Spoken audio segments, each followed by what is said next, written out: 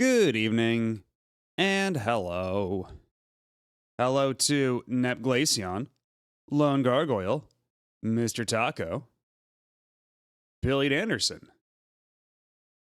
How are you all doing on this fine evening? Hello! And hello, Mune Mune. Actually, I should probably get the game running. Forgot to actually do that part. Here we go. Yes, we're back with more gambling. Also, maybe occasionally some actual Lufia II. But more importantly, gambling. And yeah, I probably should talk about that, huh? Yeah, because thanks to all of you. I made partner the other day. Like, I got a fancy little check mark and everything. Honestly, I was not really expecting this to work out. Like, not to work out, but like, I didn't think it would happen on like my first application, because I've always heard that, you know, usually it takes a couple tries to get into partner, but here I am. I didn't really have anything planned for it, no special thing, but I do have a lot of milestones coming up. Cause like, what is it? There's, my streamiversary, my, VTuberversary, I guess, and also my birthday. Those are all like pretty close to each other, so I think I'm just gonna like mash them all into one big thing. So no partner celebration thing as of yet. Also, I'm getting pretty close to 1,000, so if we cross over 1,000, I'll have to lump that into it too. But yeah. I don't know how it worked out like this. Lots of milestones in very rapid succession. But so be it. And hello, Spiff. And how's it feel being one of the elite now? Ah, yes, the streamer VTuber 1K birthday-versary, yes. An auspicious occasion every year. Fuckhead!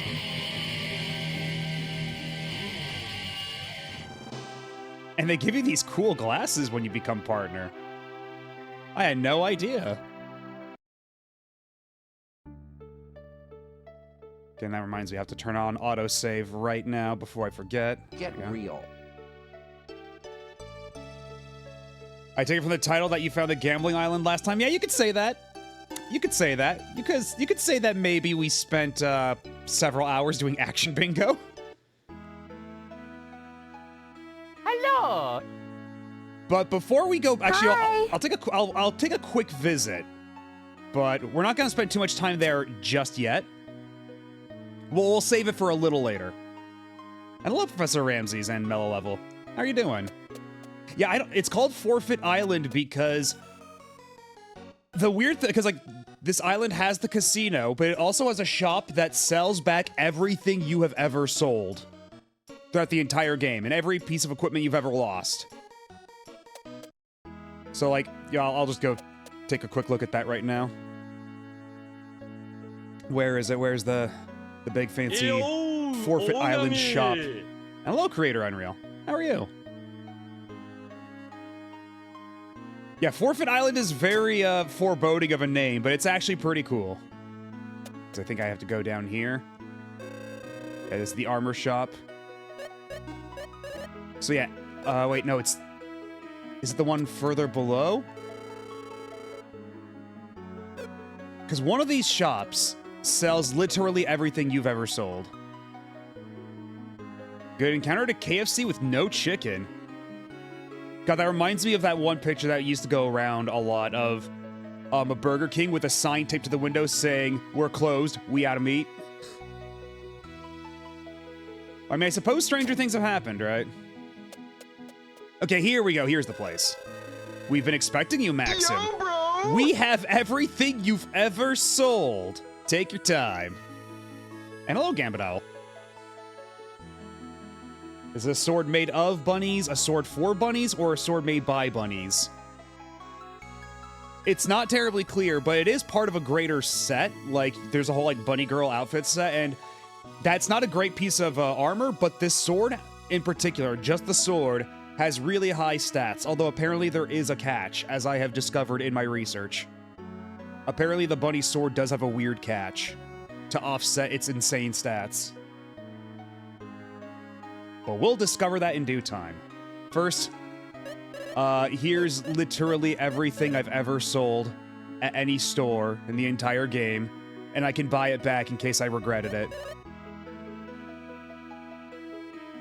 Although there's no real reason to get a lot of this stuff back, but I'm given the option, which is actually really nice.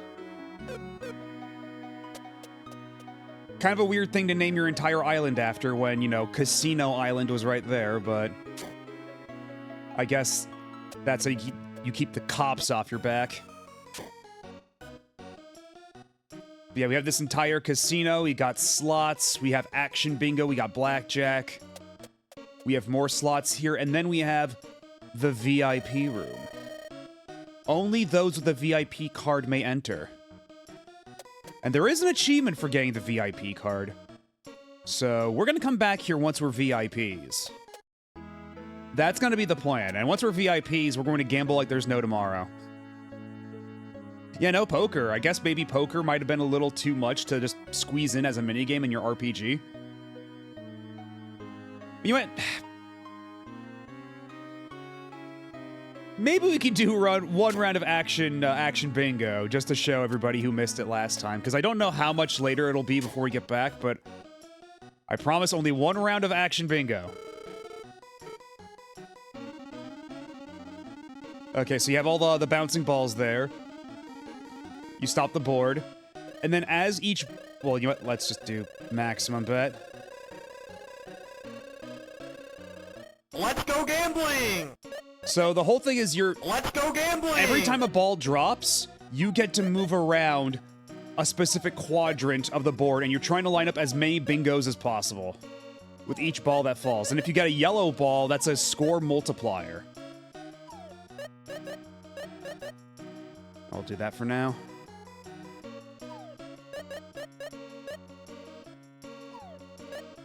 Okay, so that's one bingo already. But we can go for more. We can go bigger.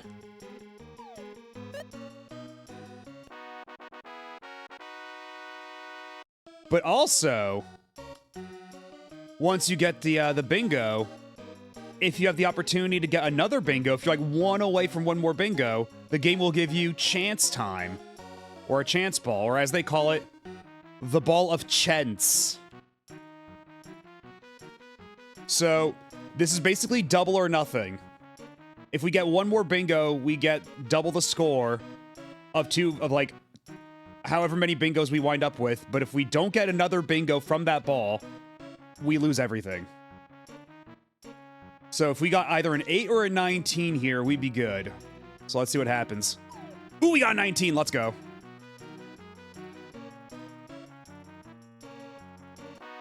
So we got 2 in a row plus chance time. So we got 1980 coins from a bet of 99. So you can see how I've already got 30,000. But that's enough for now, though. We'll come back here later, believe you me. I know, what are the chances? But yeah, apparently it's not too long before we can get the VIP card, so let's go nab that real quick. Yes, I believe this is the place where we need to be, the Auralio Kingdom. They gotta get Northern Line to play Lufia II just to get to Action Bingo. Hello, Asuka. Yeah, the VIP card makes gambling much more efficient. Yeah, apparently that's where you can get the slot machine that's like 100 coins per token. Because, like, it's 10 coins maximum for regular bingo, something like that. But, VIP slots is like 1,000 or 100. I forget how much exactly. How hard is it to get the VIP card? It's not hard at all. It's just kind of hidden in a weird way. Like, there's a guy you need to talk to twice in a row after completing a certain story objective. I thought you were peeping in the window for a second. Prince Leon is visiting Dankirk right now. I hope this brings our two countries closer. This is Auralio Kingdom. Although we do not have a castle, we are proud of our kingdom. Our prince just kind of lives in a house over there. The Watergate toll is our chief resource. I understand how hard things are on our prince.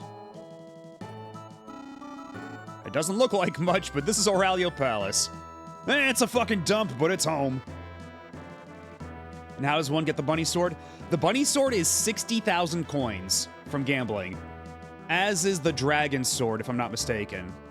So ideally, we'd want to get both the bunny sword and the dragon sword, because both of those also have achievements associated with them. The dragon sword is more raw power, but the bunny sword is like the weird gimmick sword that can be super strong under certain circumstances. The workers here are equal to those in larger countries, though. What's important is inside, see? I can't wait for Prince Leon to return. Leon! I hear the Queen of Dankirk is such a mean person. I hope our prince is doing okay. I'm reminded of how back when I worked at a casino, when the special black card GM level was made into a thing, it was billed as this ultra secret card level, and no one could keep a secret about it all. Yeah.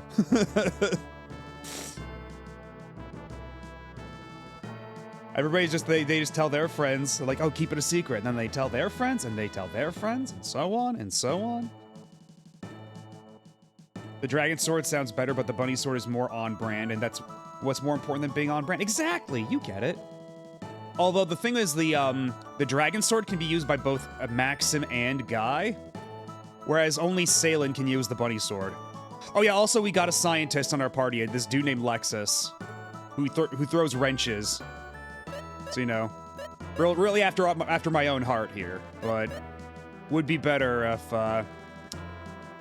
if you had big swirly glasses. Maybe purple hair, too. But hey, nobody's perfect. You must have permission from Prince Leon to go through the Watergate.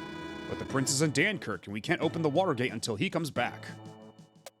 Okay, so we gotta go to Dankirk, wherever that may be. But does this town have a shop that I could buy better equipment at? Oh, hello, folks. Please select whatever suits your fancy.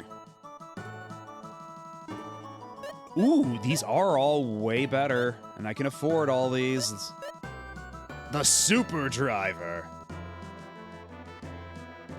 I end up having all of my text cards made on the Black GM card stock. Does the bunny sword come with the bunny suit? The bunny suit is actually separate, because you can get a bunny suit, but the stats are kind of crap.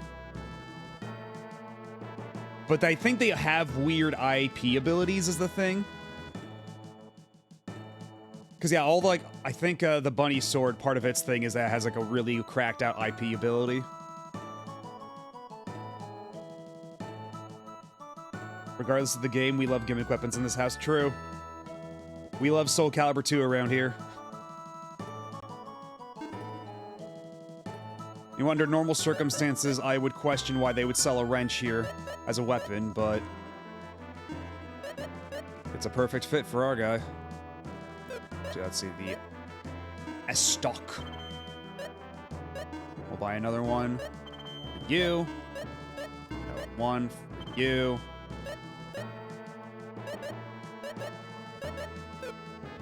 And let's see for armor.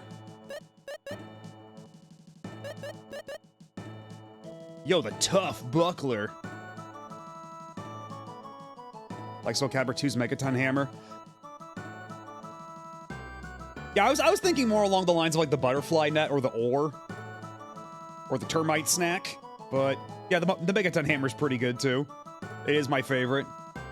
Just get in there and forward Y until you win.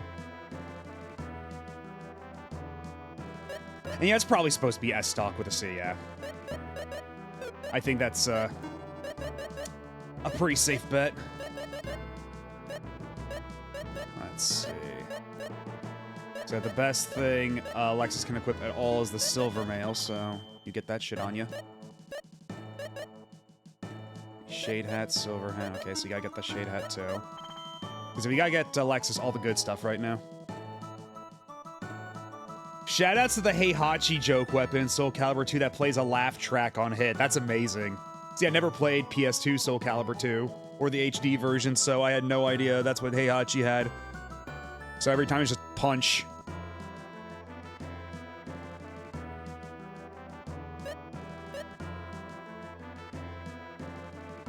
Punch, punch, punch.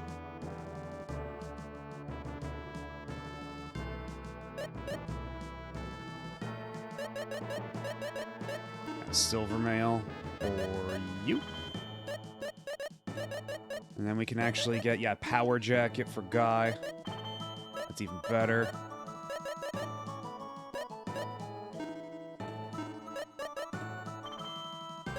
Man, for as much money as you get, you sure do blow through all of it trying to get your party all updated. Every time without fail.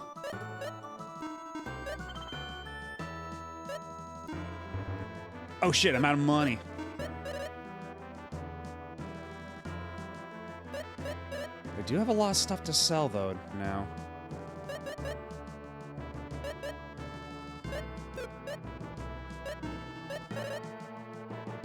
Let's see. The Vice Pliers.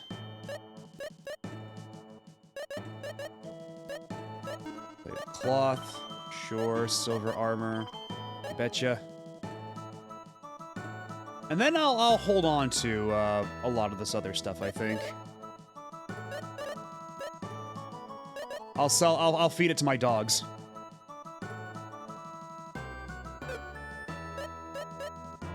Tough, like spelled T-U-F-F, is just a spin on the word tough, like T-O-U-G-H. Like so.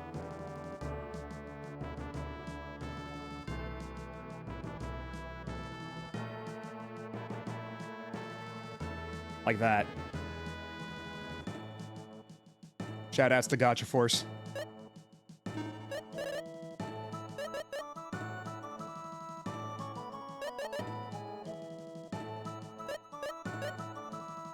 Okay, and now I can afford the silver hat. It's all good.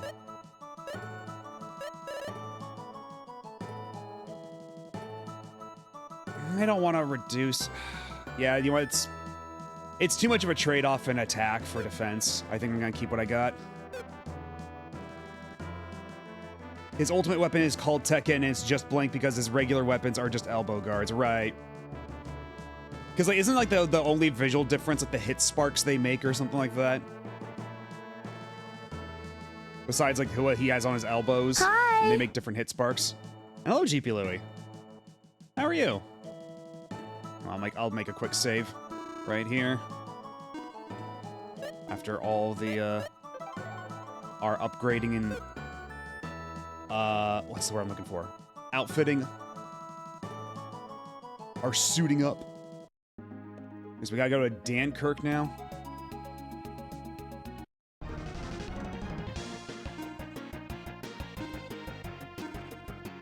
Crow kelp. That's gotta be something else. I can't imagine what crow kelp is supposed to be, but that doesn't sound right. Yeah, that's Lexus. He's a scientist. He throws wrenches. He also made our boat with the engine. Oh, and over there in the corner, I believe that's Daphne, who's now like a little dwarf thing.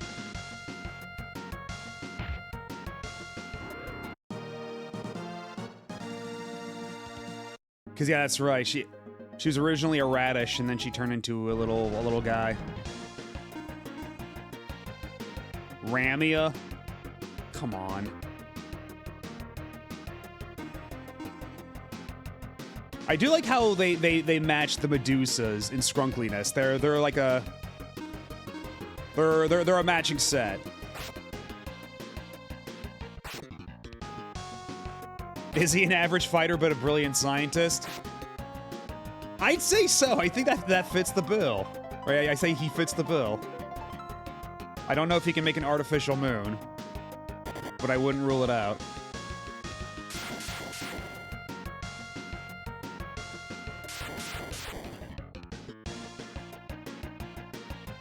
I mean, it's like, I think a decent amount of games even back then got away with, you know, as long as you don't show nipple.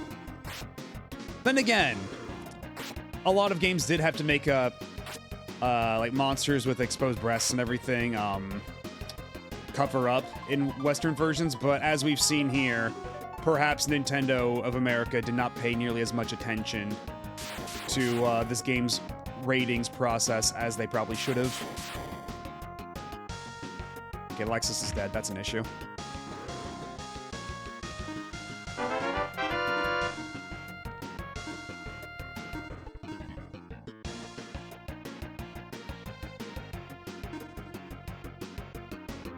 We got nothing.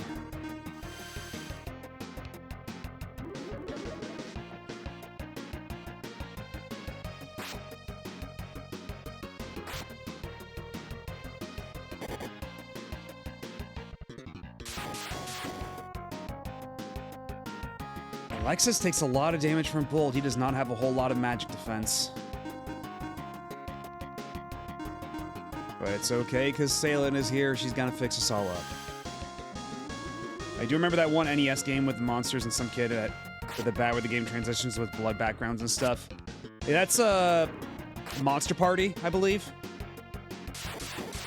And thank you.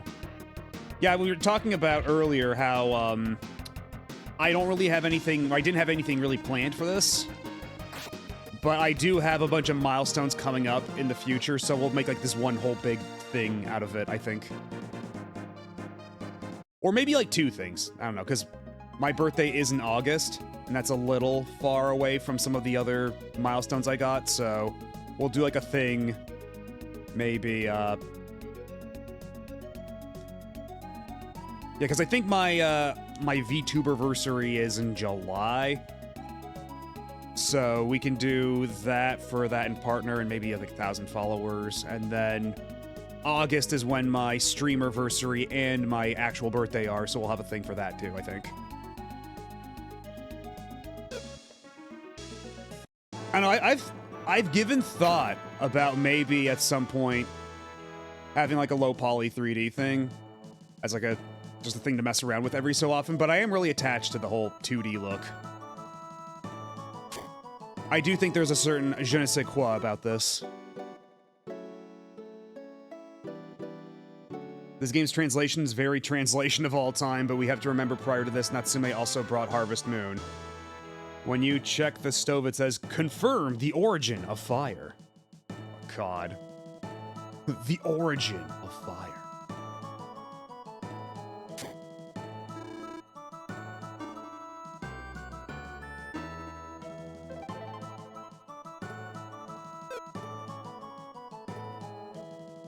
Yeah, that's the other thing, like, it's a lot easier to do those kinds of redeems on when it's like 2D, but...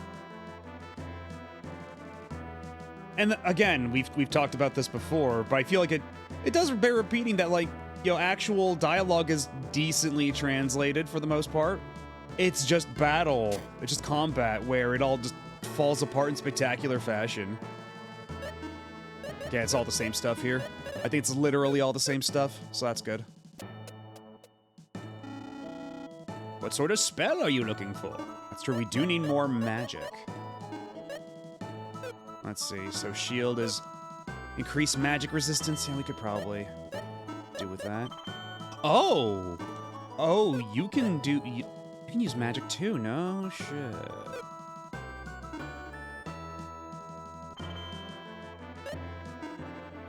Makes magic mirror to repel magic. Oh shit, that's expensive as fuck. Oh my god, I didn't notice. Okay, I'm gonna have to come back with some more money because having a repel spell would probably be really nice. Although then again, this is one of those games where I could accidentally heal an enemy by reflecting their own magic back at them. So I don't know, it's maybe a bit of a two-edged sword. As they translated their own name in Harvest Moon 64, Natsume. In fairness, TU and Tsu are the same in Japanese. You can transliterate that kana as both, so it's not technically wrong to spell it as Natsume without the S. It is technically still correct. Pro-Kelp's Japanese name is Kuro Kirpu. Yeah, I don't think... I don't think it's actually supposed to be like crow as in the animal crow. I think that's supposed to be Kuro as in, oh god, God, what's a... Like suffering, kind of. Like, I think it's supposed to be, because like Kuro without the U is just, is black, right? But Kuro, like extended with the U sound, that one's like suffering, hardship, stuff like that. So I think it's just, I think that's what it's supposed to be, something along those lines. But I guess Crow Kelp works fine too. I don't know.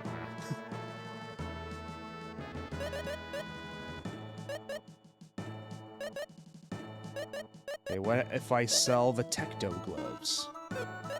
Or the Rumi helmet?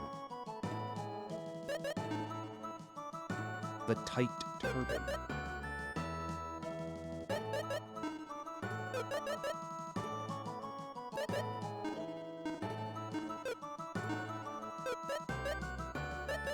Hey. I'll sell that. And hello, Gaijin. How's it going?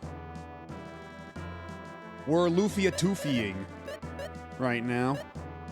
Trying to make some money so I can buy the Reflect spell, or trying to sell some stuff so I can buy the Reflect spell. But I do also want to keep some dog food on hand. So I am... You know what? I think we're safe selling armor. They usually don't care much for armor. So I think we're safe selling that off.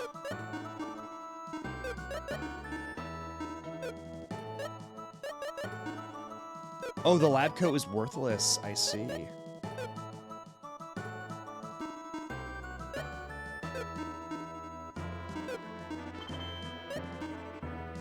You know what? If ever I regret selling any of this stuff, I can come back to Forfeit Island. So there is at least a little bit of comfort knowing that I can just come back to Forfeit Island at any time.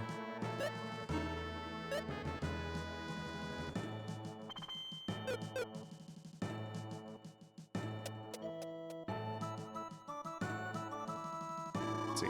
To the north lies a huge dungeon connected below to the country called Graze. I hear that Graze is a vast militaristic country and that the king is quite a dangerous man. So the north dungeon is blocked and no one can go inside. Except by sea, the dungeon's the only way. You see, Aurelio and Dankirk had been at each other's throats for quite some time. Aurelio's prince recently began coming here for peace talks. Thanks to him, the two countries finally decided to give peace a chance, you see.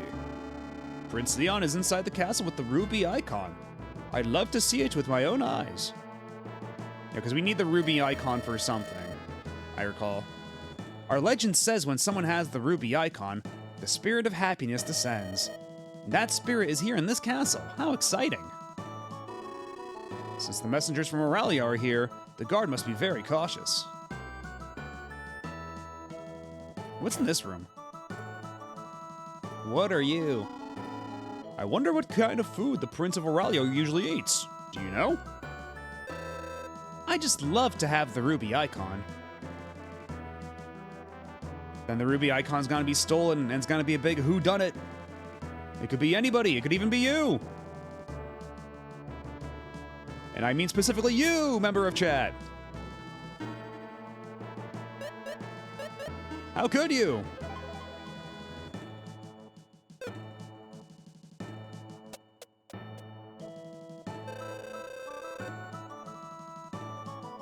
Okay, I'm glad to see a confession. It will not absolve you of your sins, but it may lessen your sentence. Unless this is a Spartacus situation, in which case you're all going on the chopping block. I'm sorry. I will not tolerate your insolence. Did you know the ruby icon was made long ago by an unknown glass craftsman? You don't say. That man gave the icon to the Princess of Aurelio and left the city, and it was her wedding day. It's sad, but it's also romantic. You'll see the guest room back there. The messengers from Aurelio are staying there. If something ever befalls Prince Leon, our countries will suffer. I'm here to prevent that. The ruby icon will be displayed after the signing ceremony. I hope it goes well. Yeah, how many more red flags can we just plant right now? Only been partner for a few days and already going mad with power. I mean, it's a pretty nice little check mark. There's a devilish feeling to that ruby icon. It's like it has a grip on people.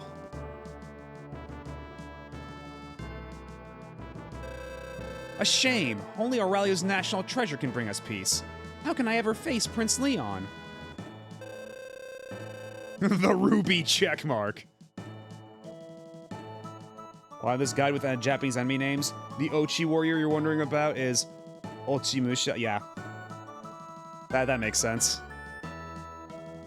It's like fallen warrior. I guess they just didn't know what to make of Ochi.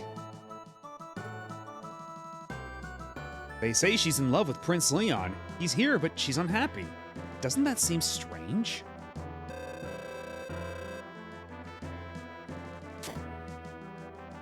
Okay, wait, that was another door.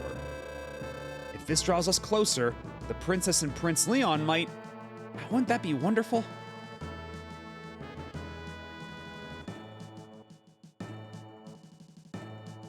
Nothing can possibly go wrong at the ceremony. Possibly go wrong. That's the first thing that's ever gone wrong. Prince Leon of Aurelio is staying in the back room.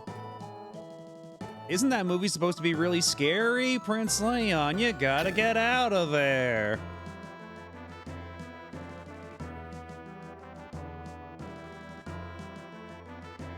And hello, Trigoat Hideaway. How's it going? Our prince decided to give away the national treasure to ensure peace between our two countries. The signing ceremony is tomorrow, and marks a new start for the future of our country with Dankirk. I truly hope that the ruby icon will bring peace to our two countries. Let's go gambling! Hello, Tarathiel. Not yet, not yet. We gotta get the VIP card first. Then we can go back and gamble like crazy. I just glanced at the ruby icon. Its beauty was breathtaking. Hey. And hello, Franzo. How's it going? You want to get that high roller machine? It would help a lot. It would speed things up a bit. Though I would not say no to playing more action bingo all the same. We did a little bit of action bingo at the very start just to show people who missed it last time what action bingo's all about. And we did actually get the Chence time too. We got the Chence ball. So all in all, a very auspicious start. I never thought Aurelio would give up the ruby icon. I can't refuse such an offer, can I? Ho ho ho! The ruby icon is mine at last! How wonderful! She seems like a nice lady. Now, how do I actually advance the narrative here?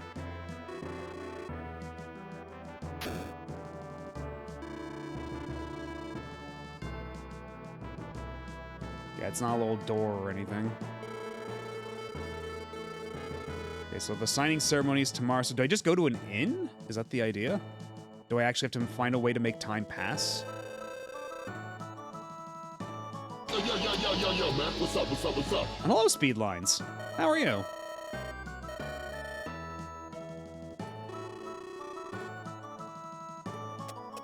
Ah. Did you find it? No, I couldn't find it anywhere. We've got to tell Prince Leon about this. Aren't they the messengers from Aurelio? Why are they in such a hurry? Has something happened? And thank you. Yeah, I don't have anything super special planned right now, but I've already said this a couple times, but for anybody just joining us, we'll do something special for like partner and streamversary, and because I've got a bunch of milestones all like back to back from each other, so I'm gonna try to, like, kind of bunch him up a little bit. So, partner celebrations, we'll wait for a little bit, I think. I'm sorry, but we're super busy right now. There's no time for small talk. Your Highness, I don't see the ruby icon. What happened to it, if I may ask? What? Oh, well, the icon is, put away. It is very valuable, you see. I believe him. Excuse me, but what is it you need here? Please leave if you have no business here.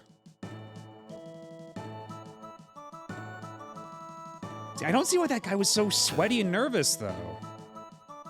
Makes no sense. I have long awaited this day. It's mine. Well, I can wait moments more for such a great pleasure. I guess we can't go on with the ceremony without the ruby icon. The prince wants to postpone the ceremony. I dread a change of heart at such a late date. Your liege, have you ever considered a divorce? Oh no! The ruby icon was stolen! The fault is ours, yet the prince will not admit it. Even worse, my parents... I'm so embarrassed. That's too bad. We finally got to the signing ceremony. Who stole the ruby icon anyway? Is it you?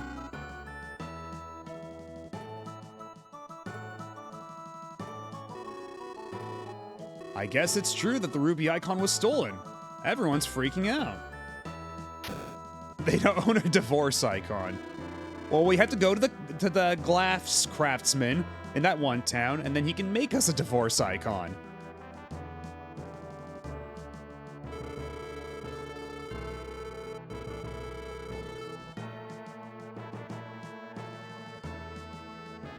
Okay, so if we try to leave again, will that trigger another cutscene of some sort? Or do I have to go ask around town?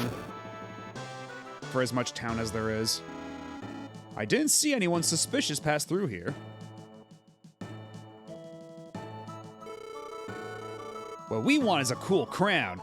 We're not after such an odd statue. Just curious, you see. Oh god, it's these dudes. It's the fucking Blowjob Brothers. What? We didn't do anything. Are you sure?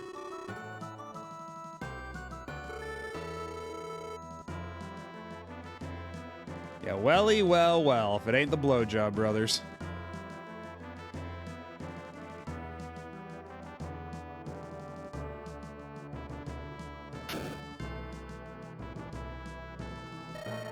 There's a mad search for the ruby icon on Aurelio, but a different present would be better. Okay, so we have to go back to Aurelio? Is that the idea? Have you heard the ruby icon was stolen? Must be true, judging by the messenger's reaction. Or do I go to the basement? Is it you? If people have time to spread rumors, they can surely lend me a hand. Prince Leon looked so down. I understand, though. It's true that the ruby icon was stolen. What a shame. This means no signing ceremony. Reconciliation. It's the only way. Would I be friends with an android? What manner of android are we talking about? Like...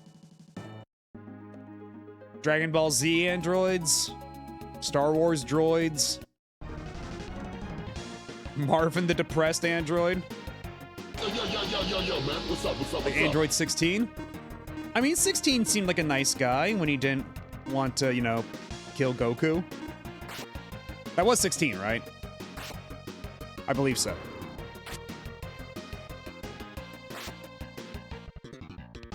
It gets a little hard to keep track of all of them. We got Android A is the Frankenstein guy. Android 13 is the trucker. 16 is Dunk Goku. Yeah, and then 17, 18. The 19 was the one with the clown, right? And 20 is Dr. Giro. How far in Budokai Tenkaichi 2 did you get to? Did you stick with the Wiimote the whole stream? I did. We did. Let's see. Where did we stop? Because we did all the Frieza saga. Then I went back and tried to do more of that Raditz side story saga, but then we got stuck at Bardock at the very end, because at the very end you have to fight Bardock as Raditz. And that fight was really surprisingly hard. So we put a pin in that for now, but we did stick with motion controls the entire time. But I did go back and do some of the level 3 things for the chapters we already did with traditional controls, just get a handle on those should the need arise. And wouldn't you know it, that game's a lot easier when you're using regular button controls. Who'da thunk it?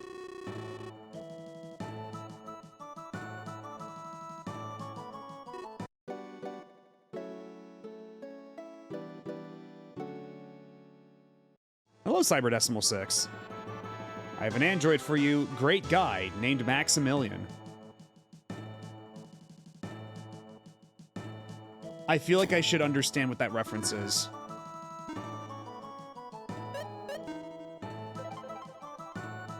I feel like I should know this one. But I'm blanking.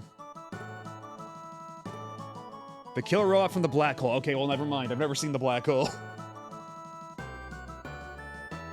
So, never mind what shit I was saying.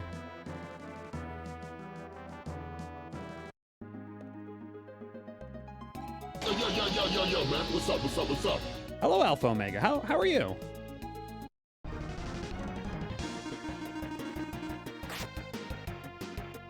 It's a delightful disaster of a disaster movie. So I have been told. Like, it was it was one of Disney's earlier attempts to get into sci-fi before Tron. Trying to capitalize off of that Star Wars hype. And, they made that, and nobody seemed terribly impressed.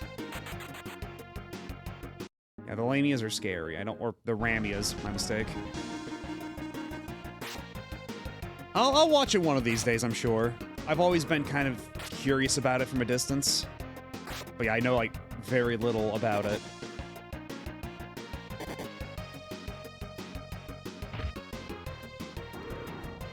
It had Ernest Borgnine, huh?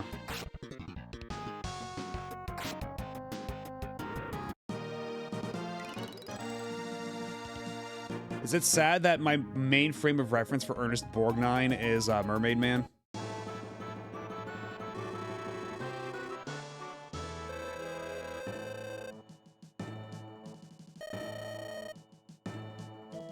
In my country, we have a king, but we don't have a castle. What a country.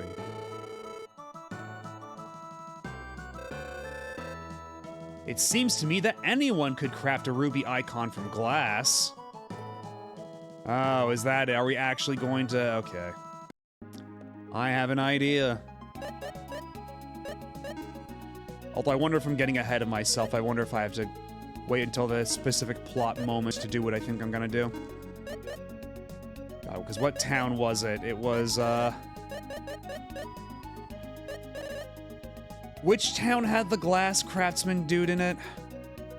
Hello, screensaver. Better than mine being the giant spider invasion. Clemento, thank you. Is it better or worse than your frame of reference being the grandpa from Merlin's Shop of Mystical Wonders? I'm not familiar with that one either. Oh, Maxim, good to see you again. What can I do for you today? Oh, Maxim, it's been a while. What's brought you here this time? I have a favor to ask. You've done so much for me with the Ruby Apple thing. I'll do whatever I can. Jaffe, do you know the Ruby icon? Make me a new icon, David Jaffe. No, wrong Jaffe. Can you make me drawn to death too, Jaffe? Why are we talking about old B movies? This isn't Secret of Evermore.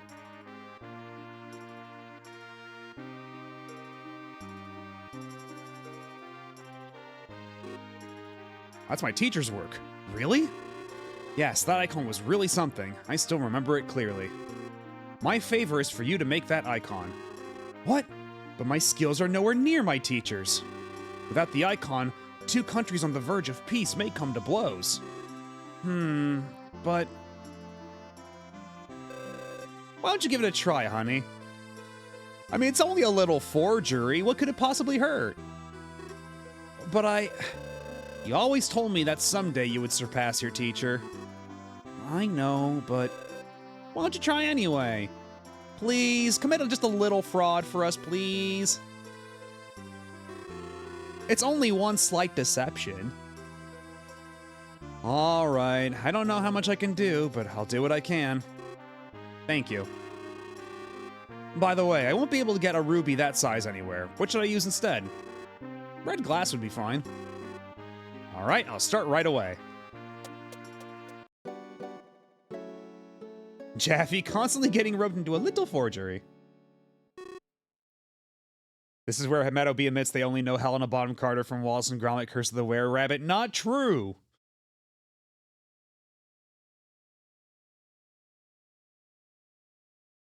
Although, that was, she was like in every fucking Tim Burton movie for a while. I do remember liking it. Yeah, Wallace and Gromit Curse of the Were-Rabbit. I only saw it once. But, yeah, I liked it.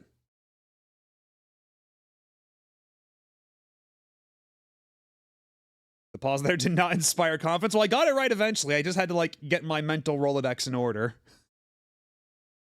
You know? Sometimes you want to be careful about what you say, lest you make yourself look like an idiot. And if there's one thing I know, it's making myself look like an idiot. I'm very intimately familiar with that experience. What good timing. I've just finished. This is amazing.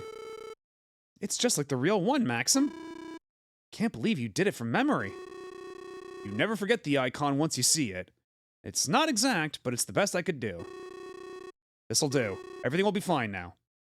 I'm glad my work can be of help. Thanks again. Gets the ruby icon. Of a sort. Oh wait, that reminds me. I forgot,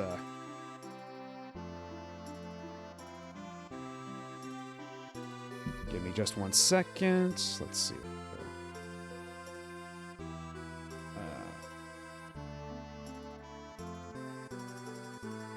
I went this entire time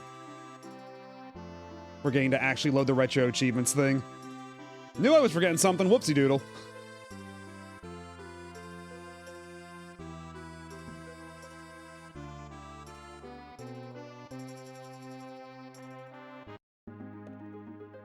Alright, now back to... Hello, Endymion, thank you. I just noticed the ruby icon's Devil May Cry orb face. Yeah, it is kind of orb, it is kind of Rorb with it. And it's true, I did get partner. Thank you. We're not doing anything special for it just yet, because I've got a lot of my milestones are in the summer, like back to back, so I'm just gonna like compound them into like 1 or 2 things. Yeah, thank you everybody again for helping make this happen. Because, it sounds sappy, but genuinely, legitimately, I couldn't have done it without you, you know?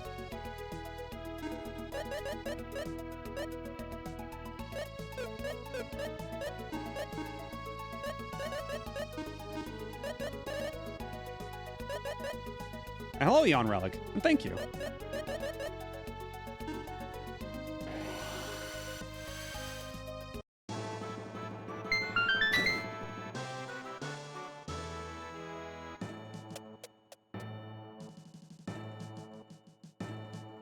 Okay, so do we give it to the prince first?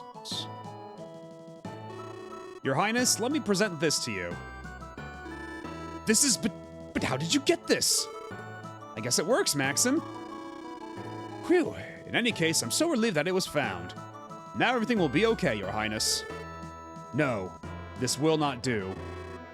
Your Highness, You noticed.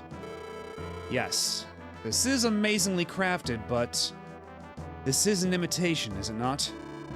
What? An imitation? Good grief, it looks just like the real one. Not to these eyes. Looks aside, this lacks the devilish power of the icon. This is the work of a friend. I apologize for thinking that you would... No apologies necessary. I should thank you. I can't postpone the ceremony, so I'll use this statue. I hope the ceremony ends peacefully. Yeah, why do you know so much about devilish power? Yeah, it's, we probably should press him a bit more on that. But you know what? I'm sure it's fine. We don't have anything to worry about. Please attend the ceremony. You saved a rally. Hello, Shotgun Dirge. How's it going? Your Majesty, as testimony to the goodwill of our countries, please accept this ruby icon. Oh dear, that is the ruby icon? Just as I heard, it is quite a beauty indeed. The ruby icon, it's mine at last. This is not the ruby icon. Uh-oh. What? Prince Alex, are you trying to insult me? Do you think I cannot see through this fraud? I do not want to hear any excuses. If Dankirk wishes, it can invade Auralia within moments. Stop this nonsense, Mother. Princess Thea. Prince Alex came to our country with the real ruby icon. But during his stay, it was stolen. If anyone is to be blamed, it should be us, Mother. Good heavens, is this true? Wubba zubba zub, is that true? Everyone in the castle knows this. Only you and Father have been left in the dark. I did not know. James, gather the soldiers at once and have them look for the ruby icon. Where's James? You couldn't make it, James. Your Majesty, James has been gone for a couple of days. What? Where'd he go, for heaven's sake? Someone saw him heading towards the North Dungeon, Your Majesty. North Dungeon? Whatever for? Besides, those monsters will let no one in. As the gears slowly grind in the king's brain. I cannot say, Your Majesty. Just find the statue and send someone to the Northern Dungeon just in case. Hello, Zerobaru. Yes, it's quite suspicious, but you know what? It's probably nothing. We'll just send a guy there in case. It's probably somewhere in the castle. Yes, Your Majesty. My goodness, what is happening? No matter what, I will not proceed with the ceremony without the ruby icon. I apologize, Prince Leon. She was not always like this. She wasn't always a heinous bitch. It isn't your fault, Princess Thea. Ironic, though. The icon was to bring happiness. Yes, it had the demonic power of happiness.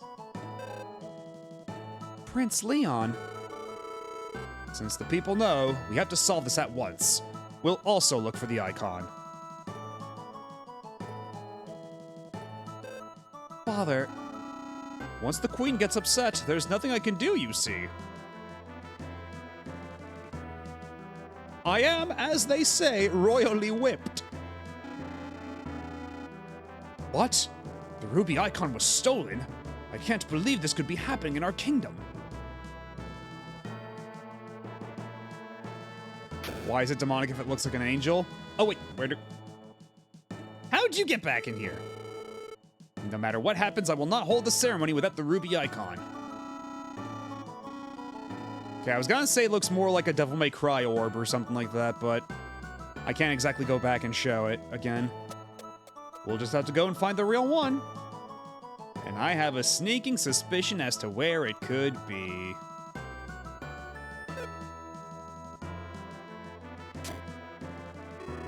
I feel like this game has kind of a dim view of royalty. Yeah, it's, I don't know if any of the regents or monarchs that have appeared in this game thus far have been, like, really flatteringly portrayed.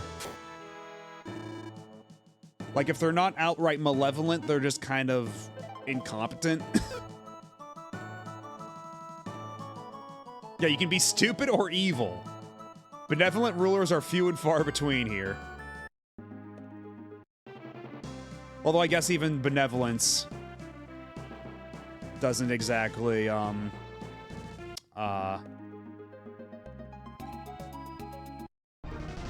yeah, stupidity and benevolence are not exactly mutually exclusive.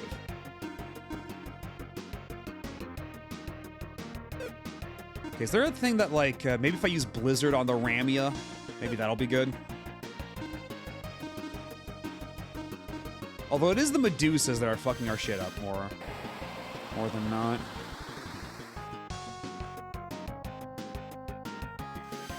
I guess that's okay.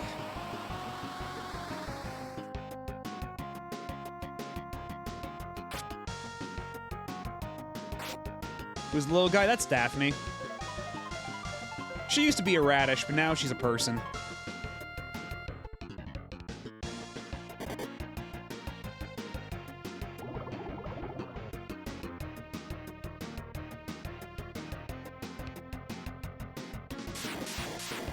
I've been wondering, do people like Lufia 1? I played it before Lufia 2 back in the day, but I wasn't that big on it. People generally agree that Lufia 2 is a lot better than Lufia 1. But I know at least one person, I believe, yeah, Sarlene said that she actually prefers Lufia 1 more, but generally speaking, most people prefer Lufia 2 by a pretty wide margin. Yeah, it's regarded like fine at best. Whereas I've heard nothing but good things about Lufia 2, but even then, people don't talk about Lufia 2 or any of the Lufias that much these days. But this game has been super good. I have been really enjoying this. Localization quibbles and all. I feel like the beginning of Lufia 1 is the most compelling thing about it, which is just this. Yeah, pretty much, right? Because I have been warned to play this before playing Lufia 1, because apparently the beginning of Lufia 1 just spoils the ending of Lufia 2. It is like as direct a prequel as can be. So if I want this to be a more surprising narrative, I do it in this order. Although it might also, as a consequence, be front-loading it.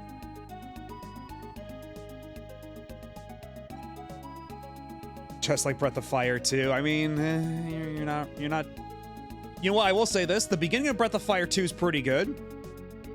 But the opening is not where Cat is. Cat is the key to all this. Lufia 1 versus 2's quality is a lot like Phantasy Star 2 versus 4. Okay, yeah, I can... You know what, that actually does a very good job of illustrating it. Because people like to gas up Phantasy Star 2 a lot, and it was important in its day, but Phantasy Star 4 clears it by so much, it's insane. Phantasy Star 4 runs laps around 2.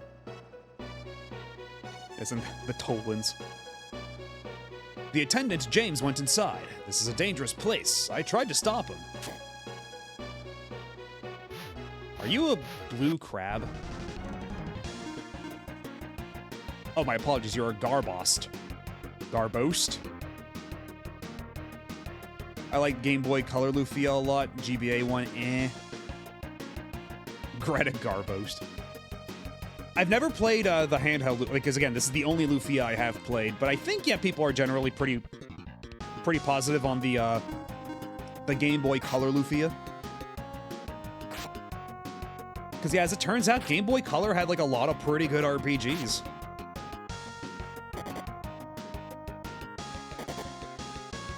Like, I have often, like, attributed this to Pokemon, but, like... I mean, I guess it is what, like, brought the Game Boy back from the brink of irrelevancy. Right? Because, like, you have to remember the Game Boy came out in, like, 1989, and then Pokemon came out, like, 1996. People were starting to drop off the Game Boy until Pokemon became the hottest shit in the world.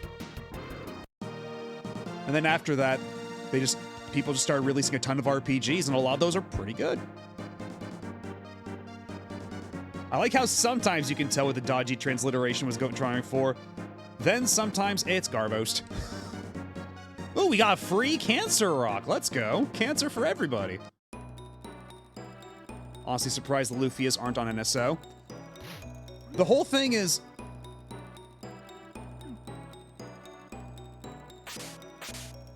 Oh, you think you're clever. Yeah, the whole thing is also... this is a game by Taito, right? And Square Enix owns Taito now, and there's no way Square Enix is putting any of their games on NSO if they can help it.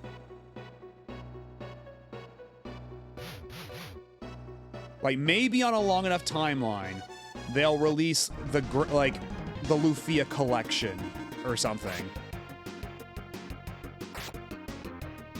Because, like, Square has been pretty good about doing a lot of legacy re-releases, but that has been primarily for Squaresoft titles, not nearly so much Enix or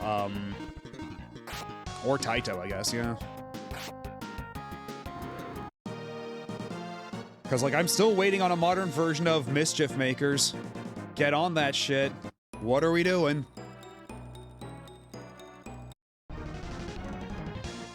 How about a version of Rakugaki Showtime?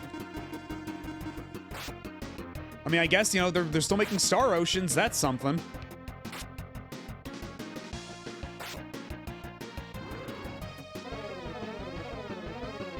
Well, I mean, Mischief Makers, it's Enix and Treasure, right? And Treasure still exists. Like, Treasure, the only thing with Treasure is that it's basically just one guy in an office now who licenses out all their stuff. Like, that's why we got stuff like Radiant Silvergun and Ikaruga re-released.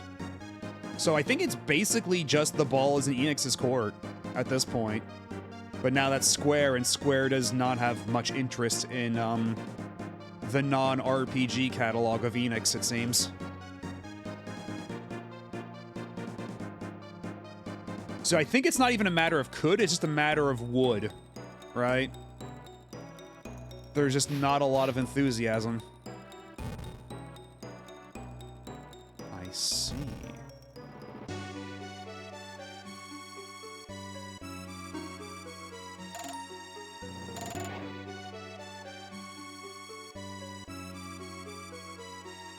Ah, okay.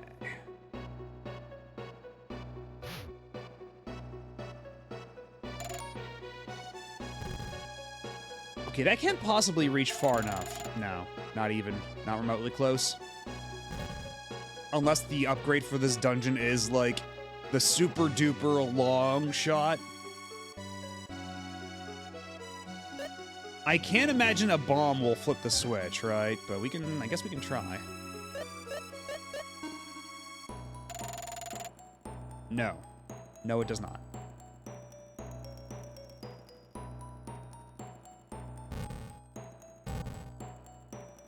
Because, yeah, I don't have the elevation to shoot an arrow there.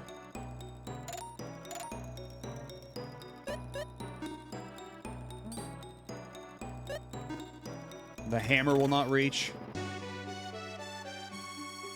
The Guardian Legend has that same too many hands issue. Compile made them, IREM published it in Japan, then Compile did that whole split thing.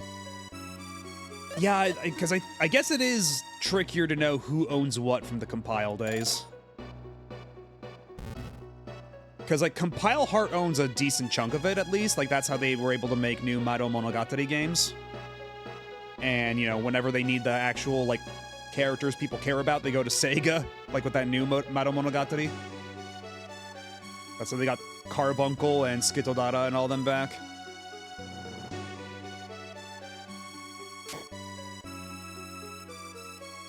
But yeah, for something like the Guardian Legend, I would assume that's Compile Heart. But who owns the IRM back catalog now? I've heard nothing about that PS4 model game. Neither have I, which is really weird. Like, neither positive nor negative. I've not heard a single thing. I know somebody, like one of my mutuals, started it, and then I don't think they ever finished it, so... I mean, if they did, they didn't post about it. Make of that what you will.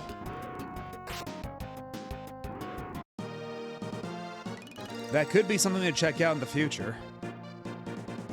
Is it the same one that's also on the Switch? Yeah, it's, God, what is it called? Fia and the Magic Academy or something like that. It has a bunch of the Puyo characters, like, I guess the original Model Monogatari characters, but none of the humans, only the monsters. It's got, Carbuncle, the Puyo, Skitodara, Skeleton T, all that stuff, but none of the actual humans. It's fine. Oh, okay, that's about what I was expecting. I was expecting that it's fine, but nothing really groundbreaking, but that's good, I guess. I don't know how well it did, though. I don't know if we can ever expect to see more of that in the future, because it's nice that it happened, but I think maybe it was a misfire doing, like, you brought everything back except the cast.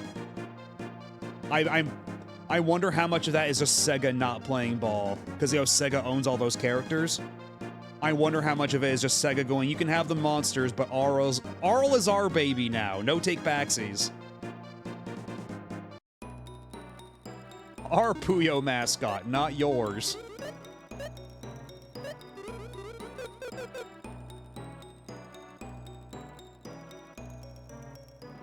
Oh, that's where I came from.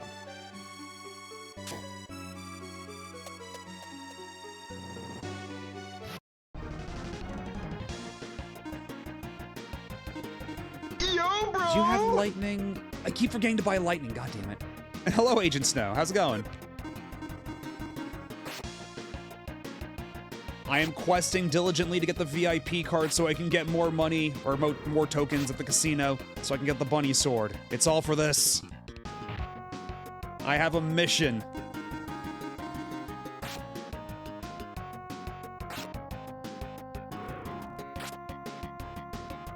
Although maybe if I can get more tokens too, or more coins, I can also get the dragon sword while we're at it.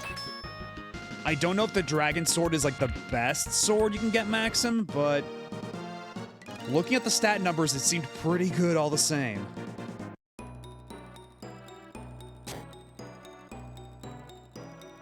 You already have Robotnik? Yeah. I wonder how much... Is that an eyeball on the wall? Okay, yeah, so... Stupid eyeball. Good evening / morning. Hope the day treats you well. It is. It's been treating me pretty good.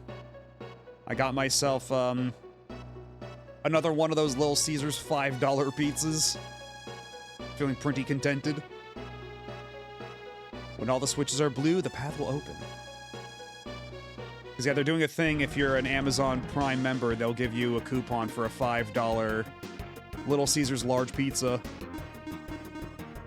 Because usually those are like $9 now. They used to be $5, like, as a matter of course, back in the day. But nowadays they're like $9 to $10. So, for Prime Day or whatever, they're for 2 weeks, they're letting every Amazon Prime member have a 5-time use coupon for a $5 pizza. They're only $7 here still? Eh. So really, what I'm hearing is that I'm getting the bigger discount. I will not look into this or think out the logistics or the financials of this any further. And God, yeah, Pizza Hut. I mean, Pizza Hut's not dead yet, but its days are numbered, right? For anybody who missed it, Pizza Hut is, being bought by, what do you call them? Like a venture capital thing.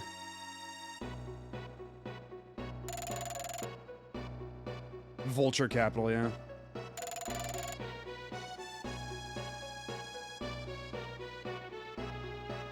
Do I have to go up and around, like, different ways? That seems to be the case. Surprised that hadn't already happened. I didn't know that Pizza Hut was in such dire straits, but I guess it makes sense. Like, used to be Pizza Hut was like so ubiquitous. There was like all the sit-down dining ones, and now it's mostly just like these tiny little establishments where all you do is go inside, pick up your pizza, and leave. They're like, there is one proper dine-in Pizza Hut near me, and it's almost always empty. Whenever I go in to pick up a pizza, like, nobody's sitting at any of the booths or tables or anything. They have the TVs on, but nobody's watching. There hasn't been a Pizza Hut in business near me since like a decade ago. Yeah, I would not be surprised if to hear that their international presence is really lowering too. I've only seen the small Pizza Huts. Yeah, because it used to be the big ones were all over the place. Like, there was the whole thing with like the Pizza Huts had like specifically uniquely shaped roofs and everything. They had a very distinctive shape, and that's why if you go around, you can see. If you drive around any American town, you can see which buildings used to be a Pizza Hut based on the shape of their roofs, and which one of them became like a lawyer firm or like a plumbing store or something like that.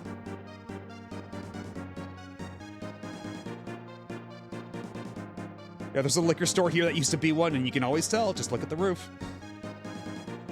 Do you have a Boston Pizza anywhere? I do not. Because yeah, near me, we got Little Caesars, which is like a stone's throw away from my place, which also makes it very convenient. Domino's is pretty close too, but they're more expensive, so I don't go nearly as often. Pizza Hut is a decent drive away. And then we have Round Table, and Round Table's good, but it's expensive as shit. It's like $30 for a large pizza. That shit is crazy. Also, I like how Daphne's skill broke the text box here.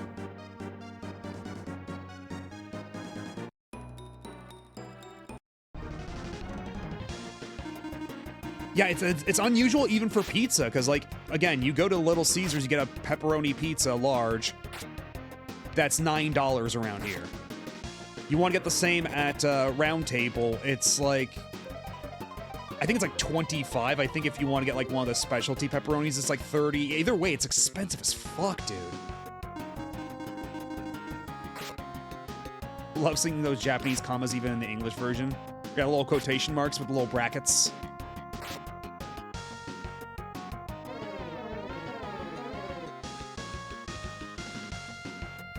And yeah, Domino's is like $15 for a large pizza, but they always have a coupon to reduce that to like $10 or something. It's like how, I don't know if this is the case for everybody, but the Subway near me, if you go get a footlong, it's like something ridiculous like $15 for a footlong, but they always have a coupon to bump it down to $6. So it's not quite the $5 footlong, but it's close. The closest to me of that is a pizza chain in here that does a big rectangular pizza, and even then it's loaded with ingredients. And yeah, again, like, Round Table's pretty good. It's just... it's not worth the money. It's way too much. Like, actually kind of obscene. Actually, can I push? Okay, that's a one-way only thing. Looks like. But it seems like this is a thing where you just drop in from above.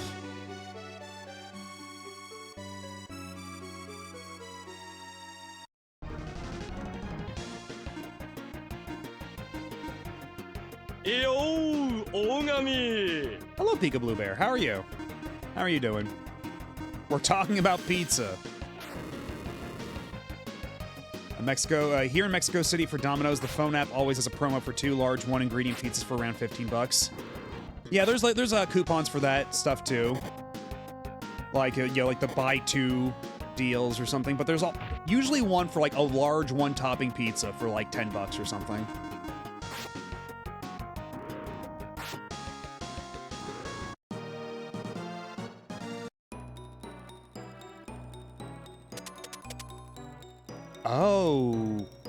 Okay.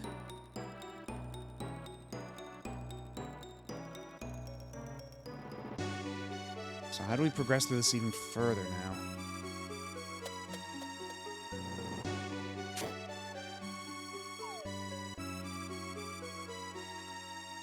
But yeah, I suppose in the long run, like, I like most chain pizzas. Like, it's pretty hard to fuck up a pizza. I think the only major chain pizza I do not care for is Papa John's. I always thought Papa John's tasted like cardboard. I haven't had it in a long time. Maybe that has changed, but...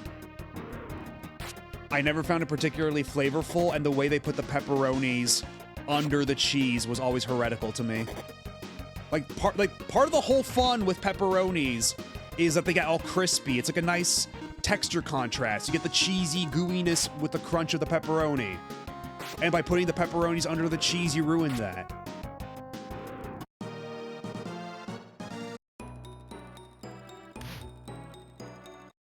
Only good thing about Papa John's was that mine would throw a bunch of banana peppers in the box. Yeah, I don't even care much for banana peppers. Like, it's kind of like a neat little thing to do, but Papa John's is all right here, but kind of expensive. Yeah, I've got no real concept for the price of Papa John's since it's been so long since I've been, but I don't know how. Uh-oh, Lexus, hang in there, buddy. Hang in there, Lexus. We'll get you out of this bind, buddy.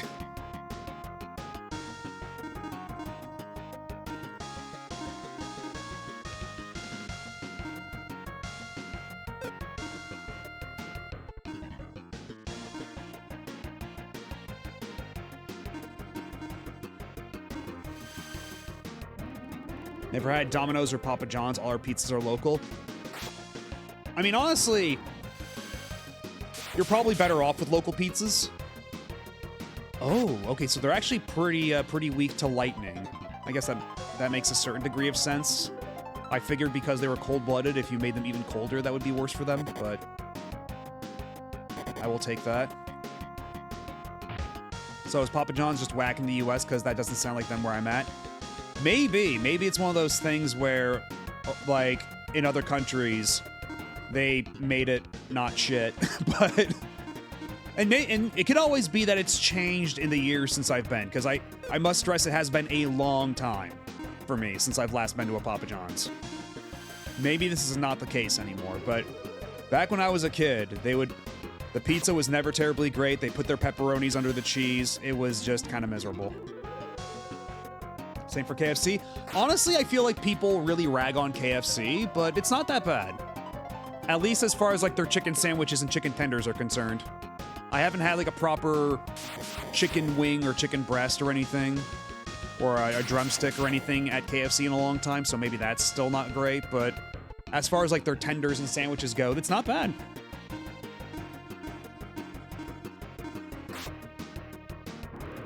Like, it's actually pretty decently flavorful little chicken there. And it's never been super dry or anything. Yeah, Popeyes is pretty good too, but they're way too far away from me to go terribly often. And yeah, KFC is on the expensive side for me too. Like, I think I posted it on my Blue Sky a little while ago of how they have this thing called the $11 box meal, but the one near me charges $15 for the $11 box meal. And I looked around the app for other KFCs in the area, and there's one that's farther away from me that only charges $12 for the $11 box meal, which is still kind of stupid, but at least it's not $15. Oh, I did talk about that on stream? Okay, well, it bears repeating because it's stupid as shit.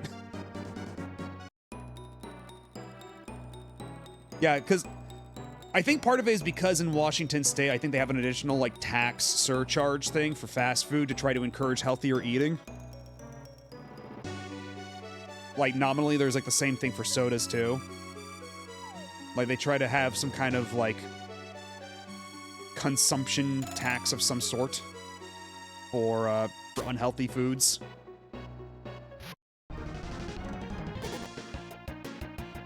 But $4, like...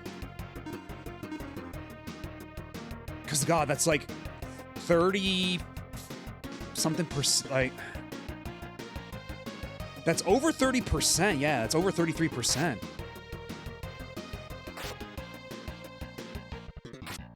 And, like, part of the whole thing is that it's actually a pretty decent amount of food for $11. It's actually not a bad deal on those merits, but once you make it $15, it ceases being a deal anymore. Like, what's even the point? I have to assume part of it is, like, franchisees setting up their own prices, because it's weird that the other one that's, like, the opposite direction from me only charges $12. So I have to assume part of it is up to, like, the franchisees. Or maybe it's some, like, local municipal regulation or something or other. I don't know. It's all very stupid and exhausting.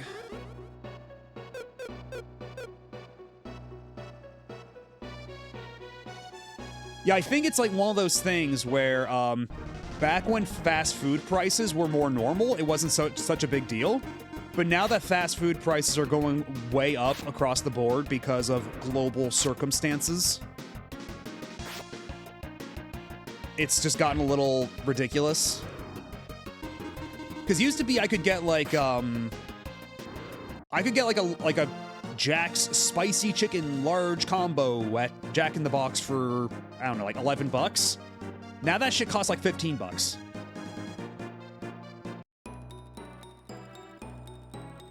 And that's way too much.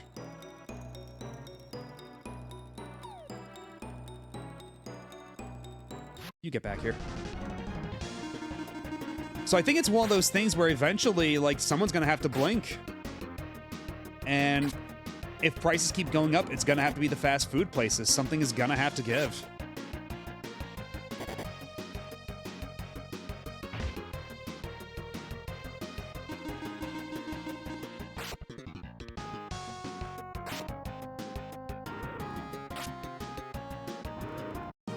And part of it is offset too because they all have their, like, all these fast food places these days have their rewards apps where it's like, oh, if you eat a certain amount of food, you get free food.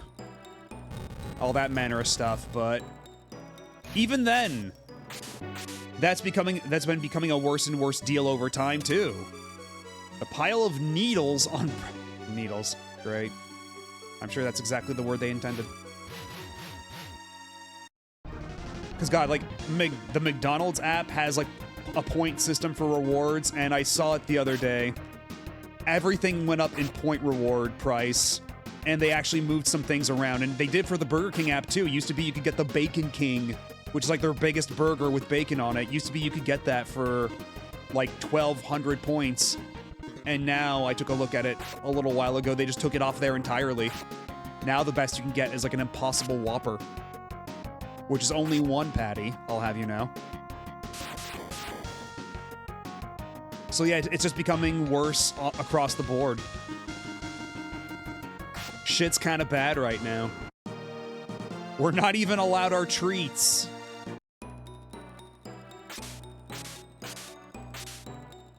All the fast food places are like that one annoying dinosaur in Star Fox Adventures going, "You pay this much."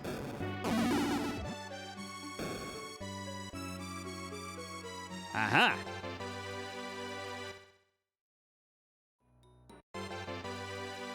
Ooh, the Earth Fruit. A glass bridge has formed somewhere on this floor.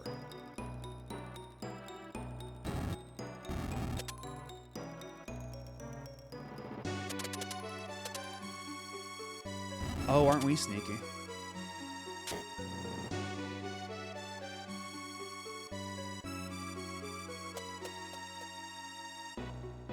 All I'm not doing. I remember when McDonald's had a dollar menu. God, I think I talked about this on stream too, but there was even one point. Like, I think they have introduced a couple more things since then, just because McDonald's has been trying to, like, address some of this stuff. But there was a point there where McDonald's had their $1, $2, $3 menu, and then at a certain point in time, they only had one thing on it. It was like a cheeseburger for $4. It was $3.99 on their $3 menu. It was the only thing they had on there near me. Truly the last great value in fast food is Cookout. And one of these days I will have Cookout. One of these days I will know. I swear to God. Y'all make it sound like fucking Ambrosia of the Gods.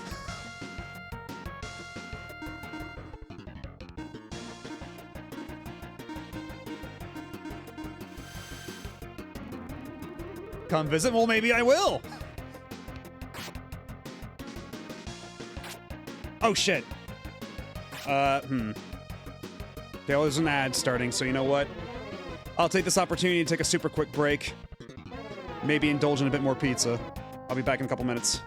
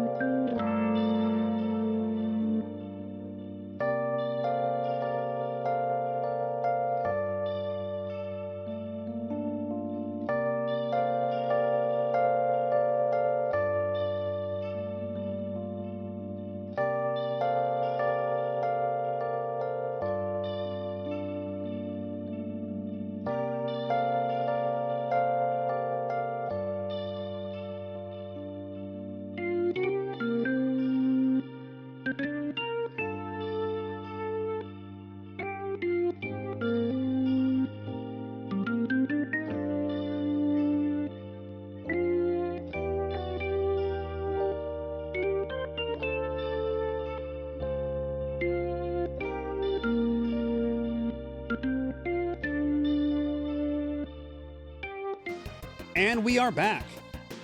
And hello, Neo Zero. Thank you. Yeah, we're not doing anything special for the partner just yet, but soon, because I have a lot of milestones lined up back to back to back during the summer, so we're gonna compress them. I feel, because there's also my my streamerversary, my VTuberversary, my actual birthday, a bunch of stuff. All Matto streams are special. Aww. Aww.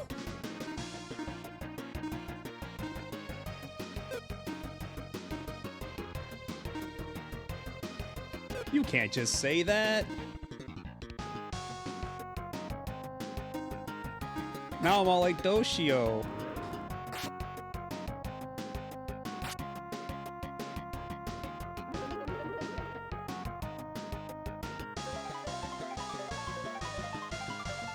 I'm all doki doki.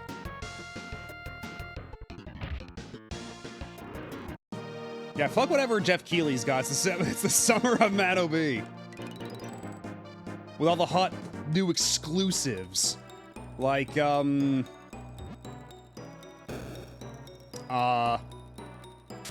exclusives like,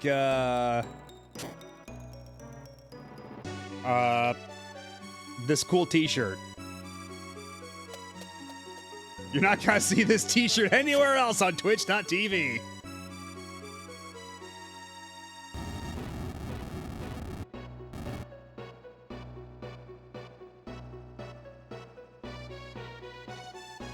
Well, you are forgiven for turning me into a literature club.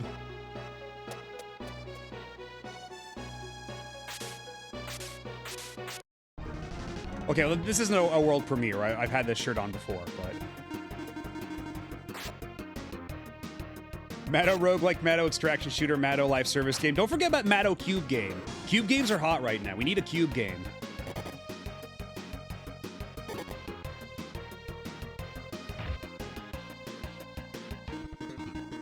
Although I don't know if the Matto cube game would be me, like, fighting a giant cube, or, like, I am the cube, or my friend is a cube. I don't, We'll have to workshop that. Be like Rappy, when you get hit, just lie down for a bit before running away. It's a pretty effective strategy. Fools people a lot of the time. And thank you, Neo Zero, for the 7-stream streak, for the world premiere watch streak.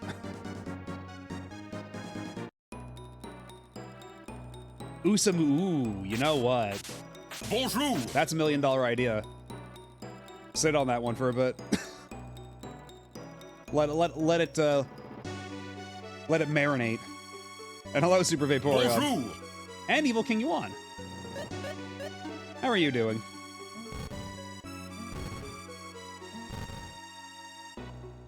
Okay, not much of a puzzle there, but...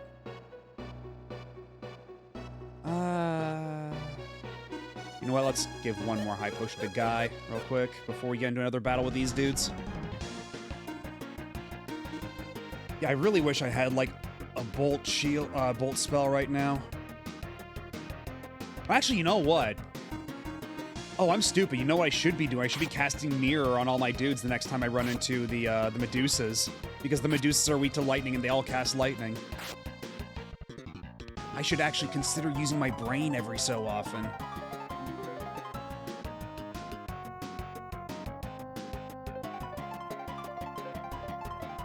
For some reason, Madoigi game is getting released that Nintendo's been holding on to for several years. Yeah, and then it nearly bankrupts the entire company. See, that's why we're keeping it to a summer, because I think the year of Mado would have unintended effects.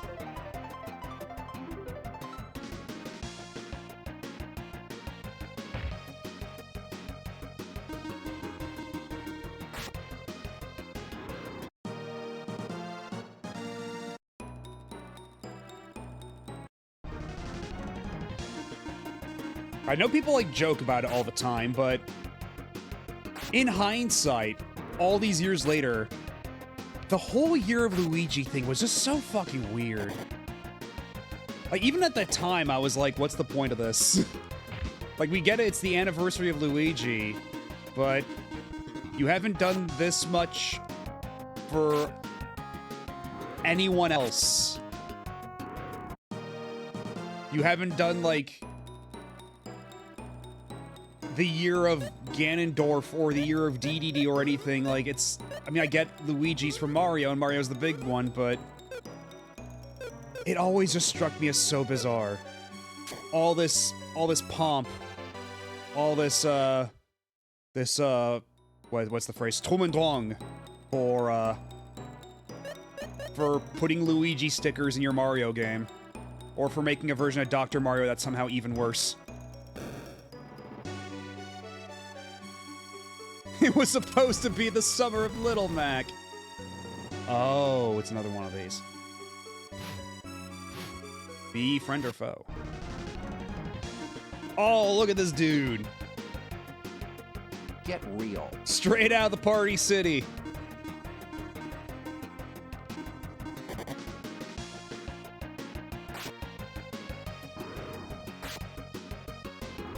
And they were desperate for an advertising campaign that year. I mean, I guess, but, like... did they really have nothing better? Was that really the best they had?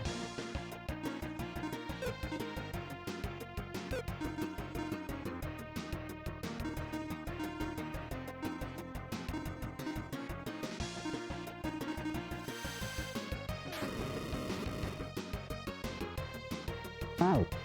Eh.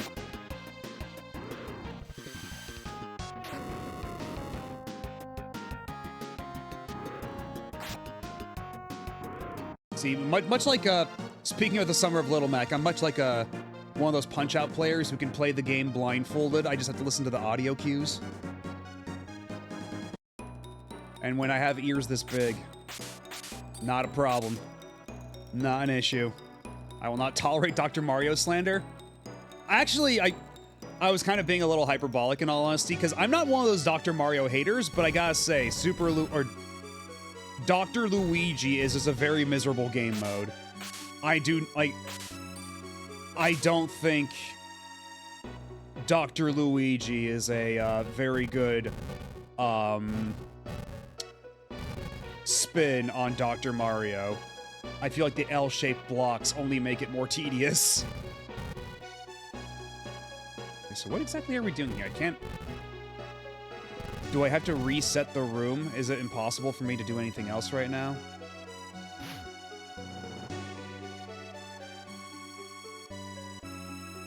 I might have to reset the room.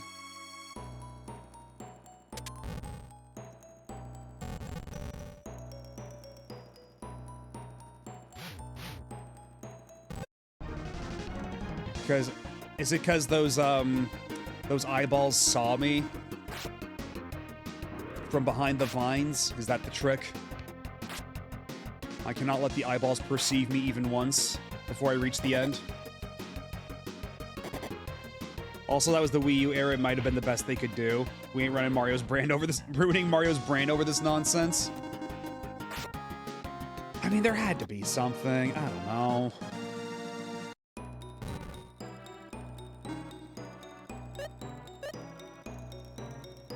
Oh, actually, you know what? I'm a genius. I'm a big brain super genius. Here's what we do. Here's what we do.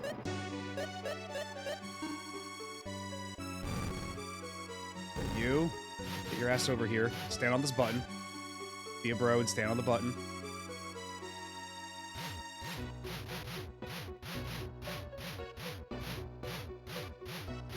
Are you not going to stand on the button? You've done it before. Or is it only the mummy that stands on the button? Does the vampire not stand on the button, as a matter of course?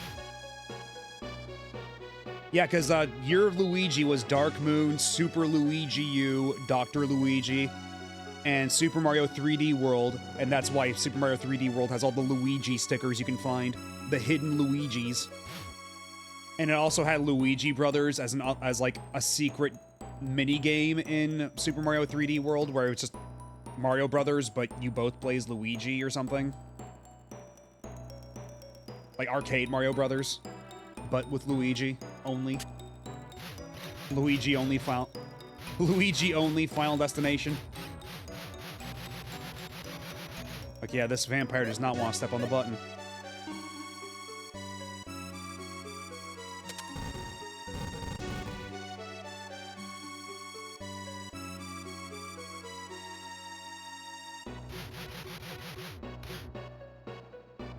Got the arrow equipped. Just need one of you to step on the button. Okay, they're getting a little close.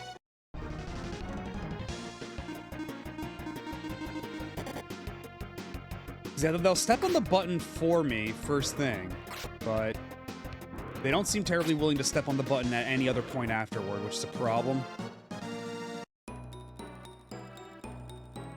But you there.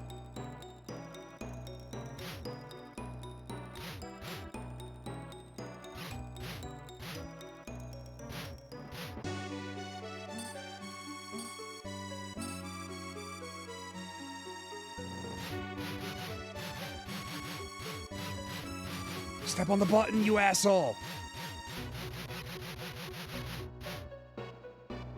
Okay, so they step on the button once to let me in, but never more.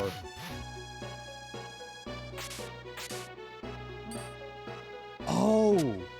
Oh, I can do that. This really is Zelda puzzles. I thought it was just like... Because the first time you see that eyeball on the wall, the whole objective is don't get seen. I didn't realize I could shoot out the eyes with my arrows like this was just straight up a Zelda dungeon. For as much as I've been comparing this to a Zelda game, I didn't think it would go quite that far.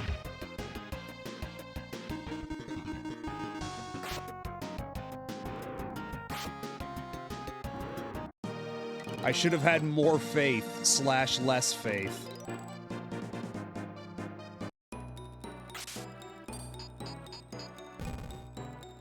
Oh, weird. Okay. That turned off the brick. Wait, does that mean... What's behind here? Okay, so I gotta hit that switch. The pile of needles on B2 went down 1 level.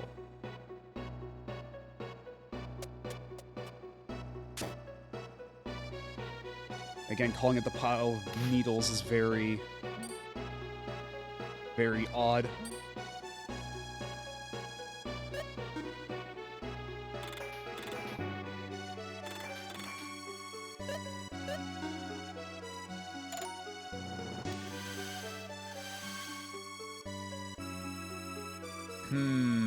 Okay.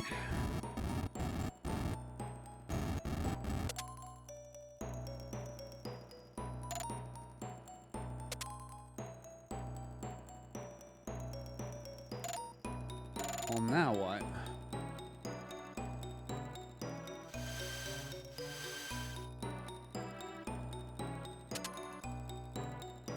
Oh. Okay. Then I move it over here, and then I push the switch other... Lots of really weird puzzles in this game. It's like... that are... Shit. Time to reset the room. Hello, Ty Games. How's it going? Hi there. Like I was gonna say, though, yeah, some of these aren't even so much puzzles as much as it's, like, following a proper sequence. Right? Like, this isn't even, like, a logic thing. It's more uncovering the mechanism and then triggering the mechanism in a way that's not particularly puzzling, I guess. And thank you, Super Vaporeon, for the 7-stream streak. Doing good. Move is going about as well as I expected. Actually, probably even better. Nice. And I got a new lamp that can change colors. Oh, hell yeah. So is it like individual buttons, or does it like change color over time? Like is it like a lava lamp or something? Stick the box in the door so the wall can't close is still my favorite. Yeah, that one is actually a puzzle. And that one did get my ass. That one got my ass real bad, actually.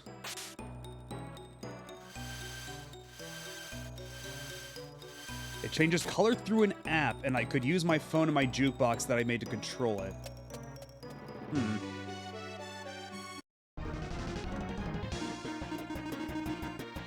Oh shit, oh, I forgot to heal up Lexus. Oh no. Well, you know what, this guy dies in one hit with all my equipment on anyway, so as long as they just keep focusing on Daphne, we'll be fine.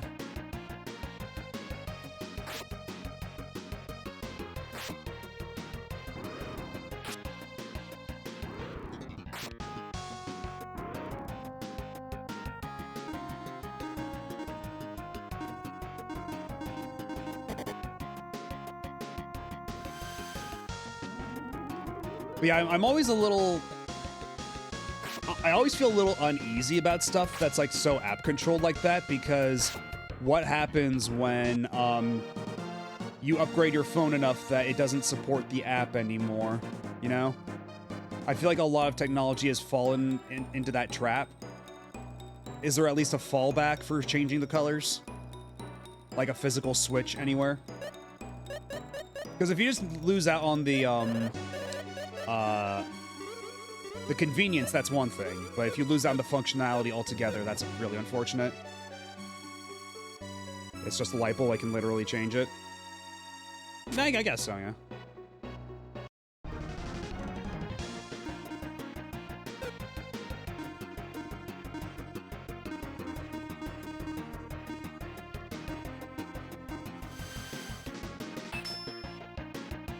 What do you mean it missed on YouTube? How does the mirror miss?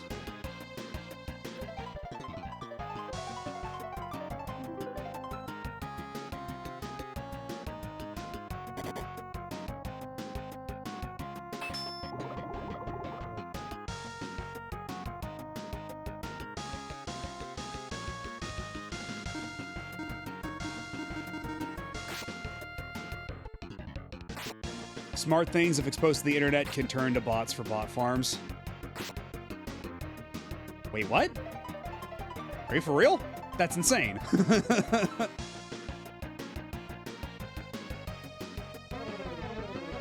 Like, my stove is making fake political posts on Twitter after it got co-opted by a bot farm.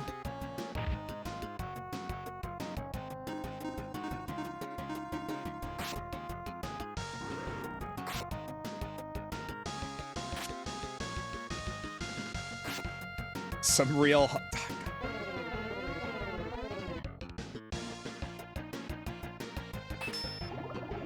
After that Cooking Mama crypto mine thing, I'd believe it.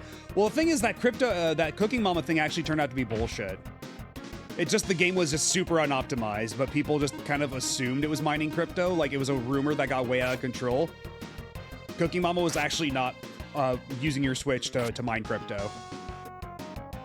That turned out to be a hoax. But people were very quick to believe it. Because, yeah, there was like, oh God, that whole saga around that Switch Cooking Mama game was so weird, too, because then, like, there was a disagreement with the publisher because they, like, the developer didn't have permission to sell it.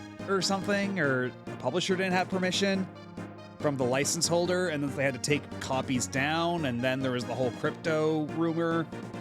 And so for a while, a lot of people just scooped up copies of Cooking Mama because they thought it would be like really rare someday because of all this controversy. And then it went back on sale like a month later, and now nobody gives a shit.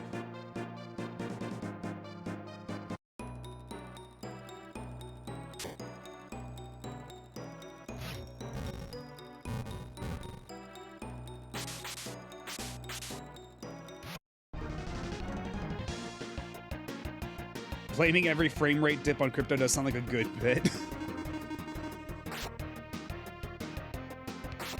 Yeah, honestly, like, I feel like, because God, isn't it like even people who use Siri just hate Siri now because it's just AI shit?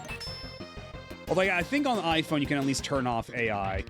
Like, they give you like a full-on AI kill switch at the very least. Which I guess makes it go back to the way Siri used to, or I don't know if that just turns off Siri altogether. I never use Siri. I do not talk to my phone, I talk through my phone.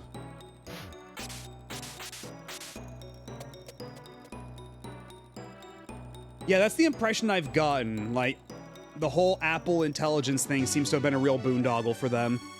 Like, that was the big selling point of their new phone, and then nobody bought their new phone.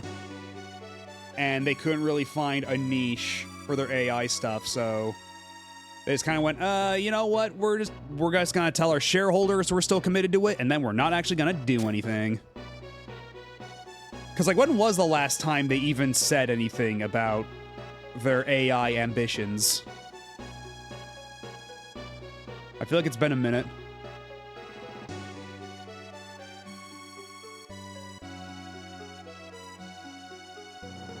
Okay, how do we get back over there? Because we got the glass bridge there.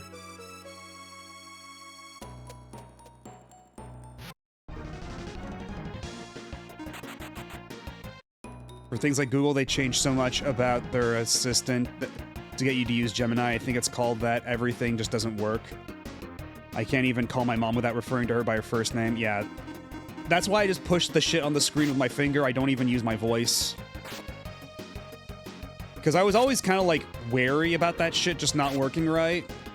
I just didn't want to deal with the frustration. And now that just seems to be what's happening to more and more people as they try to shove AI down our throats.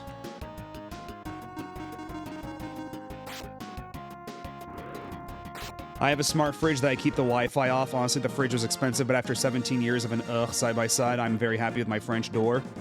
Also, if you get a new or, quote, new fridge, get a normal fridge or a French door fridge.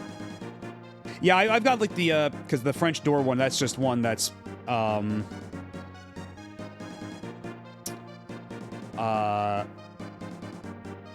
where it's, like, two doors, but they open in the same thing.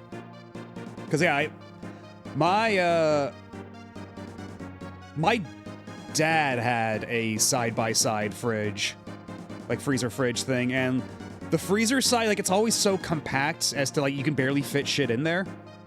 Whereas at least with a normal fridge, it doesn't have a ton of vertical space, but it's wide enough to fit in at least, like, the thing you want to put in there.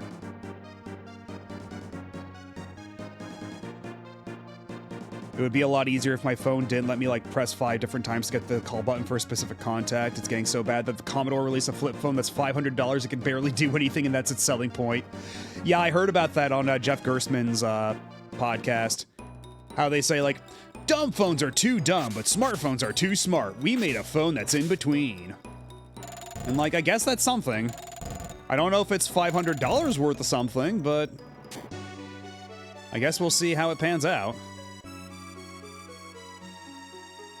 Because it really feels like they're trying to, like, cater to a specific niche, but I don't know if, like, the people who have brand name recognition for the Commodore these days would really be willing to spend $500 on a phone that can barely do anything. Yeah, it's probably worth $150 of something. I don't know if it's worth $500. C student phone. They're keeping quiet because everything is for the enterprise/government level now. They don't need us to buy it. We're stuck with the stuff.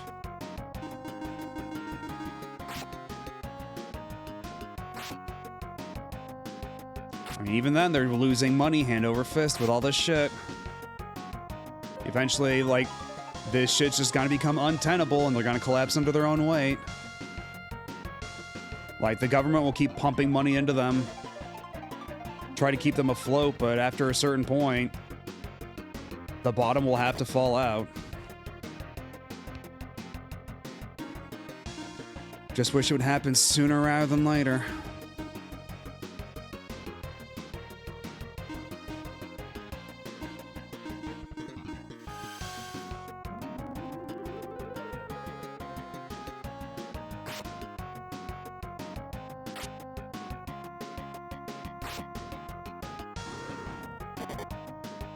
That's what AI 2.0 is for? Jeez, no. No.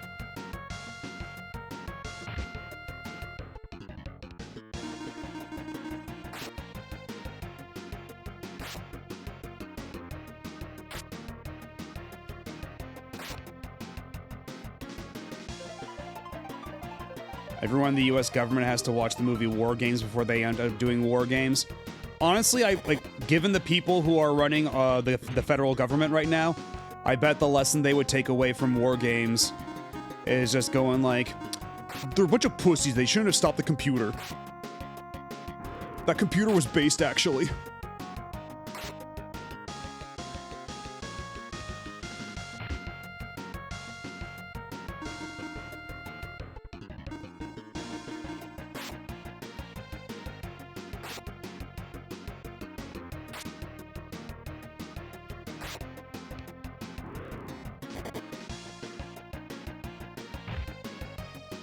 I don't know if I want my chud voice to be a point of pride, but thank you.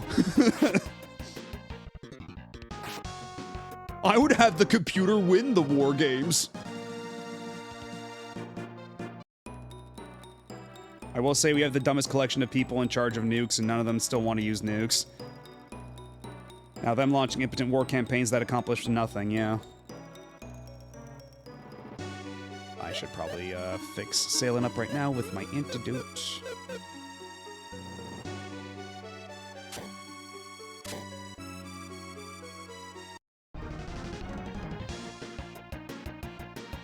Cool surprise attack.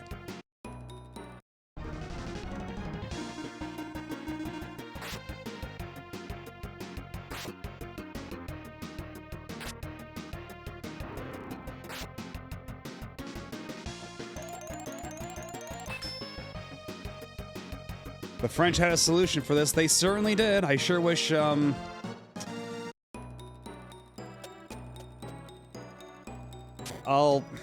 sure wish. We'll leave it at that.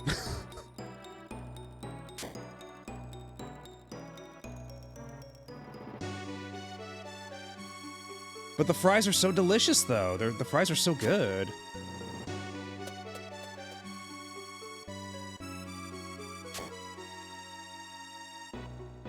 Okay, now we want to go up, because how do we get to that door down there? How do we get to that other glass bridge? Is it from the southern exit? The southern pathway?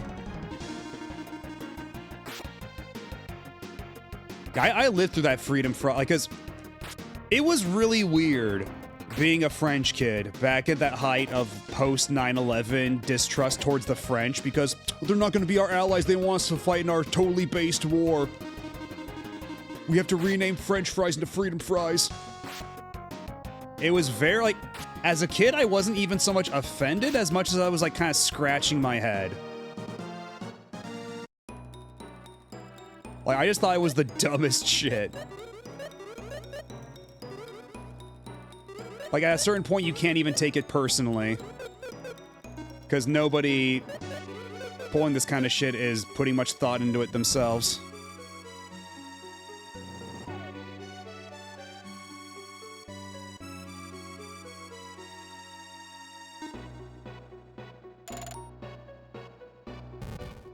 Like, I think even, like, because it was mostly on, like, military bases, like Air Force bases and things like that, and official government cafeterias where they renamed it to freedom fries like that.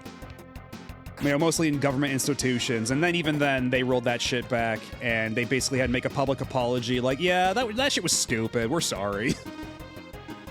we were in a bad spot. We were kind of up in our feelings for a little bit there. A little on edge following the whole 9/11 thing. Yeah, just 9/11 is just such a fascinating case study of just... That shit broke everybody's brain in a way that we never quite recovered from.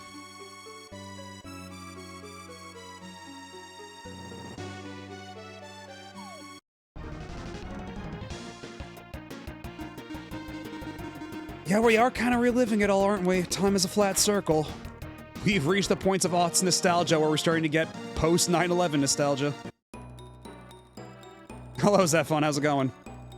I'm doing pretty well. Doing pretty well, all things considered. I got me some pizza where we're playing Lufia II. Things are pretty alright.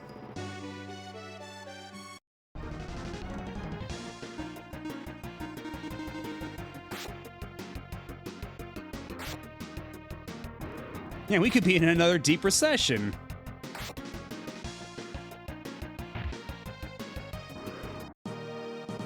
Okay, it's very nice that Daphne can just instantly kill dudes sometimes. I do very much appreciate that. Okay, then we're back up here, right? So, where's that last button? Is there another door I'm missing somewhere with the last button? The hardest button to button, some may even call it.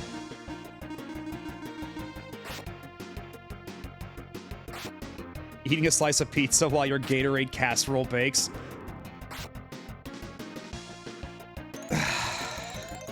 I am not brave enough to try to make that Gatorade casserole. Especially not as Rit. Because I assume when the Onion made that recipe, they basically just took a regular casserole recipe and just added a bunch of Gatorade to it. They did not balance out the ingredients. But I bet you, if they had actually balanced out the ingredients appropriately, added the appropriate amount of Gatorade, then it actually would have been a functional casserole and not like a horrible tuna Gatorade soup. And if somebody could like crunch those numbers for me, I mean, I don't know, maybe I could give it a try. I'd be willing to give it a shot.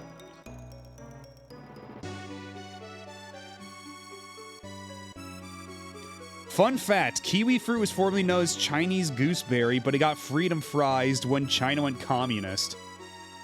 That's hilarious. God, time really is a flat circle. We always just keep pulling the same dumb shit. And that flower is having the time of its life up there.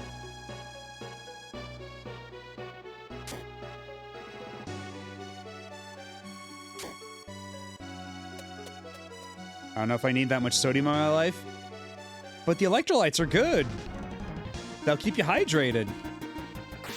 It'll quench your thirst.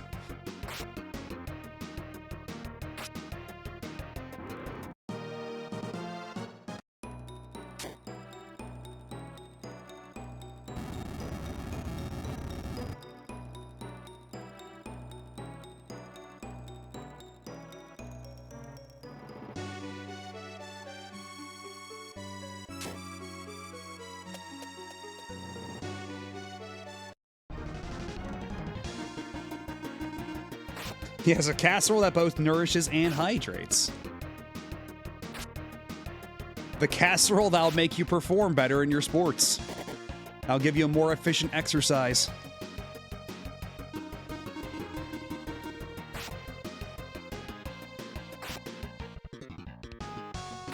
It's kind of a, you know, it's a cliche at this point for people to say, Idiocracy was a documentary, but like, after a certain point, it is just like, I don't know. You know, sometimes things are a cliche because just like, what else can you possibly say, you know?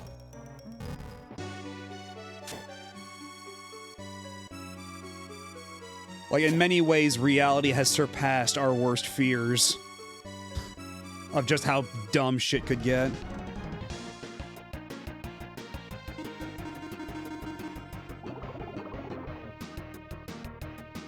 Is it bad that the least appealing part of the Gatorade casserole to me is the hot tuna? I mean, I might be inclined to agree. I'm not big on tuna. I'd be willing to venture with the other stuff. Yeah, is there another... Because yeah, it's not this button. Yeah, we already did both these buttons. Unless... Wait, that is the switch. Hold on. Okay, so there is another part of this puzzle.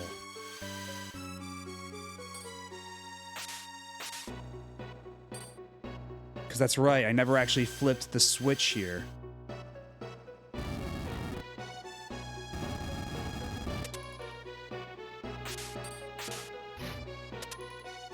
There we go. I completely missed that part of the puzzle.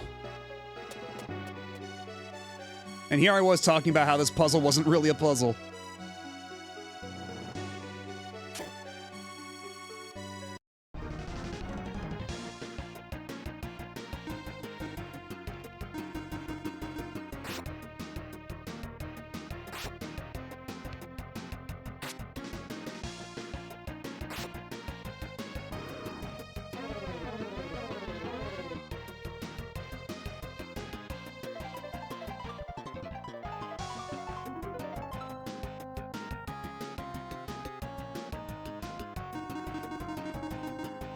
Keeping a little casserole in my pocket during a marathon. That's like the Napoleon Dynamite tater tots. Just pull them out of your pocket. Or like fucking RFK's Ziploc bags full of sauerkraut that he apparently eats every single morning. Yeah, apparently, like, news has come out that RFK is the mom from Weird Al's Albuquerque. He literally eats fucking sauerkraut every morning. Because we have a fucking... We have a walking parody of a human being heading up our Department of Health, like, as like the head of the DHS. Yeah, apparently every morning he cooks a steak and eats a bunch of sauerkraut.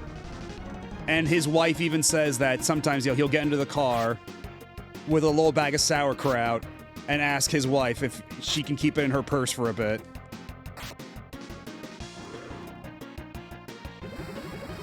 We have fucking cartoon characters running the nation.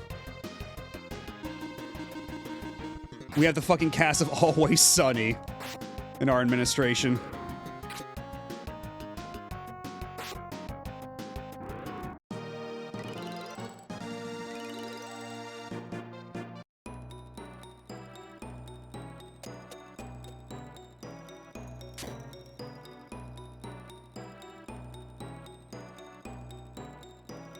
Yeah, at what point is this, like, a ploy by the brainworms?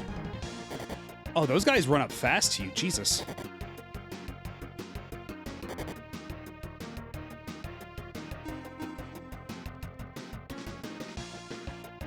I mean... I have been told, I don't know how true this is, that the root word for assassin is, like, what it says... Ashashin in Arabic. So I guess this is kind of close. But maybe it's also them just trying to be cheeky to avoid any Nintendo censorship. But again, as we have seen in other parts of the game, maybe Nintendo didn't care all that much.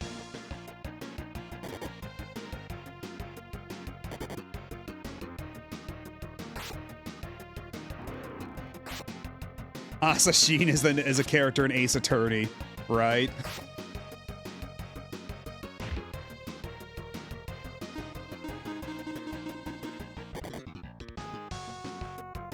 Oh, you mean like literally? Okay, because which one? Because I've played the first 4 to completion, and most of Miles Edgeworth 1. But, I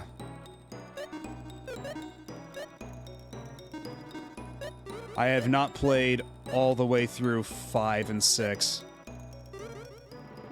I played a decent chunk through 5, and then didn't even pick up 6.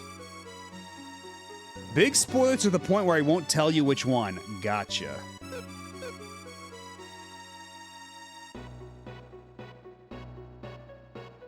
When/if we ever get out of this shit, do you think sitcoms where the punchlines like, there's people in situations are so stupid they couldn't actually exist, are just going to completely die out forever because they know it's too believable now? I mean, yeah, there has been the thing where it's like... all those posts you see on social media where it's like... about how everything is beyond the point of parody now, where, like, what was it? I mean, there's so many things where it's like people that have very specific names, like Mr. Briber, like Mr. Bribe or something like that, being in charge of like something for the government, and like, you know, like stupid shit like that you've just been seeing pop up in the news more and more often. And everyone's like, you know, if this was a screenplay, if somebody was writing this for like a screenplay, they would be kicked out of the writer's room. But this is reality. Like I feel like I see posts to that effect so often.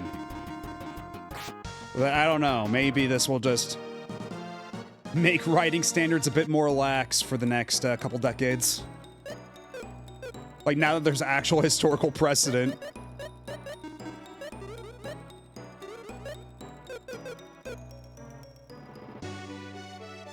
Yeah, the reflecting pool contract going to green water, exactly. Shit like that.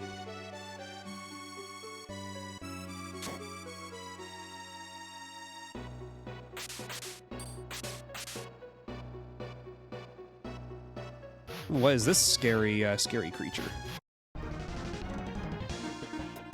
Yo, that's a cool sprite. This guy's having a great time. Yeah, I was trying to pin who that guy looks like, who the green water guy looks like, because I saw a picture of him. He looks like Paul Bearer. My Undertaker!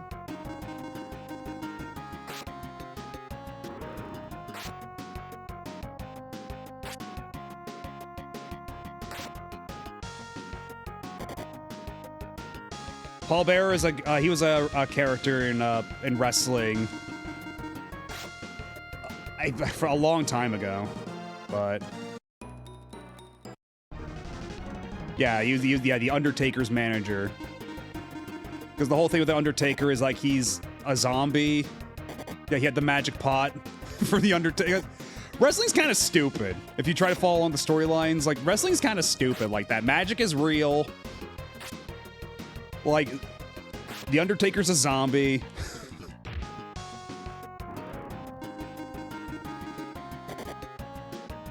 I mean, it's entertaining. It's absolutely entertaining, but then, like, there are people who are, like, believe for the longest time that wrestling was real. Who didn't know about kayfabe. The, it's still real to me, damn it, kind of people. Aha. I don't know what I accomplished.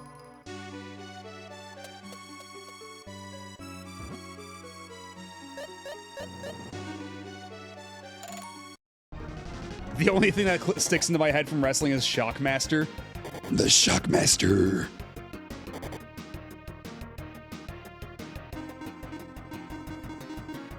Redeem where I get the Shockmaster helmet.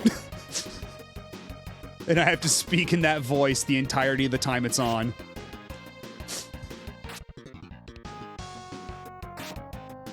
Yeah, enjoying wrestling is about understanding what suspension of disbelief actually means.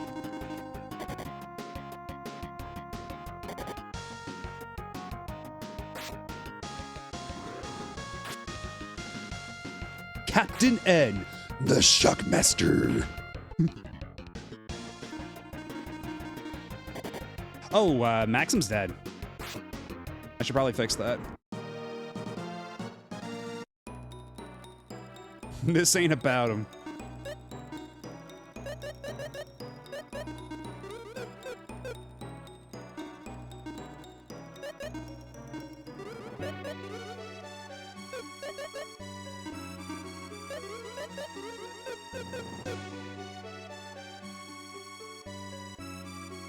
In the 90s, it was more these people aren't athletes. I could do that stuff and be okay. No, you couldn't. And to be fair, many of them didn't do that stuff and were okay afterwards.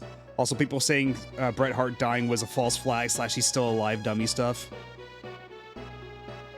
Yeah, that was the advent of backyard wrestling, wasn't it? It was around all that time, huh?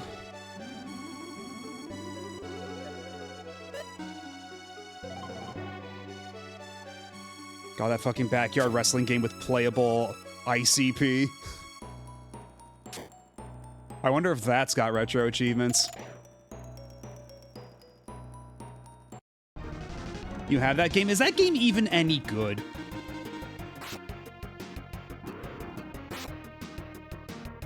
Like, I can't imagine, but... No? Okay, that's what I thought.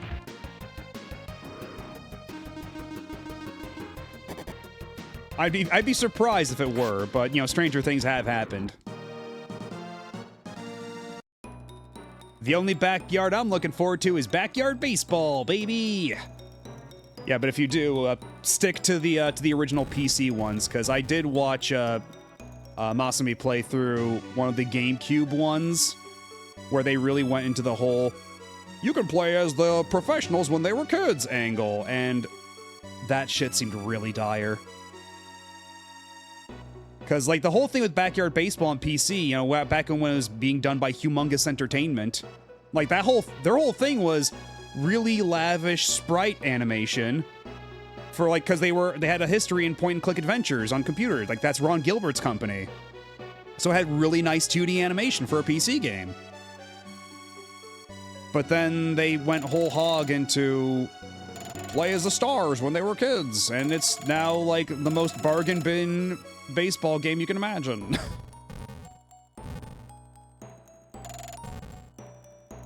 No retro achievements for it either? What a shame. Isn't there a new one? They re-released the old one on PC, on Steam.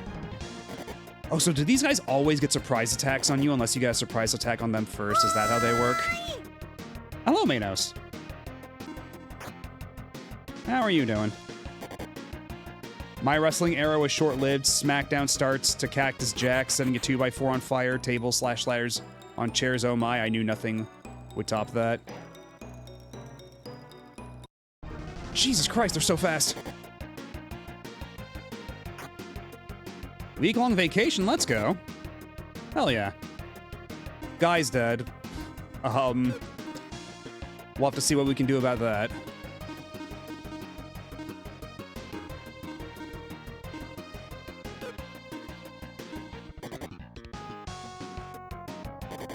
I didn't really watch wrestling, but sure watched Lucha Libre. Wrestling has more cable or was more cable or PPV in Mexico. That makes sense. Because at least, because I never really watched that much wrestling myself. Like, most of my wrestling knowledge is from, like, cultural osmosis. Like, I had friends who were really into wrestling, and I watched a couple, like, shows with them, but I never really super got into wrestling. Like, my dad hated wrestling. He would not, like, he forbade that shit in the house.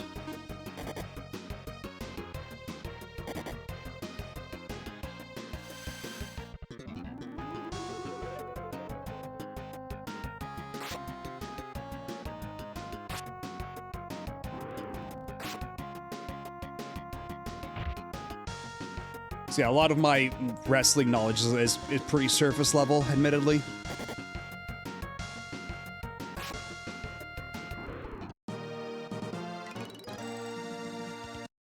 I'm a fake fan.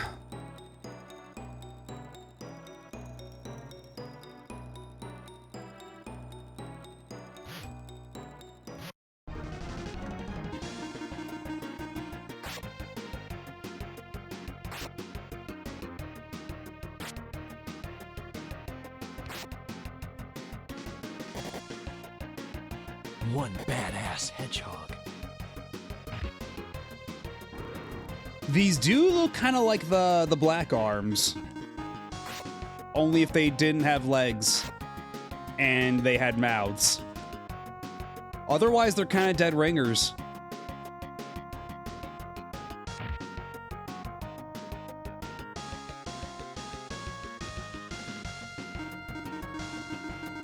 And to them I say...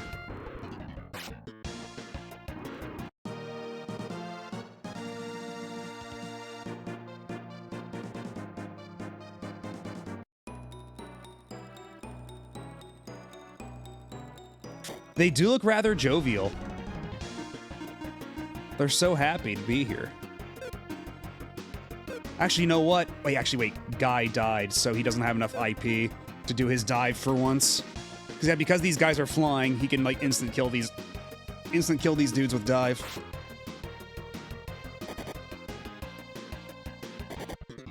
God damn, that is so much damage. They are like the arms if the arms didn't have legs. So true.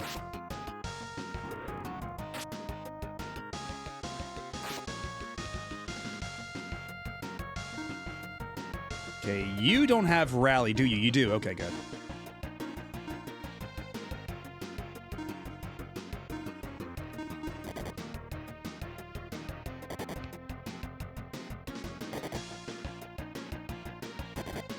And Lexus is dead.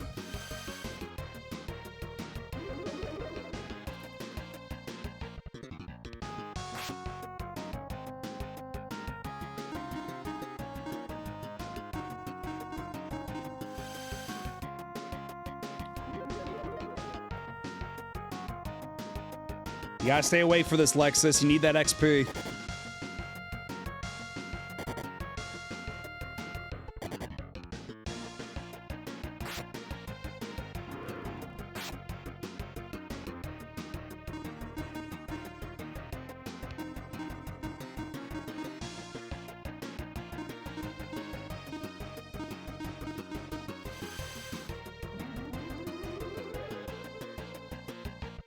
Nice.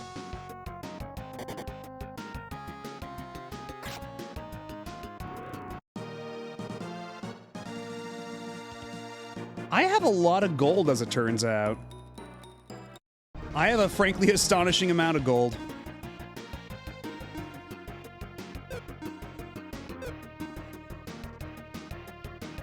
Dimwit. Okay, what if I bit the assassin? What if Maxim just took a big bite out of this guy?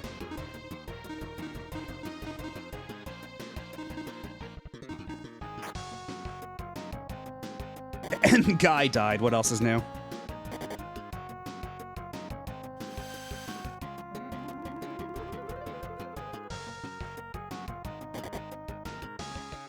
Okay, it's a pretty effective bite. Maxim's got a strong set of teeth there.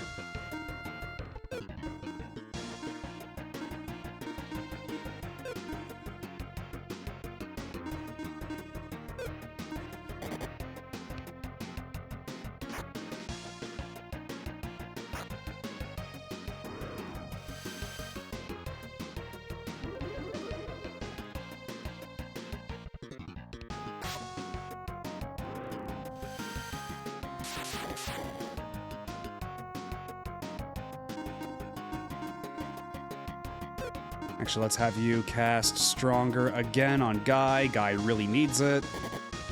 And too late. Unless... Okay, good.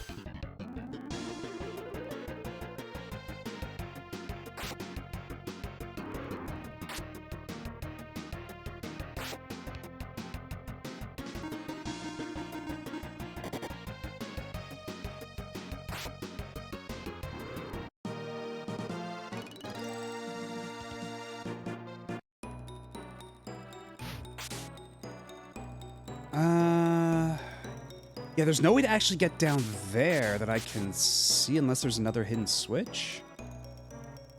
Because that one opened that door before, previously. There's no hidden switches around here either.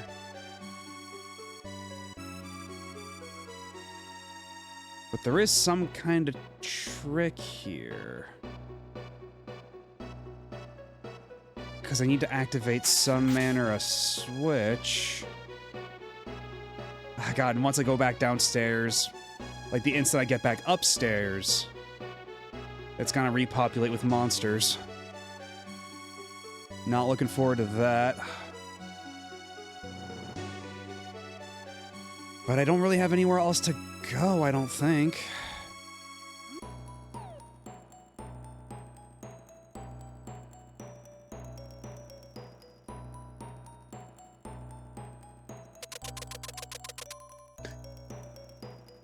Wait a second.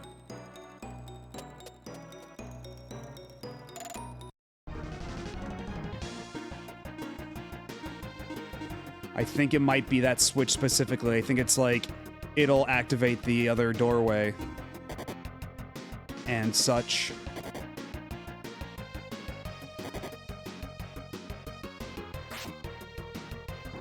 Yo, good crit. Very nice crit.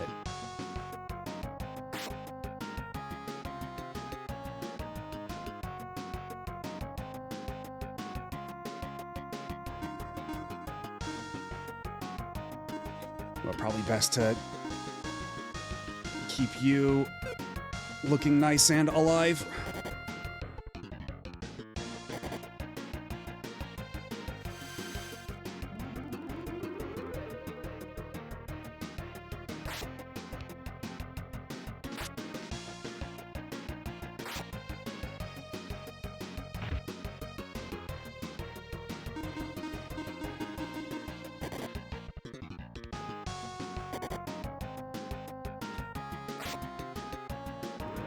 I thought the hand holding the shuriken was a weird hat at first.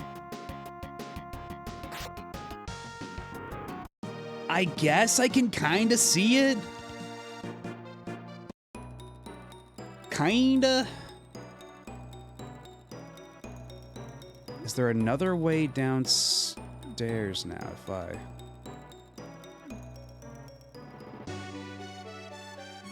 So what if I go downstairs here?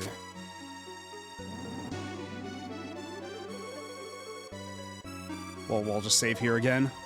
Why not?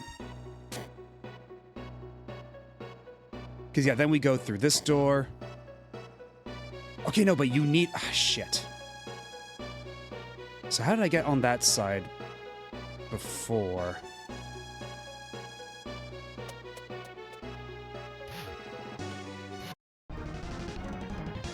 Okay, looks like we got an ad coming up in a couple, in just a little bit, so I'm gonna take another super quick break. I'll be back in a couple of minutes. Y'all sit tight. Don't go nowhere.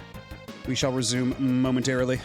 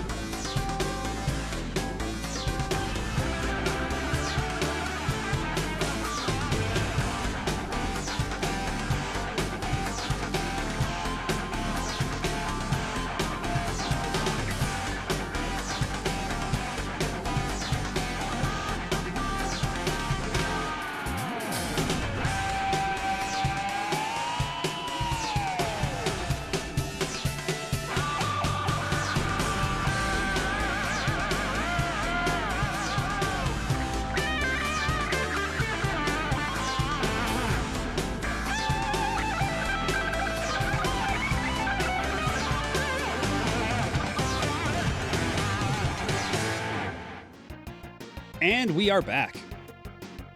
And I have with me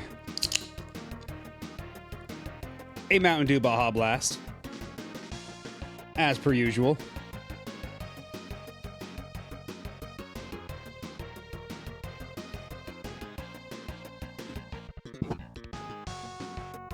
But it did, yeah, I haven't streamed Crime Crackers 2 yet. I'm actually thinking, once the fan translation drops, I would not be against streaming the first one again, but in English this time.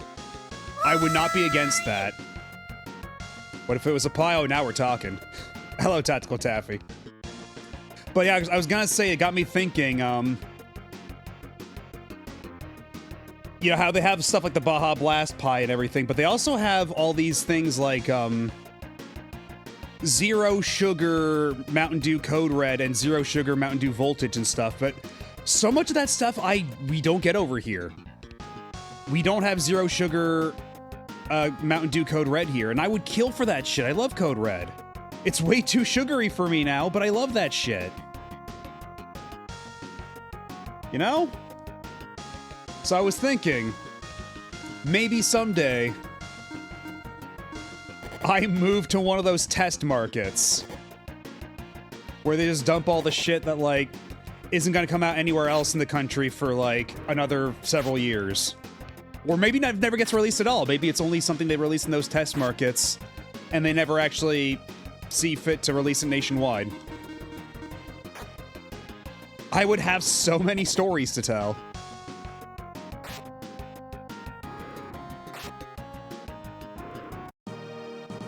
But either way, there is a new Mountain Dew pie coming out from Taco Bell at some point in the future. It's for their Baja Blast Midnight flavor. And that's another one that doesn't have a zero sugar variant. And it bothers me. I want to try that one, but I try to avoid full-on sugary sodas.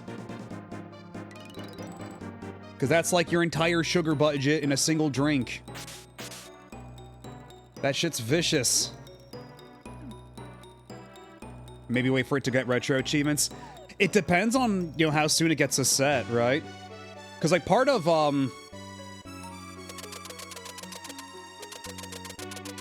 how did I get to the... Because I got there at one point before, and I forget how.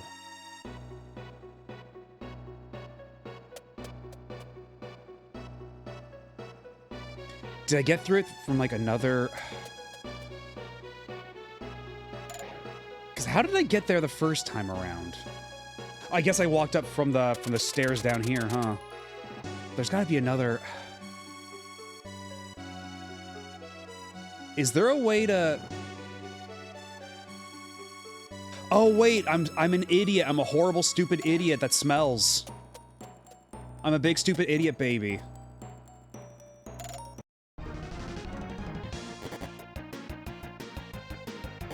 I can use the bow and arrow.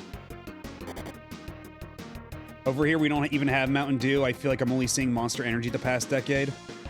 I mean, Monster Energy is a different thing from Mountain Dew. Like, Mountain Dew is like a regular soda.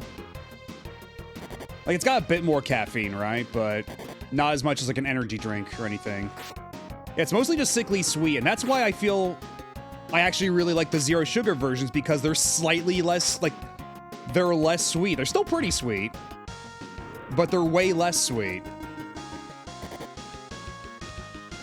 So as a zero sugar soda, it actually kind of evens out to a pretty good place. Yeah, Kickstar is the one that's more of an energy drink.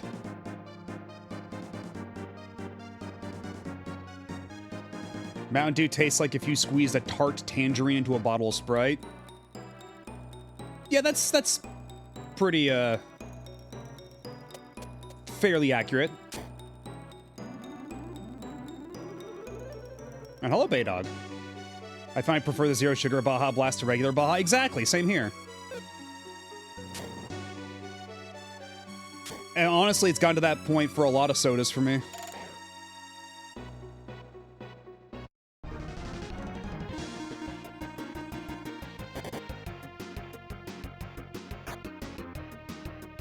Oh, and Maxim's dead again.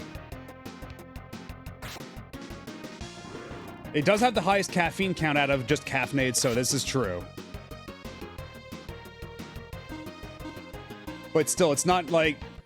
Because, like, let me see. How much caffeine does this can of zero sugar Mountain Dew Baja Blast contain? 68 milligrams per 12 fluid ounces, which isn't nothing, certainly. But, an energy drink is like 200 for like 16 fluid ounces. Energy drinks have way the hell more, and it's not even just the caffeine, it's all the other shit they put in energy drinks.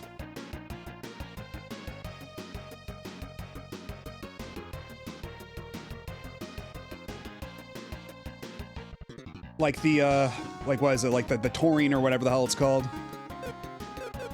All the weird herbal compounds.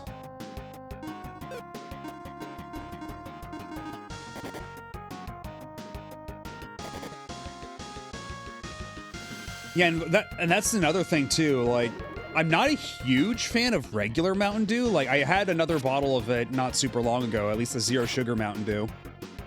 And it's fine, I guess, but like they really just made Baja Blast way better than the original. You know, it's one where the side flavor completely eclipses the original flavor in quality.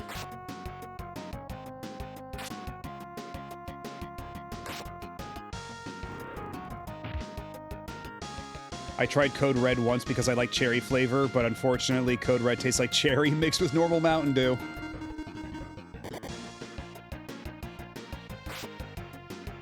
Have you tried Mountain Dew Voltage? The blue one. It's like blue raspberry flavor. That one's good.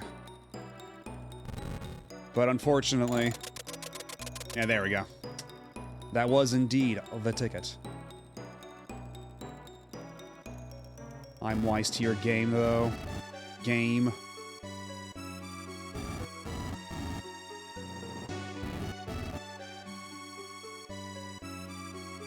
I know there's treasure on the other side of that wall. And all I gotta do is make an arrow to point at it. Or are they looking for a specific shape? Yeah, they're probably looking for a specific shape of arrow. Or do they really want me to, like, point it down southward? Because...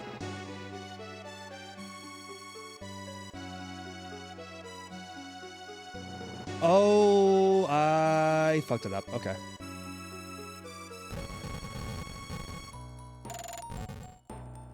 Etoble.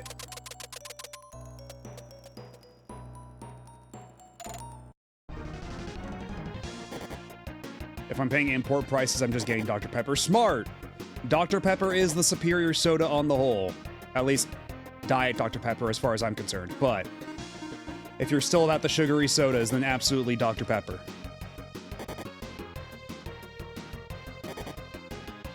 Yeah, at some point I am just gonna need an Etoble emote. I feel like the market might be a little crowded for those, but it keeps happening.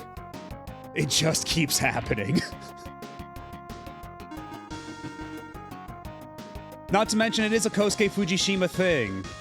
So I feel like it's on brand all the same.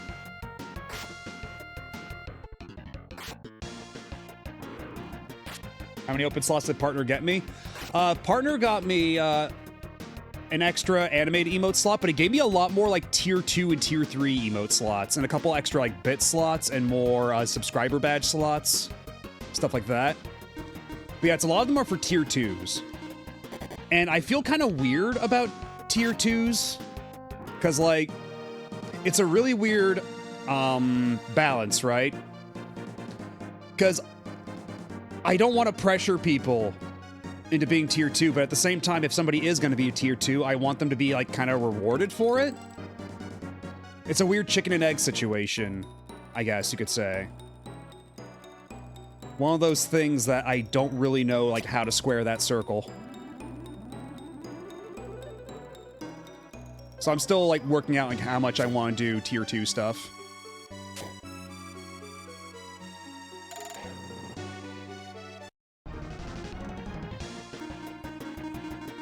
Like, right now I only have, like, one tier 2 emote. And I don't know how much more than that I want to do.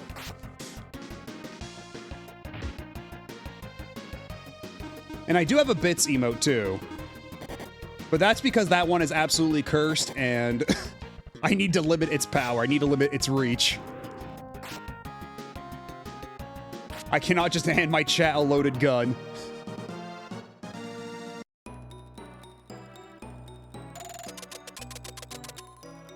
Let's try this again.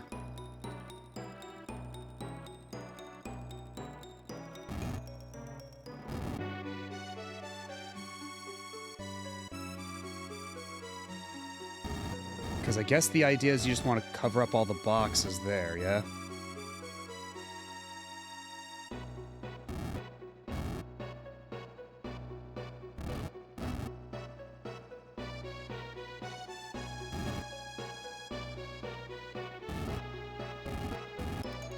Yeah, the usual arrow puzzle.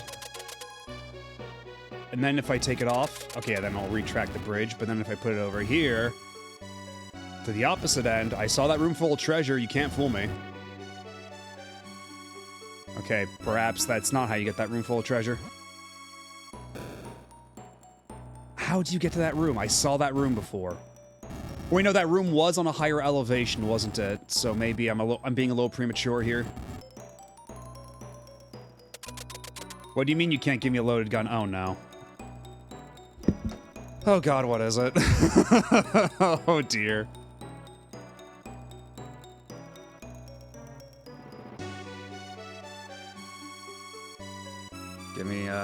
Give me a second.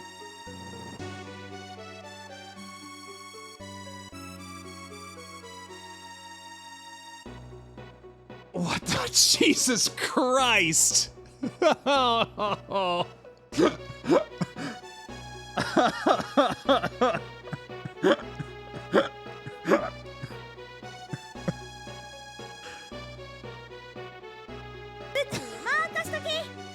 Thank you for the follow.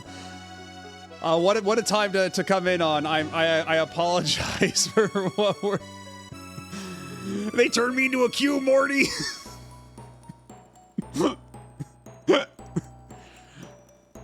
The Year of the Cube will not be stopped. Everything must return to cube.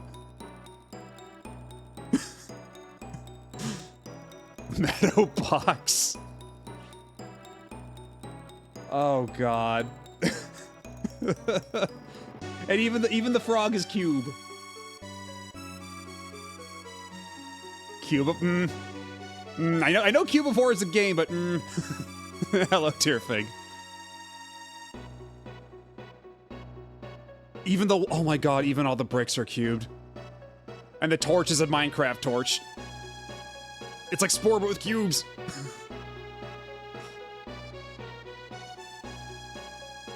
Oh, God. You know, like, when you just, like... When I say things offhanded, sometimes I have to consider the possible ramifications of what I'm saying.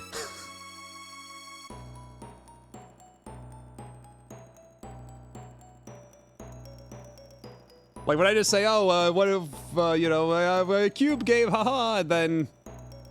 It's not... It's all fun and games until you're the one who gets cubed. Everything that's not a cube is actually very tiny cubes, rotated slightly. Yeah, it's that sucker emo except instead of me turning into a sucker, it's me turning into a cube.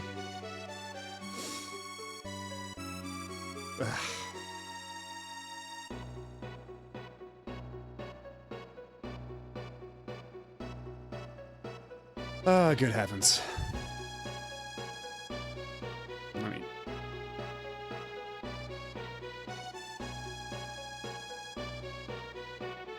The Matto Cube can be a co-host.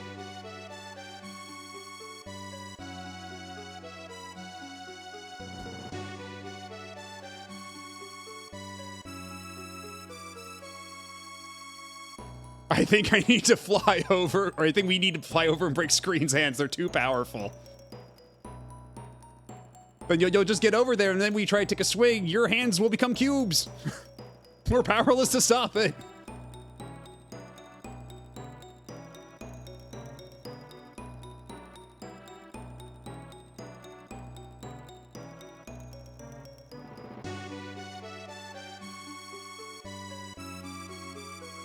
Okay, thank you.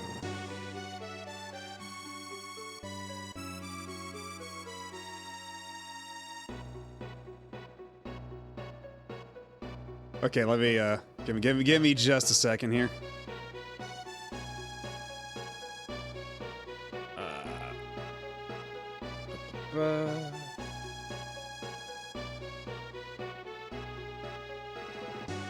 Okay, so this one.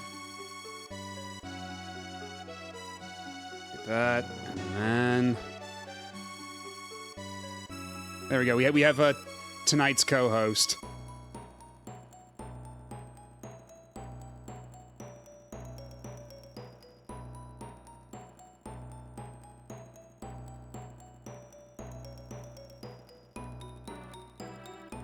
I was like, you see this shit, Cubo B?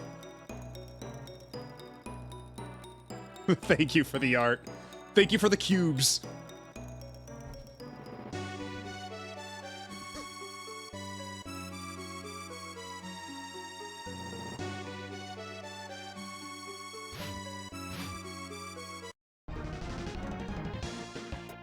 Yeah, true. The other one would be Matto Squared.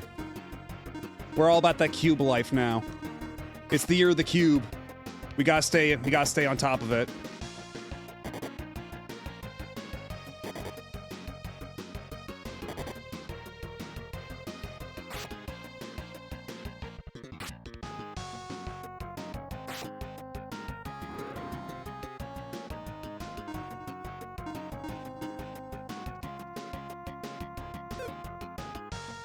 Actually, could Guy do the dive? He can.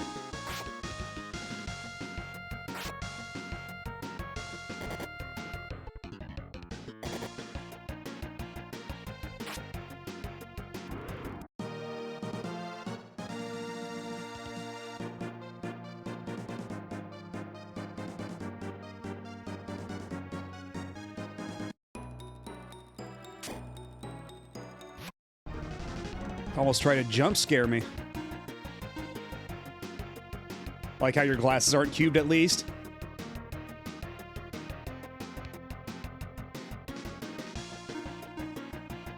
But I guess I mean, I am just wearing the glasses. I myself have been cubed, so maybe the eyes underneath are cubed. Not that you could ever see them, but perhaps there's more of me that is cube. But because the glasses are an external adornment, they are not subject to cube. It's hard to know where to draw the line with cubing.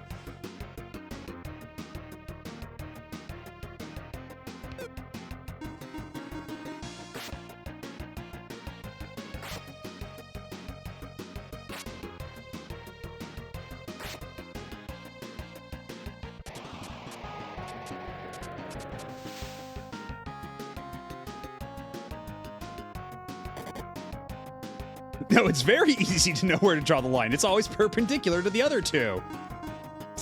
Got you there.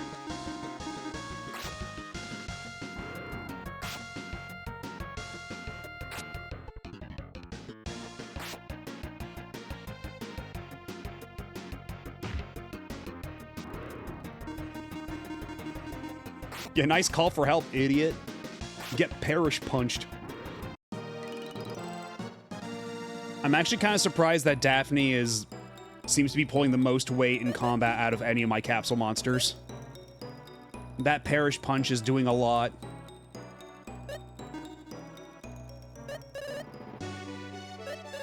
And actually, while we're at it, while we're here, I do have all this extra stuff in my inventory. What do you feel about a longsword? Yummy. Ooh, you like the longsword.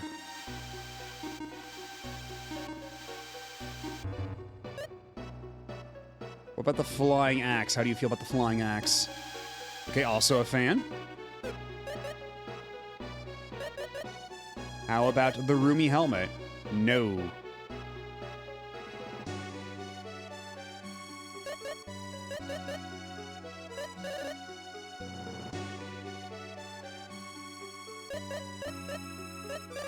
The bronze axe? Okay, yeah, you're a big fan of the bronze axe, too. What about the silk toga? No. So yeah, basically just give them all, like, decent weapons. And Daphne will just eat that shit up.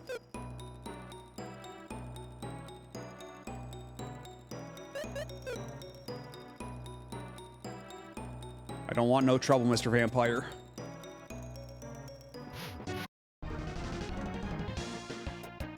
She's been imbued with Sarah Michelle Gellar's stats.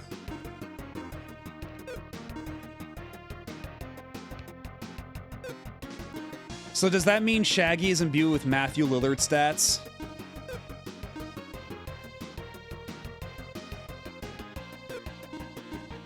Is this how this transitive property works?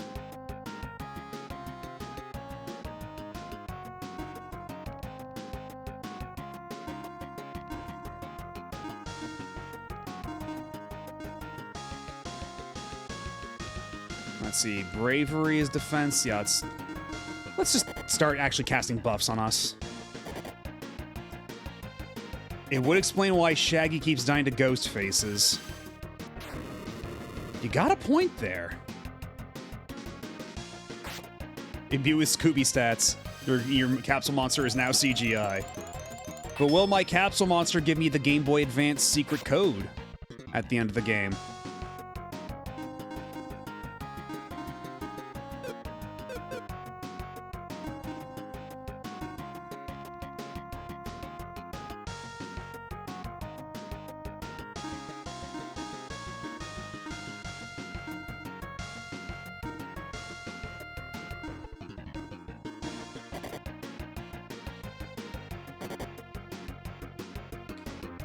Can your Scooby transform into just a gun? I mean, honestly, with some of the ways that some of these transformations have gone, I wouldn't even be shocked.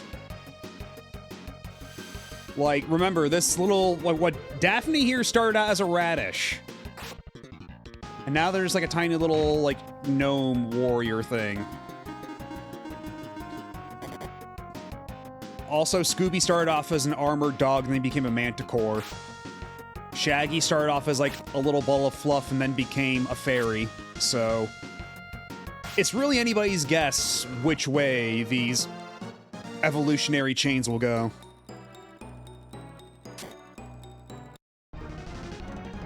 Man, there's... like, this place is just full of ninjas.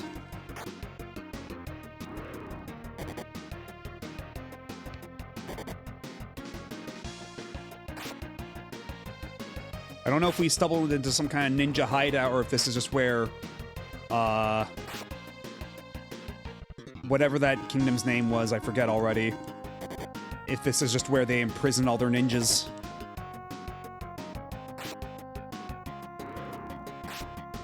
Or maybe since, like, I guess since they're monsters, the implication is that they're naturally occurring ninjas?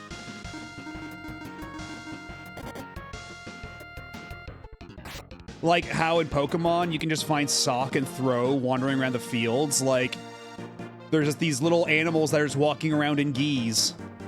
These Bert and Ernie looking dudes.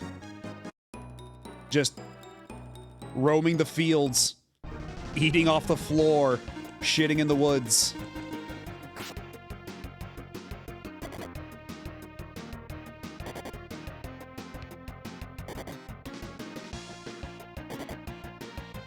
Hello, Blue Star Rob. Hi. How's it going? Are you cubed up for Cube Year? Hello. And hello, Big Nerd Sam. Imagine the food chains that result in ninjas. Yeah, there's a lot of questions being asked by what's the word I'm looking for here? The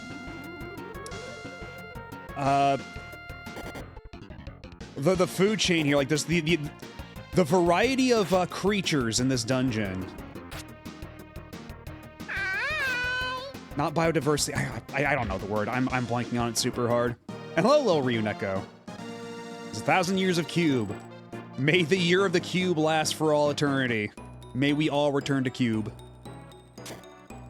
Dankirk. There we go. That was the name of the place.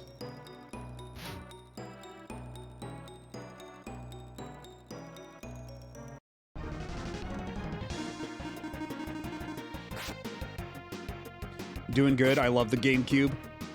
In the future, all games will be GameCube. Cube game. Gotta workshop that one.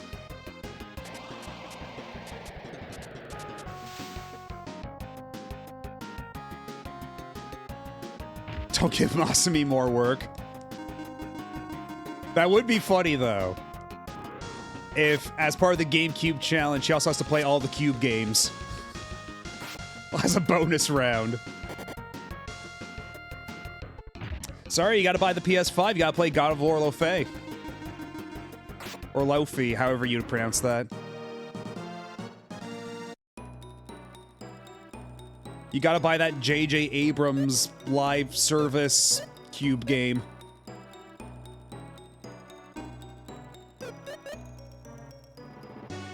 Let's go, Virtual Boy Tetris! Intelligent Cube!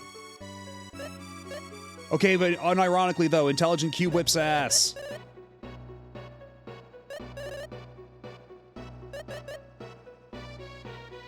I'm out of the loop with this cube business.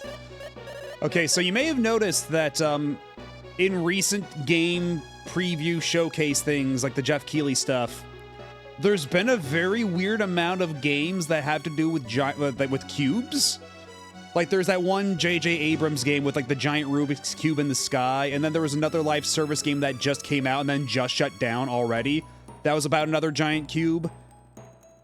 Like, so already it was kind of weird that we had two games about giant cubes floating in the air at once. But then they announced the, God of War Lufia, which has another cube in it, like the gelatinous cube. So now it's Year of the Cube. We're all about cube games now. It's all big cube gaming.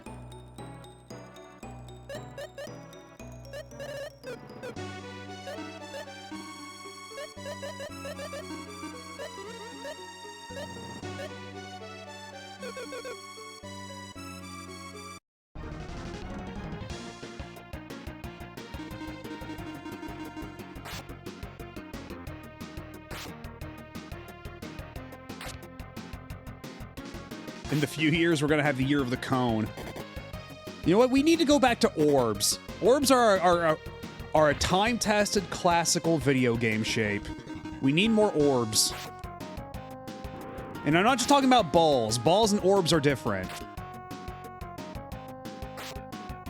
All orbs are balls, but not all balls are orbs. Orb is hard to render? Well, that's why we have to wait until maybe like the PS6 when we can make a perfectly smooth orb.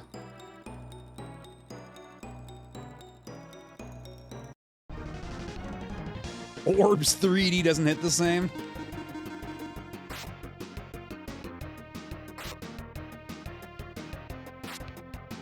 But I mean, like, even in Final Fantasy 1, they all had the orbs, right? I think in later versions, they replaced them with crystals, but in the NES version of Final Fantasy 1, the original, they all had orbs. In Castlevania, when an enemy dies, what do you pick up? You collect an orb. Orbs are just the classical video game shape. Yeah, what if materia not orb? Can you possibly dare to imagine?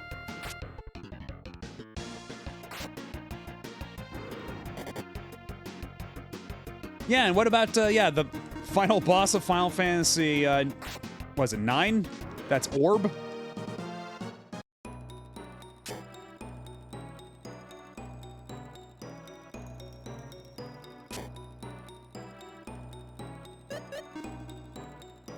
That's the bonus boss, okay.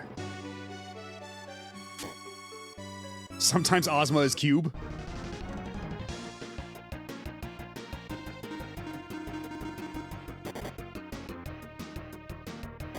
Sometimes Ozma is trying. Okay, well, you know what? Maybe I'm coming at this all the wrong way then.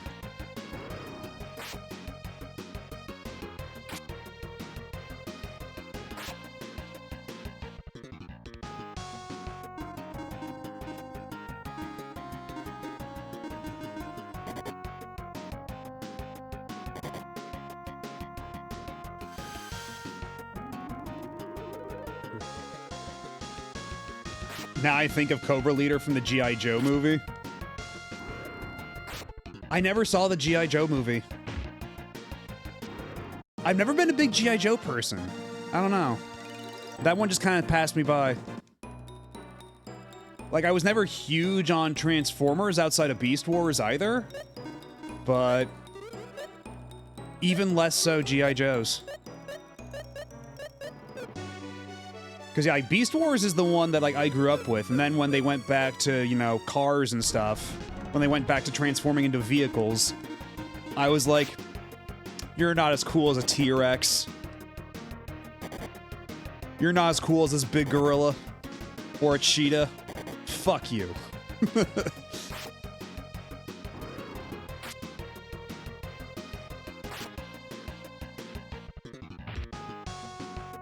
Yeah, but what if the rat had attitude? What if the rat was snarky?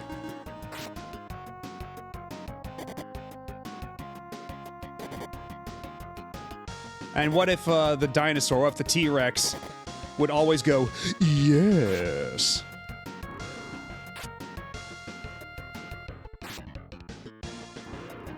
What if we had Scott McNeil talking to himself? Isn't that like every other Canadian cartoon from the 90s? Like, isn't that literally the Mega Man cartoon? He plays both Wily and Proto Man, so he's just constantly talking to himself. Pretty much. I mean, hey, get that work. Oh? As promised, Prince Klaus, I have brought the ruby icon. Please speak to the King of Grazie for me. Certainly. My father has already said he's ready to have you as a minister in our country. Wait a minute! What the? Who are you? The ruby icon is a symbol of peace between Dankirk and Aurelio. I can't and won't let you use it for your own greed. Whoever may permit it, we will not.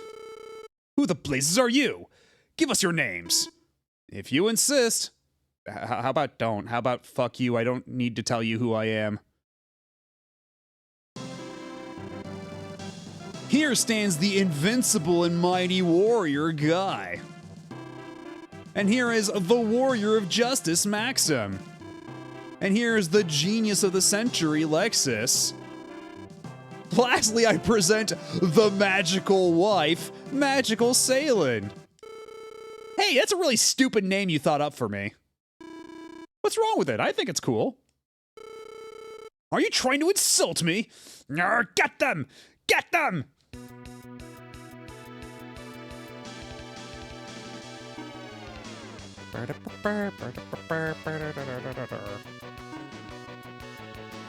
Xenoblade Chronicles 2 typewriting. At least, he didn't call her. She didn't call him a one-eyed monster. Actually, you know what? Let's see. Oh, that's right. He doesn't have any of the buffs. He's got nothing, actually. But you're different. Actually, shield is shield, yeah, magic resistance. We want, oh, you don't have like, full-on defense up. Well, you know what? There's no telling what magical skills they may or may not have.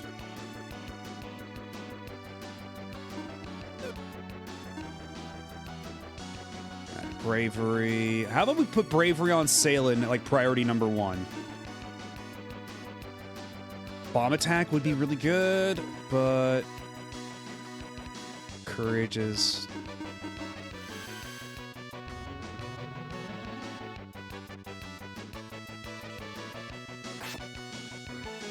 That's pretty good. That's pretty alright.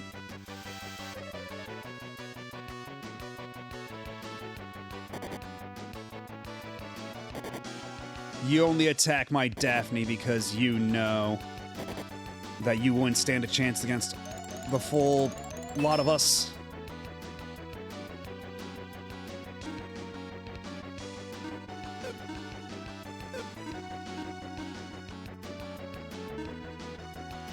Let's see, now what if I do Blizzard on you, dive on you, and then how about just you do a bomb attack? Time for everybody to spend all their IP. That's respectable. Okay, that's pretty good. Pretty good spread. Freaking Templars, it's always the Templars. Oh shit, Dive doing that damage, holy shit. And then Daphne coming in with the assist.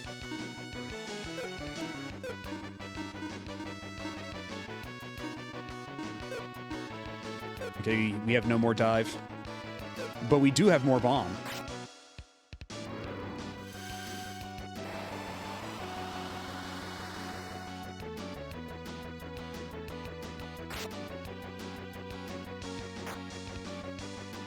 Daphne, no! You're not gonna get the XP from this battle! That's 10,000 XP! How could you kill Daphne like that, you bastard? Ah! You won't get away with this! Prince Klaus, please open the door! I'll take this ruby icon, alright. What are you going to do with me? That is for your king to decide.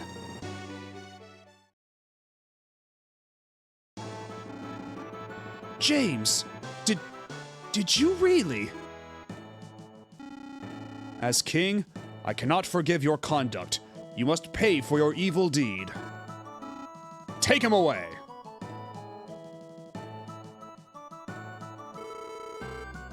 Your Majesty, let us get on with the signing ceremony.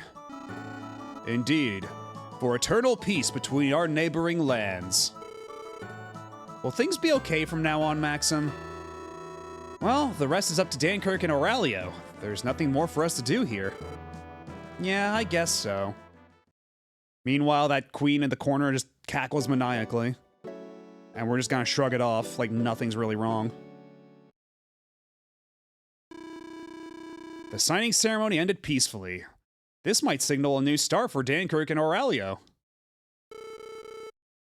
It left me with a somewhat uneasy feeling, though. Well, I don't know.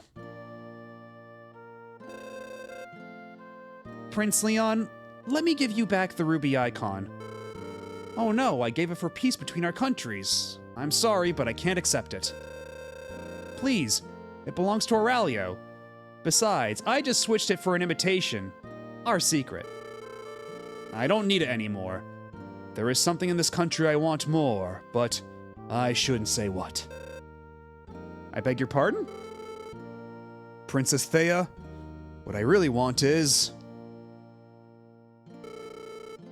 I have a laugh track button, but I don't have that sitcom ooh button. I should consider adding that one. This piece will probably last a very long time. Did you ever find out what happened to the childhood friend you dumped for the magic wife? Well, that's the thing. She ran the store in the starting town. But when we went back to the starting town, she wasn't there. Somebody else was running the store for her, so we still don't know.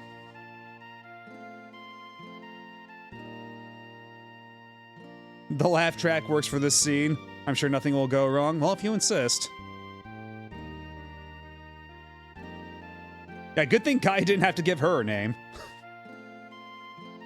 The magical cuckold. Yeah, the shopkeeping cook, Tia.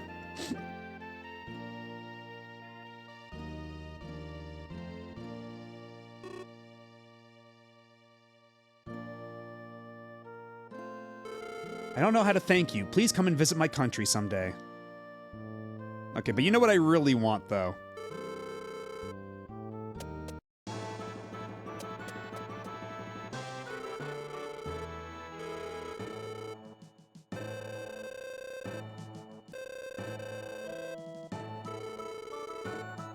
Do I have to leave and come back?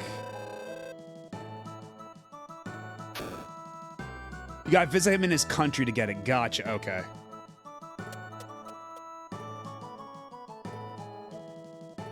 Because, yeah, apparently the prince here will give you the VIP pass.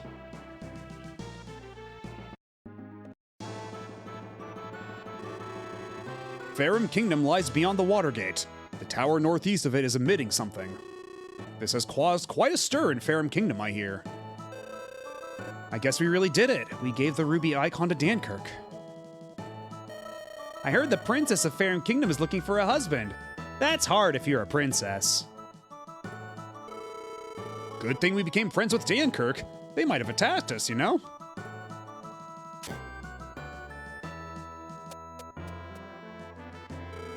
Oh, you're here. Thank you so much for Dankirk and the ruby icon.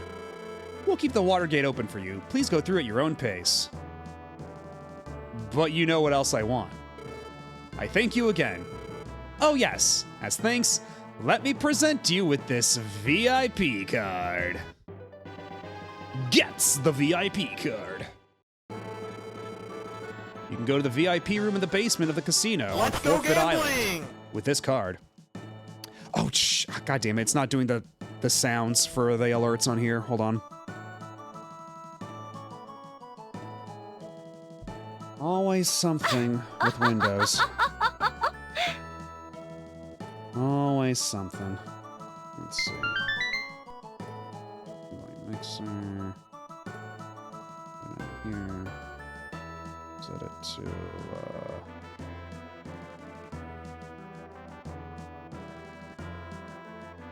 was it this one? I forget what I set it to. Let's go gambling! On here. Because this is... Open the...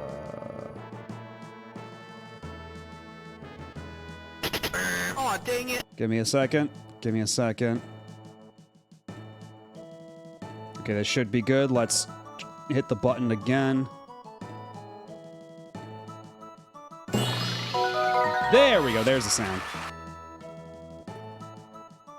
And I accidentally closed out of it. God damn it. Ah!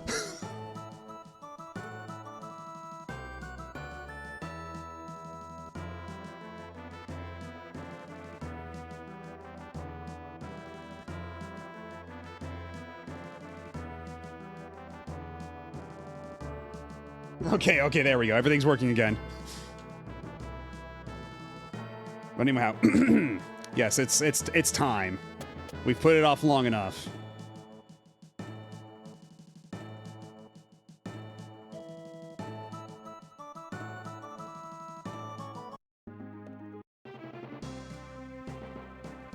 Yeah, your Watergate is cool and all, but I got bigger fish to fry here, pal.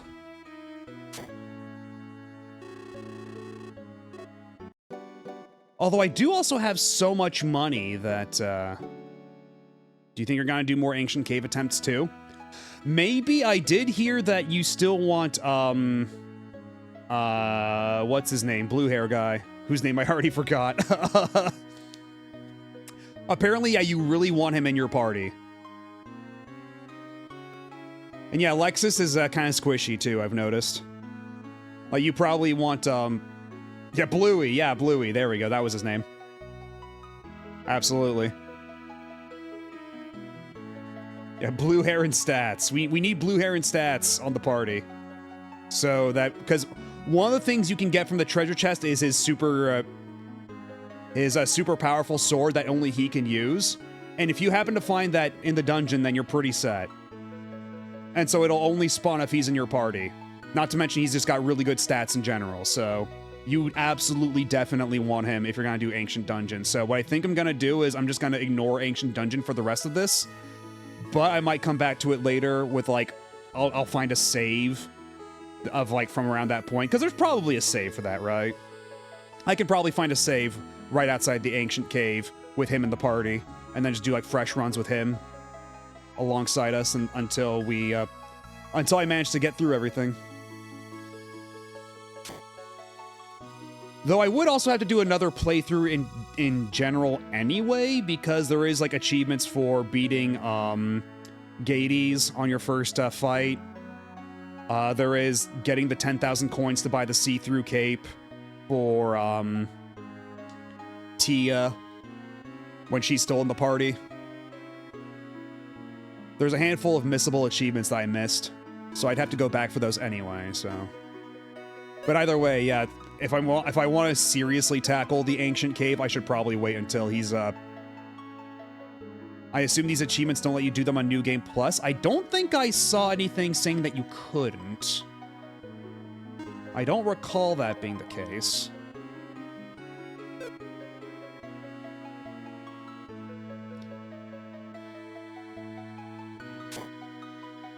I'm not sure. I'd have to double check. Yeah, Gades is like super busted difficult at first.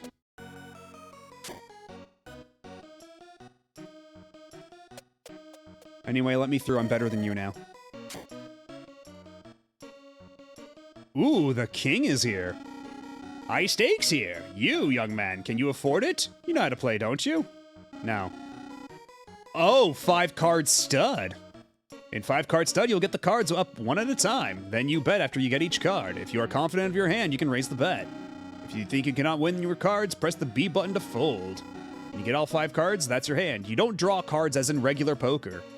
Yeah, and somebody earlier was asking if we didn't have poker in here. But we did finally get a version of poker. In other words, it's not who has the better hand, it's who has the stronger character. I see few warriors like you here. Poker requires intelligence. Are you intelligent? My kingdom lives on poker. Since our entire welfare rests on my shoulders, I can't let you win. Okay, you're not even joking, Spiff. That's literally what's happening. This lady here is literally gambling away the entire royal treasury.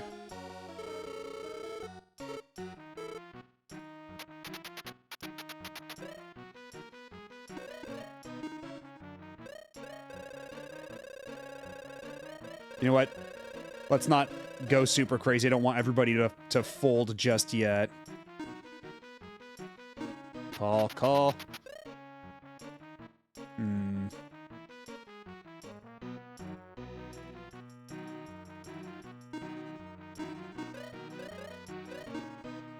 Fold, call, call. If I get a 3, that would be a straight, right? Oh, geez. Oh, aren't we feeling confident?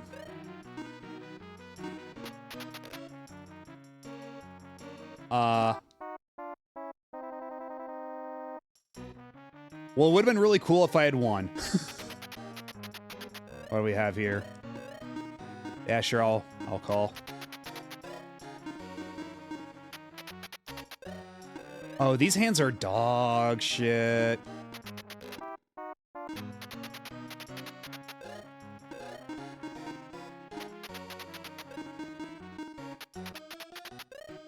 Oh, come on, dude. And the dude keeps winning with 1 pair.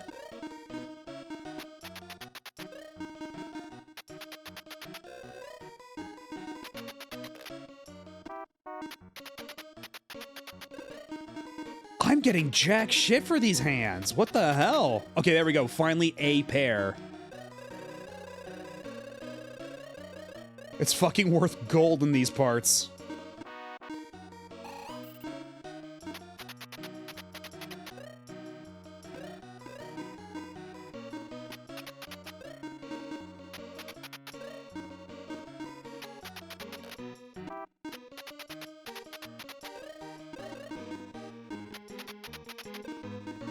Okay, if I can keep getting oh, well, there we go. Never mind.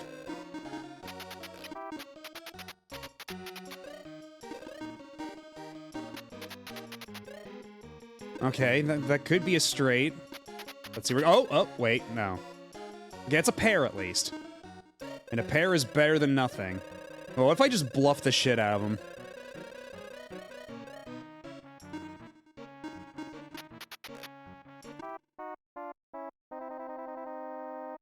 Maybe I just stick with the slots. I don't know. 5-card start might be kind of bullshit. Yeah, it's fucking rigged. The guy in the middle keeps winning.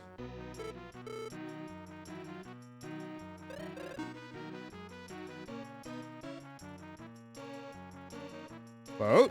Ah.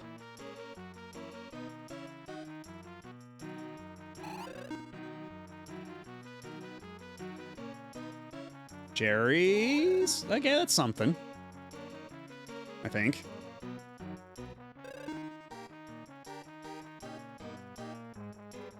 Cherries?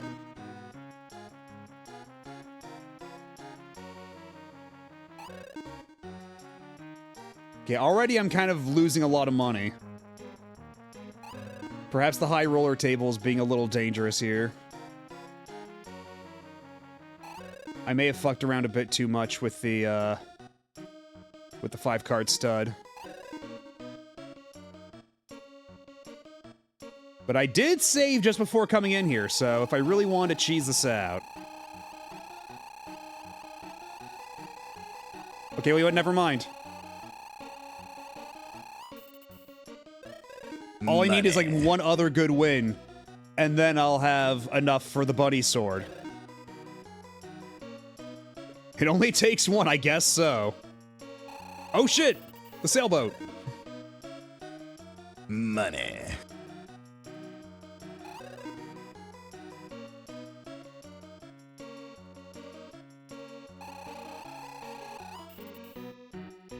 Okay, you know, let's keep going a little bit more, because I have enough now for the bunny sword, but I will want some extra on the side so I can get the dragon sword too. I need some, like, a starting amount to start that round of gambling.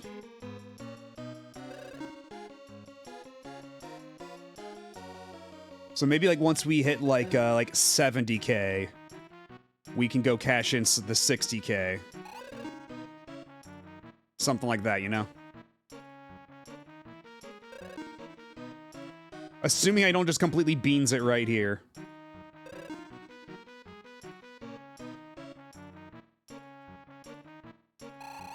Plums. Or grapes, I don't know what those are supposed to be. Probably grapes. Once you hit 70k, that's basically most of the way to 100k. Yeah, exactly, 70k is 100k. Whereas 60k is only like 20k.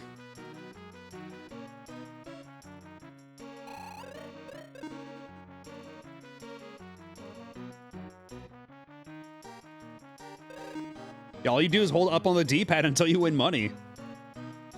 It's a pretty sweet gig.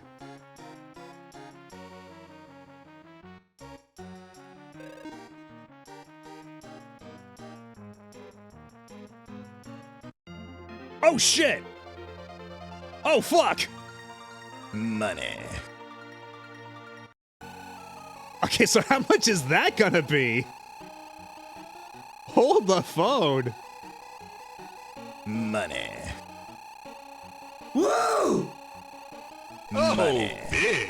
I can't stop winning! Oh, big. Yay! Yeah, so now Money. you can see why I waited to get the VIP pass. Why I waited to get the VIP card. Holy shit. Money. Enough already. No, it must continue. Oh god, okay. You know what, before I continue, before I do anything else, let me double check something really quick. Let me look at the achievement list, because I think there is also one for having 1,000,000 coins. And all of a sudden, that does not sound terribly outlandish.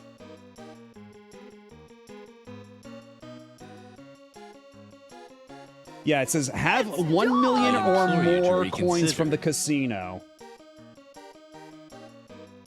So honestly, if I wanted to, I could just go hard in on gambling for a little bit until I get that Chivo. And then afterwards, I could buy all the dragon swords and bunny swords I want. At that point, the world is my oyster. If you become a millionaire, we gotta hate you. But what if, like... But I'm not becoming a millionaire by stepping on the backs of my workers. I'm just earning it through sheer chance. I'm only earning it because of a gambling addiction. That makes it benevolent, actually. That makes me a good person, actually. Yeah, I'm stealing from a casino. It's fine. What I'm doing is just and noble.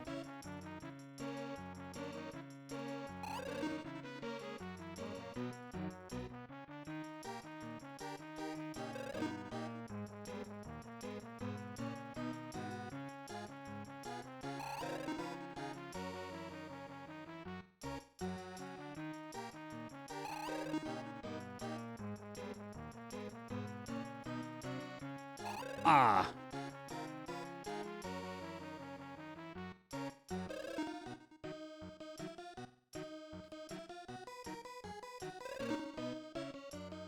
Having lots of money doesn't make you a bad person. You gotta follow Matto closely to make sure they don't become insane and tainted by the allure of wealth.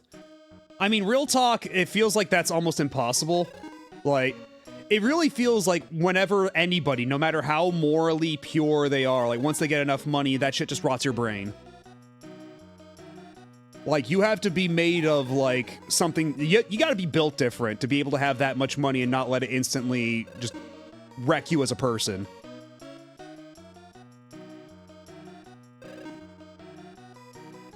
Japan beat Indonesia by 4-0. Damn. Nice going, Japan.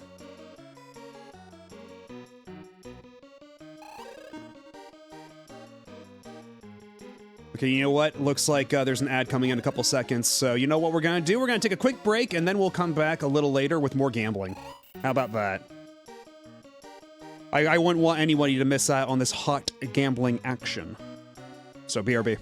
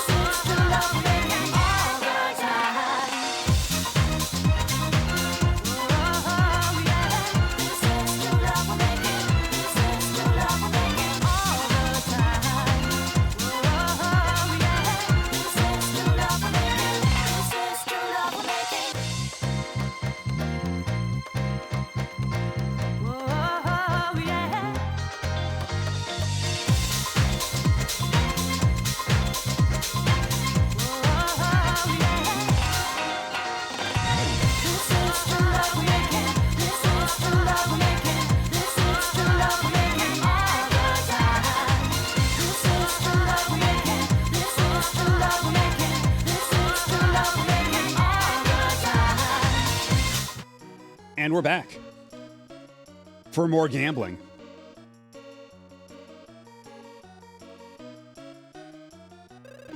I just wish that Action Bingo, like, I wish there was a better, like, higher stakes version of Action Bingo in the VIP room. Because Action Bingo's a lot of fun. But it doesn't make as much money as this does right now. So this is the optimal strategy.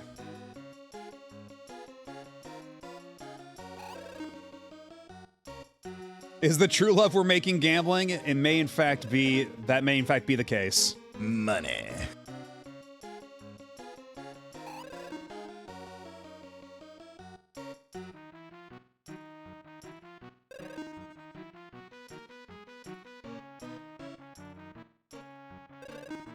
All I need to do is hit another 777, and we'll be fucking golden.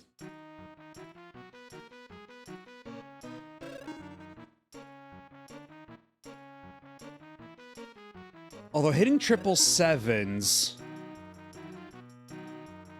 I did just get, Aw, dang it. what was it, 100,000 in the end? So maybe, maybe I could just still go ahead and buy... Well, either way, if I want both the Dragon Sword and the Bunny Sword, I will need a bit more. I'm so close, I like both at this point.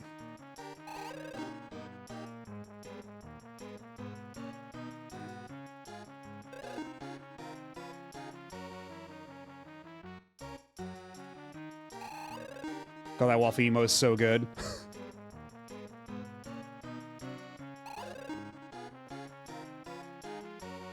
Seven streak for 7s. Thank you for giving me your 7 energy, Matos.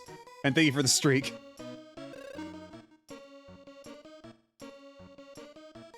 We'll get another 777. We already got it once, we can get it again. That's how this works, right?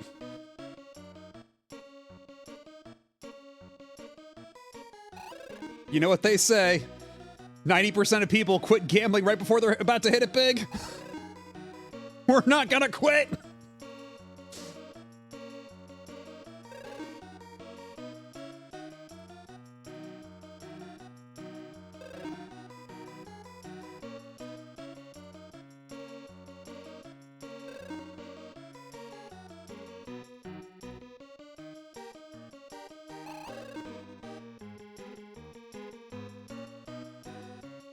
Uh-oh.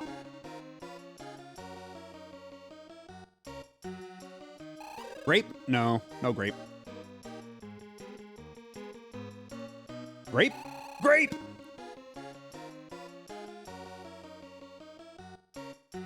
Boat? No boat.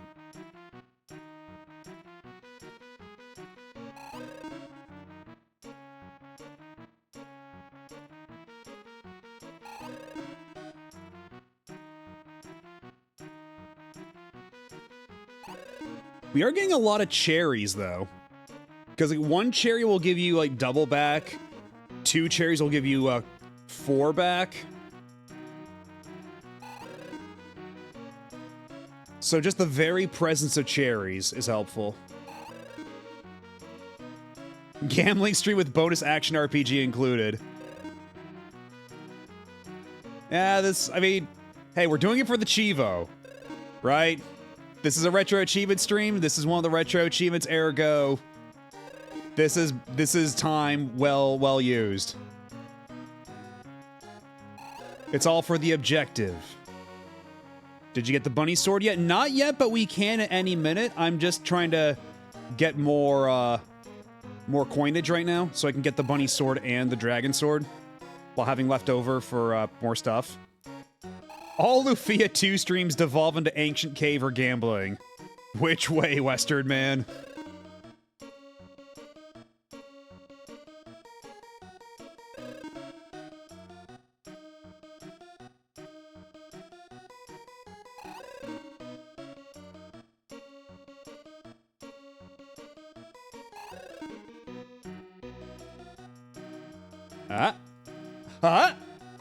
Ah! Well, the thing is, I could get 2 bunny swords, but I think only... Well, actually, I think a character I get later can use the bunny sword too. So, Right, you know what? Let's put a pin in that for now. Why don't we?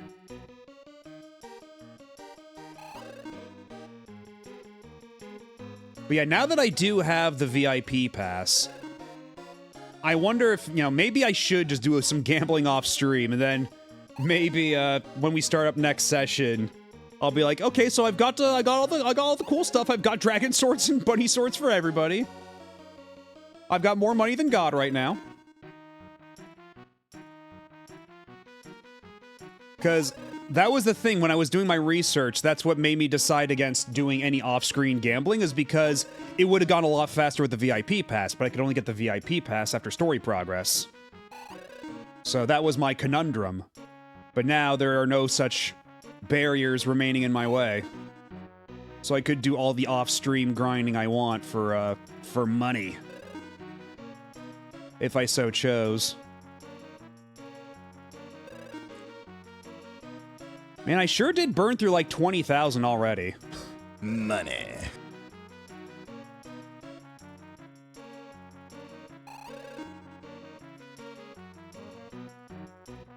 You could always feed your extra bunny swords to Daphne. I wonder how much, like, that's gotta be a ton of XP for the capsule monsters, right? Like, that's gotta be stupid XP for the capsule monsters. Now it becomes the Oprah of Lufia II. You get a bunny sword, and you get a bunny sword! I mean, again, it's very important to maintain your brand. Surprisingly, no. Damn, so you can, like, waste all your coins on like a dragon sword and feed that to your animals, and they're like, ooh, yucky. Icky pooey. Or if they just play the No More Heroes, tastes like shit, and then they kill you.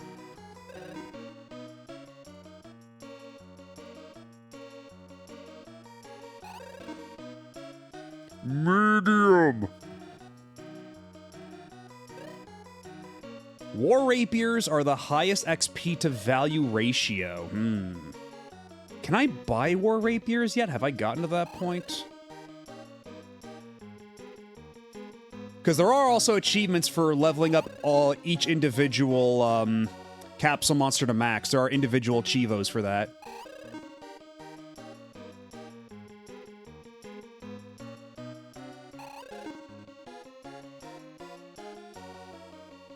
Ancient Cave Island sells war rapiers. Ooh. Okay. We have upgraded from knives.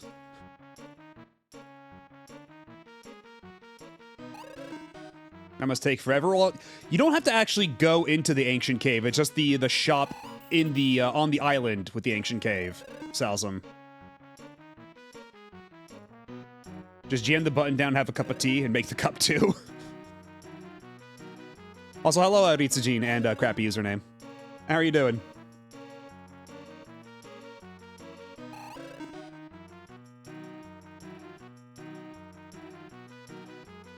Walking up to the store with a comically huge sack of money, yelling, "Give me all the war rapiers I can get with this money!"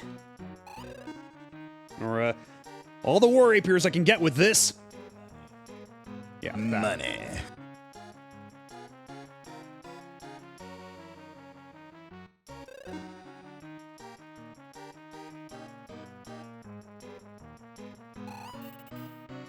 Actually, hold on a second.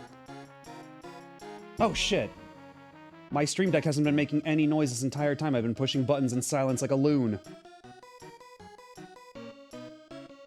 So whenever I've been pushing the laugh track button... Yeah, now it works. Now people can actually hear the laugh track. Man, this has been a complete technical fumble of a stream.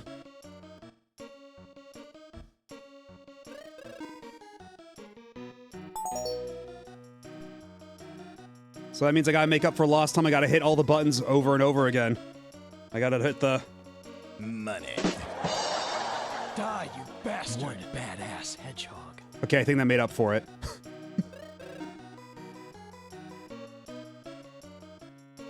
You thought you knew how to play the game? Are you sure your Twitch partner? I don't think they actually measure any given streamer's intelligence as part of the qualifications. So, in other words, it'll be.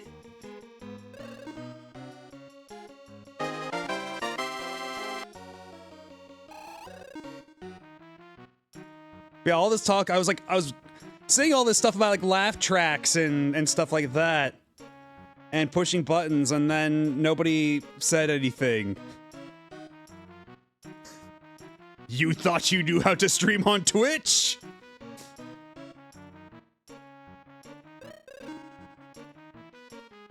If they want to give partners to intelligent streamers, they have to find one first. Ooh, damn, shots fired. You could say a lack of intelligence is the standard more than holding a reserve of it. Damn, chat with all the zingers tonight.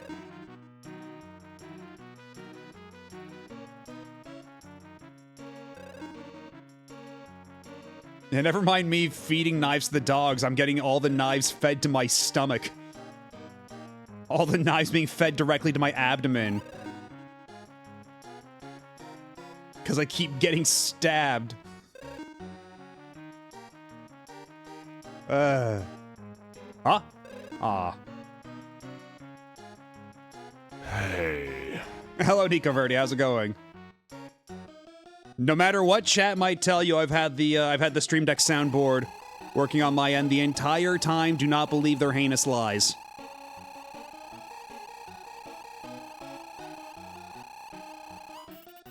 Let's go gambling! They stabbed me, says Bud, in stabbing distance. Woo! But yeah, it's very silly. Like, even though the Stream Deck makes noise on my end, OBS will not pick it up unless I have the Stream Deck window open. Dang it. Like, I have it minimized, and it still plays noise when it's minimized, but because it's not a fully opened window, OBS refuses to pick it up. Very silly series of events. Alright, have a good night, Ryu Neko. Thanks for hanging out. Uh-oh. Also, I don't know if I said hello, Cucumber Potato. So hello, just in case.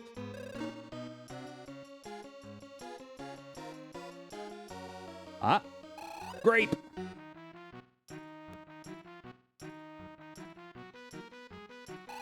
More grapes.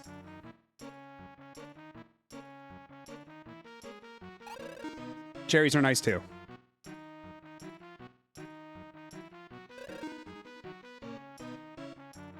Seven. Horrible cloud creature. Was it Fumi?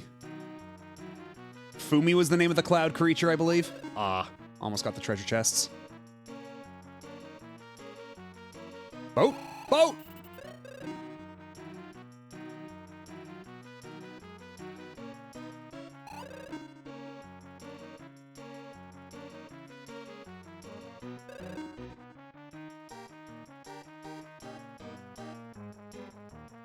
Yeah, I think if I want to get the million coin achievement, that's definitely gonna have to be like on my own time. Like that's the kind of thing where it's like I leave the mister on, I keep the up button on the D-pad taped down, and I walk away and do something else. I think that's how that's gonna have to go.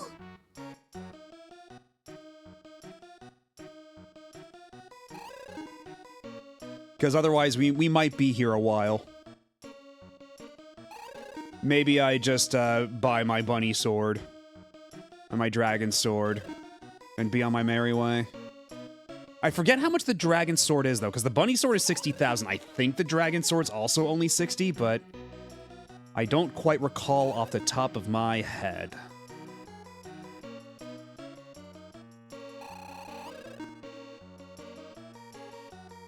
But there is still a part of me that's like, what if I get just one more set of bars or sevens? Just one more.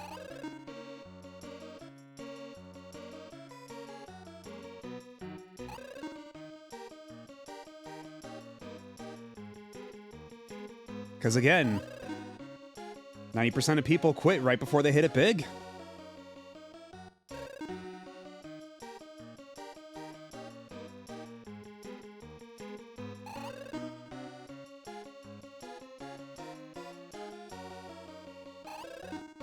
Hello, Nikasune. Yes, I've been turned into I've been made Bunny for well, not anymore. I just wore off, but I was made Banui for my Stream Deck crimes. Get real. And now I've been punished anew. I've been given a harsher sentence. Or maybe a lighter one, depending on your perspective. Yeah, it's not bad. We're starting to finally turn a profit.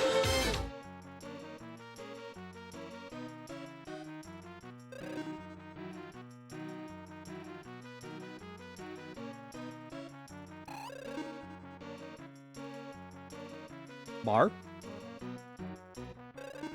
No bar. Boat? No boat.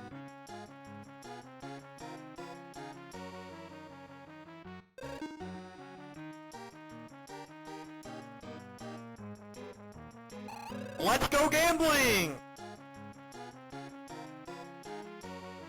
You don't need to tell me twice. Ah, come on. God, I got a taste of 777s once, and now I'm just chasing that high. This is bad. Again, this is why you never take me to Vegas. I hope you had a nice, relaxing shower.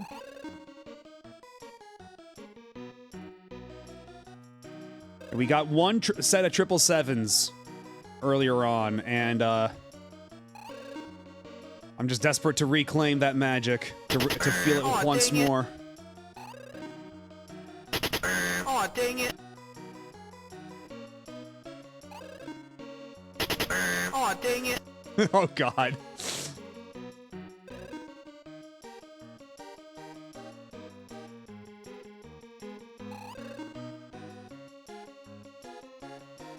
Well, now that the Stream Deck on my end works properly again, I can just do that manually.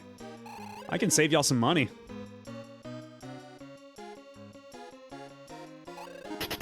Aw, dang it! Aw, dang it! Okay, that one I did get double cherries, so... Grapes? Grapes! Did you know you can win a gambling just by, like, hitting the machine? They probably kick you out of the casino for that one, though. Is that a bunny? The cloud thing? That's Fumi. That's one of the capsule monsters you can get. But if you're talking about the thing all the way on the left side of the Twitch video player, then yes, as a matter of fact. It may be a bunny.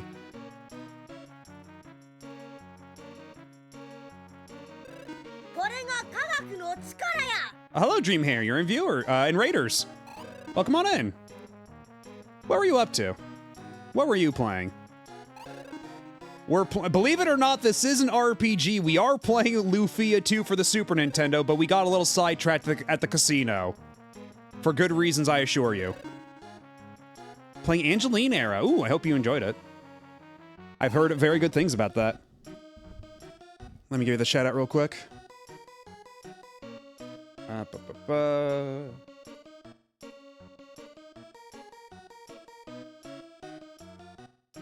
there we go. That ought to do it.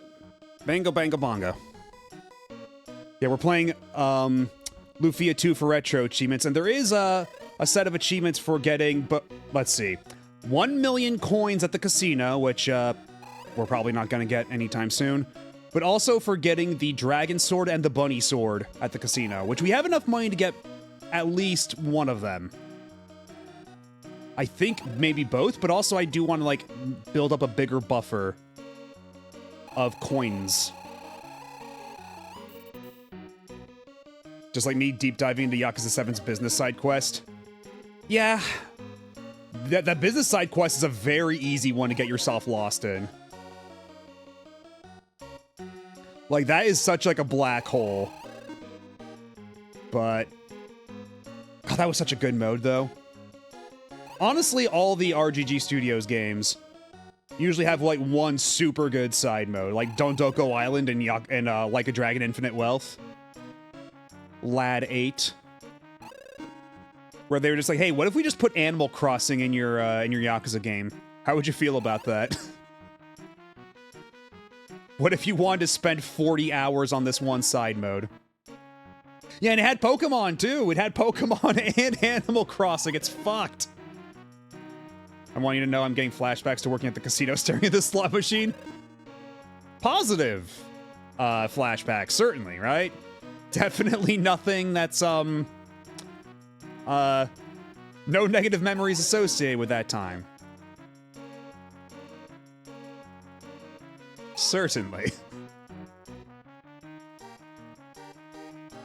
When did I send my partner request? It was about a week ago. Oh, no 777s. It was a... I forget what day it was exactly, but I did hear back, because they said I would hear back in about 2 weeks, and it was way less than 2 weeks. And, like, I wasn't trying to do, like, a big partner push or anything, and I wasn't sure I was going to get it, so I didn't say anything. Like, again, I was not really expecting it to pan out at all. Like, at least not on my first try. And then it kind of did, and here we are. Totally don't have memories of having to explain to people how betting on lines works. I'm kind of surprised you had to explain that to people. I feel like that's pretty self-evident.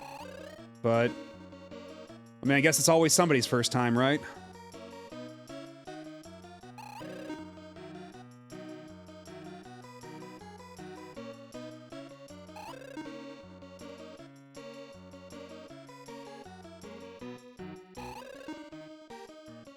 Man, they really spoiled us by giving us that 777 as early as they did, didn't they?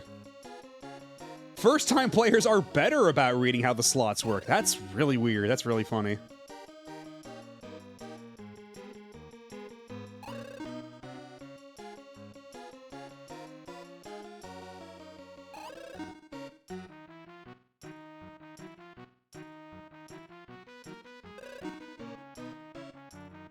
God, now I'm just imagining like some weird like dystopian shit where like Lufia II, but smartphones exist, and then Maxim is just fucking going on Polymarket, betting on his own success and everything, and then he gets the Dragon Sword, no problem. Is it the good machine? Ah, well, it's the only machine they have in the VIP room, unfortunately. It's, we're making do with what we got. And unfortunately, yeah, for anybody just joining us, there are way funner, more active games in the casino, but they don't pay out nearly as well as the slot machine here. So if I leave here, we could do 5-card stud here, but 5-card stud kind of sucks. But we could always go back to action bingo for a little bit.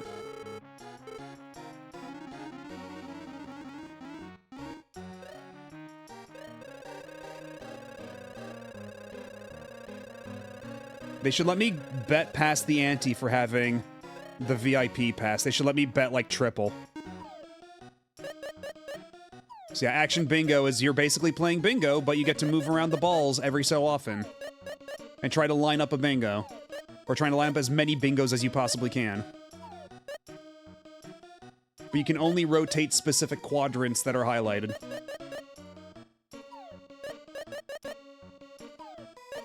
Ooh. And if I get a bingo with a gold ball, that's guaranteed double points if I get it.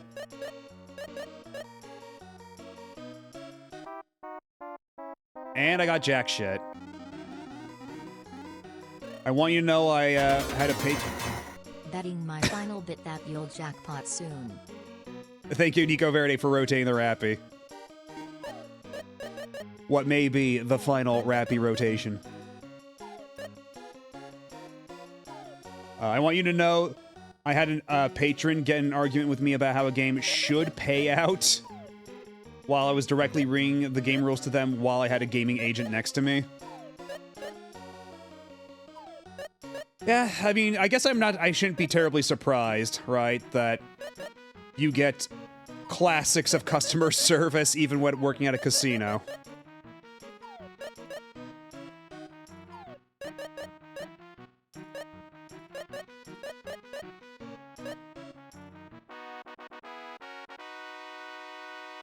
if that 15 were in a slightly different place, or if I had the 13 instead. Aw, dang it. What I won! That was 2 in a row! I'm not gonna go for the chance, though. Yeah, see, I only make like 396. It's a very paltry payout, so... Unfortunately, the slot machine in the VIP room is where it's at. Though maybe I can play a little bit more. It's dark! Just for shits and giggles. I'll play a little bit more 5-card stud just to show it off.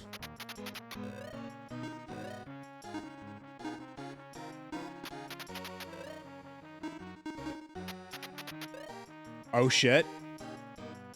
Oh shit.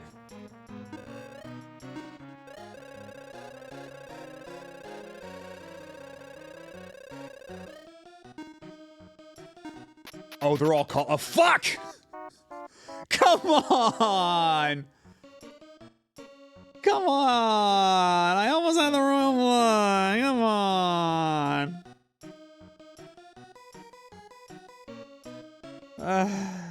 Let's go gambling. Well, and I'll hit the other one for you. Aw, dang it. No.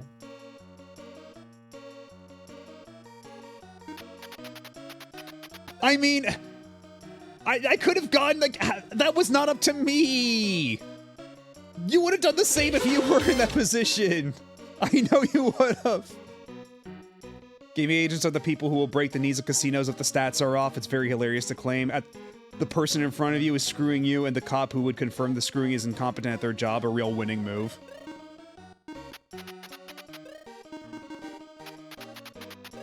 Yeah, this one's kind of bullshit. I'm folding. The game is a draw. Nobody won.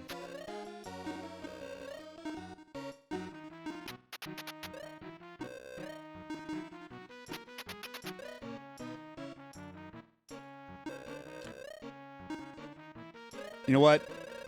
This motherfucker's bluffing. Oh shit. 2 pair, you asshole. Give me that 4,000 coins.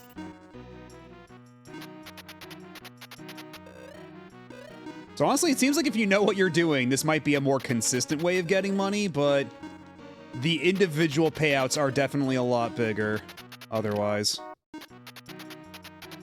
Also, funny thing about all the gaming agents I worked with was 99% of them would retire after a year or two because being in the gaming division was seen as a comfy job to go out on.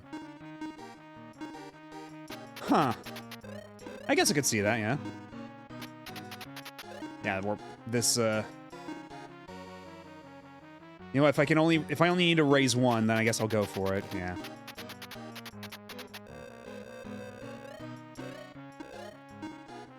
I guess I'll raise 99. I guess we're all going in. Oh, this motherfucker is bluffing. This motherfucker's got nothing. Okay, he had 1 pair of kings. I had even less, but... Had I won that one, though, that would have been big money payouts.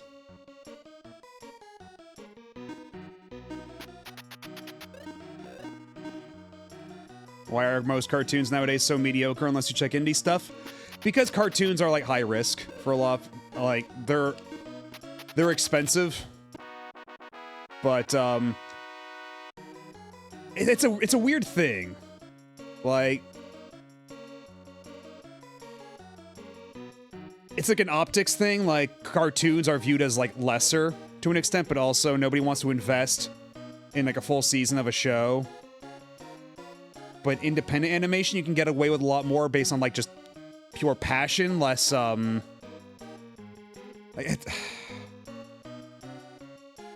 yeah, but also, yeah, content drowning for sure. There's so much stuff out there that you just constantly see mediocre stuff. And the good stuff can kind of get buried. It's a lot of things. There's no, like, one easy explanation for it all. Crazy how Star Force 3 has a poker hand system for power-up modifications. See, I never got to Star Force 3, so that's kind of wild to hear. Might have a few stories trademark about my time as a slot tech.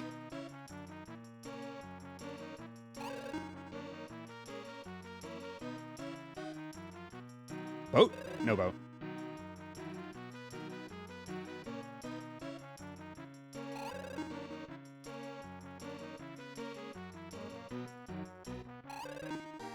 True, it's not the first Mega Man RPG with a poker hand system. The dastardly spider.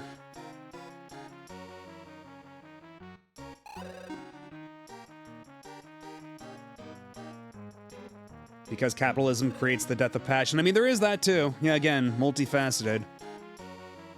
A lot of factors.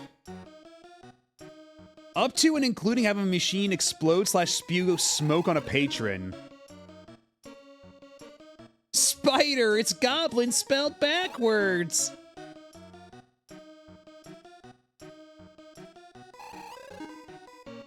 But hopefully that patron took it in stride. Maybe got a complimentary beverage for their trouble. And hello, Spadoinkle. You missed me getting 777s.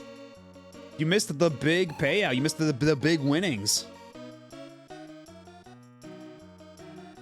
But now I'm desperately trying to recapture that high to mixed results. Also, I'm a cube now.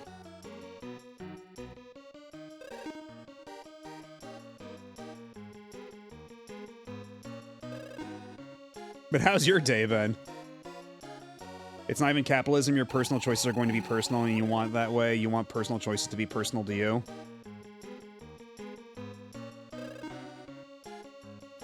I understood some of those words. You know what? Maybe that's for the best. Money? No.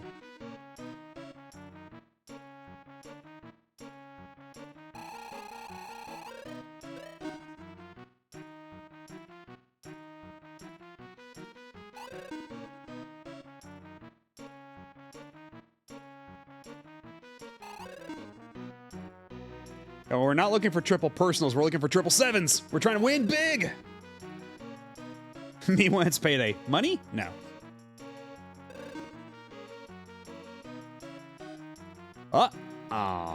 Boat? No.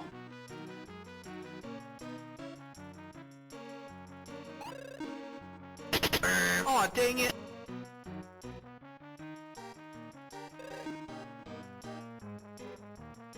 It's all sheepy. Yeah, this is kind of my life right now, but we're doing it for a good reason. We're doing it for a good reason, I must assure everybody here. Yeah, no money, all whammies. Okay, well, there we go. We got some Money. Yeah, money.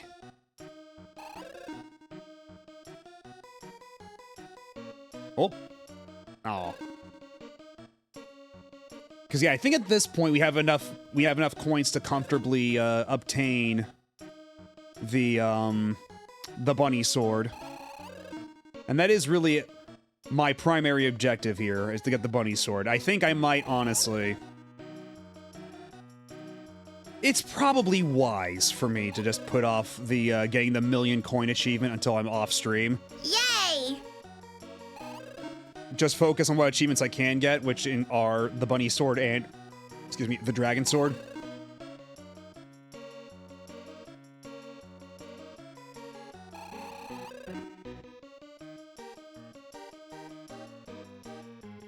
I only say capitalism because corporations try to maximize profit to the point of self-destruction. Trying to figure out shortcuts to either not pay animators or crunch them to death. Yep.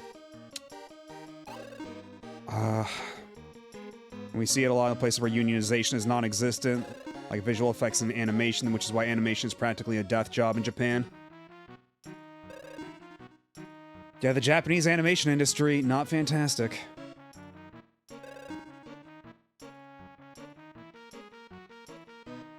Is there a Chivo for the Ancient Cave? There are Chivos for the Ancient Cave, yeah. It's not a separate set for the Ancient Cave, but it is, there are a lot of achievements.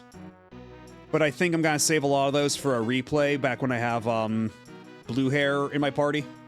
I already forget his name, I'm sorry. Big, strong guy with blue hair. Because he left the party. And with it, he took his, Super God Sword. Yeah, Bluey. Like, yeah, as we established, his name was Bluey. Dakar, thank you. His actual name is Dakar. But yeah, once because now that Dakar's out of the party, apparently that does drastically reduce my options for beating the final boss of the ancient cave. Quote, legitimately. Not sure the conversation, but all of the arts is a terrible career choice. That's not wrong either. I mean, yeah, especially nowadays. The arts are a little fraught.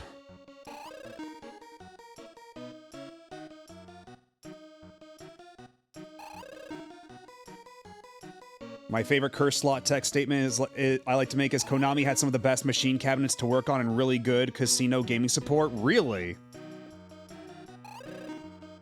At least that's a positive story to come out of Konami in the gambling era. Never would have guessed. And hello, Wing Fu. Dakar's a huge advantage in the cave, not required, but a major edge. Yeah, and that's the thing. Like, all the strategies I was reading on RetroAchievements for doing some of the ancient cave stuff is, have Dakar in your party, find the Dakar sword, you basically won.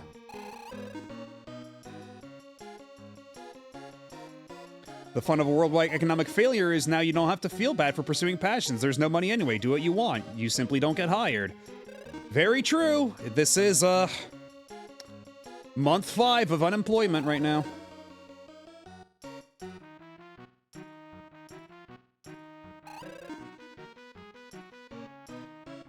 Things could be better right now.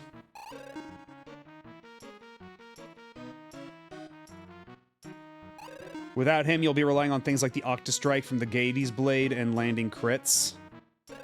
Can I even get the Gades Blade if I didn't have it if I didn't pick it up before? Does the, like, what's the RNG table for weapons? Does it include stuff you haven't picked up at all? Oh, it's a blue chest item, I see.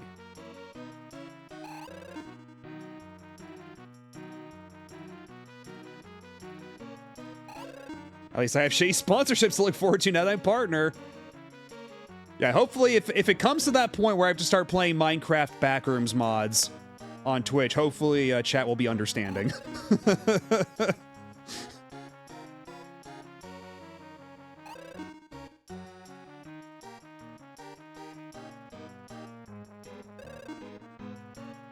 I know, those mods are so scary. The Backrooms are so scary.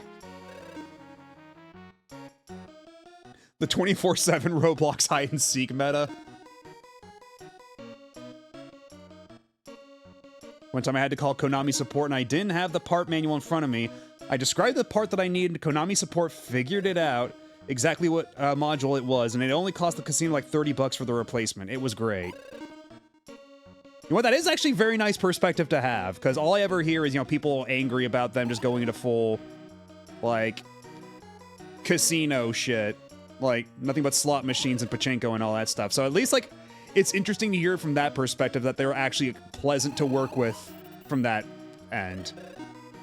Like, there's still, like, the ethics of, you know, making gambling hardware and all that stuff, but, you know, as far as that goes, as far as that's concerned, like, that's at least, like, a positive out of it, I guess.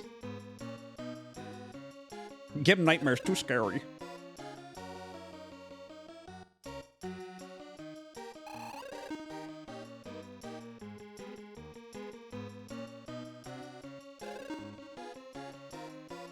Yes, they were very good at making the Torment Nexus. That's kind of how it feels to say that in retrospect. The Torment Nexus customer support was very friendly and professional. I think they still make some, but because what happened is that at a certain point, they really deprioritized gaming and went all in on like slot machines and like patchy slot and all that stuff. And then COVID happened. Nobody was going gambling in person anymore. Konami was caught flat-footed, as all these other companies were making money hand over fist with video gaming because everybody was stuck indoors. And Konami was like, "Oh shit, we just burned all that money, didn't we? We could have made so much more money had we just stuck to video gaming." And then Konami went back to making video games. So yeah, if there's one positive you can say about COVID, it got Konami to pull their heads out of their asses.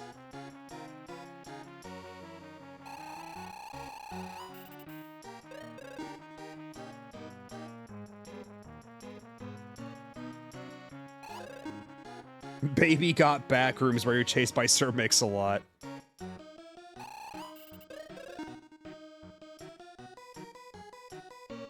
Yeah, because also their other businesses are like health clubs. Like they had exercise clubs and everything too. Like all their other businesses that weren't video games were the perfect ones that just got absolutely annihilated by COVID.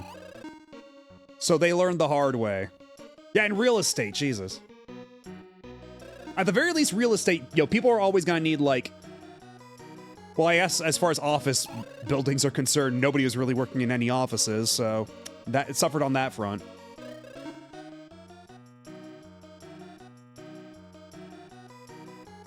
But yeah, at least, like, I don't know if that real estate business also includes homes, but, people still need homes, right? Living in the Castlevania-themed abandoned office. Would a Konami Health Club get me coached by someone dressed as a Konami character?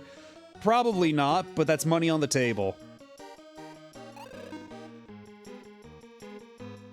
Like, I think it is very much like, just regular, like, club fitness sort of deal, but with the Konami logo on it. Coached by a woman dressed as the boss. She would take up all the clients, though. Everybody would want that. Like, you'd have to, like, book specific appointments for that coach.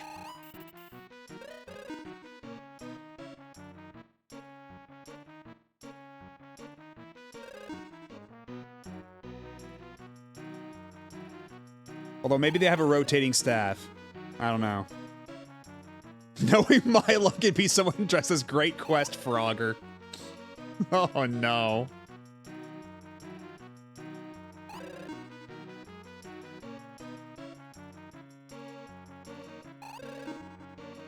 See, that's why you go there and you ask for someone dressed as Konami Lady, and then they give you the discount because they know you know.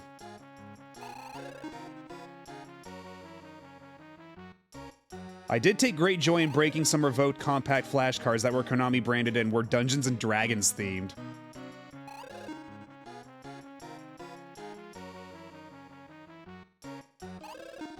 Is Great Quest Frogger the one that needs to bust? I believe so, yes. It's the one with, like, the shirts, like the shirt, vest, and shorts. It is the bustin' Frogger. Kind of a vile specimen, that Frogger. I do not much care for that frog.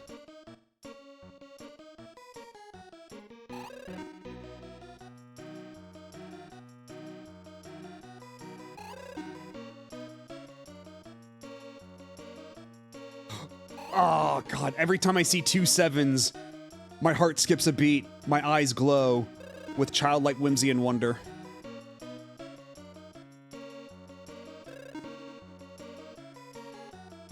Everyone tries to book an appointment with the Shiori Fujisaki cosplayer, but she rejects everyone.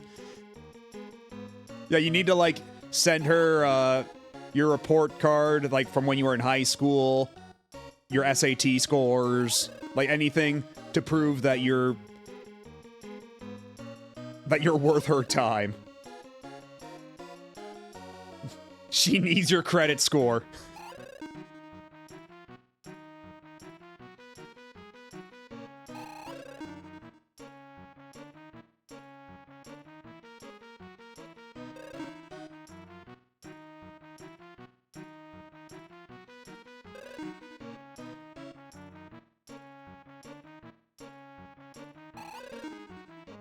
Power up. I was go for the Ayako cosplayer and said, exactly!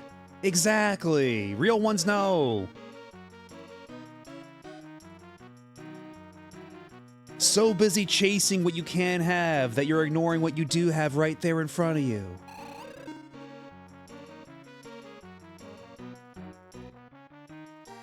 Well, that's the thing, 44M44. I can already afford the bunny sword, but right now I'm just trying to chase the high of getting 777s again.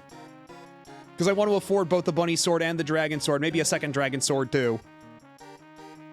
Dragon swords for everybody. Everybody gets to have a cool dragon sword. And a bunny sword.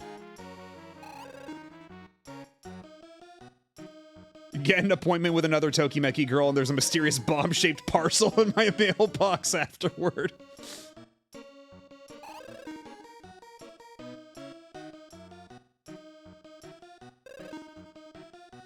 Can any of them teach me Sunny Day? Hello, cute little Oshawott. I see. Biblical levels of greed are at fault. Well, when you put it that way, I don't know, it makes it sound like I've got some sort of serious character flaw here.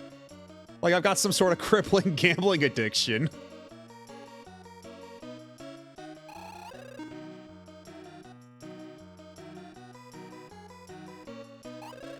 I hate this and you and everyone, and I need somehow to find who made him look like that Pinocchio from like 3 years ago.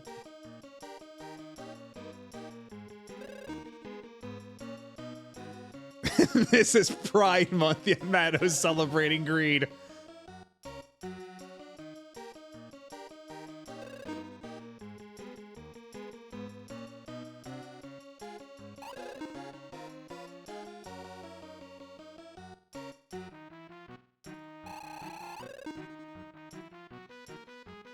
How I feel about pansexuals.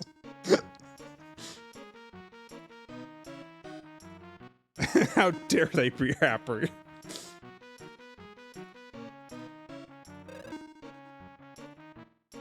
Deep down, there was a Wario in all of us. We are all greedy. I mean, this is just true. Like I was saying earlier, like real talk. If you get like a certain amount of money in real life, it just rots your brain. Like even if you're like super philanthropic about it, like if you're like Warren Buffett or whatever, like you're donating like a bunch of your money to charity and for noble causes, like you're still like hoarding a lot of that money like a dragon. Money. Like at a certain point, you just need to like lock that shit, like donate a bunch of that money, like keep as much as you'll need to like, so you never have to work another day in your life, I guess. But otherwise, like, you like donate it to like local causes, to charity. You know, I think you'll earn a lot of goodwill if you're the person that makes all the streets in town extra like repaved and nice and smooth, and you've got like all the fancy parks in town because like it's all on your dime. You know?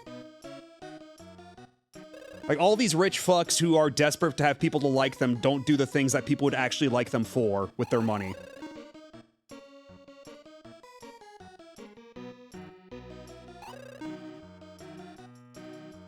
But so many skebs, true.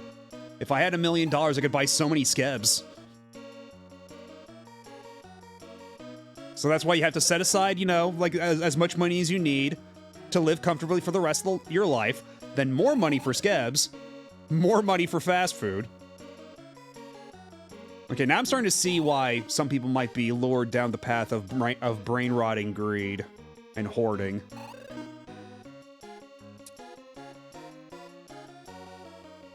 I wonder if the slot in this is just doing random symbols or it has actual virtual real strips. You know what? I have not been paying enough attention to this to tell, but...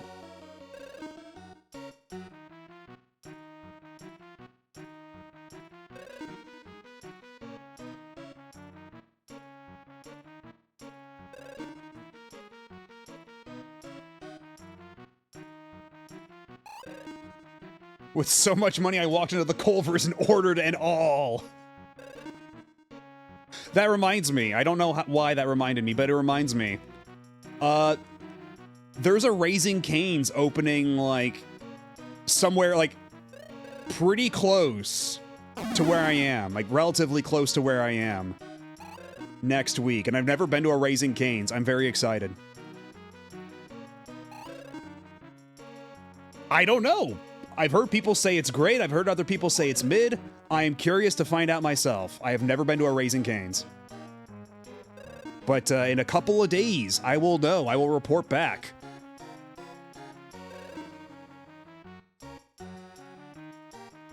Whataburger finally opened locations near me and it's been a religious experience. Yeah, I've still never been to a Whataburger either. Like, I need to go to, like, all the regional places. Like, I only just had Jollibee.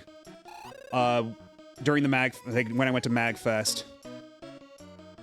And my spicy chicken was not remotely spicy. I'll have to go back and rectify that. I swear to God, I think they just got my order wrong. Like, it was so not spicy that I think they just handed me regular chicken. I already know what a burger is. You have nothing for me. You get your ass back here and spice this chicken. There's no cherry on the third reel? Oh yeah, I guess not. Yeah, because when you see on the side on the right, it only has like cherry 1 and cherry 2 for combinations. So I guess there's no like triple cherry. Oh yeah, Red Robin is from here. Red Robin is from the greater Seattle area.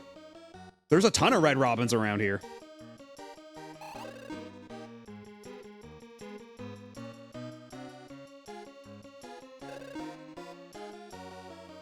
Yeah, Red Robin is pretty good, but it's a little pricey. I mean, it's a sit-down restaurant. It's gonna cost you more than like a fast food joint anyway, but it's not exactly somewhere I go all the time, you know? But I do appreciate me some bottomless fries.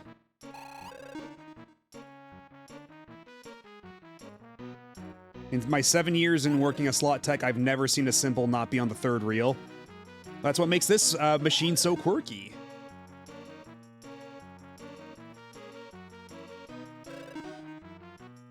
I recently had Nashville hot chicken at the original location. It was invented, and oh my god, it was so good.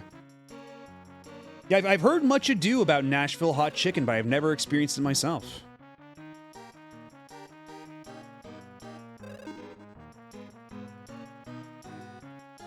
I honestly need to order some yen. It's almost historic lows right now. Is it? Is it? Because it used to be like, the lowest I've seen it in recent times was like 63 yen to the dollar. Or no, it was 63 cents to 100 yen. Yeah, 63 cents to 100 yen. So like a dollar would get you a bunch of yen. But USD, that is. But I haven't really looked into like the Japanese like exchange rate or anything, because being in America right now with the current regime, a little expensive to import shit. And also the whole no job thing making me a bit more selective with my money.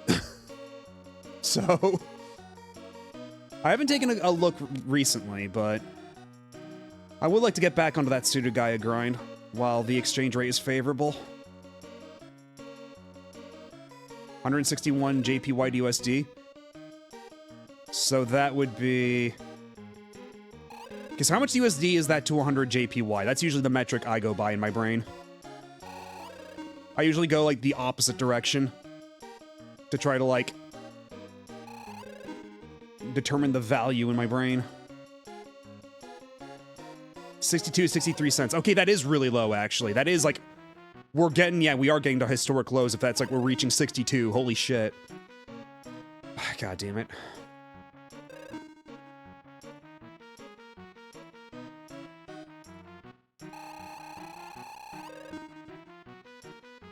Maybe I can indulge a little, I don't know.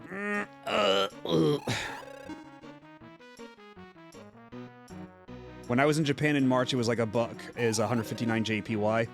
Yeah, there's never been a better time to travel to Japan if you want to spend money. But also, everybody in Japan's been complaining about over-tourism right now, so... like, if you want to, like, go buy retro games or something, do not do it in Tokyo. All that shit has been cleaned out, and everybody else is gonna try to fleece you. You want to go to, like... a town all the way in some other prefecture and try to hit up their hard off or their book off and see if you can get lucky there. That's the only play now. They did just have the World's Expo. They'll really over-tourist you. I mean, even before that, though. My business of annoying carts on the streets in Akihabara is gonna go boom. A few months ago, I had the misfortune of having to try to explain to someone how exchange rates worked because they didn't understand that 1 USD doesn't equal 1 euro.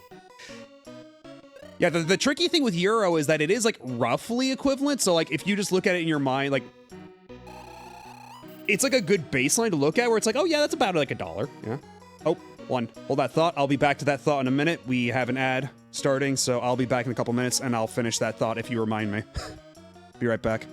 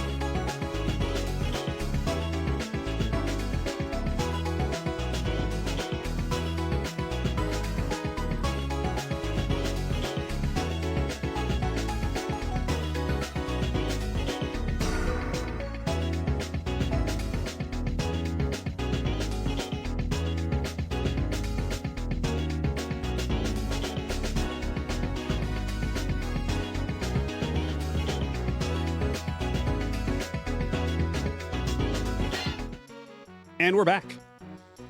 So to finish my thought when it's still in my head now, like I can like the tricky thing with euro is that it was like by and large it's roughly equivalent of like 1 euro is $1, but there's always fluctuations, right? So more often than not, it's like 1 euro is like $1.20 USD, something like that. But it's usually close enough that like you can use like the rough math of 1 euro is $1, and it's kind of generally like close, unless you go, you know, past a certain point. But hello Sonico. And hello again, Neo Zero. But yeah, Yeah, it's kind of like how for a long time you could say that 1 yen was roughly equal to like 1 cent USD, because for a long time the exchange rate was like 89 yen or 89 cents to 100 yen, or like 95 cents to 100 yen. So it was kind of close, but in recent years it's been so low that that kind of stops really applying.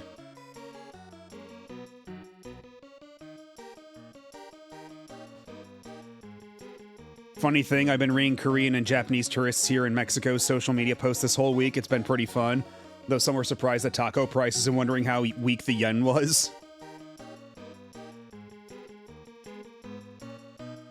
Because, yeah, the yen is not particularly strong right now.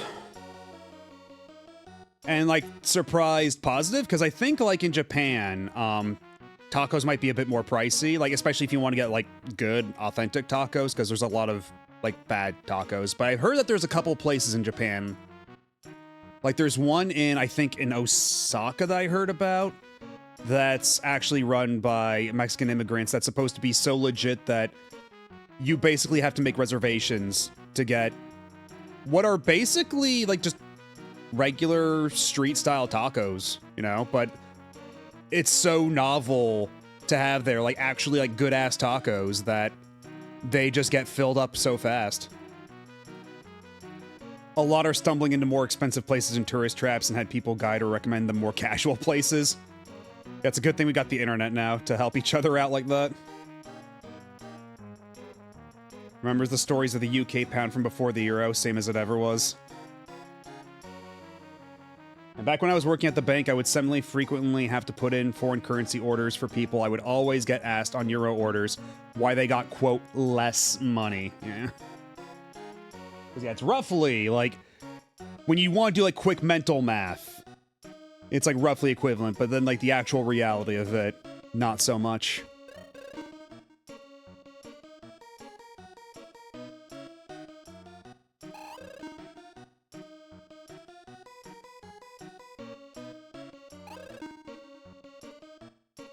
Oh yeah, we've been deep in gambling for a while. I hit 777s early on, and I've been trying to chase that same high ever since. I went from, like, what was it? Like, I had gambled enough to be down to, like, 49,000, and then we hit 777s and we were catapulted all the way to, like, 120,000 or 160,000. Something like that. So I'm trying to, like, I just want to feel that high once more, man. Also, there is a retro achievement for getting 1 million coins at the casino, which I'll probably do off stream. Like, real talk, but I do just want to have enough to comfortably be able to buy the bunny sword and the dragon sword, and then have enough left over for more gambling later. I think that's gonna be the play, but it would be nice to have, like, one last big payout before I go. Just one more. Have a good, comfortable coin buffer. And again, I wish that Action Bingo paid out more than it does, because that would be so much more fun to do than just holding up on the D-pad. But we're getting a lot of nice conversation out of it, so I can't complain too much. This has been a good night for conversation. I had one person ask if they could get foreign currency immediately when putting in the order, not understanding that we don't print money and we don't just hold random foreign currency in our vault. I'm getting the boomer eye glaze. Yeah, that's why I wear the glasses, so you can't see that. Man, we're a small branch in the Midwest. We barely have enough money in our vault for normal transactions.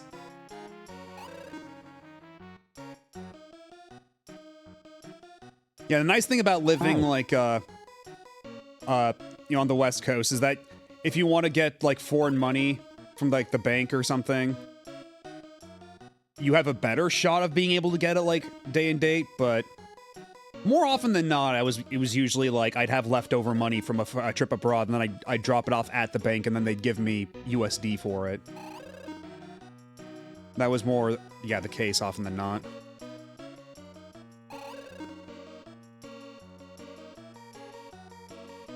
now that I think about it, the last time I traveled overseas was, I want to say like 2021 or 2. It was for my grandmother's 100th birthday over in France. And I have not been overseas since.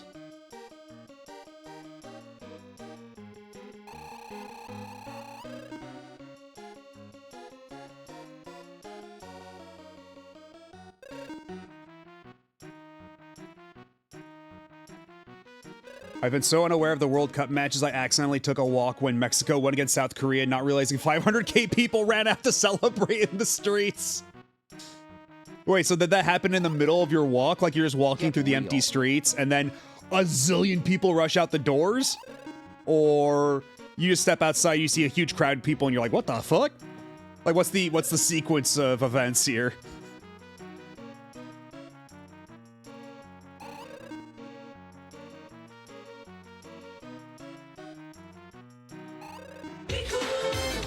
Yeah, she lived really goddamn long.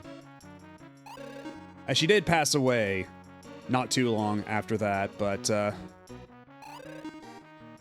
still the fact that she made it to 100 at all.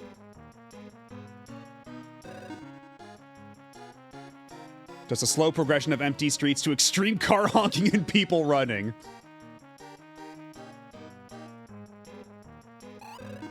See, though I live in the United States, so no one here gives enough of a shit about soccer to risk that happening to me. Not to mention, the USA will never win any important games in the World Cup anyway, so I'm never in any danger of that happening.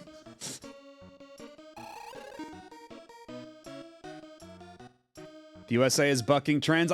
I feel like I hear that every time, like, oh, the USA, they could be a real contender, and then they get eliminated like halfway through.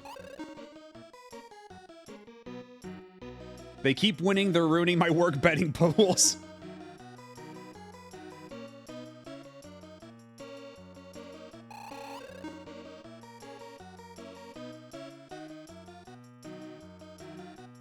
Yeah, the thing is, I don't expect them to clinch it. I would be shocked if the US could like actually clinch it out. But I'm not holding my breath. They actually won their group already with a game to spare.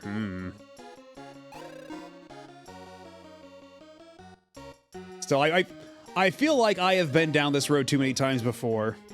I'll believe it when I see it at this point. Like, wake me up when it actually happens.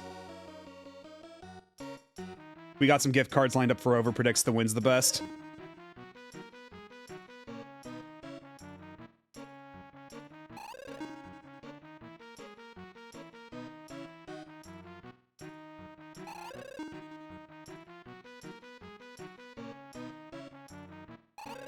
Yeah, we're some casual football talk, but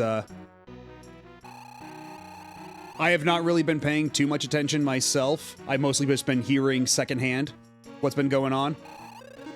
I did go out and get dinner the other night, and on the TV there, they had the game on. It was I forget who was playing, but I don't think anybody scored a single goal the entire time I was there. And that's just the football experience. Aside from the weird Real 3 strip, this would be a completely legal slot machine in my state. Is it illegal to have a reel not have a symbol? As long as they give out payouts for having even just 2 of them? Because here you do get payouts if you have 1 cherry or 2 cherries. So it doesn't seem like it's actually cheating you out of anything, but I don't know what kind of regulations this would be beholden to otherwise.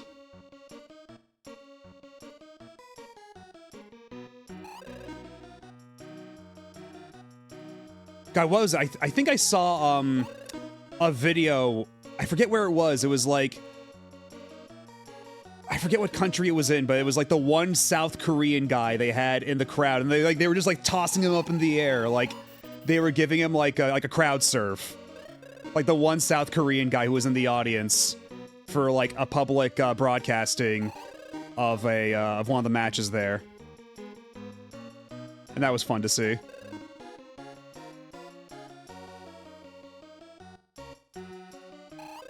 Like just a good, pleasant, friendly vibe.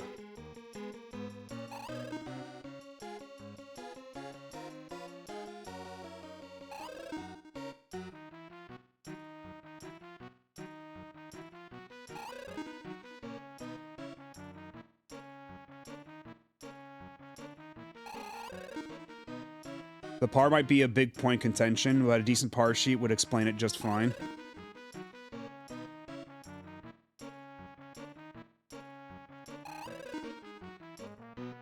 And when you say a par sheet, is that like just like your odds or something?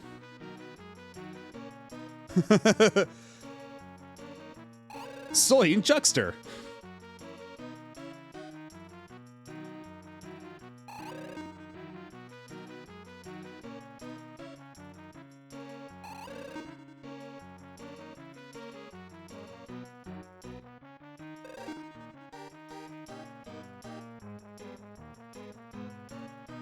Oh!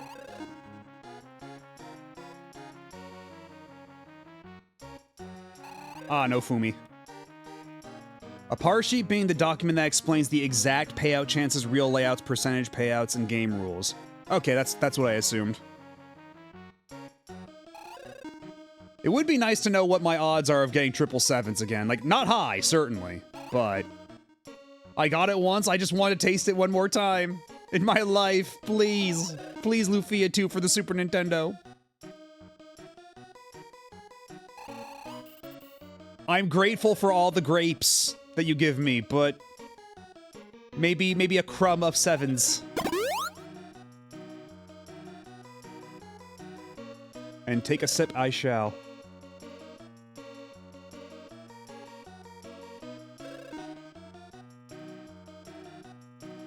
Yes, I'm rather grateful.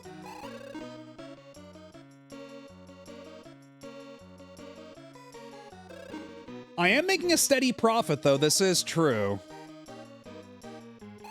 But yeah, if I want to get the million coin achievement, I'm definitely just gonna have to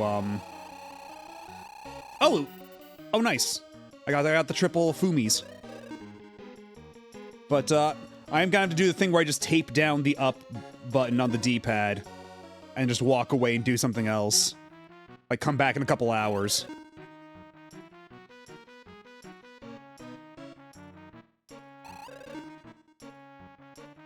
Hello, Jordan the Kitty. Thank you. It is a pretty neat checkmark, I must say. And again, at the risk of sounding a little sappy about it, I literally could not have done it without all of you. So thank you.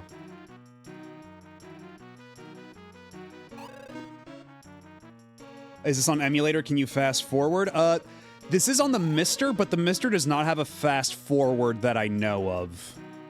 Because if I was on an actual emulator, I could hold a fast forward button, but because this is trying to emulate hardware as accurately as possible, I do not believe that is a function.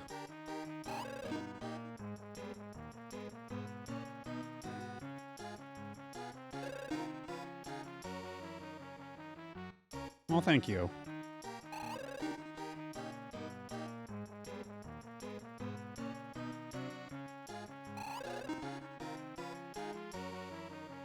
Like, genuinely, it does feel... I don't know. Like... It's kind of wild that as many people care as they do, I guess? I don't know how else to put it.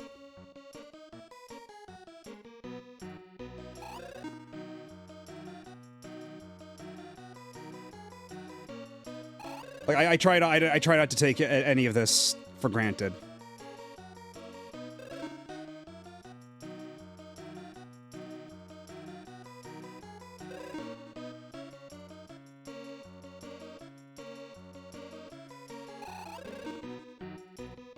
I'm bad at this shit. I'm sorry.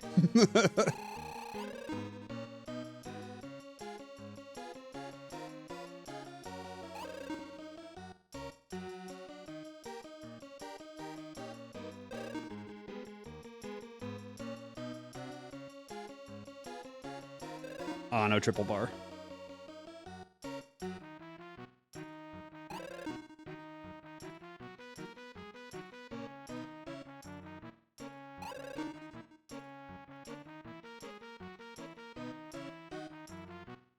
Like, I guess to put it another way, I'm kind of amazed that I've been able to just do, like, the slot machines for as long as I have now. And nobody has run, like, at least not everybody has run for the hills. I guess, you know?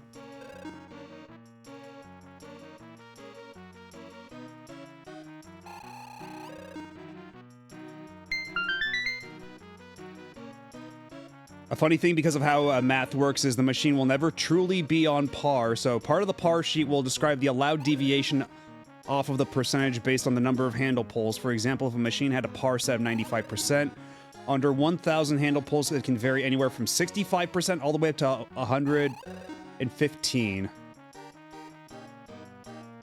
Yeah, probability is, I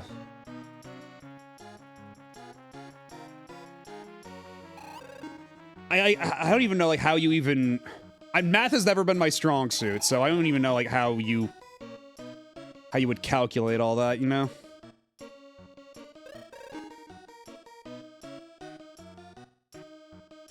I mean, I guess there is also, yeah, like, just looking at a slot machine, even if you have nothing personally at stake, maybe, like, I guess there is a sort of, like, dopamine effect of seeing everything just line up just like so.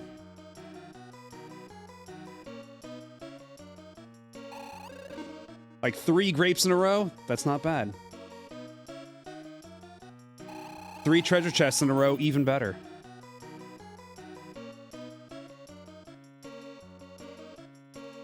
Well, I've got 200,000 now. Let me actually start buying some things with my coins.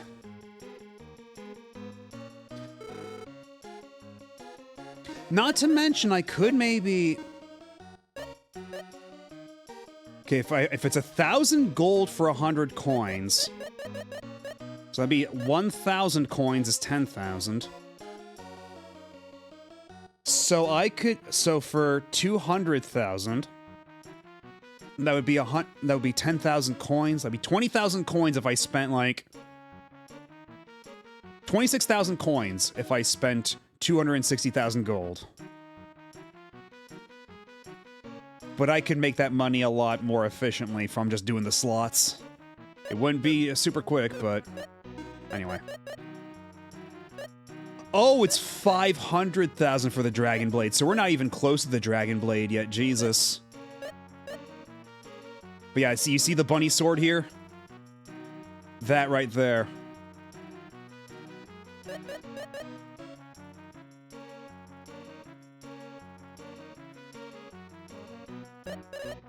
Yeah, 500,000 for the Dragon Blade. Yeesh. Yeah, bunny sword is goes with the bunny suit and is decorated with rabbit pictures. Battle Fury reduces enemy HP by 1/4.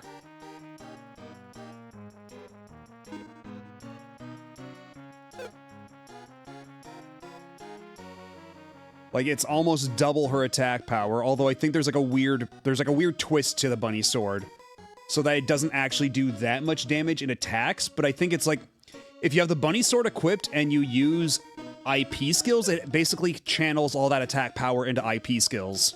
I believe it's something like that, how it works. But the Fortune Whip is also apparently pretty good. A whip that may bring you luck. I'm not exactly sure to what end, but I do remember hearing that's also pretty good.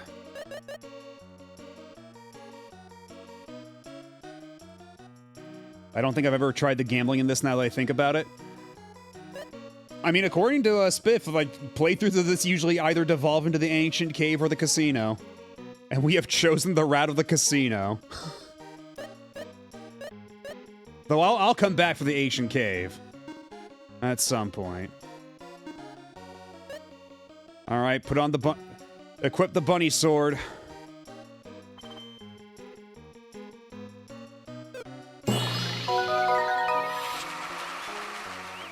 And there we go. So anyway, let's try out the bunny sword now. Let's see what's really what's really gonna do for us here.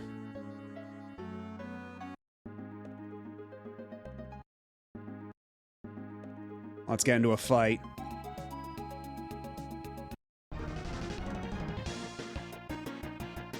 So you defend, you attack, everybody else defends. Yeah, 23, it's not that much damage in and of itself. But apparently, it's the IP skills that make all the difference. So let's try this again. Defend, and what IP skills you got.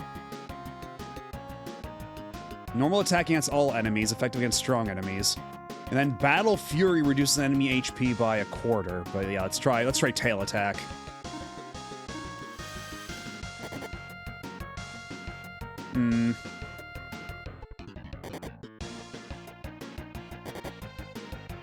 So is it just using Battle Fury specifically? Oh, I can't even use Battle Fury anymore right now. I'll have to wait until I get more.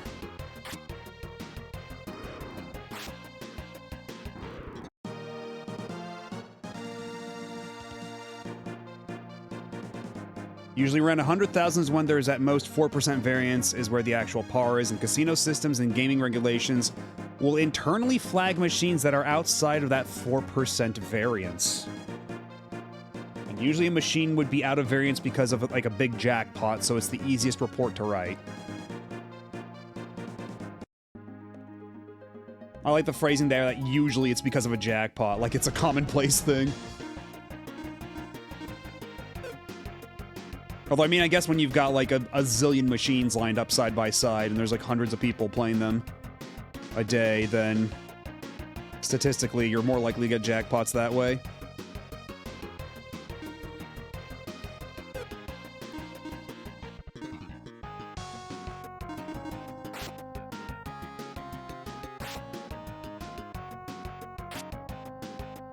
Yeah, now Salen's actually doing way lower damage with the bunny sword. Even though on paper it has a ridiculously high attack stat. I think on average at my casino we would have like 15 to 20 jackpots a day. Okay, that is really commonplace actually. And we only had like 350 machines. Okay, but still, that is a lot of machines. You say only 350 machines, but...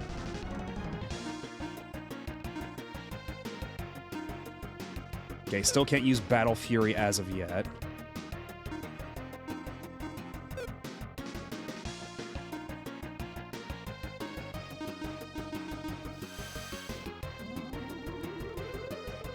Yeah, I suppose on a relative scale, it's small.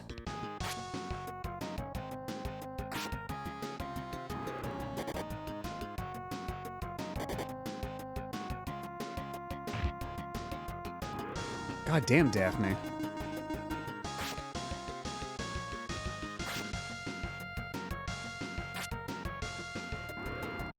Hello, Kizamuki. How are you? I just got this bunny sword. I'm trying to figure out how to properly maximize its potential. It's very strange. Yeah, bunny, sword, Lufia II.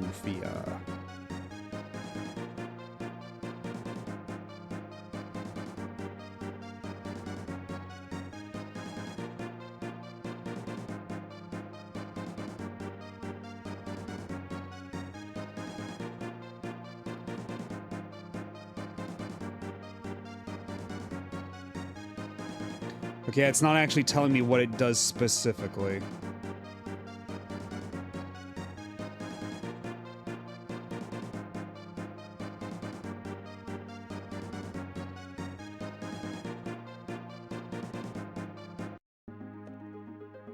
I'm well, thank you. That's good. Hope you're also doing well. We were gambling for a long time. We got the bunny sword. So we got an achievement out of that because we're also doing retro achievements. But right now I'm trying to increase IP so I can use the super good skill that apparently this thing has. Okay, there we go. That should be just enough, I think. Oh, yeah, there we go. Beautiful. So let's see just how much this does. Everybody defend. And we're going to try out Battle Fury on this Rose. Apparently Battle Fury is going to be really good against some of the bosses. Because it'll just, like, shave off their health by a ridiculous degree.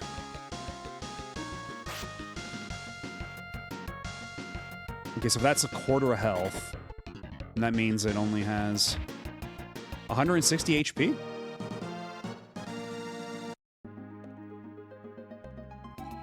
Either way.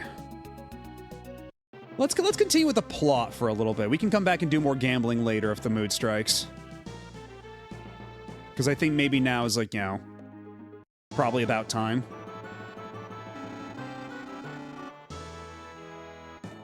Free from the gambling mines for now. For now, we bought the bunny sword. Let's go gambling! Is there a guide on Lufia II mechanics, like how damage is calculated and how level up bonuses work? Not that I saw, but I haven't really looked super in depth for that sort of thing. Oh, and thank you for the 5-stream streak. What's so special about the sword? So apparently, it has a really high attack stat, right? Like if I go to status on Salen, she has 625 attack compared to Maxim's 383, but that's kind of a lie. Because when you actually attack with the bunny sword, it does jack shit for damage. Apparently, the thing that makes it so special is its skill associated with it, which is Battle Fury, which shaves off 1/4 of the opponent's health. And apparently that's really good for certain, like, bosses. And no worries, creator Unreal. It was edifying. It was very interesting. Nice to have a little bit of perspective.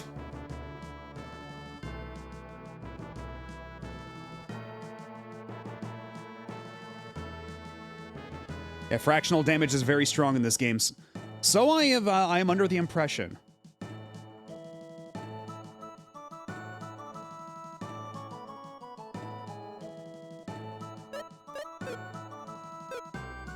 What do you mean 1/12? Or 1...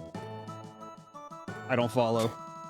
If you mean the one down there on her stat sheet, that's just how much IP of her, how much of her IP gauge is full, and she just spent it all on Battle Fury, on our test attempt back there. But yeah, it really seems like the bunny sword might be a thing that's better saved for certain situations. So perhaps the optimal thing to do here is put the S stock back on, and then the bunny sword we whip out right before boss fights. Unless there's some other ability for it that I'm not aware of. Everyone knows you only buy Battle Fury if you've had a really good early game farm.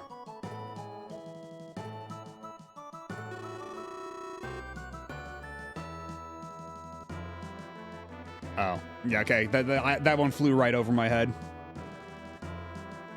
I have to cook something special for Eric. The rich eat different foods from us. Take out the weapons you want.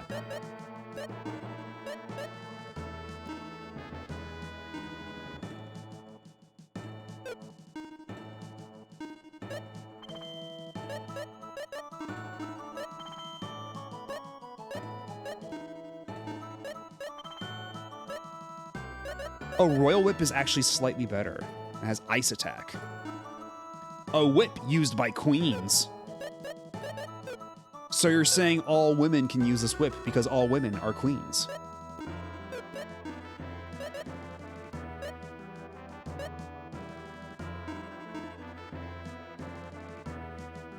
Reviver.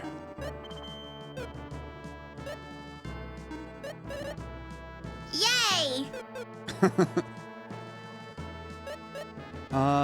Okay, let's sort all my stuff. Actually, you know what? I do need to buy, more... Ooh. Oh, now I can just buy EX potions. Let's fucking go. I'm going into battle. I need your strongest potions.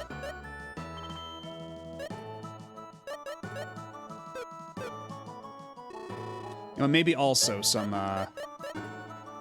Oh wait, no, I don't have any MP restoratives I can buy.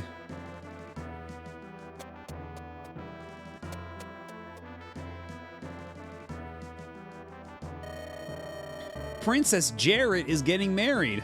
I can't wait to be a bride too and have a huge wedding cake. There are always monsters in the Northeast Tower, but there are more of them these days. Princess Jarrett's suitor is here right now, but he doesn't look so interested. I wonder why. The Northeast Tower is involved in choosing the princess's husband, and that place is full of monsters. I wonder if they know what they're doing. The princess's suitor is named Eric. He's a rich jerk from a kingdom across the sea. Is that the same guy we met earlier?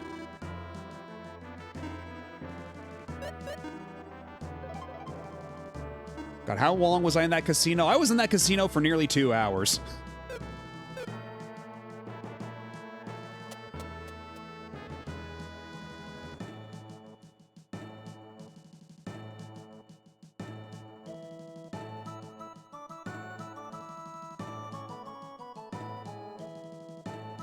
There's a reason casinos don't have clocks in them. Yeah, true. The window. I've heard about the windows thing, but the clocks thing I hadn't heard, but that makes a lot of sense.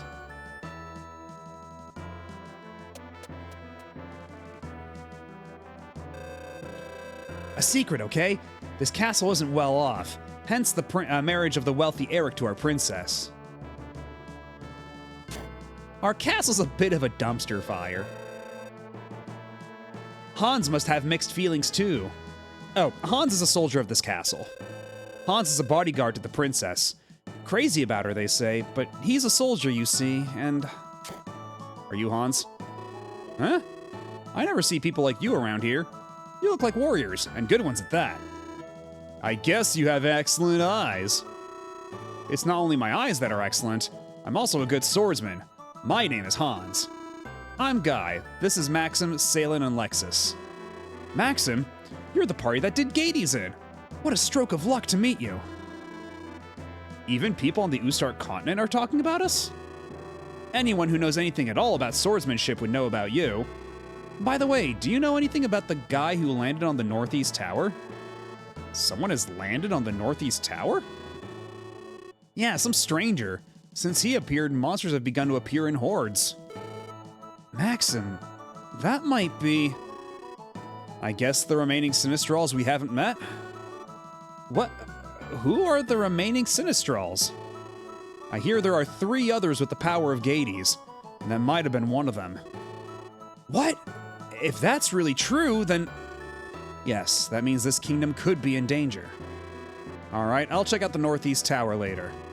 I won't move on this so fast. They're a lot stronger than you think. But I was going to go to the Northeast Tower anyway. There's something I have to do over there. What do you mean? Eric's attendant asked me to bring the gem back from that tower. And you agreed? If that makes our princess happy, I gotta go. See you guys later. And I take it this ball of sunshine over here is Eric? Thank goodness, I'll just wait for Hans to come back. Let Hans face danger. Reward him well and he should be fine. He's just a soldier after all. Oh, it's you. I didn't know you were there. Is there something I can do for you? Roll class act. It's a hard thing to be a princess because you can't marry the one you truly love. Behind this door is Princess Jarrett's room. You know, I was expecting the princess's room to be a bit fancier than this, but... Nobody can bring the gem back from that tower. Oh, I'm sorry. I was just thinking about something. Can I help you? We're getting a lot of internal monologue here. Reading a lot of internal thoughts.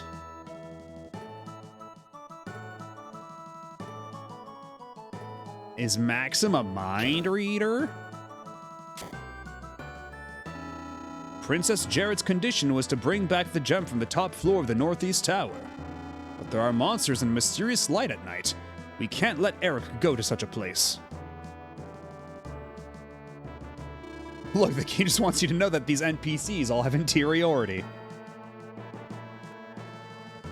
Welcome to Castle Mumblecore. The condition the princess set for her marriage to Eric is such a pain.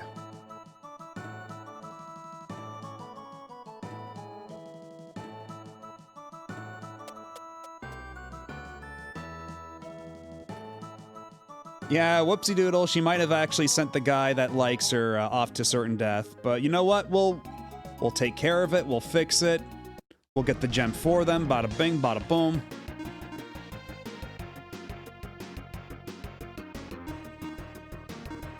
Okay, now that Salen... Actually, can Salen equip... Can you change equipment mid-battle? Doesn't look like it, so I can't just, like, slap on the bunny sword on a whim. Unless... no.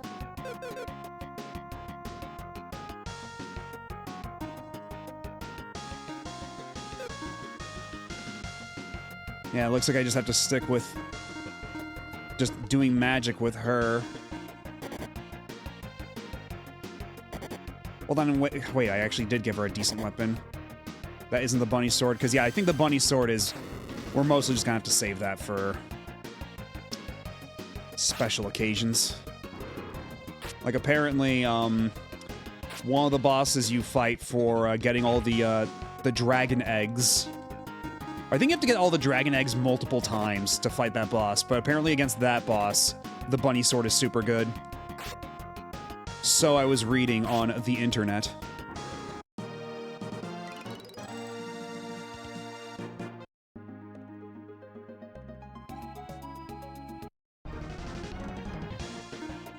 Dude, you look huge. Okay, Minotaurus. Like, that's not how you... Do you mean to tell me that the people who localized this game didn't know the word Minotaur either?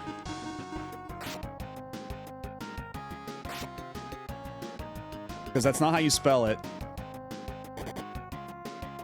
The internet, that guy's always wrong. But no, he said this. He said, "Trust me, bro." This time, you know what? I feel like that's a sign of confidence. You know what game knows the word Minotaur? Mystic Quest. I need to play Mystic Quest at some point. And I mean, if we're gonna keep up the tradition of having only cursed games in a series for my series playthrough, like having the first, like I've already got Final Fantasy, Crystal Chronicles, My Life as a King. What if we just keep it up and just play Mystic Quest next? We'll never touch a numbered Final Fantasy. Yeah, it's not actually that cursed. It's just that, like, if it's the only Final Fantasy games I've played on this channel are My Life as a King and Mystic Quest, that's kind of jacked up.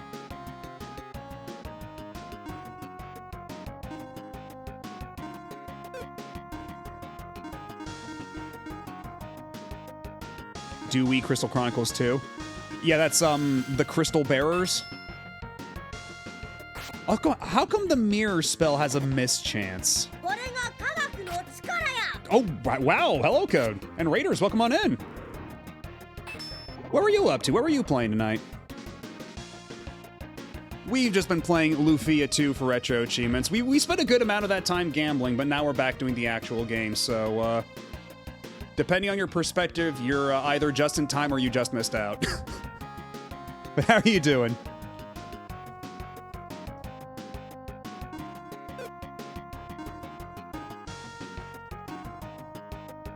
Let's have Salem heal everybody. Oh, you don't need to heal Guy. Guy's fine. Guy's never been better. Yeah, welcome on in, everybody. I'm Matt O.B., Retro Variety Mad Scientist Bunny. We do a lot of Retro Achievements around here as well, especially as of late with the Wii Retro Achievements launch, but you will notice that this is not a Wii game. This is for the Super Nintendo. Because every Saturday we've been playing through RPGs. And so right now we're doing Lufia II, and I figured while we're at it, why not give the Retro Achievements core for the Mister a spin. Been doing FF5 4-job Fiesta, it's been really fun. Also some Yoshi's Island. I need to play Final Fantasy V regular before I try 4-job Fiesta, because I see everybody doing 4-job Fiesta, and I feel like I'm missing out. Like, everybody seems to really have fun with that. But I need to play through Final Fantasy V at some point, like, just normal. It's the only Final Fantasy I've never even barely touched. Yeah, so if... You'll probably relate to this then, Code, but we spent several hours in the casino so I could get the bunny sword for Salen. Which there was an achievement for getting, so... Time well spent from that perspective. But right now, she doesn't have it equipped because... Let's go gambling! The bunny sword is very weird. FF5 is very breezy, you'll enjoy it. Nice. Cause yeah, like, I've touched Final Fantasy 2 and 3 a little bit. I played through a decent chunk of 1. I played through almost all of 4. I think I forget, something happened before I could fight the final boss of 4, but I came super close. And then 6, I played a decent chunk. Final Fantasy 7, I got all the way to the end before a save corruption bug happened. 8 was my first. I played a little bit of 9, and then, some 10. I spent a lot of time playing 11. I beat 12, 13. Spent a decent amount of time in 14, beat 15. And I haven't touched 16 either, so I guess technically Final Fantasy 5 and Final Fantasy 16 are the only mainline ones I have not even barely touched. So I had to rectify those at some point.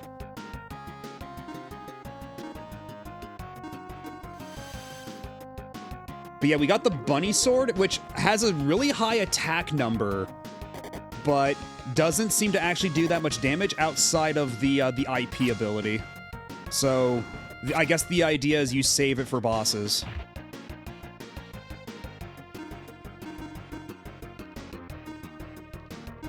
And I also want to get the dragon sword, but each dragon sword is 500,000 coins, so that's a lot of time in the casino. Funny story, I bought Lufia II online ages ago, and when they shipped it, I realized the flyers they packed the game in were local. Turns out I bought it from someone that lived nearby. That's cool. I don't think I've ever had that happen to me, but...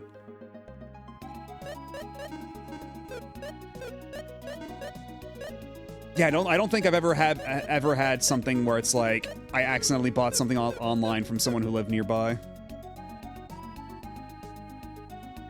But yeah, I think if I'm gonna do any more gambling, it's gonna be mostly off stream. Just like tape down the up button on my D-pad, do the VIP slot machine, have it play itself while I just go do something else. Because there is an achievement for getting 1 million coins at the casino, and then also for buying the dragon sword. I mean, unless people really want to see me gamble, I could always go back. We could always put the rest of this playthrough on hold and go back and do some more gambling. I'm not opposed. You saw how much time I put into those slot machines the first go-around.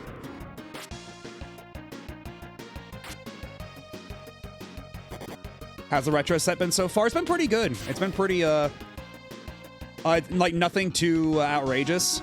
There's a couple of things I missed, like, beating Gades on the first match, because the first time you fight Gades, right, like, that's the one where you're forced to lose, unless you, like, grind a lot for it. So there's one for beating him on the first match and getting his sword.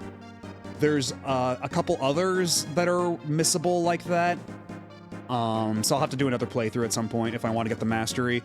Then there's a bunch for the Ancient Cave, like get all the way to the bottom of the Ancient Cave and then beat the final boss of the Ancient Cave legitimately. And I don't know what legitimately means, but that's a stipulation. And then there's a decent amount for, there's one for getting all the capsule monsters, one for, yeah, there's individual ones for finding each individual capsule monster. There's one, each individual capsule monster has one for leveling up to maximum. Which reminds me, I do need to go and buy some stuff to feed my dog.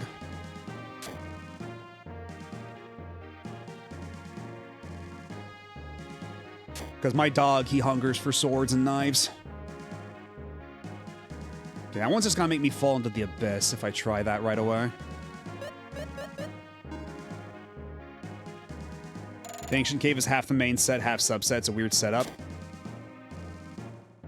Yeah, so right now I'm just focusing on the main set. Subset, we can cross that bridge when we get there.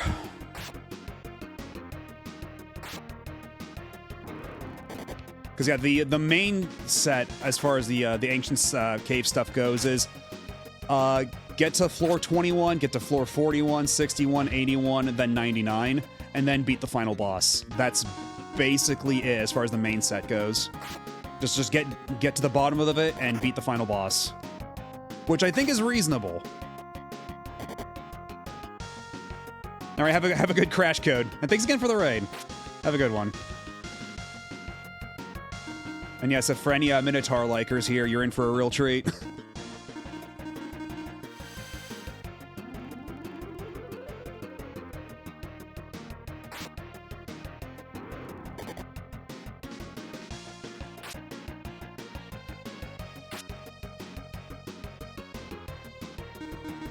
And I think also Salen's ability with the bunny sword works on all enemies too, if I'm not mistaken. Let me see. Let me re-equip the bunny sword real quick. I worked hard for this sword, but even though it has a super high attack power, it lies. It's deceptive. I don't know why the number says that if it's not true. I don't know why they'd lie to me like this. Oh, it's a monster house. Oh, it's a monster house.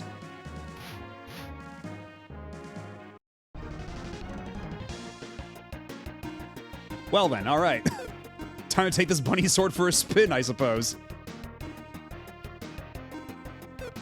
Okay, no, it only is single target. I guess we'll find out just how much that, what that does for us.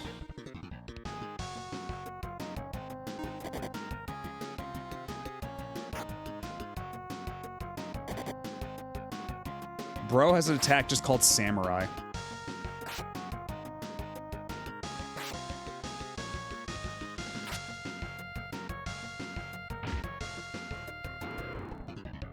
Okay, that was about a quarter. It's not lying. But yeah, that's definitely something I'd rather save for a boss than really rely on right now in the moment. But another thing that's not super clear about it, though, when it says reduces enemy HP by a quarter, is that a quarter of total HP or a quarter of current HP? Like if I do Battle Fury on a boss and it takes out a quarter of its HP, and then I do it again the next time, is it going to be that same amount of HP or is it going to be a quarter of its remaining? Current? Yeah, that makes sense. It would be too busted otherwise. But it does cost a lot of IP, though. That did take out, like, a huge chunk of my gauge. So, I don't know. Maybe they could have made it... They could have stood to make it a little more broken for me. What about me, though? How about how I feel?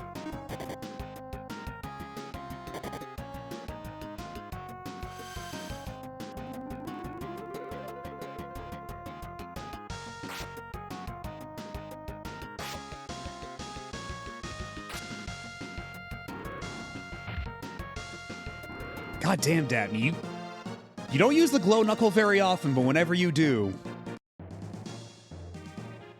Like, Dabney is, like, the capsule monster to keep at the moment.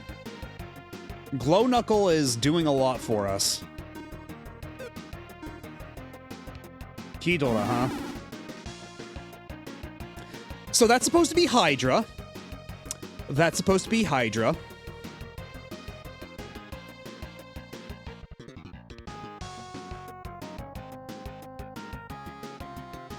Because in Japanese, the word for the name for a Hydra is Hydra, but it's only par. I suppose it's just par for the course when it's when it comes to this game. That's just kind of how they do things in Lufia II. I love Hydra from Godzilla movie.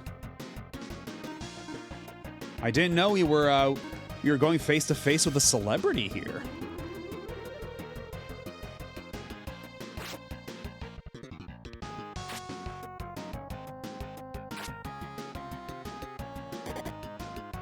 Ooh, owie. Oh, Jesus. Oh, God. Oh, damage. Oh, big damage. Holy fuck. I was not expecting... Oh, my God. Hello, Kiki. I'm in mortal danger here. These, Hidoras do not fuck around.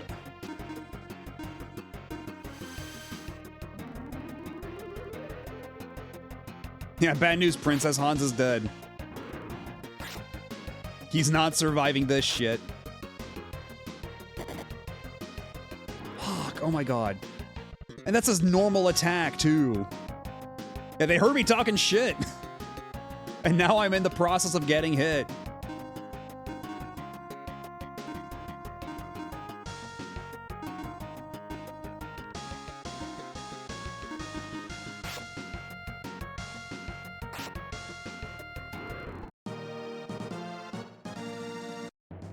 Yeah, it's definitely not bunny sword time for Salen.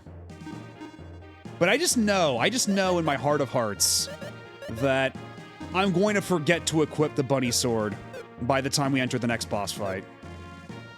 That's always how this works out with me. I come up with a plan that requires me swapping to a different piece of equipment, and then I just forget to equip that piece of equipment. Tale as old as time.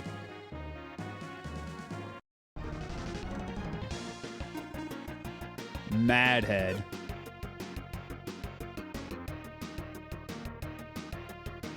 I don't know, they look more envious to me than mad.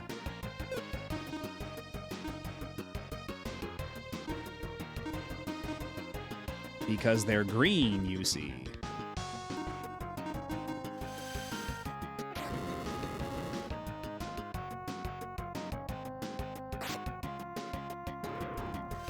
Oh, I was expecting them to be a lot tougher.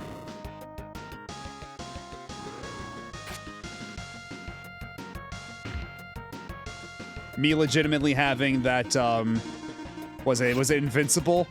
Where I'm just like looking at my bloody hands, I'm like, I thought you'd be stronger.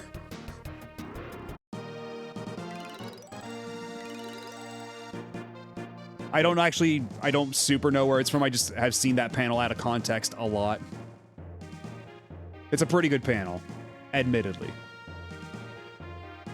Okay, there doesn't seem to be anything else of note in this room, so let's just get the hell out of here.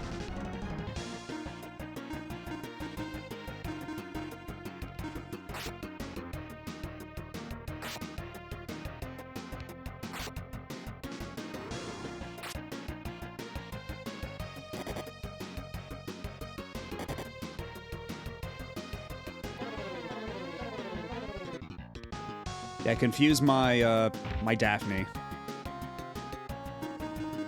Sure.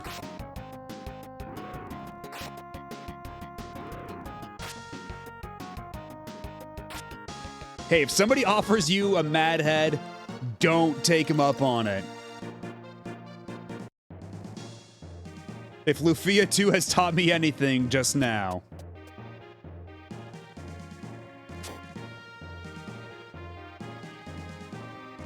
Did I just go in a big circle? I may have.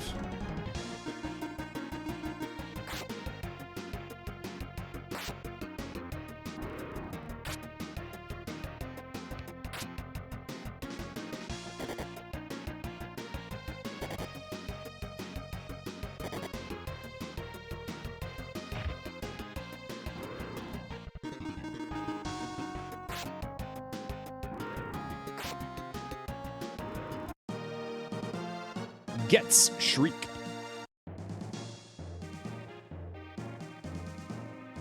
I don't know what it is about that phrasing that always gets me. Okay, we did just go in a weird roundabout circle. So what do I even do?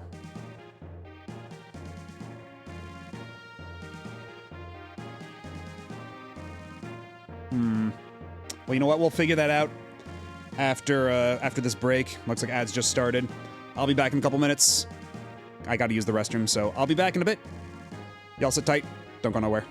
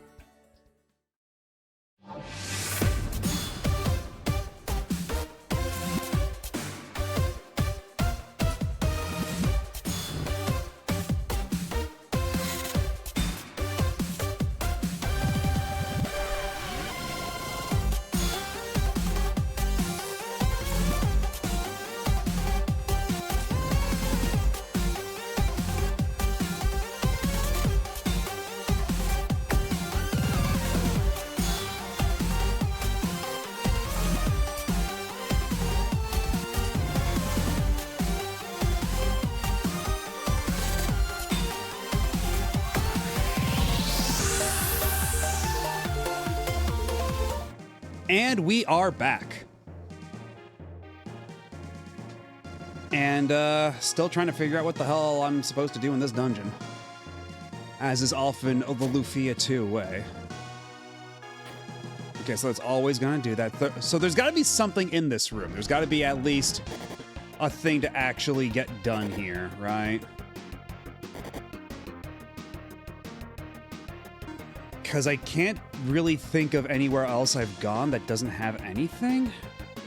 I mean, yeah, there are a lot of somethings in this room, true. This is very objectively true, but... Ooh, Dive Bomber. We got Dive and Dive Bomber. I'm spoiled here.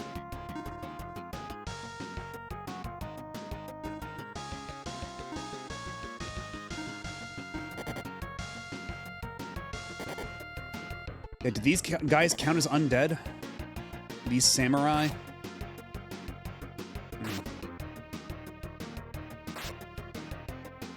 Okay, that seems pretty effective.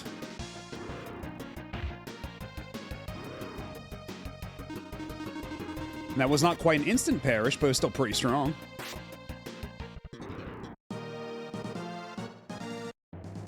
And now, before we do anything whatsoever...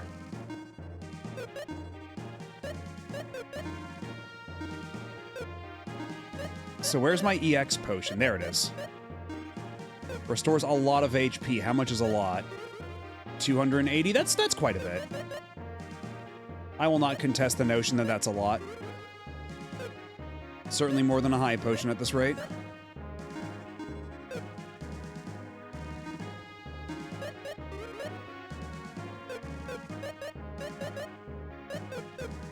You know what? Sailing can also just heal herself with a strong.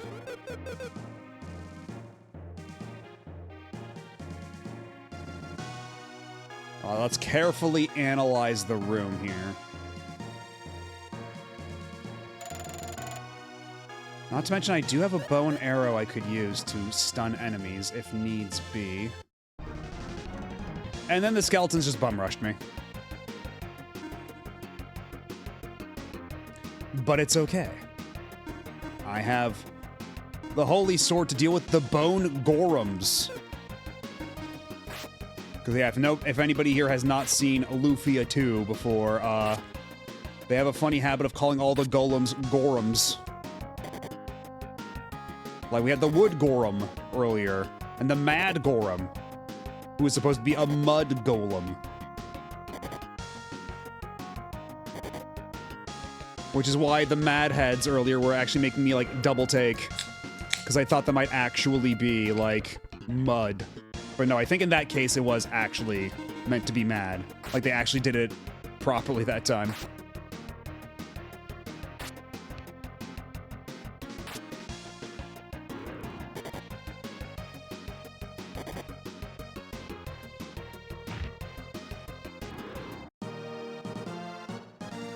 Man, Dabney, you're so fucking cool. You're so good at what you do, Dabney. How does she do it? It's incredible that a game with a translation this bad is somehow still this good. Well, I mean, it helps that most of the bad translation stuff is localized to the battles. Like, it's mostly concentrated there. A lot of the dialogue and everything, that's fine. It's a little stilted at times. Like, a little stilted, maybe more than just a little, but... it's still pretty much, like, around the standard of the time. It's okay.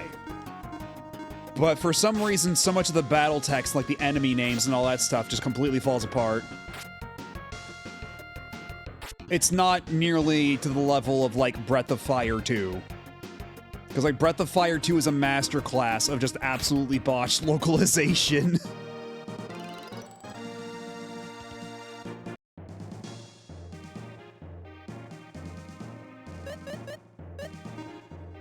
Are there anything if I bomb the skeletons here? No. Yeah, that's my guess, that, like, it was a different department or a different set of folks doing the battle scripts versus the dialogue and everything. Because a lot of the dialogue feels... It feels like sometimes some jokes or nuances get kind of lost in translation, or they kind of stumble on the delivery of a joke that otherwise would have landed in Japanese. You get that sense a lot of the time, but otherwise it's a pretty competent translation job there. But yeah, for whatever reason, all the battle dialogue is so scuffed.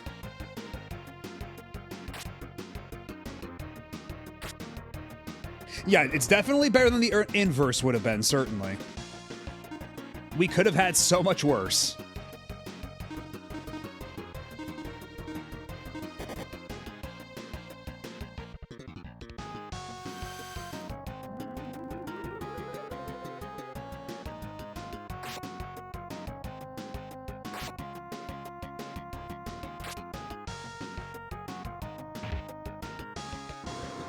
Dabney again with the glow knuckle. Oh, and this one's actually a different unit altogether. These ones are samurai, but this one's dark warrior.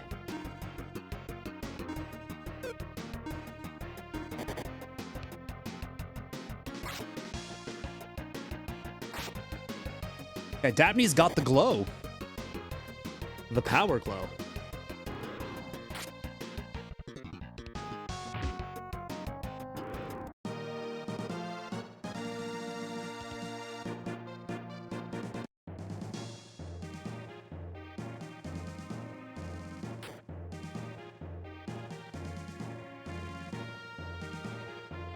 Okay, and there's nothing in the corner over here or anything at all.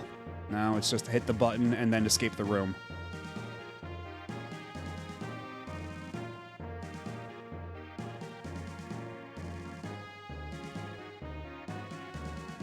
Yeah, I think Daphne could take Shonuff. I think Daphne's proven herself capable.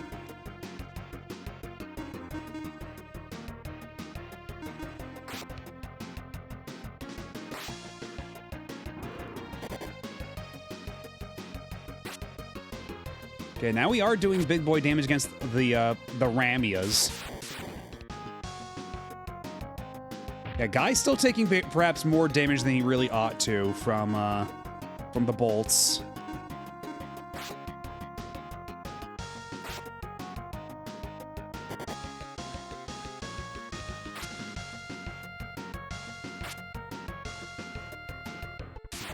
And Lexus is dead.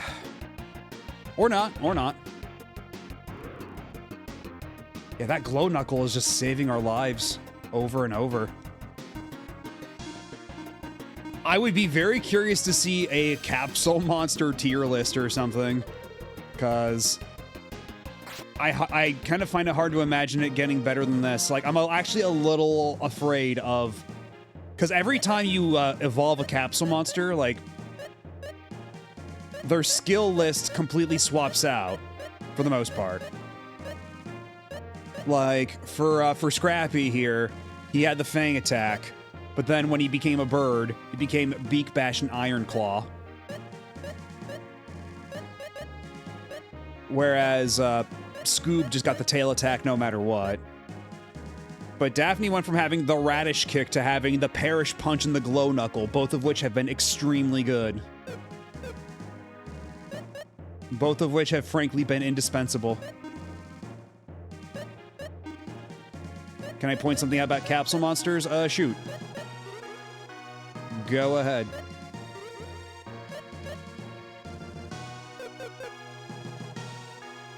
Yeah, you don't fuck with the guy who's got the Perish Punch.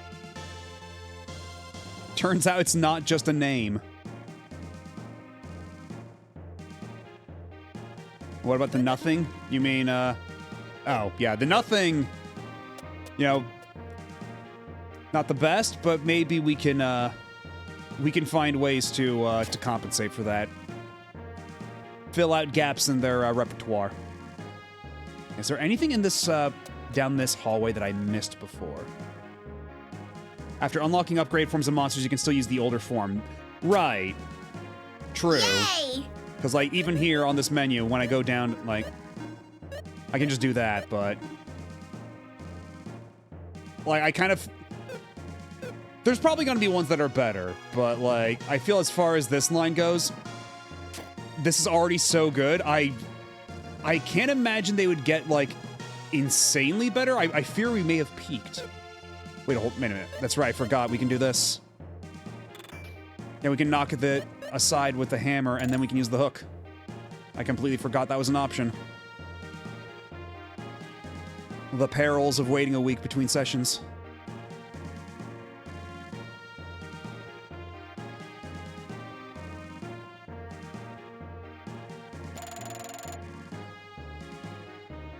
Uh-huh.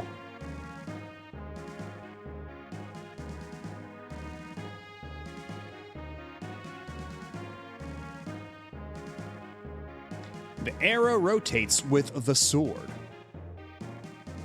Ah, okay. And what happens if I hit the switch then? The switch does not seem to do anything, but...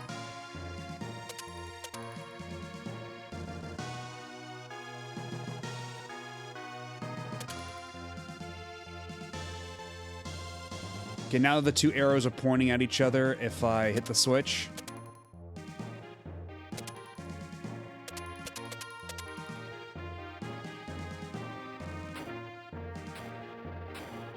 Oh, okay. I thought it was like, it was gonna draw a little bridge like tile by tile, but no, it actually... Okay. Not what I expected at all, but sure.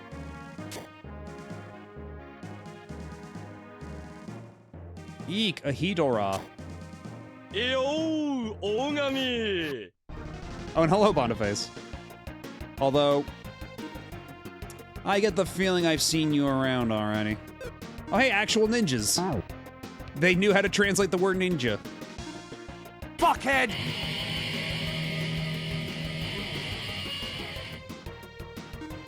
What if I bite this ninja?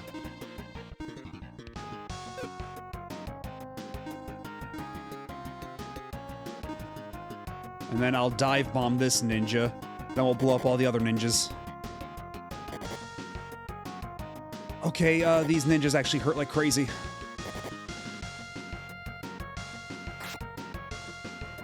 Oh wow, okay, that was pretty effective.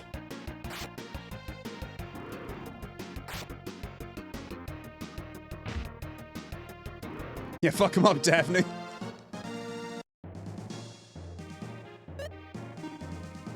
Yeah, I wonder if the game expects me to grind more than I already have or something. Cause like, I got all the up to date gear, but these ninjas and the Hedoras and everything are doing a ton of damage to me. I haven't really been running away from battles. I've been engaging in most of the battles I've been encountering, but I wonder how much of it is just... Yeah, maybe I just need to grind a bit. I don't know. Does this game even have kanji support in Japanese? Because, you know, it wasn't super common for a lot of games back then to have kanji support. Like, a lot of games just kind of went by on katakana or hiragana. And was like, yeah, that's good enough. We don't need to... Or, like, maybe they'd have a handful, like a small handful of kanji. Because, like, Earthbound is a game that is almost entirely in kana. But they do have kanji here and there during cutscenes. Like, with the scrolling text cutscenes, like when you're drinking the coffee, it uses kanji there. And the early title cards, like at the very beginning, have kanji. But otherwise, it's all hiragana and katakana.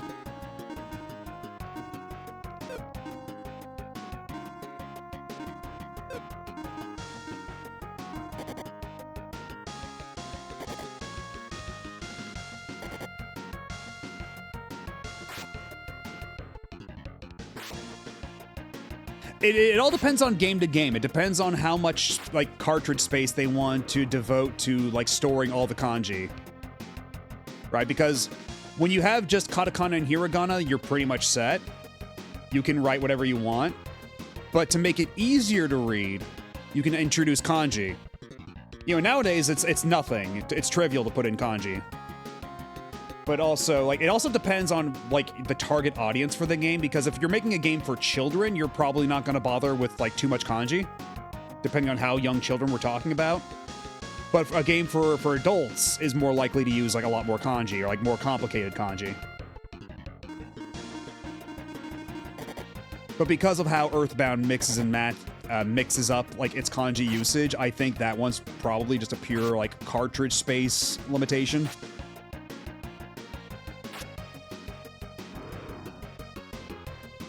The names they struggle with the most feel like those were katakana games, like La Flechia, Jurahan, Leech. I mean, for some of those, it's just because, like, those are more fantasy creature concepts that were perhaps not something your average translator might know. Like, even if you studied Japanese and you had a pretty good grasp of the language, unless you were, like, into D&D in the early 90s, you probably didn't know what a lich was. Or a Dullahan. Right? Unless you were, like, pretty deep in the weeds in fantasy fiction. Or like a wyvern, yeah. Yeah, and Final Fantasy IV Easy Type is called that because they rewrote the text to be easier to understand for younger players.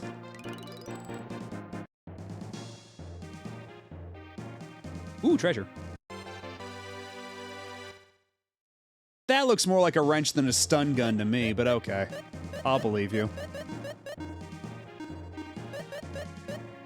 Oh shit, that's an increase of 50. Attack enemy and paralyze it.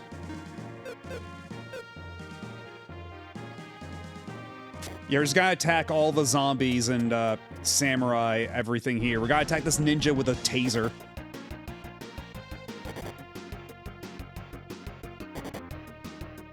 Right, yeah, it's not like it was totally unknown, but it was still like enough of a niche that you couldn't reliably expect a translator to know what the hell any of these things were. And the internet was not nearly so commonplace, so you couldn't just Google it, right?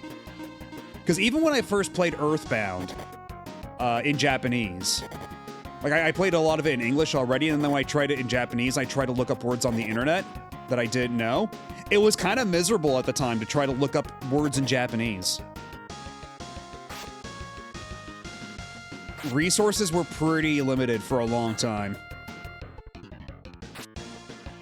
And I remember even machine translation used to be like, for as shoddy as machine translation can still be, it used to be even worse.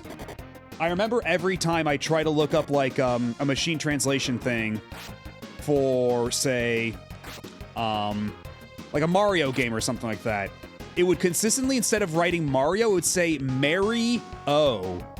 Like the name Mary, space, O-H. So sometimes you, like, if you want to do, like, the Google Translate thing, you would just get absolute gobbledygook out of it.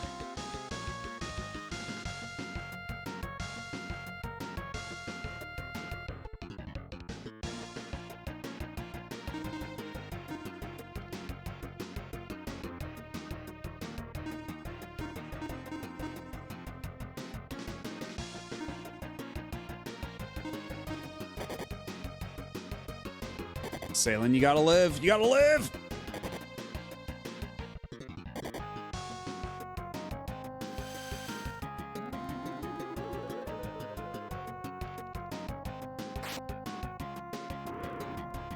Okay. This should be workable now.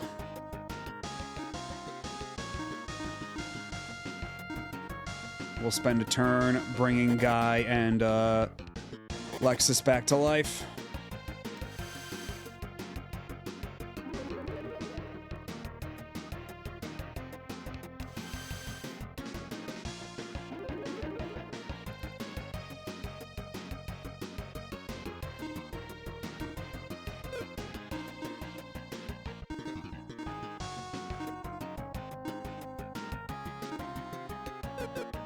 Rally, we want stronger.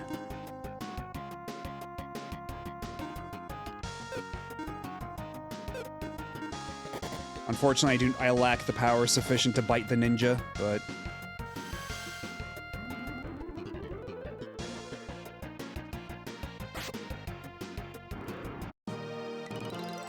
okay, and Lexus leveled up. Lexus needs the levels badly. Because he is still the lowest level of all of us. Which does really... Because, like, they gave him to us pretty under-leveled, too, so I don't know where the hell I am along this game's leveling curve. It's kind of hard to get a sense of if I'm properly leveled or not. Machine translation did make some really funny stuff in Dragon Quest X. I can imagine. Like, especially with how Dragon Quest spell names go. Yeah, well, it's one of these puzzles. Of course it is. Okay. We can be smart about this. There we go. Got it.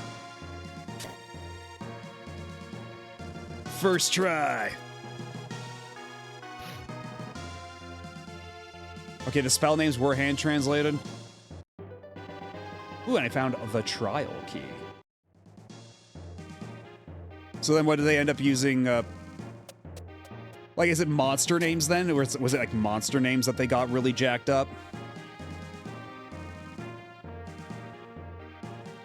Side quest dialogue and play. Oh, okay, yeah, player names. That's absolutely gonna be a wild card because Japanese player names can be really goofy. Like, sometimes there are nicknames Sometimes it's weird, like abbreviations or compound words of stuff. A lot of Japanese usernames are not like directly translatable to English, so that's gonna be a real crapshoot.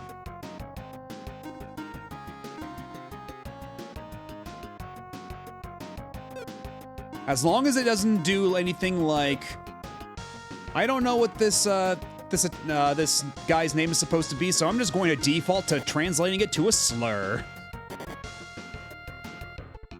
Because that happens sometimes. And you really don't want that to happen.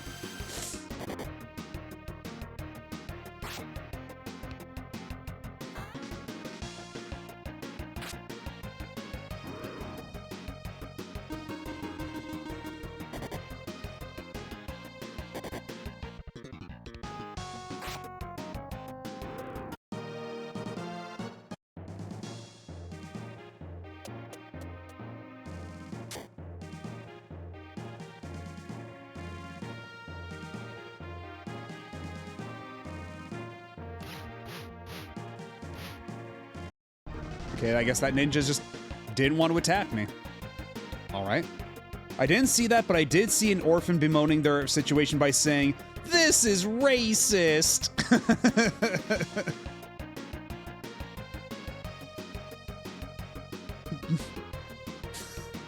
Little orphan Annie just going like, "I'm being racially discriminated against."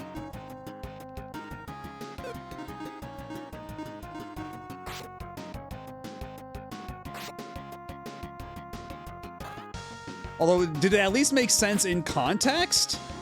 Like, were they being discriminated against? Is it like one of those fantasy racism situations? Or was it just supposed to be like, did the machine translation just choose not the right word? There was also the survival deathmatch event translated as Mackerel Eba Ludus match. How in the fuck do you get there? Like, I'm trying to like connect the dots in my head and it's not coming together.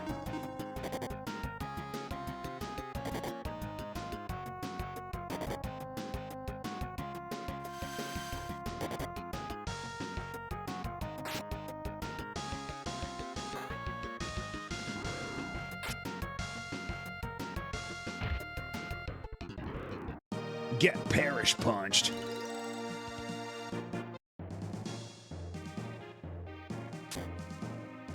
Yeah, machine translation is, it's come a long way, but,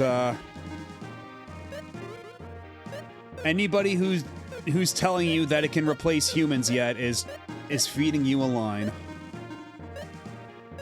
Plain and simple.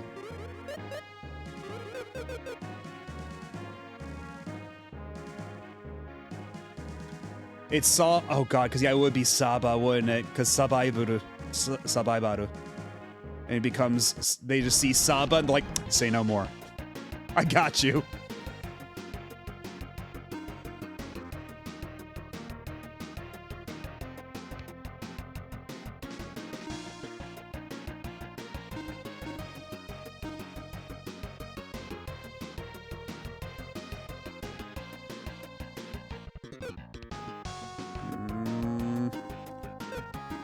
What if, you know what, how about we just do, oh, she doesn't have, I gotta buy more spells for Salen, because, like, she's getting kind of outclassed with by Lexus in the buff department.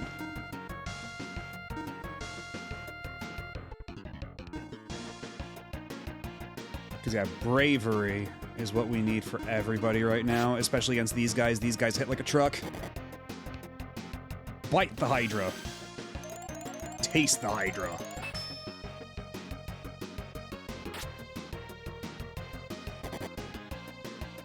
Okay, that questline did include some racial tension between mermaids and cats, but it wouldn't have made sense at that point.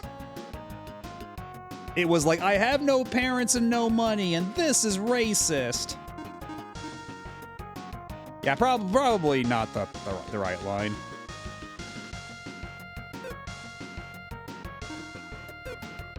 I would have to see it myself, but...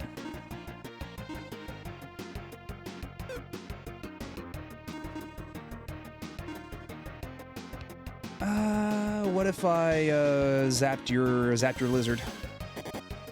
I like the front-facing Hedra, face on the bottom. He looks unhappy down there. Yeah, he does look like he's not having a great time. He feels kind of buried under there. Also, hello, Bubble Roxy. How are you doing? Who up zapping they lizard? And now that I have the key...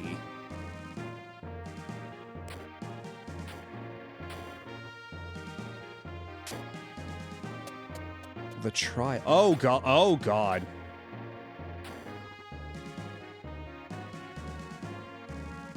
Okay, so it's gonna follow all the arrows like a magnet or something? Yep. Okay.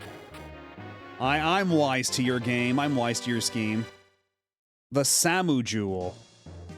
Is it gonna be a cold spell or something? What does the Samu Jewel do?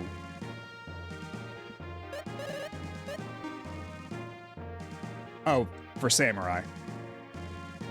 A mysterious jewel said to have been used by samurai. Powerful attack against enemy. Occasionally, this will be a critical attack.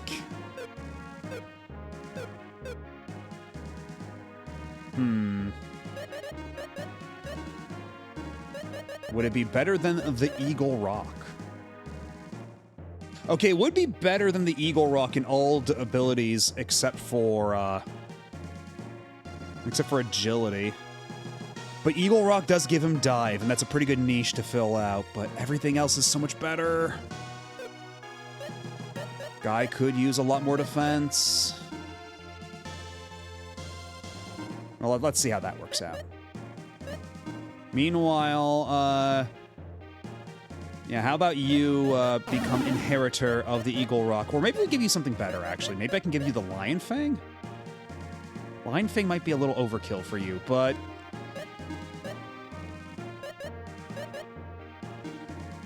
Increases your attack, defense. You know what? Let's give that to Lexus as well.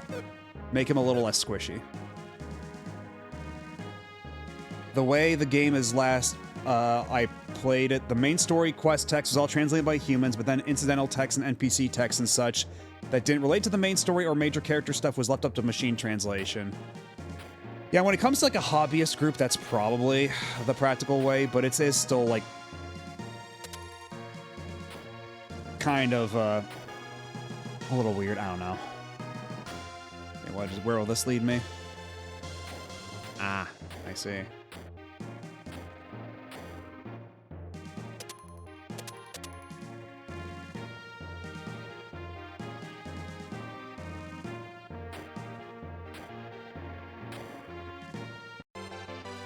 The Misto Jewel.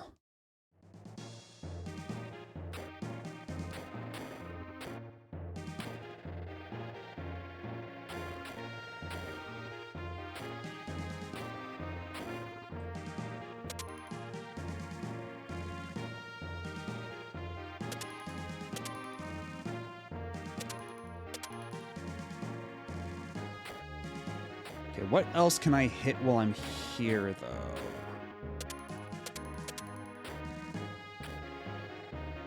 That's a pretty strict bomb. Oh, shit, nope.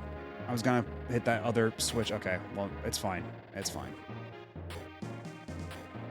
Yeah, it's just... God, I guess it is 16 years old by now, huh? That would make sense. That tracks. It came out on the original Wii. Don't let it set in. Yeah, it would just be nice if... Oh, my God. Oh, no. Oh, no. Oh, no. Oh, God. Salen, you gotta hang in there. You gotta hang in there, Salen.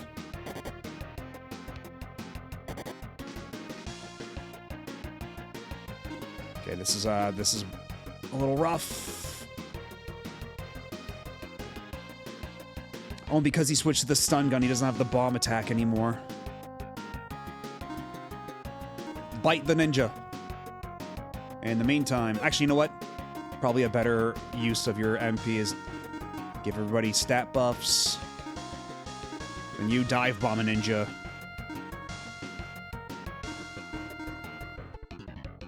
Let's see. You can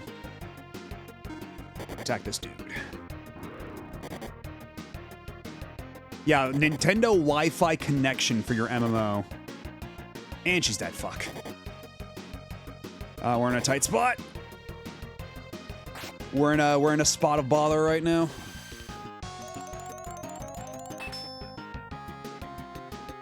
And I mean, it depends too, because some games were really well optimized for dial-up. Like, I've played on stream Phantasy Star Online on the Dreamcast over dial-up, and that game actually works really well on dial-up. It's kind of crazy. And apparently we have specifically Yuji Naka to thank for that, so thank you, Yuji Naka, for something, I guess.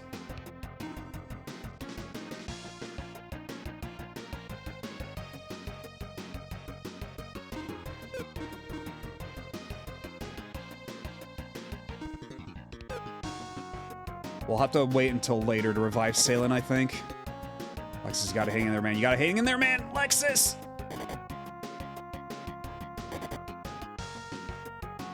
Hello, Jess Seeley. Yeah, we do like PSO around here. Observe the shirt. But, yeah, we did switch over to Blue Burst after a while. And we spent most of our time there, but we did the entirety of episode 1 on Dreamcast. On up to hard mode, I believe. And then we did very hard and ultimate on Blue Burst. Because thankfully Blue Burst on the Affinia server makes it very fast to level up back to where we need to be. I was late to the PSO party. I started with PSU. I mean, I started with PSO 2024. I was extremely super late, but there is never a wrong time. It's never too late to start PSO 1.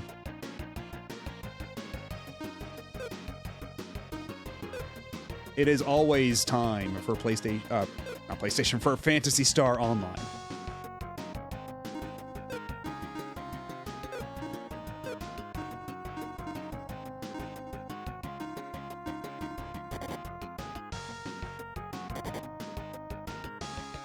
Okay, thankfully Maxim is taking jack shit for damage. Guy's gonna need to hang in there, though.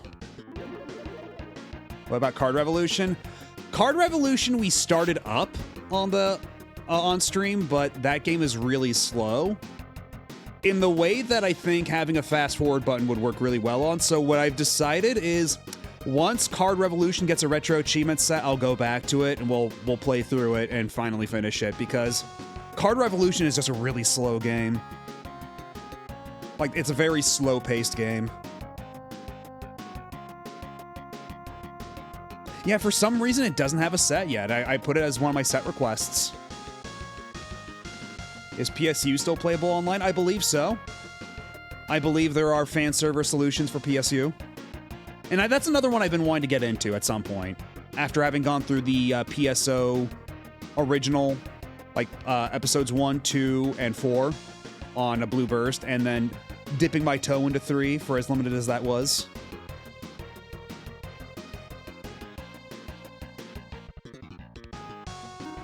Disappointed the rally spell does not send the Sega rally car after your opponent. So that what? When you fail to revive someone, the car comes back and goes, "Game over, yeah!"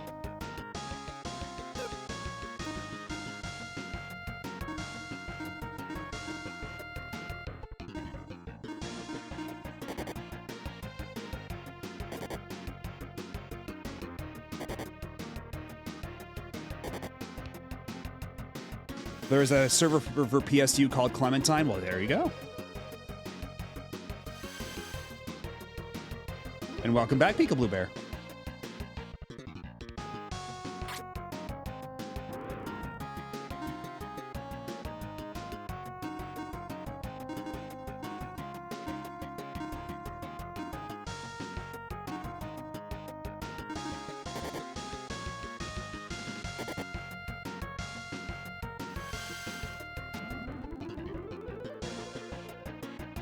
Because yeah, I've wanted to because I've been wanting to eventually work my way up to PSO2 after having spent so much time on PSO1. But that does require PSU at some point, doesn't it?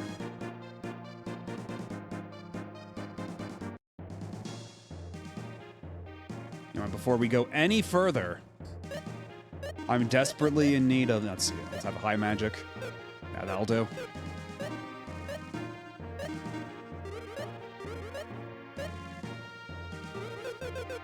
you go.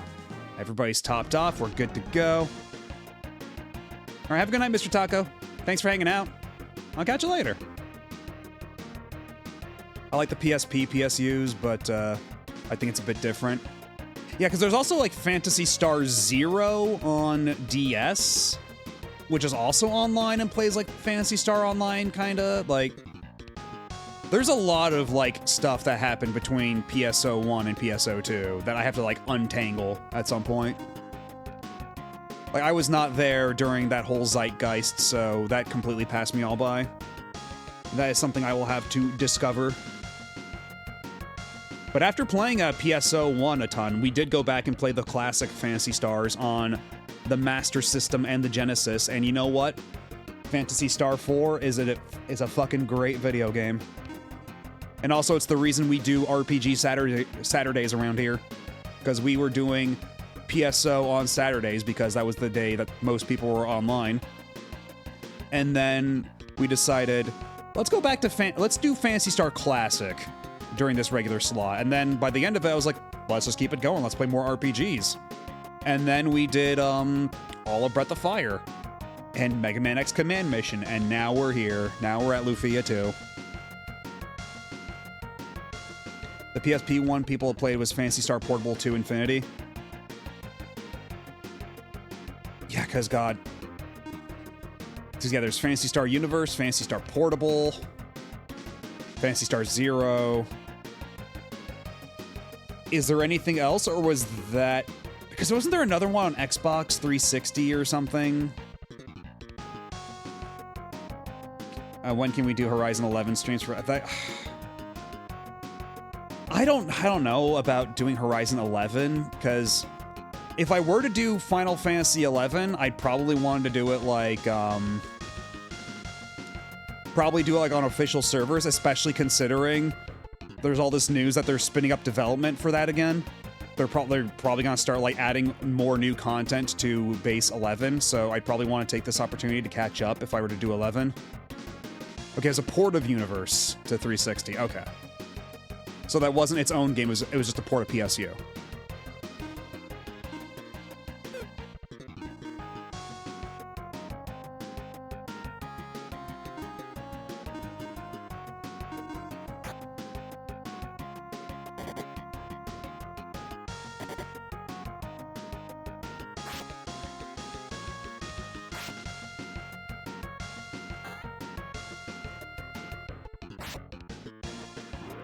Yeah, stun gun seems to work pretty well on these guys, which makes me think that they're weak to electricity. But of course, I don't have Bolt on Salin, so I really gotta get my ass to a proper magic shop at some point and stock up on all the spells I couldn't afford for Salin beforehand.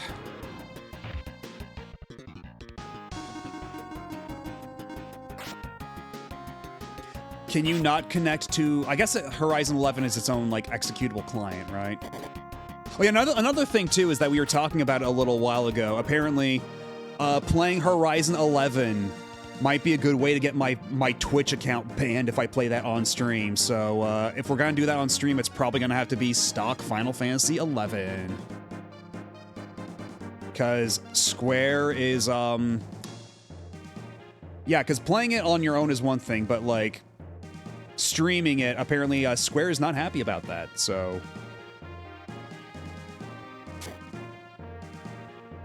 Square does not approve of you circumventing their subscription fee. Oh, I see what we're doing.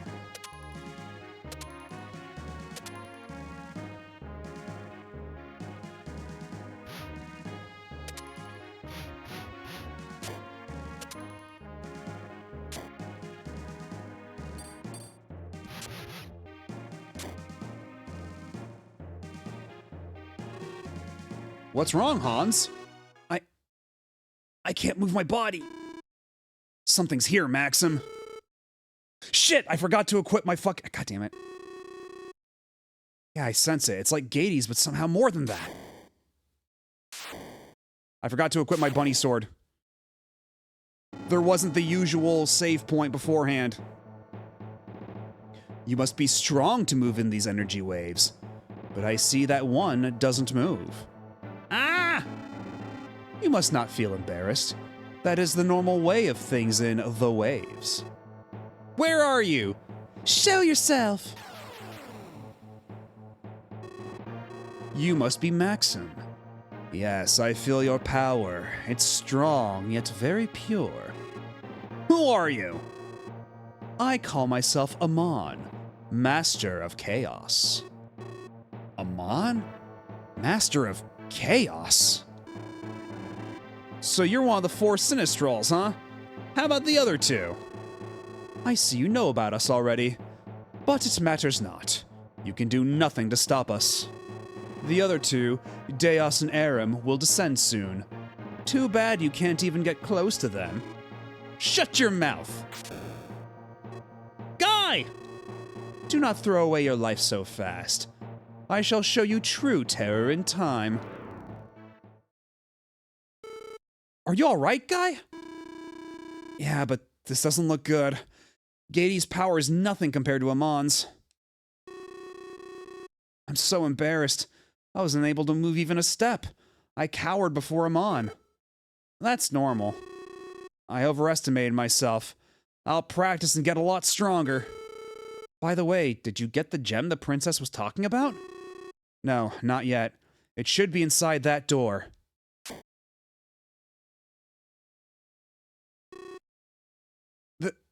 This is... I don't see any gems anywhere. Yeah, there's only this blue stone and that's all. No, this is it. This stone is it. That blue stone is the gem? It looks like an ordinary stone. Yes, this is just a stone, but this should be it. I'll return to the castle. What was that about? Say, Maxim, why don't we go back to the castle too? Oh, I guess there's just no boss fight here. It's a stone, Luigi! You didn't make it! I chiseled it.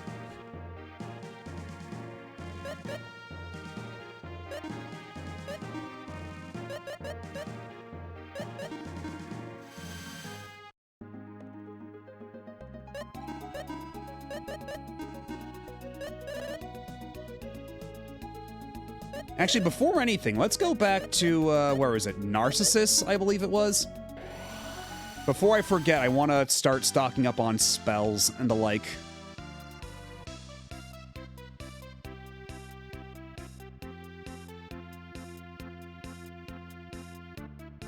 Would they sell it at this shop? Because sometimes there's a dedicated magic shop, sometimes there's... It's just... Okay, no, you're just items. You know what, let's actually stock up on regular high potions while we're at it.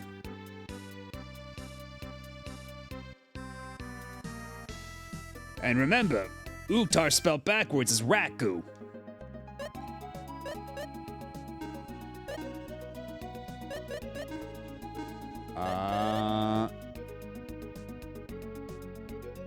Was it Gruberik then? Because I remember it was one of the coastal towns. I couldn't afford all the magic there. Was it Tredul?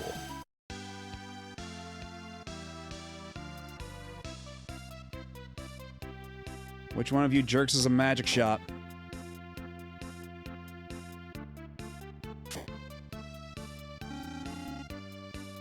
No, it's just regular items.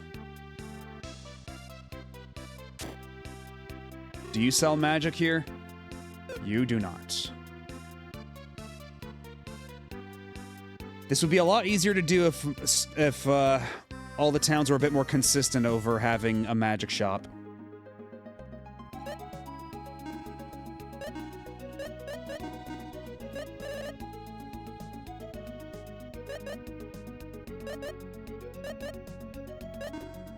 We didn't go to Gruberik already, did we? No. Because yeah, they have a little tavern there. Another shop.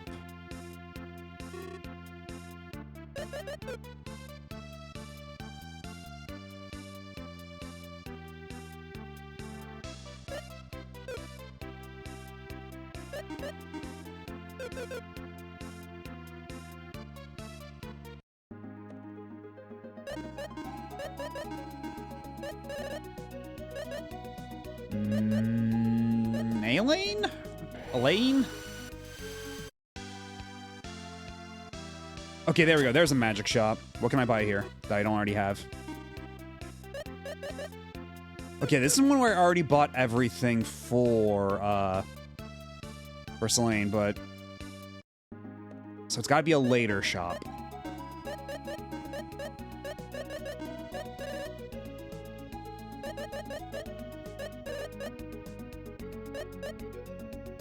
I mean, I guess Farum did have a shop there, but I feel like there's one town.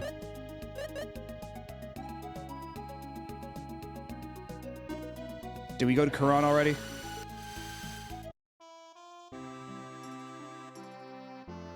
Wait, back up. Karloon, but on the warp list, it's called Karen. What the fuck?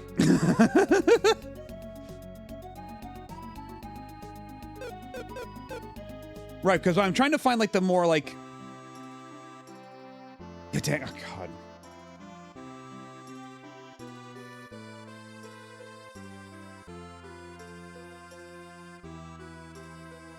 Yeah, because I think this might have been the one that I wasn't able to buy all the stuff from. Yeah, Bolt. We need Bolt for you. For you. You know what? Absorb as well. Why not?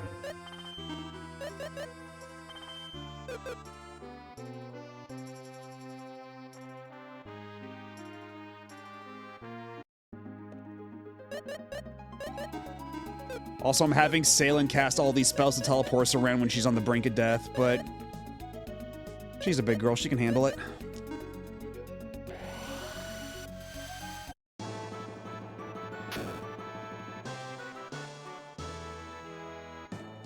Because, yeah, I think it was here. Yeah, we didn't buy anything in the basement here. Yeah, we'll get you some shield, get you some courage. Yeah, that's right. I spent all my money to buy Mirror. That's right.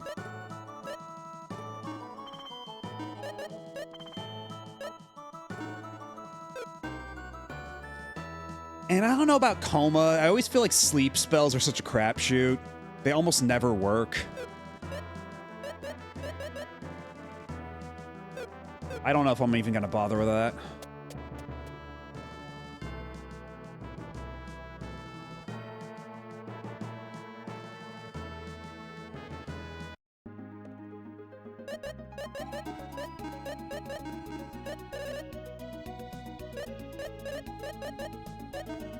Let's get back to Farum.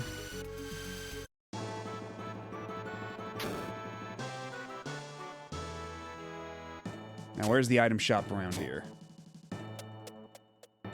Okay, that's the church. There we go. Tee-hee-hee! Welcome to the underground spell shop. Hee-hee! Thank you. Oh shit! Now we got Firebird for real. Firebird was like super good back when we got it in the ancient cave. That shit was a lifesaver. Calls the Ice Queen to your aid. Restores large amount of HP. Oh, definitely getting that for you. You know what? Maybe you as well.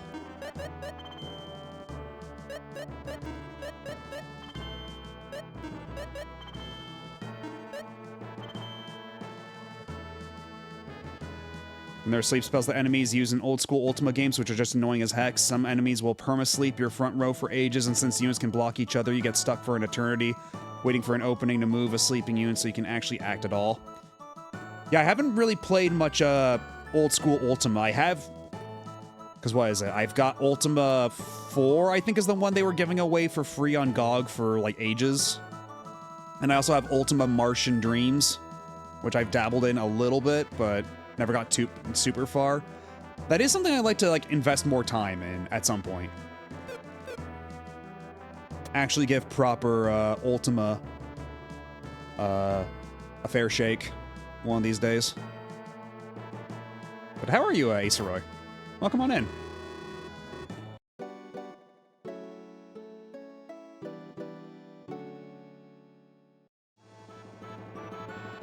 And after all that, we should probably go save real quick, too.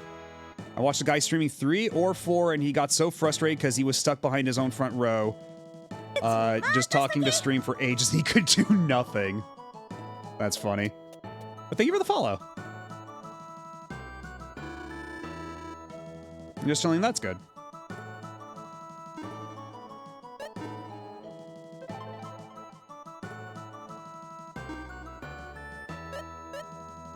An hour since the last save, yikes.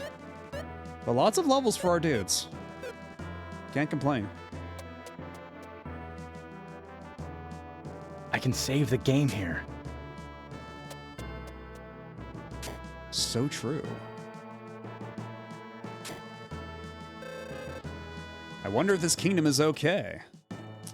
Well, we'll just have to find out, won't we? The princess isn't in her room.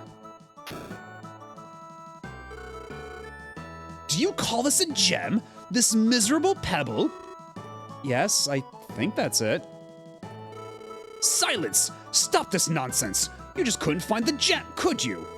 Here, you take it. What do I need a pebble for, huh? Oh, what can I do? Don't worry, Eric. I heard the princess likes sapphires. Are you sure? I had prepared a sapphire of excellent quality just in case something like this happened. Excellent, excellent job. Shall we go and see the princess then? Princess, I have brought the gem from the tower to show my love for you. My gem is... it is nothing like this. What? You mean this gem, my lady? You have been to the tower, Hans, have you not? Yes. Did you find the gem? No. Oh, I see. But I did find something you had lost. What? Something you had lost when we were children. I've never forgotten it. That small stone you gave me when we were children. Princess. I still treasure it. I had no idea. A stone. Hans! Princess, I'm still not worthy of you.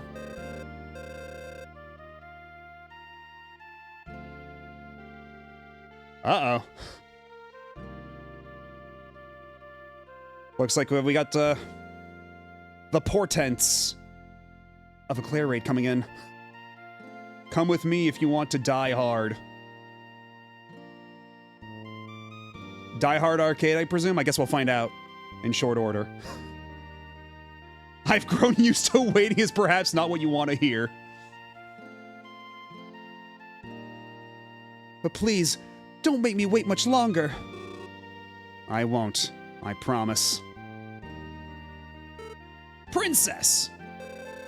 Oh, you're still here? You can leave now. Fucking bye!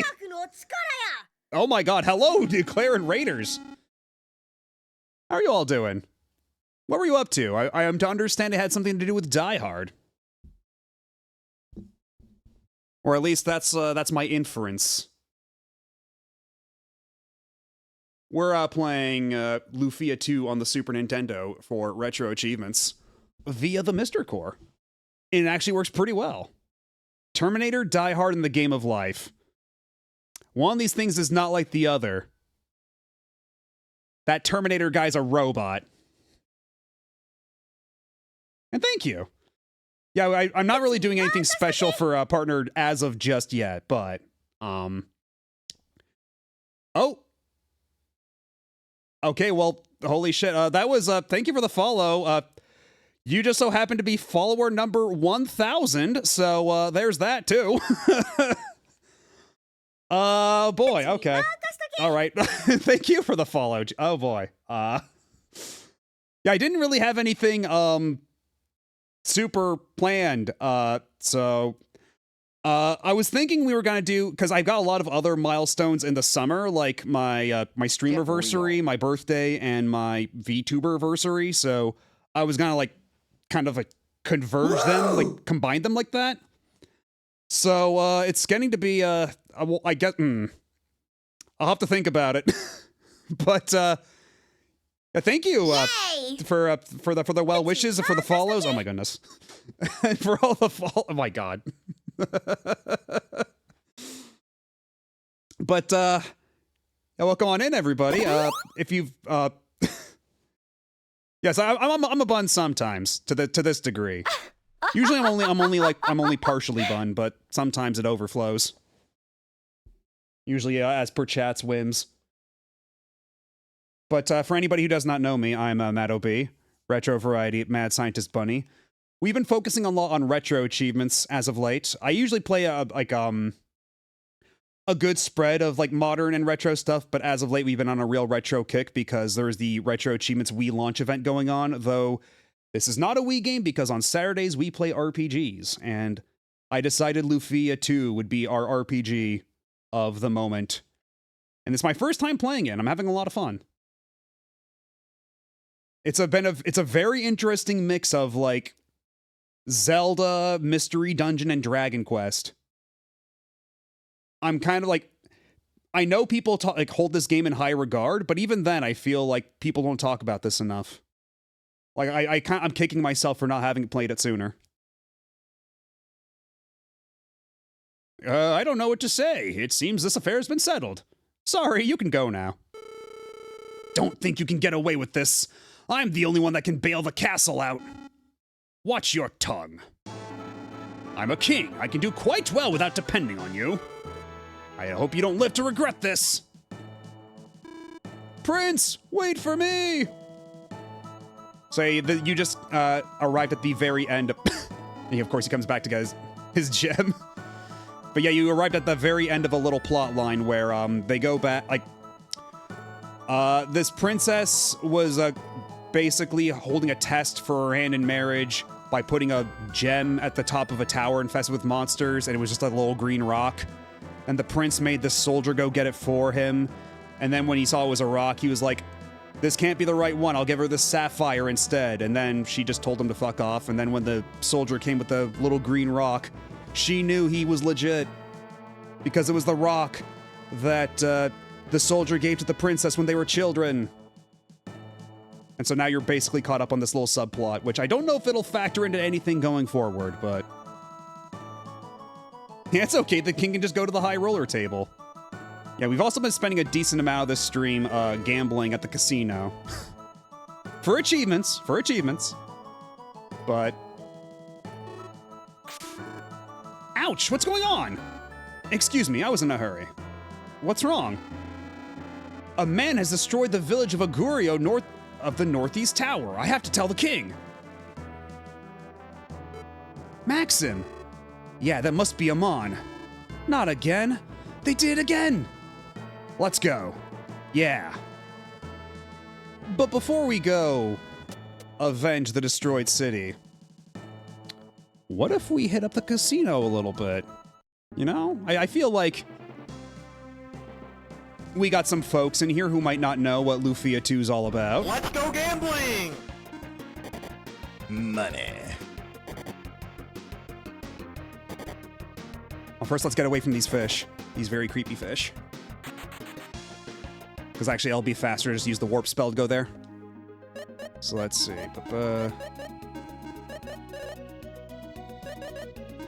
Onward to Forfeit Island, where we will be forfeiting our entire life savings.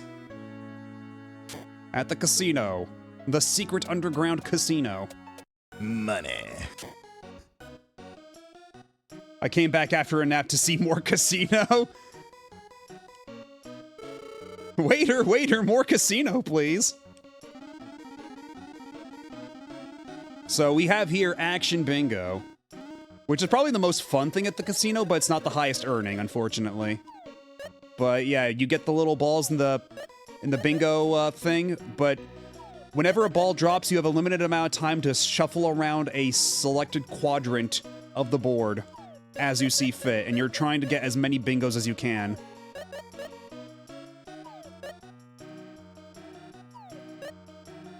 So usually my strategy here is line them all up in the corners, then try to connect them from there, try to get some diagonals. Oop! And when we get the yellow ball, that means that it'll be double points if we get that one on a bingo. Okay, that's at least one bingo down. So we got one, but we can also try for the ball of chance. So if we go, because what the ball of chance does is it's double or nothing. So if, oh, thank you for the follow. Welcome on in. But yeah, the ball of chance, it gives you one extra ball, and if you get a bingo, if you get another bingo with that ball, it doubles your earnings. But if the ball falls literally anywhere else and it doesn't give you a bingo, you sacrifice all the earnings you would have gotten otherwise. So yeah, double or nothing. So if I go for the ball of chance and it gives me either a 24 or a 22, we're good. Let's try it. We got a 3. God damn it. So it goes with the ball of chance. Aw, dang it. You know what, we'll try again. But yeah, unfortunately, this is not the highest earning game at the casino. That's going to be the slot machine in the VIP room, which isn't nearly as exciting to watch. But it does earn me a lot of coins, so I can't argue with the results.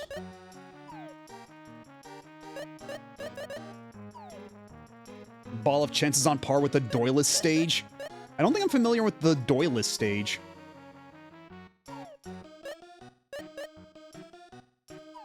I lack the culture to understand the Doyless stage. Okay, I don't think this is gonna be the one either. Okay, just barely got a bingo. If I get the 10 right in the middle, you know what, my odds are not good, and I've already got a gold ball in the bingo anyway, so I'm just gonna say no, and I get 396 anyway. But yeah, that's pretty meager earnings. So I'm gonna use my VIP card, and instead of playing 5-card stud here, we're gonna go over to the slot machine. Let's go gambling! Gonna earn money for days. Hopefully, I'll get me that 777. But I feel like this is a pretty nice cadence we've been having all night, where we've been doing dungeon, gambling, dungeon, gambling, dungeon, gambling. Unfortunately, to get to the Dragon Sword, I need 500,000 coins, which means I'm gonna have to do a lot of gambling. A lot of gambling. But the Dragon Sword is like, if not the best sword in the game, it's one of the best swords in the game. We already did get the Bunny Sword, which is a very situationally good sword, as I am to understand it. It's not very good for regular battles, but if you use it in a boss fight, it'll come in handy. Doyless stage is as a glitch from Sonic 3 alone. If you select the bonus stage on the level select, then lose, it will loop back with the title card now saying Doyless stage. It reminds me of, honestly, the text glitches in this, where, if you go to the inventory menu and swap around, you can, like, it blurs the text lines together. In fact, actually, that's pretty funny, if anybody hasn't seen this before. So you see here it says Silvo Rapier, Silver Mail, Spike Shield, Silver Hat, etc. Well, as we move along to other characters, it says Shade Hattata, Undead Ringig, Silver Mailt, Shade Hatmet, Stun Gunpier.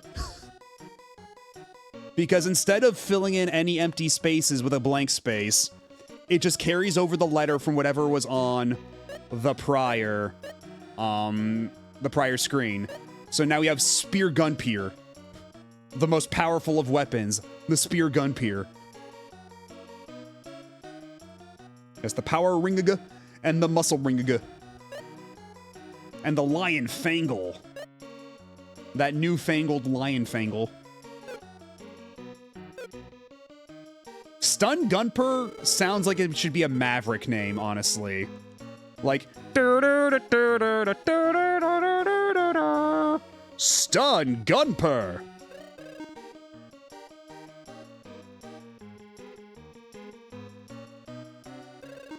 Or Hatmet.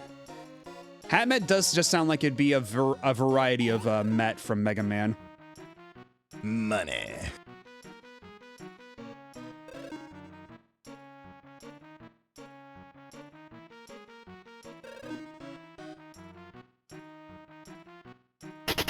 Aw, dang it. Ah! Right as I actually got a pretty good haul.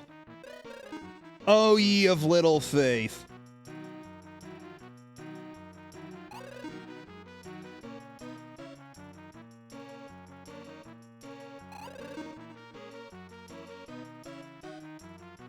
Money.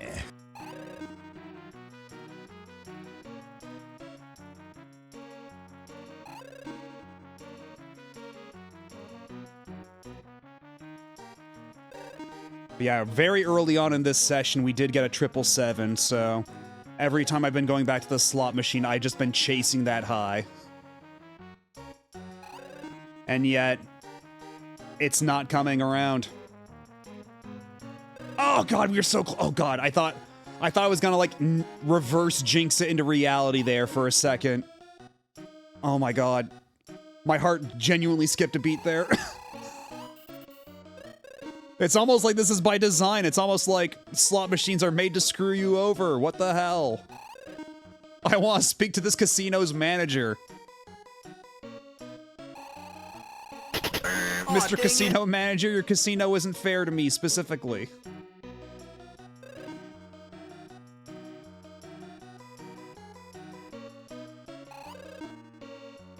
Yeah, it does also, like, Stun Gunper does also sound like one of the many names of David Ryder. This is true.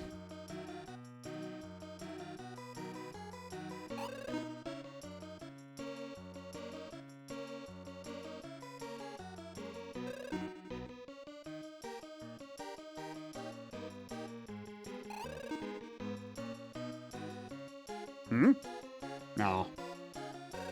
Oh, stupid boat. I could have gotten 777s again if it wasn't for that boat.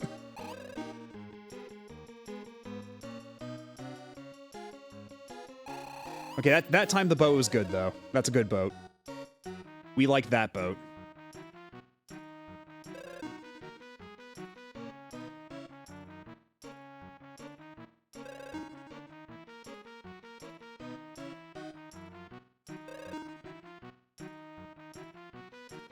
But yeah, this is the distilled Lufia II. Oh, god damn it! Oh my god! Oh my god!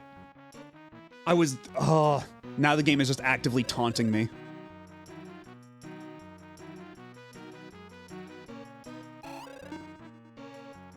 Exactly! It's like I keep saying, 90% of people quit gambling right before they're about to hit it big. So we just gotta start... We just gotta keep hitting the slots until we eventually win big. You can trust me with your money, I swear. I have an incredible gambler's intuition and keen financial sense.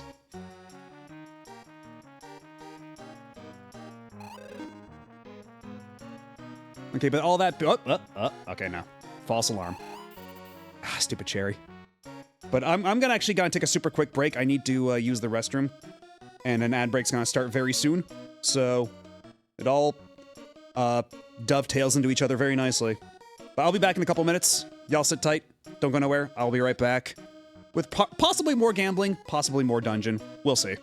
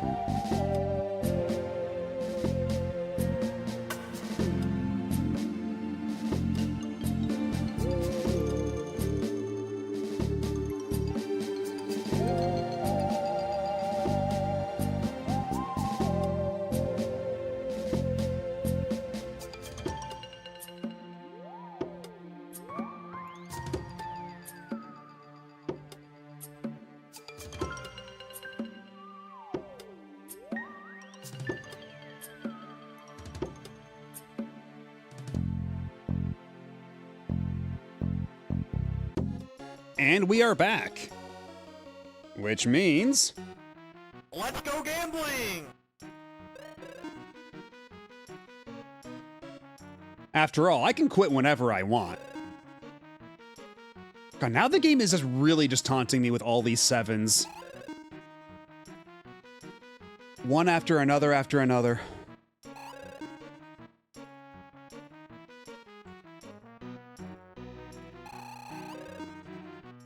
At least they're throwing me in, they're throwing in the occasional boat to sweeten the pot.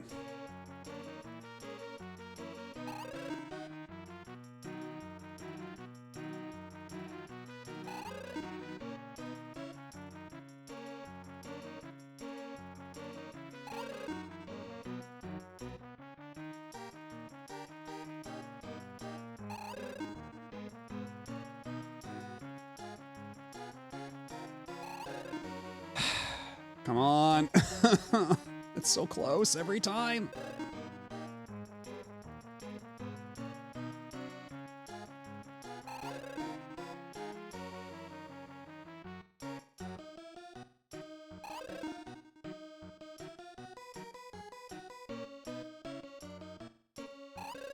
That's just how slot machines be.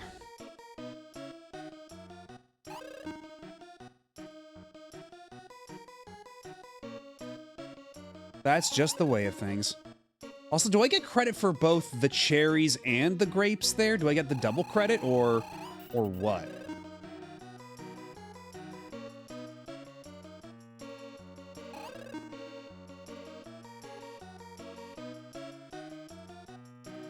Well, I suppose either way I've made a profit, so I could stop now and feel good about it.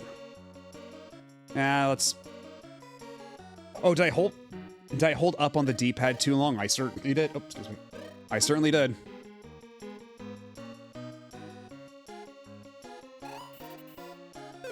Okay. That's probably enough gambling for right now.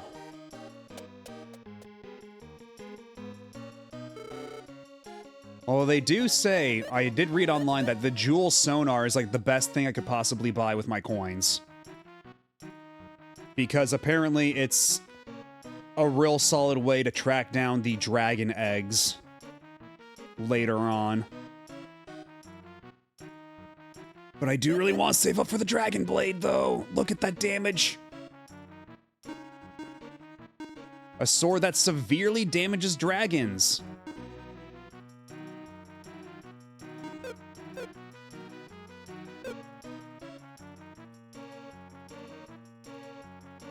But maybe next time. Maybe next time I'll get the super duper ultra jackpot. But I guess, God, what was it? There's some town being burned down by a vengeful god. I guess we gotta go solve that problem. That's probably something we ought to take care of.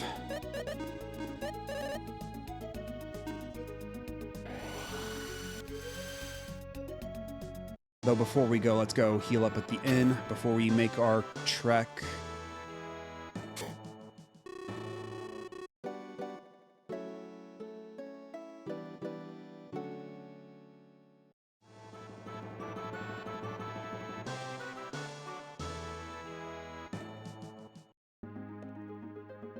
Okay, so it's north of the northeastern tower.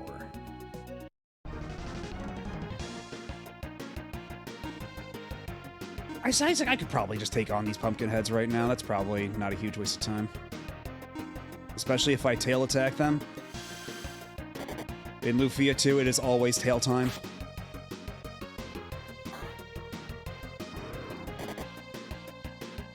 Have you heard about the DS remake that's an action RPG? Yeah, people brought it up. Apparently it's not as good. So I've been told. And they did really change the art style, too, for all, like, the character art that would usually be, like, included in the manual and, like, that's on the label and stuff. I wouldn't be opposed to checking it out at some point in the future, because I'm definitely curious. I personally love the writing when I watch someone play it, though I haven't had any experience with the original. Yeah, I could see it being valuable from that perspective because the original, the localization's a little goofy. Dude, why is bro shaking like that? I've never seen that before. What the hell? Does that mean anything? Okay, he stopped shaking, so I've literally never seen that happen before.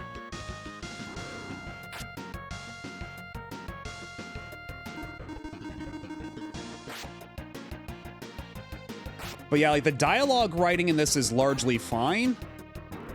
Sometimes you get the sense that maybe they did not translate a joke exactly the way they should have. Like some jokes kind of fall flat in a weird way. Like they didn't quite know how to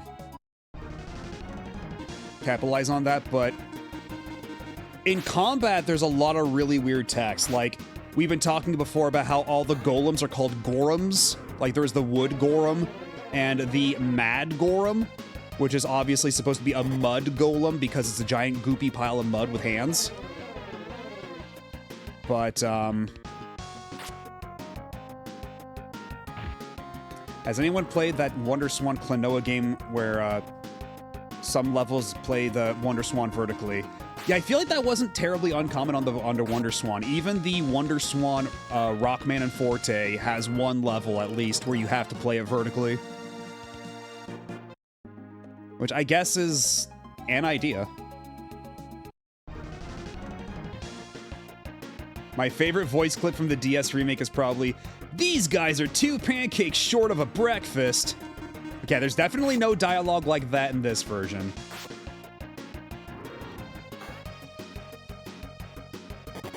Yeah, you'll be able to compare and contrast in short time as we approach this town. The one that is ostensibly burned down to the ground. I heard someone attacked Agurio. People say the man in the tower did it.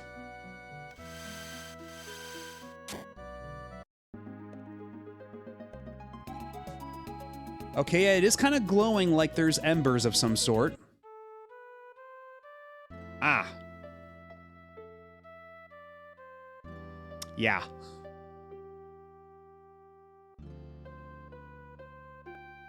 Oh, they're like dead. I'm not getting like any response out of them.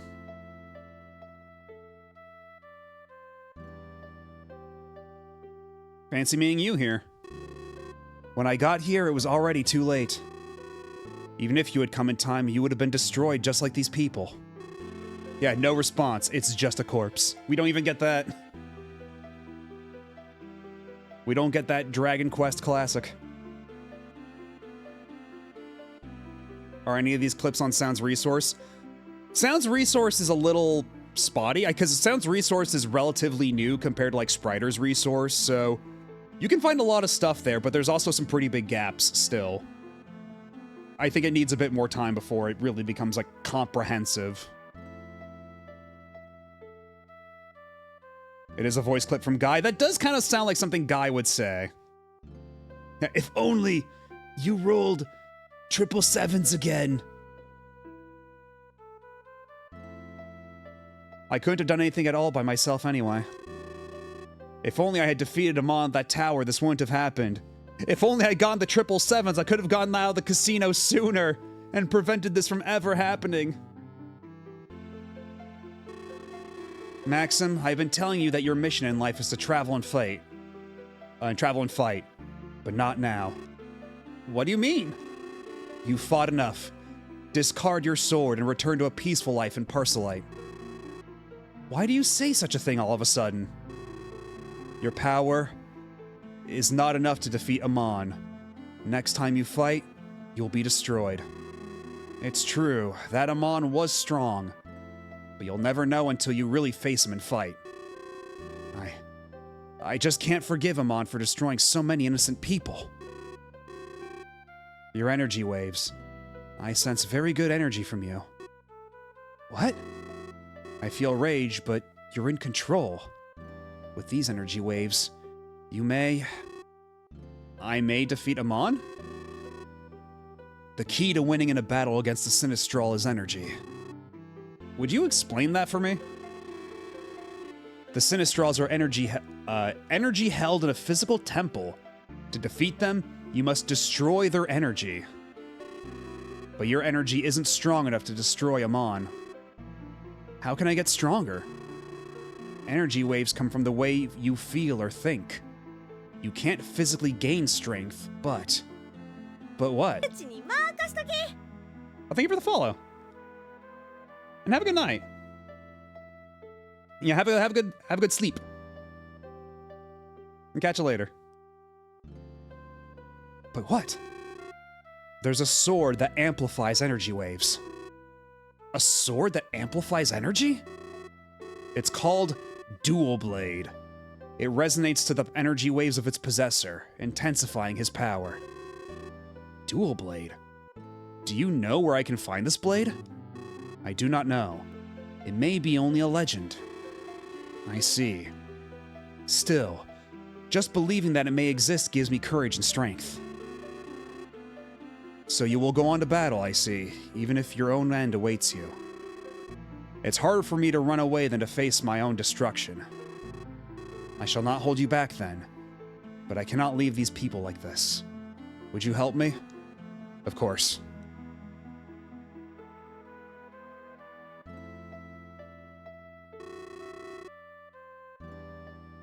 May there be eternal peace for those who have suffered.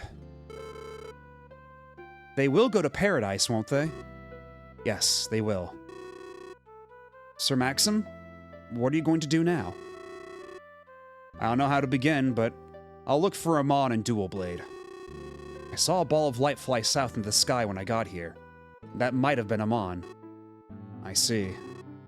Well, I should go now.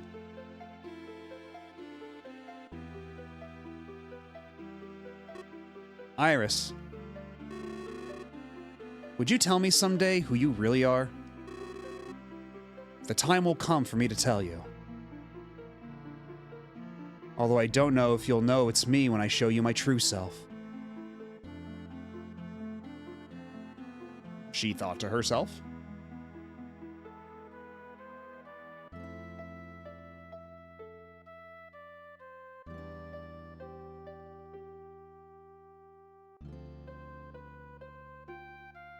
Oh, wait, hold on. That's a okay. Somebody earlier, somebody pointed out last time that there's a cross that was left uncensored in the other destroyed town. So I guess that's just part of the destroyed town palette. They forgot to remove the cross from that, because otherwise, if you go to any other church, there's no cross. They took them all out of the American version. But here, apparently, there is yet another, so I guess they just forgot to take the cross out of the destroyed town tile set.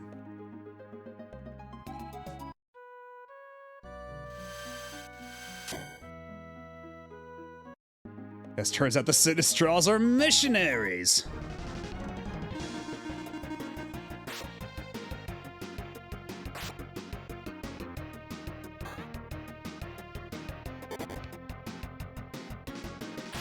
Good lord, that's a lot of damage on Salem.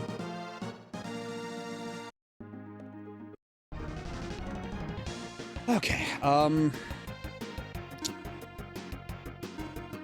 bite that Minotaurus, and then you, heal yourself up real quick, like, why don't you?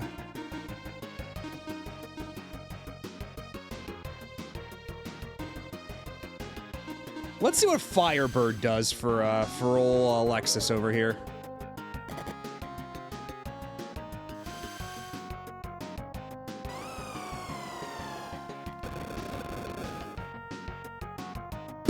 Come on!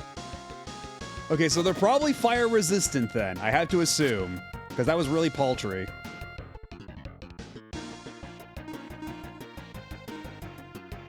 Okay, how about instead we do, Ice Volk.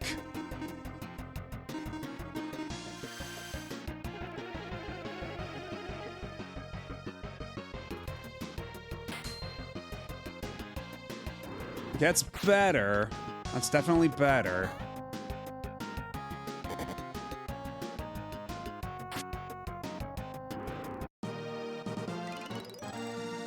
Lexus levels up. And we haven't also run into a new capsule monster in some time, either. Because I'm still missing, what, like 3 or 4 capsule monsters? I wonder how many of them I've just missed entirely.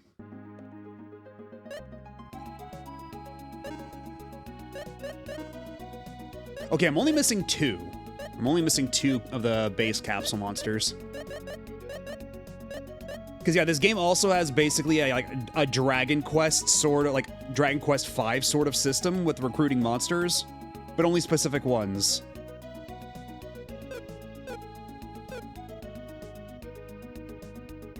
Yeah, Pokemon was hardly the first.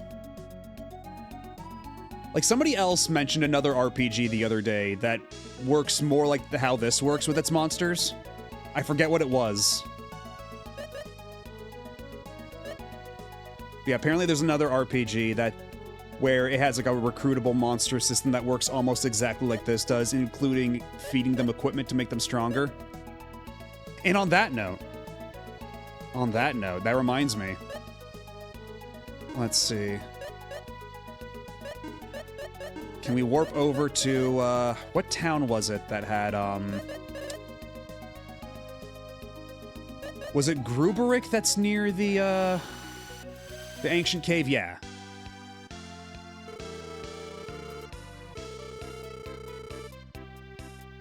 So yeah, apparently here they sell exactly the weapon that is like the best ratio for price and levels. Yeah, the War Rapier. So let's just buy like a stack of like 20 of these. Okay, maybe 20 is a bit much. Maybe I can only afford so many rapiers.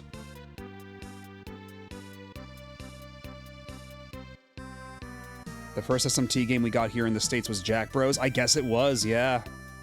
Even before they tried Revelations on PS1. And Revelations Persona. And what was it, like Revelations, Demi Kids, I think it was? Where they just tried to rebrand SMT as Revelations.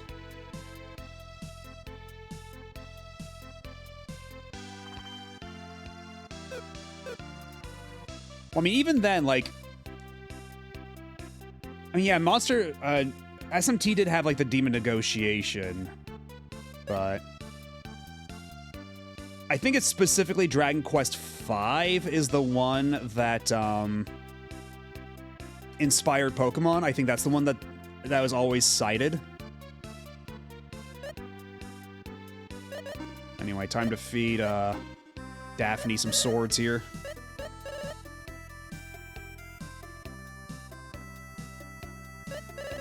Alright, say ah.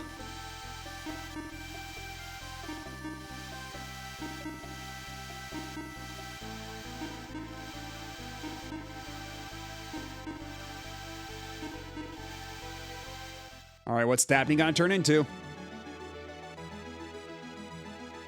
Daphne the MVP. Where are you gonna be now?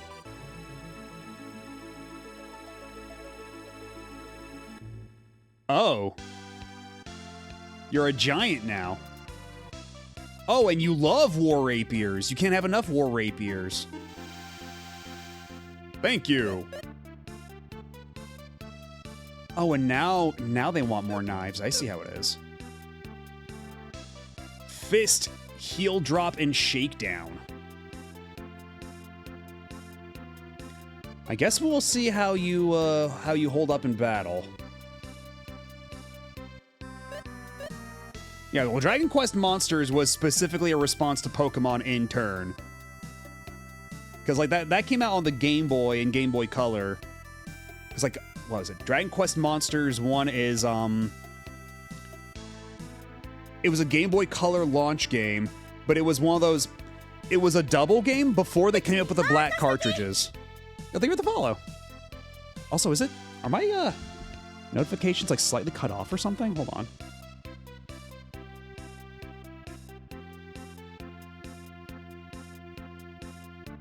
I'll have to diagnose that a little later, I guess. Because, yeah, the notifications were looking correct before on the other computer. But, yeah, either way, thank you. But, yeah, Dragon Quest Monsters on Game Boy was one of the first dual games where, like, it was Game Boy Color compatible as well as, regular Game Boy. but it was before they came up with the black cartridges, so some copies of that game, the later reprints had the black cartridge, but the original first run uses the regular gray Game Boy cartridge. It's kind of weird. Even though it has like a full proper custom palette and everything.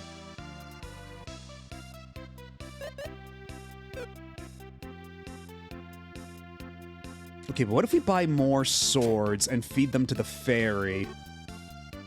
Or you feed them to Shaggy? Certainly I got some stuff I can sell for some decent money.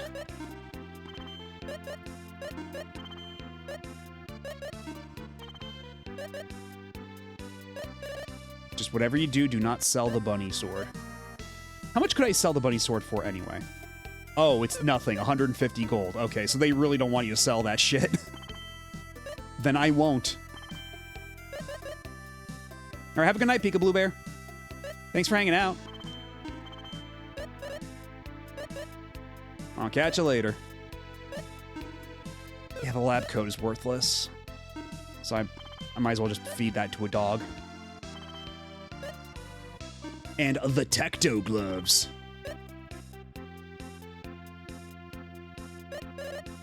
What about the super driver?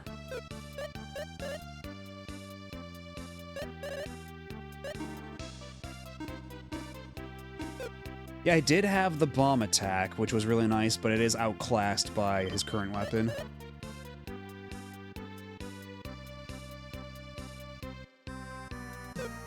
I think that's about all we can get, so... I can buy 10 more swords. I can comfortably afford 10 more swords.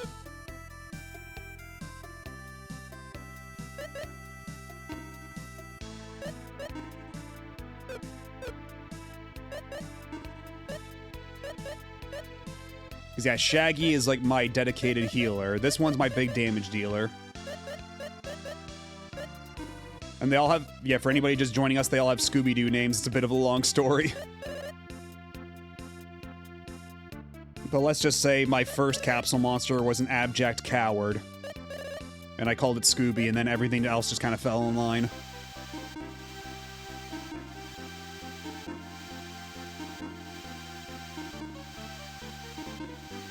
Okay, I gotta be very careful not to feed it the bunny sword. That would be absolutely fucking tragic, after everything I went through.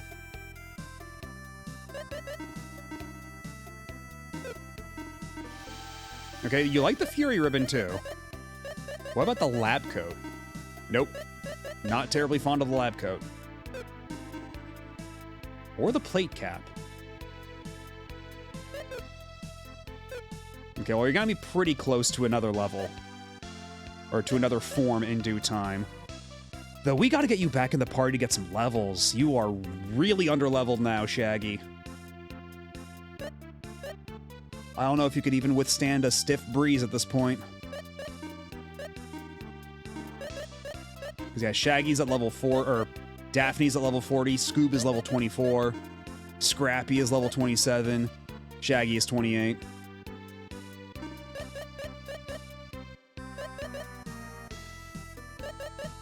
So we'll stick with Daphne for a bit more, until we can afford more rapiers.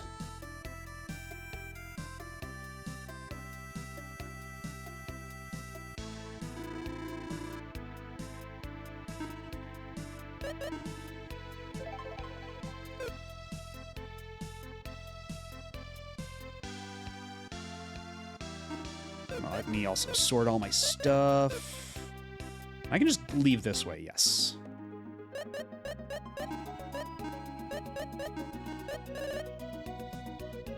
So I guess we go back to Ferrum and report what we saw. Not a whole lot else I can think of doing right now. Gotta go, hey, Your Majesty, everything's kind of messed up over there right now. Things might be ever so slightly fucked. Agurio is a small city north of the Northeast Tower. Small, but can a single band destroy it? I wonder what's okay, so they don't want me to come back here. So where do I go instead now? A lot is going on around here, and nobody can really think about the marriage, you know? I wonder if the guy they said landed on the tower destroyed Agurio. Agurio's been decimated. I can't believe it.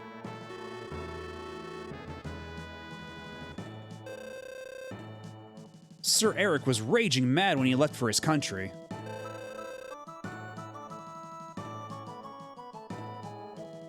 Oh, is it? Do I have to? Okay, where was it? It was, if we go all the way back to, because it was north of, was it north of Dankirk? Where was it? Because, yeah, apparently there was some kingdom north of Dankirk, I think it was, where everybody there's just kind of a jerk.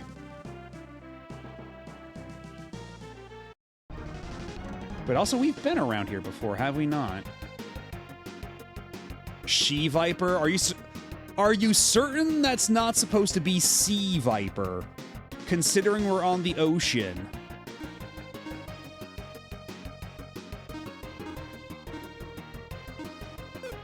I mean, far be it from me to assume anything, but...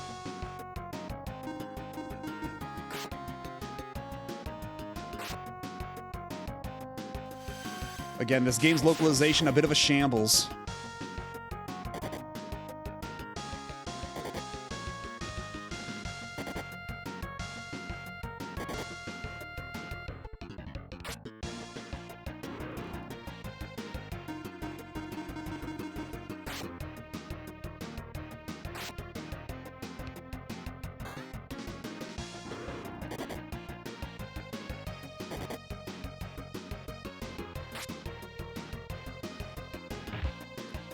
Yo, the heel drop! Hello, Taveshi and Raiders. Welcome on in.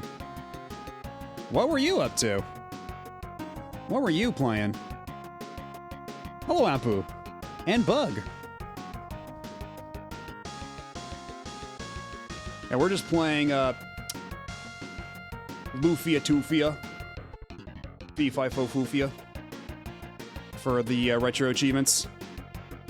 That is a pretty cool fish. I am inclined to agree. Yeah, we spent a good amount of time grinding at the casino to get the bunny sword. So, rest assured, I have already moved heaven and earth. Umineko 7 time? 7 is it 7 the last one? I keep forgetting.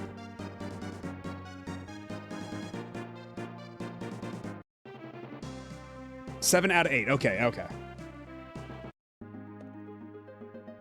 Yeah, we just found another town that was destroyed, and now, I'm just kind of trying to figure out where to go from here. It's a little unclear. But if all else fails, I could always just go back to the casino to grind more money to get the dragon sword. That's always an option.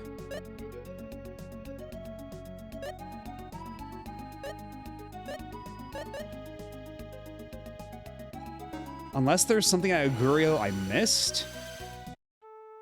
Not that there's a ton to miss over here.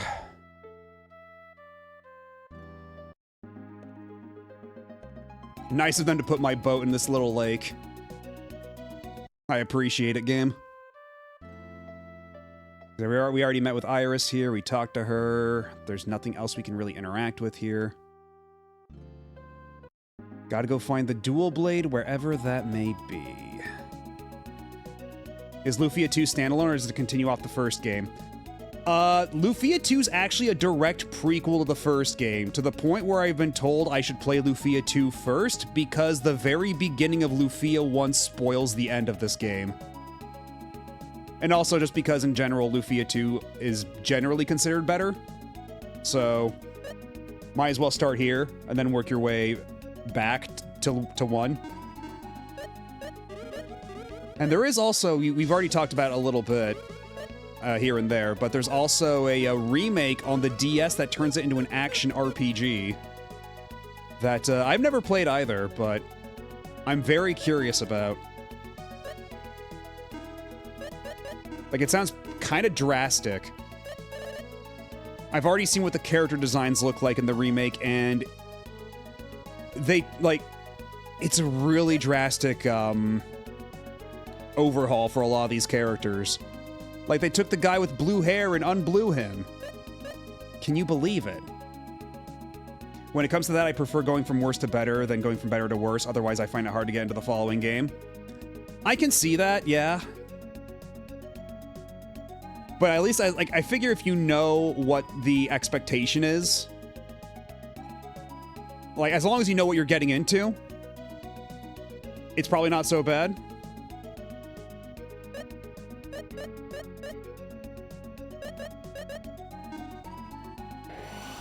Because we are...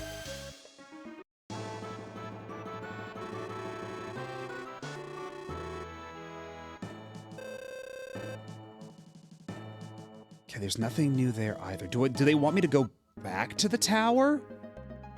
Is that it? What if that's it? Yeah, usually the game's a bit better about giving me some direction than this. I'm one of the rare people who played Yakuza Kiwami 1 as my first game instead of Yakuza 0, so I get it.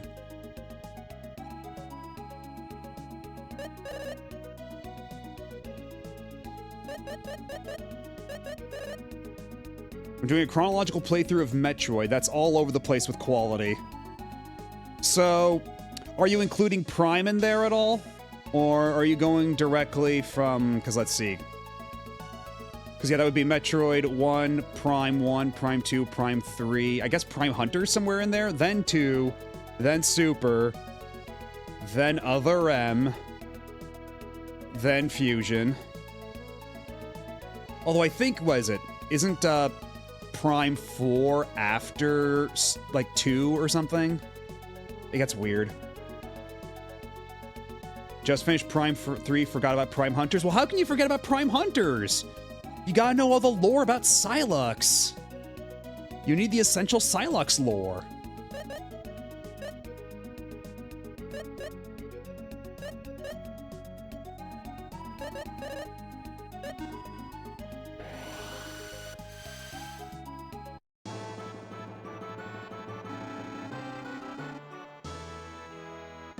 Okay, there we go. That's the information I needed. Thank you, dude. Treble Village. Are we going to meet Base there, too? Oh, it's right over here. The ball of light flew into the southwestern sea from the north. People are freaking really bad. So about this game's localization.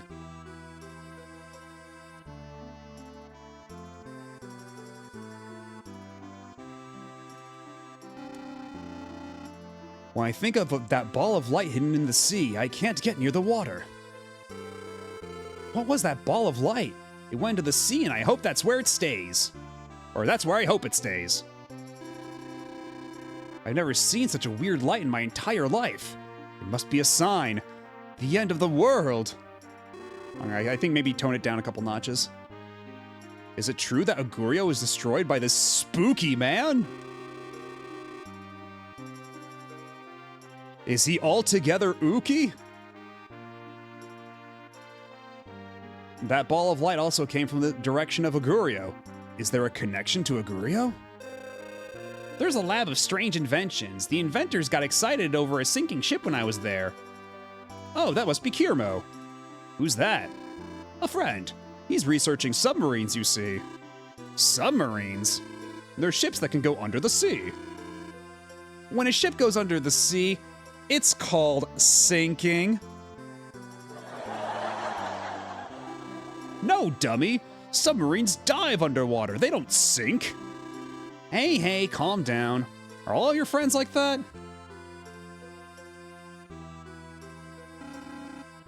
Do you know the legend of dragon eggs? Indulge me. On a tiny island in a lake facing Pico Village to the southeast lives a dragon who collects dragon eggs. When you collect 8 dragon eggs, the dragon will grant you a wish. I don't know, sounds like a load of BS to me, old man. Of course, nobody who's even got close to the small island has come back alive. A dragon granting wishes. What else will they think of next? My boyfriend is a sailor in Portravia. He said he saw that ball of light really up close. He said the way that ball of light went into the sea was divine, yet mysterious and scary. Well, see, that's where you're wrong. There's 8 dragon eggs.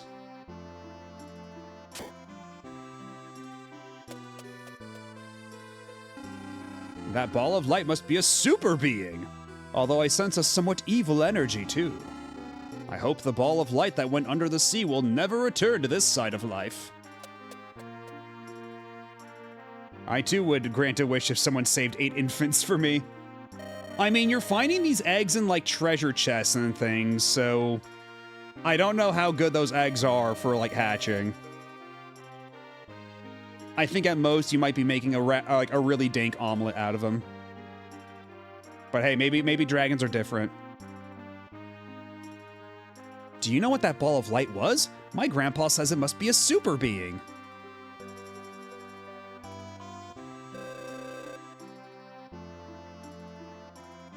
Okay, so when they said that there was a place full of scientists or inventors, they said it was around here, right? In the back or something? Where is that kid?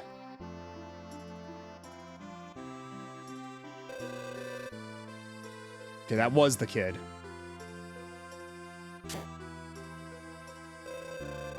Okay, yeah. And unfortunately, I already spent all my money on swords to feed to my, well, I guess it's a giant now, but I spent all my money on swords. Somebody help me finance, my party is dying. Wheel eel. Okay, I can't possibly imagine what this was originally supposed to be, but I don't think wheel eel is correct. Yeah, all the money is gone. I only have theoretical funny money for the casino.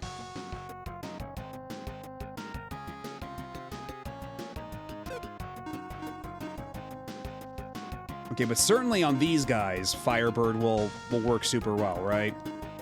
Certainly on these guys.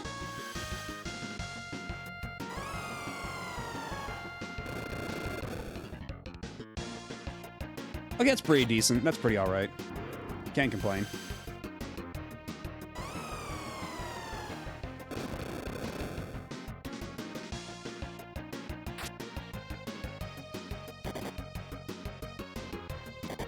Because, yeah, for anybody just joining us, we did have a, we did run to another flower enemy earlier called Lufia. Japanese name, Uiriru.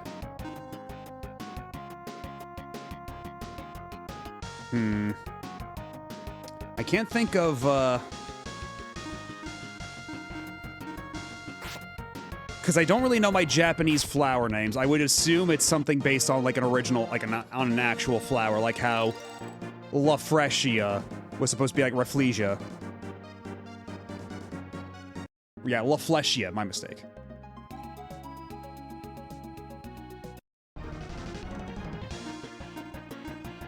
Also, how much money did these guys drop? I didn't notice.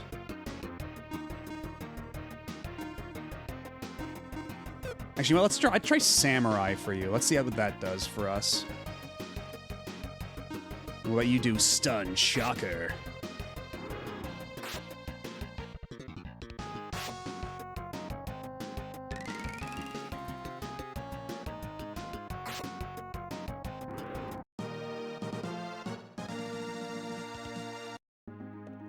So wait, did it give us 25? No, 25 is the total I have. When they... Ooh, these guys.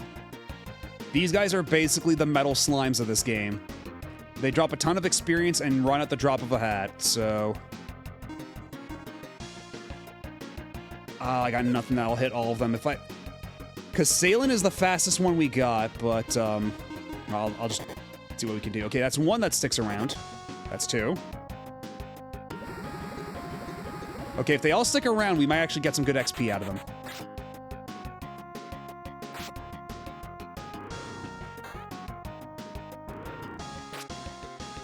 Uh-oh. Daphne! Okay, that's still a lot of XP, though. I can't complain. That's more XP than we got from the last boss fight. But we only got 2 gold.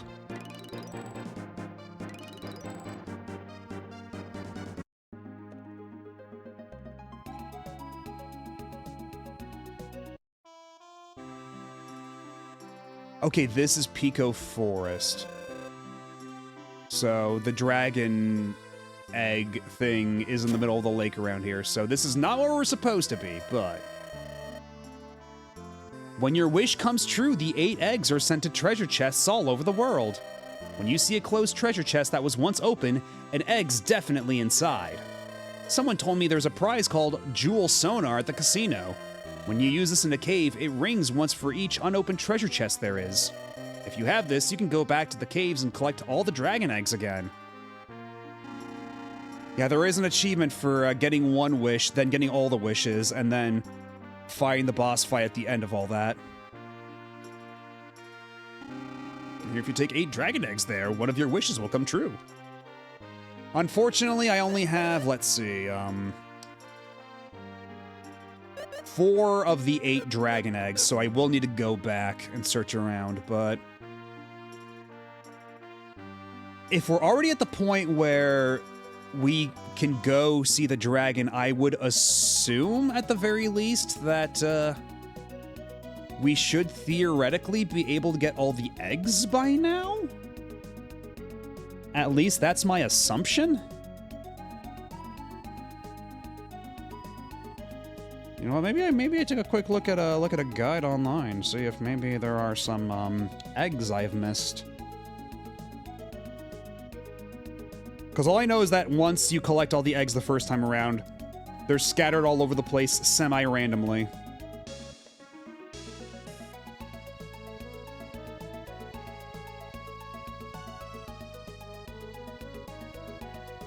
Okay, I should have all these by now already. Oh yeah, 100%. Like, all jokes aside, it's literally just the Dragon Balls. To the point where the retro achievement icon for getting a wish granted is literally just Goku. They literally just put a picture of Goku on there.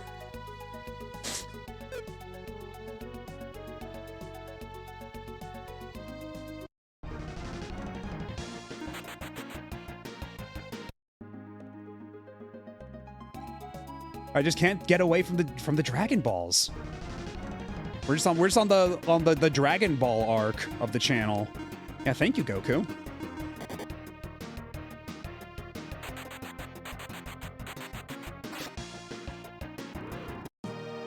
Oh wow, even one of these green guys gives you a shitload of XP. That's ridiculous, actually.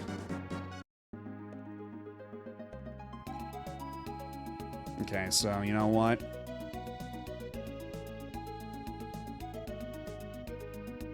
I was watching through the recut and forgot to return to it. I should probably watch that recut at some point, because I wouldn't mind going back to Dragon Ball, but...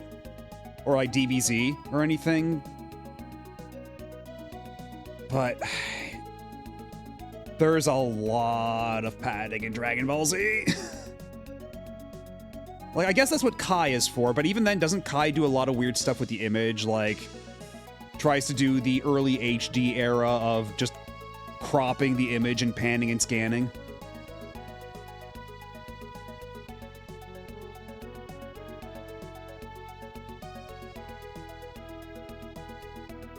Because, yeah, I don't think I got the one in the cave to Sundletan, so you know what?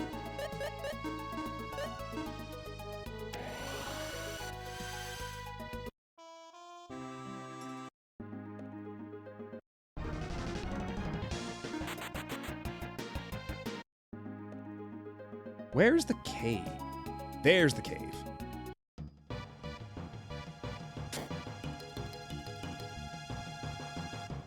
So somewhere in here should be one of the dragon eggs, because I don't recall getting one here the last time around.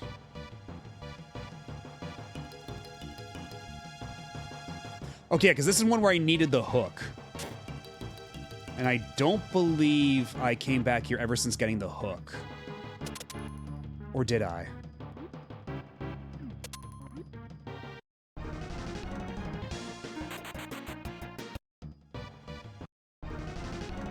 Alright, if you insist. If you insist, Jelly.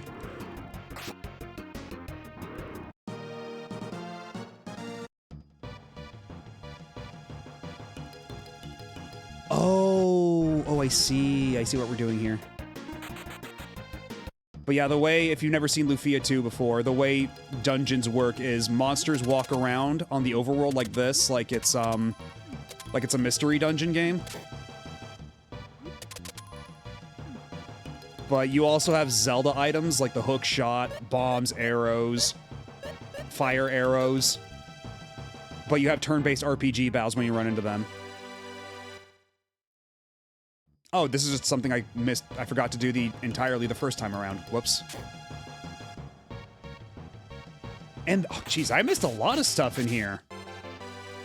I guess I really just booked it through here. On my first go-around.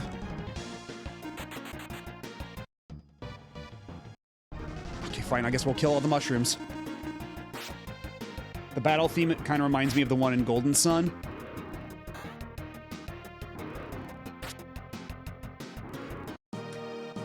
Kind of. I think I can see what you mean. It depends. Like, some games work better with random encounters than others. And even then, some games that have overworld encounters, or symbol encounters, as some games call it, they can be kind of done wrong, too.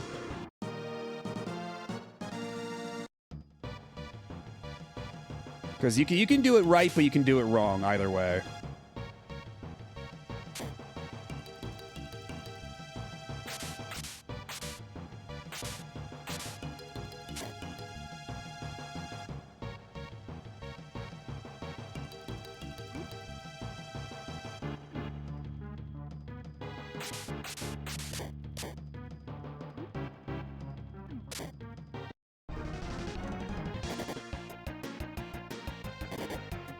As someone who's going through Final Fantasy 1 and replaying Pokemon White, it's nice to be able to walk more than 3 tiles without a random encounter.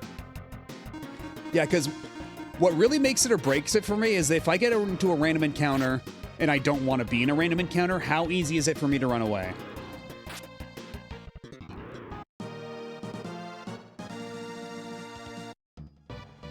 Because, like, Phantasy Star 4 has has a pretty high encounter rate, but thankfully it's very easy to run away from battles. So you're usually not too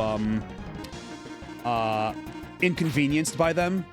You can basically engage with them as much as you want to, or as little as you want to. But some other games, like, I think as we were playing Breath of Fire 2, that game made it such a pain to run away from battles, and that had such a high encounter rate.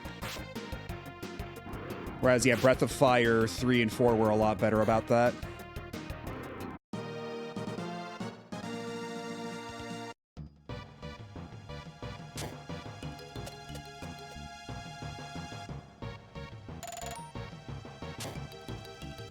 There's the Dragon Egg. There's our Dargon Egg. Remastered 4? It's a PC version of 4, because there used to be a PC version of 4 released in only Europe, I think it was. And then they put that on GOG not too long ago for, like, worldwide distribution. Hi there. And then a little while after that, they put it on Steam. And hello, Blackfoot. How's it going?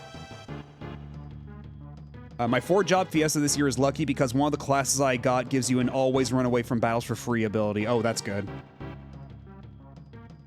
Saying hello and goodbye simultaneously. Well, hello and goodbye. Thank you for stopping in. Well, you know you can keep a streak by just watching a VOD.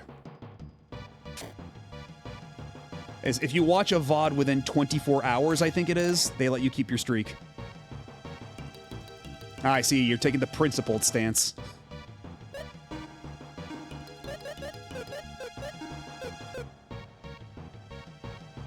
Gotta be legit. You can't say hi to a VOD, true.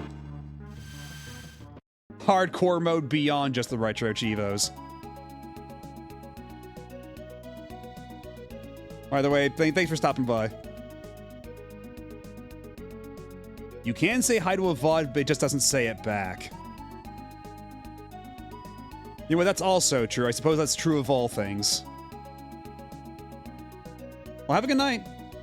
And thanks for swinging by real quick.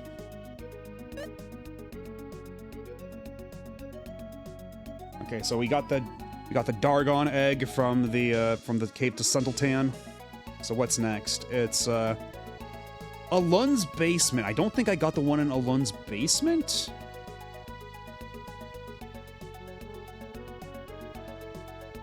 Because we got the one for the Daughter of the Bridge Builder. I think we got the one in the North Dungeon, North Lighthouse.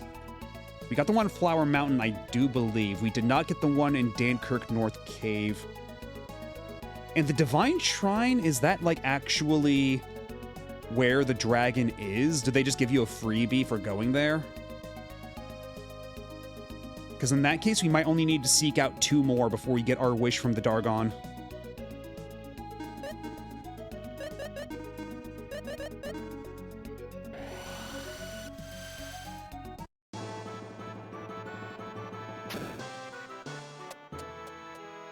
That's not where the basement is.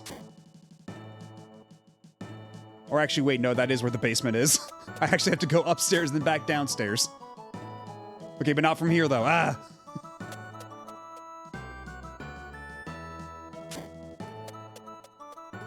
Hey, King, I don't much appreciate your castle's layout here. It might be needlessly complicated. Though I guess that's one way to keep the basement secure. I don't think I got the one here, though, at least. You know what? Let's actually check to see, more specifically, the eggs, where they are. Yeah, screenshots would be very helpful.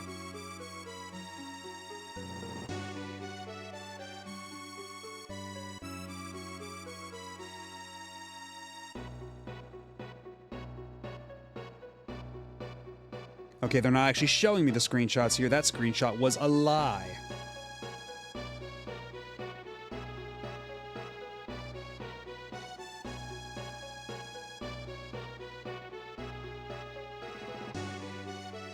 Okay, I just need the Lufia wiki to not blow up my phone.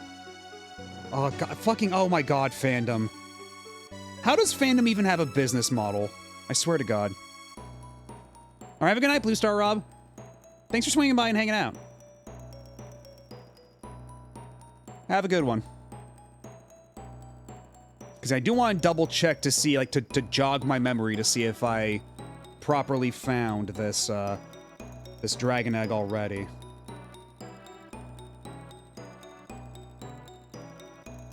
This might be the kind of thing where maybe it would behoove me more to look it up on YouTube or something.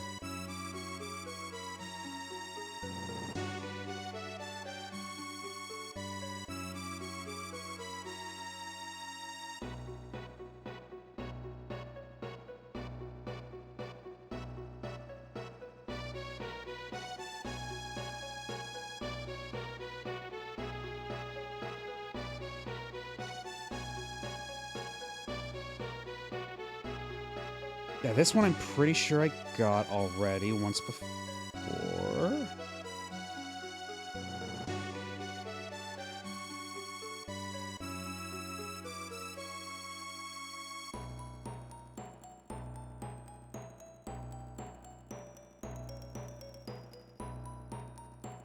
Oh god, why can't they make this actually simple?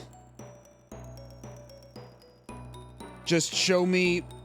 like, actually tell me where in the cave it is.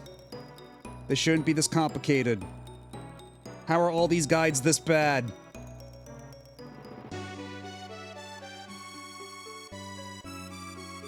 I don't need to know where the 4th set is yet. Just show me where the 1st set is.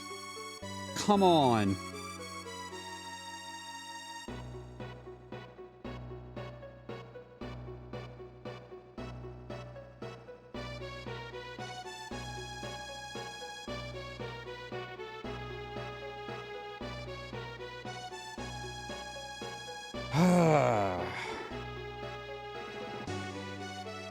Like a zillion walkthroughs on the internet and they're all bad.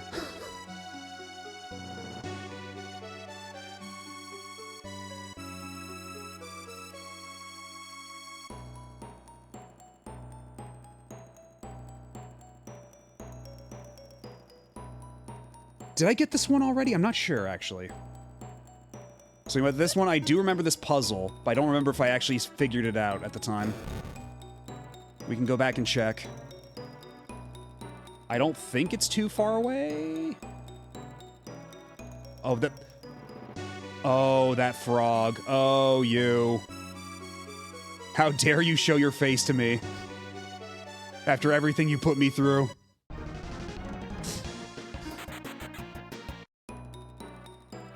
Go, before I change my mind. No, oh my god. Okay, fine.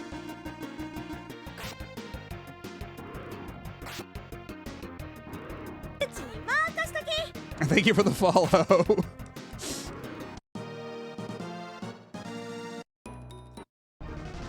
Me and the frog, we got some history.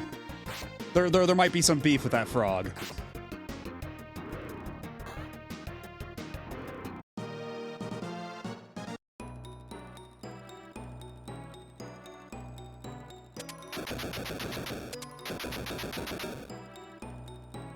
Okay.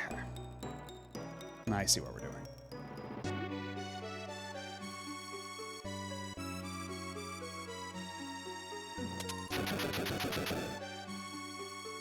If this Lufia II was any older, it'd have the word shrine in its name. Yeah.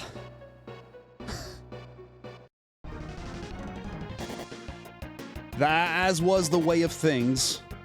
Oh, and looks like we got an ad starting. But you know what? I'm just gonna take this opportunity to just make my way through this dungeon since this is all backtracking anyway. I don't think anybody will be missing anything terribly exciting.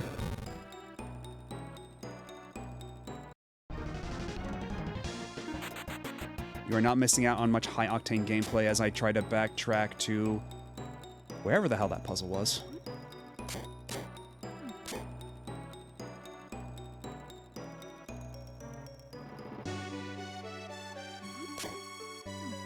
Exclusive backtracking. Yeah, take notes, Asha Sharma. These are the kinds of exclusives the people crave. Oh, we gotta do this puzzle again from scratch. When the same color lights align, the light vanishes. When all vanish, the path opens up. Okay.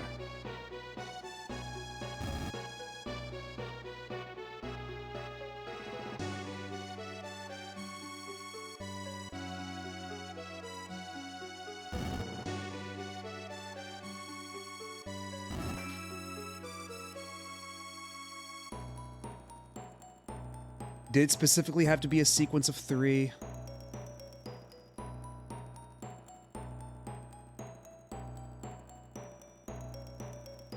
I might have to reset this room. I didn't think we'd have to redo this much dungeon to get to that puzzle, but I guess this is my punishment for missing out on it the first time, the first go-around.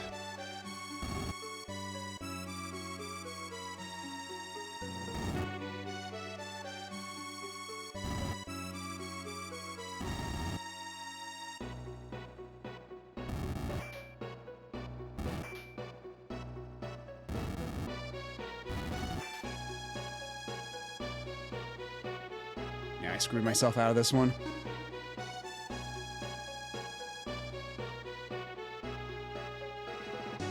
Okay, yeah, here we go. Nope, that's wrong too. Yeah, this is where all my columns knowledge is gonna come handy. Just you wait.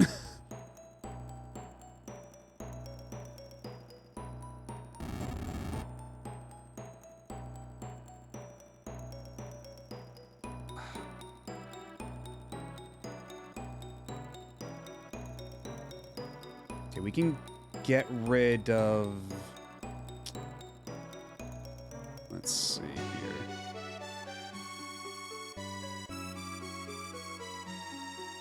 Because, yeah, these are all 5 boxes. No.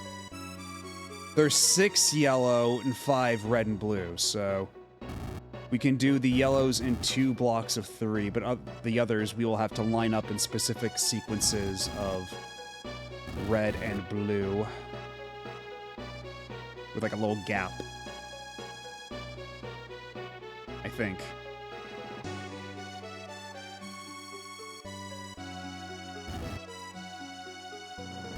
I swear I did this puzzle once before. Columns will allow you to do diagonals. Yeah, it actually, does this puzzle allow diagonals too? Because the other puzzle that was kind of like this allowed diagonals, but I don't know if this one specifically does. I don't think so. Yeah, this one does not. But hello, Chaos.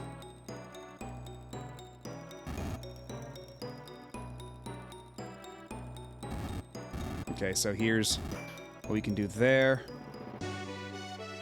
And how about we move red up around, Ooh, you know what? I got it.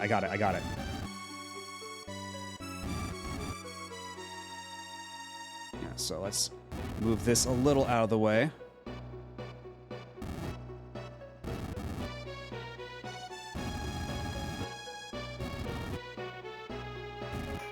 All those gone at once.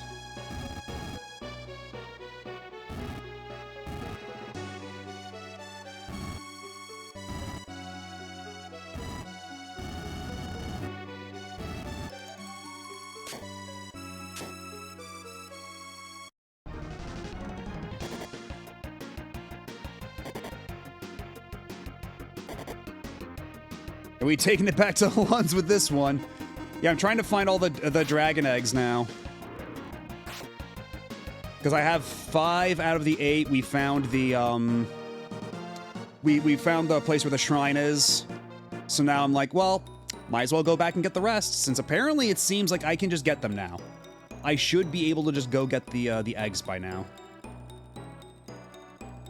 And I think I may have missed the one in this dungeon previously. Oh, thank you. Yeah, so your partner and 1K, that's still kind of wild to wrap my head around. All this in rapid succession, too.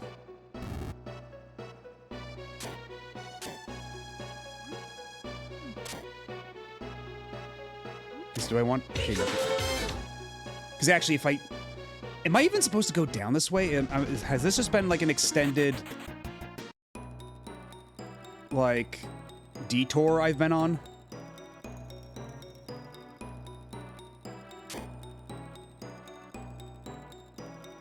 Oh yeah, this is the one where I need to drop a bomb on the skeleton, isn't it? Or no?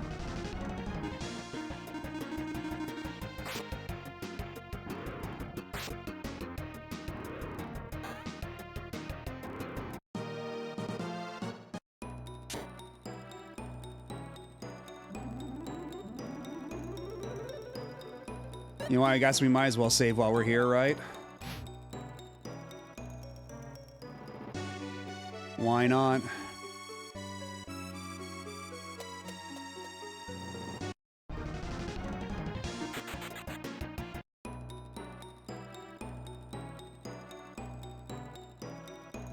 You frogs, stay the hell away from me.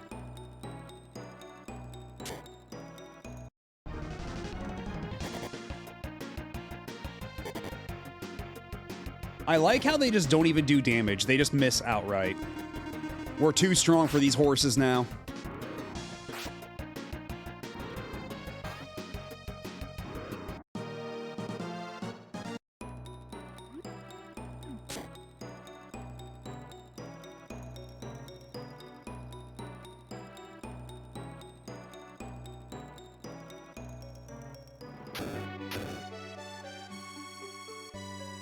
Mm-hmm.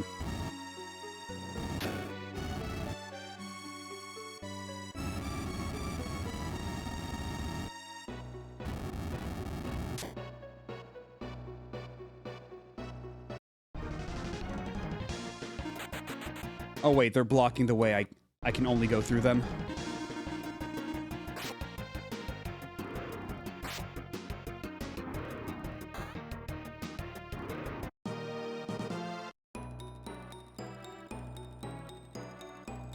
Bombs can... God damn it. Okay, so... I know how the bombs work, thank you.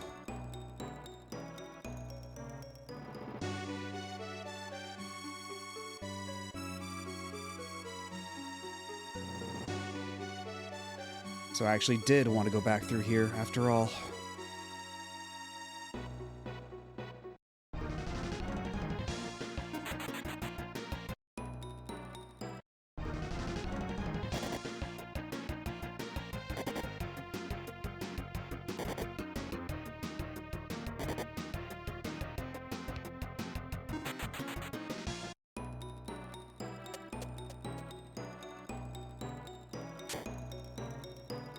That's right, this was just the save point and everything.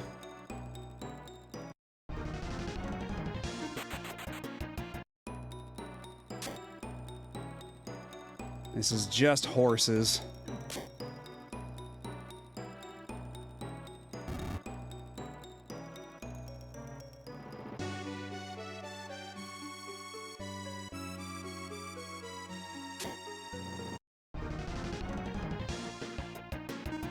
So I guess we can't actually go through there. I think I got tripped up by this room the last time I was here, too. I think this room also gave me the, Yeah, there we go.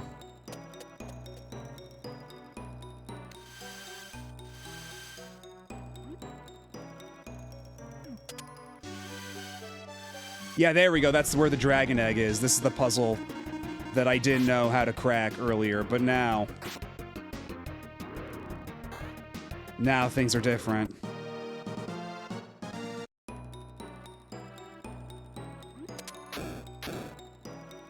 Yeah, because now we can just do this.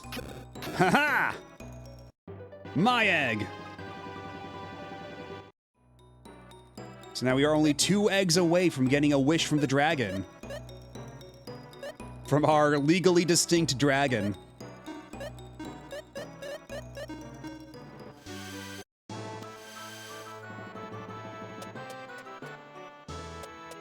Oops.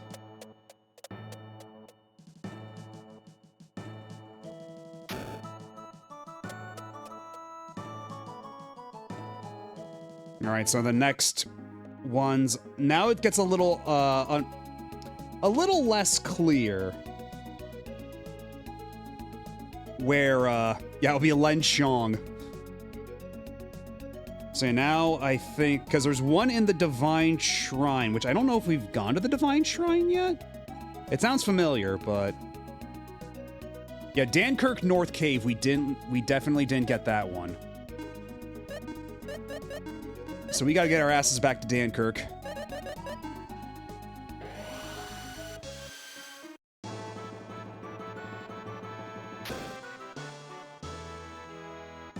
Let's see, where's the... There you are. Gotta save the game here.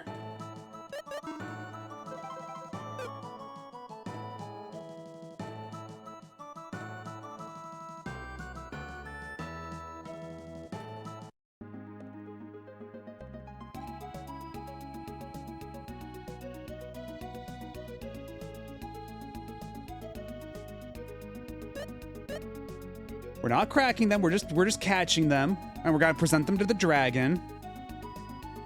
We're gonna get a cool wish.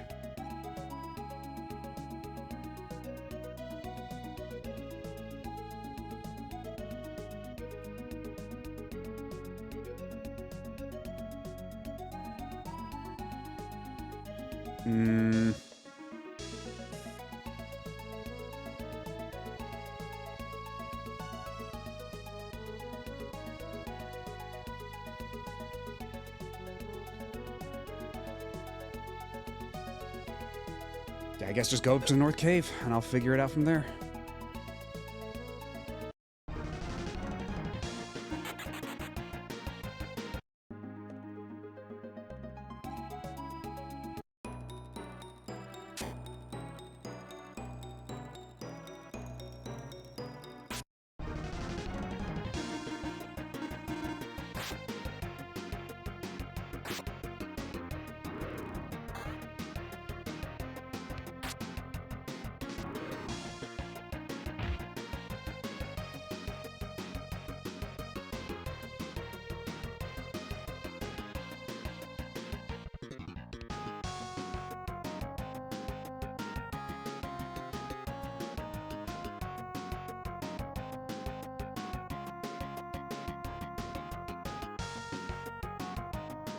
Because, yeah, there is that one room that I saw, that's right.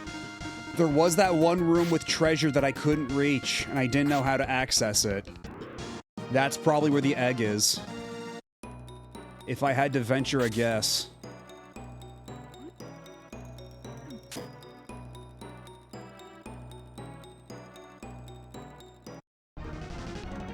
I probably have to do, like, literally everything in this dungeon all over again, huh?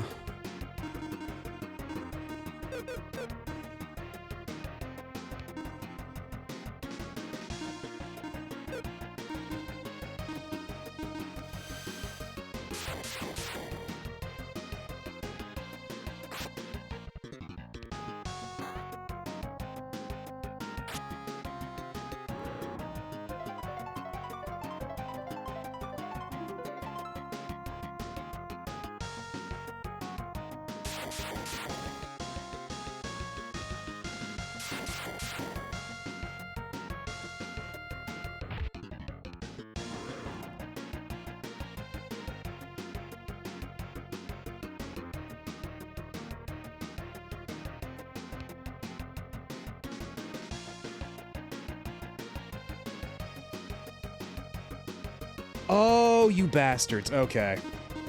So it was Okay, I just looked it up. I know what to do now. I know exactly where to go. And once again, I was bamboozled by a secret wall. As is often the case. As has often been the way.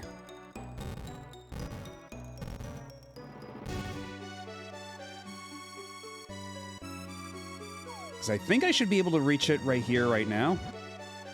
I forget, like, how much more of this dungeon do they expect me to redo from scratch?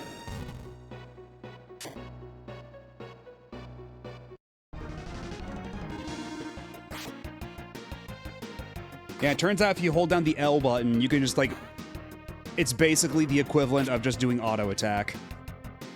So that's real helpful. It's basically a turbo button for the A button.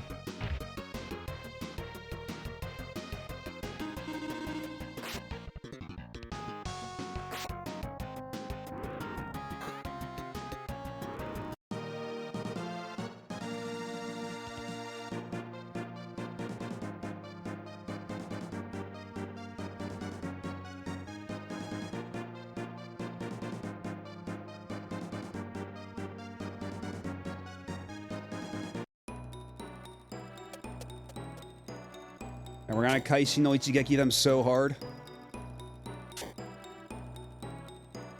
Oh god, they really do just want me to redo this entire puzzle. Ugh.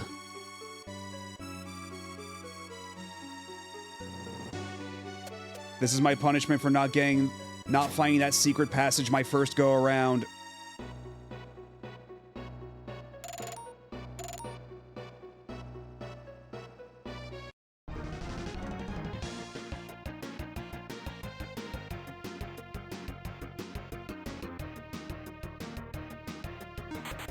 Okay, at least I can just run away from battle. At least they're allowing me that.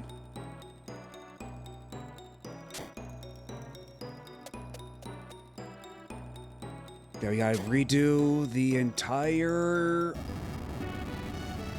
sequence here.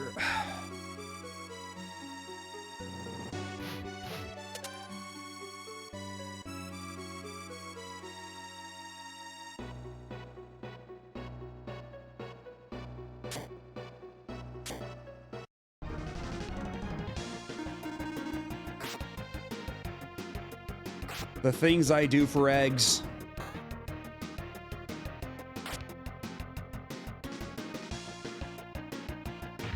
Although I don't know what game is more of a pain in the ass to get the Dragon Balls in. This or Tenkaichi 2. Considering in Tenkaichi 2, they literally just roll around on the ground after you break the thing that was containing them, and then actually going to pick them up is kind of an exercise in torture. Because your only speeds in Tenkaichi 2 are ploddingly slow and insanely fast. So, fine motor movements are a bit of a tall order.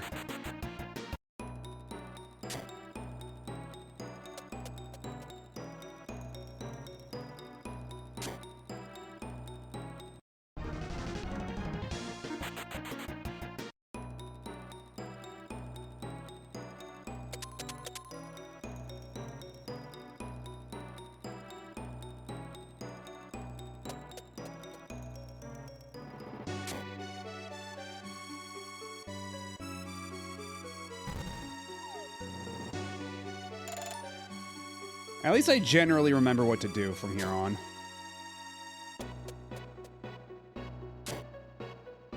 Once you know the sequence, and since I can just run away from all these battles right away right now, shouldn't be too much of an issue.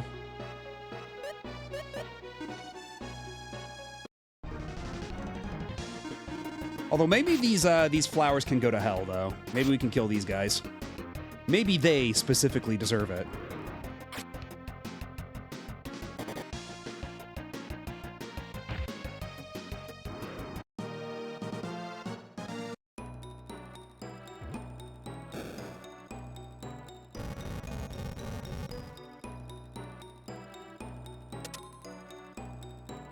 God, calling the spike trap a pile of needles is the kind of shit I'm talking about.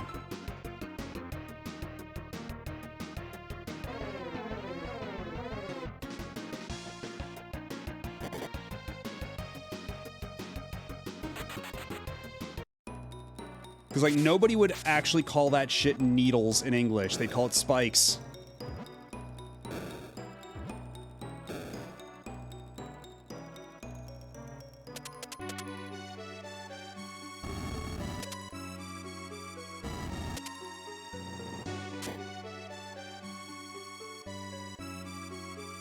I think I have to go back up here.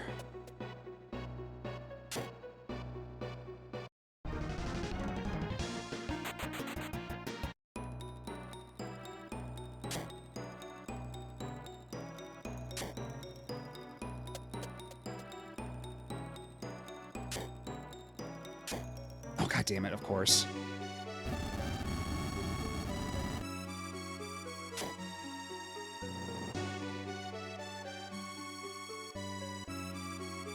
Your line of sight puzzle is very cool. I just wish I didn't have to redo it and then push the pillar all the way every time I wanted to go through that room.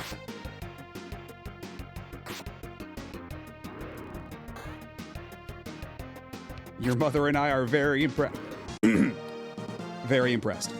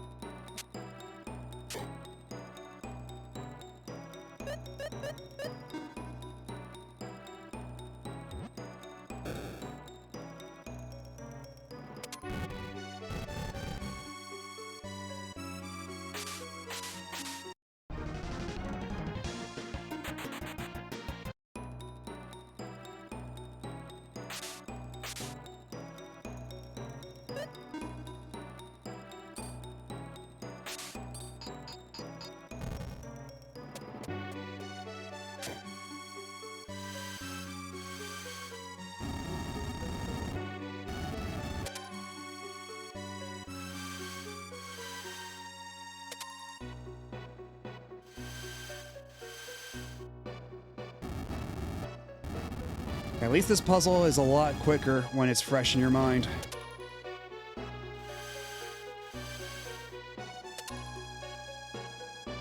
And there wasn't anything behind these ones.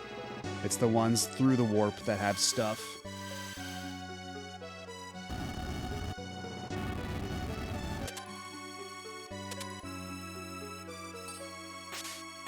Or no, not even. It's just for the pile of needles.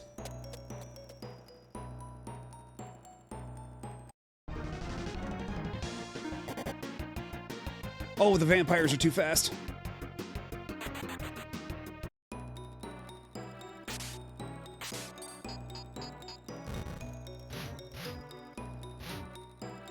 Can y'all step aside, please? Oh, whatever.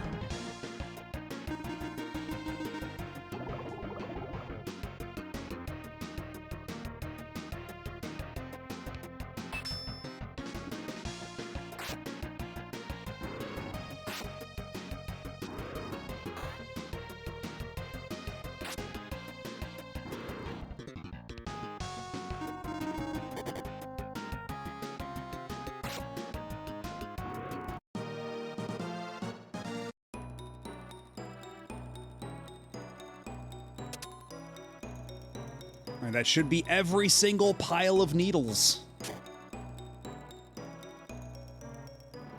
And in short order, we can resume the game.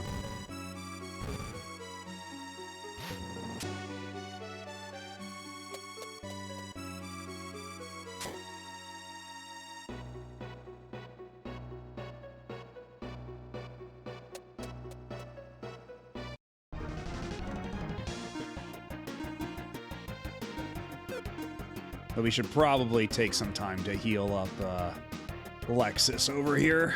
That's probably wise.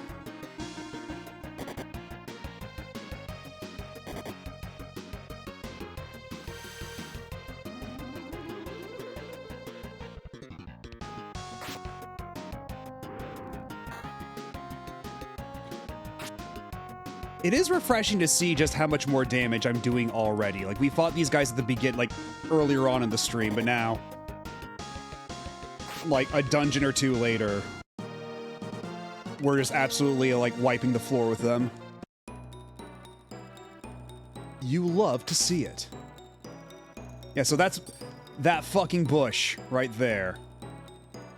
Hid a secret route that led to this treasure room. Figaro. And a dragon egg. Okay, what the hell's Figaro? And is it still worthwhile, even though I've got the stun gun? Nope! It's already been outclassed. But whatever, I got my egg, I'm out of here.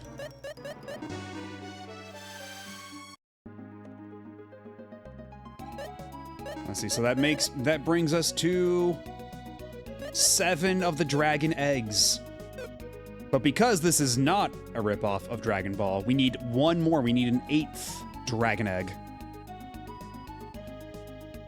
Let's figure with you. I don't know if that's how that works. I don't think you're allowed. But hello, Major Mooch. Okay, now, have I already gone to the Divine Shrine, or is that a little too early? Because apparently the last one is in the Divine Shrine. Which does not immediately ring a bell, but...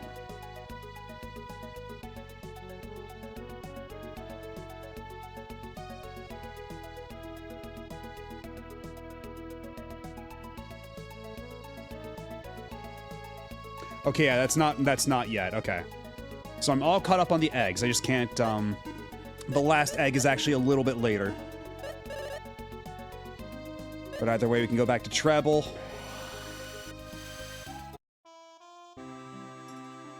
And we'll be all ready when the time comes.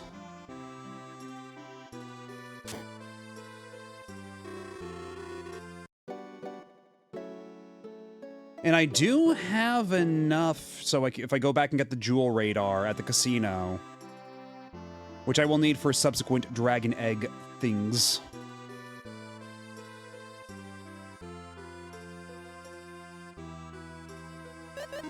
How many more does Shaggy need to level up? Only about 3 or 4 swords. But you know what? Maybe Shaggy likes a Figaro. Ooh, yummy.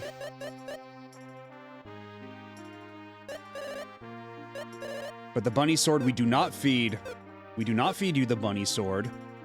Bunny sword is only for me, not you.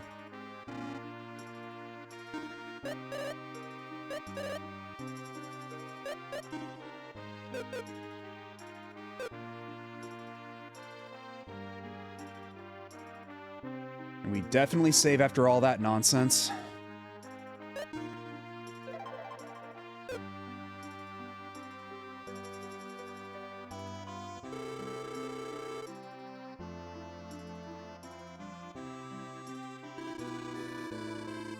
Exactly. Even in sword form, even as Sword, Bun his friend. My friend the Sword. Okay, this is probably where they wanted me to go. Yeah, Portavia. There's an elf village south of here, but you must take the Mountain of No Return to reach it. The Mountain of No Return is full of mystery. I suggest you not go at all. The lab smells like oil all the time. Maybe that's why we can't plant any flowers here.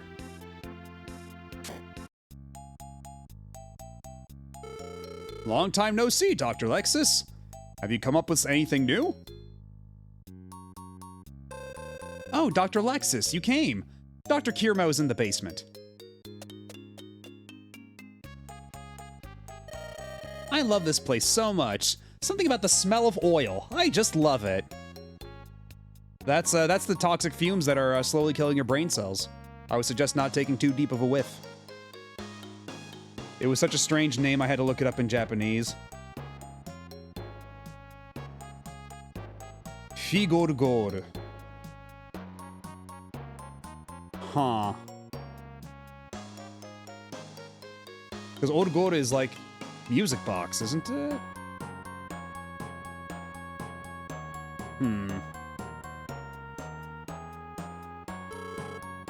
Oh, Lexus, you're still alive. What kind of a greeting is that? By the way, did you finish the submarine design? What do you think I do all day? It was done long ago, but I can't find the right ship for it. Don't worry, you've got Exerion, the one made of the Phantom Tree. What? Are you serious? That ship will be perfect. Where is it? We anchored it right outside. We can bring it here in a flash. What do you want to do? Don't ask me such a stupid question. Let's get on with the remodeling. You heard him, Maxim. Can we remodel Exerion? Well, hell yeah, let's get a submarine.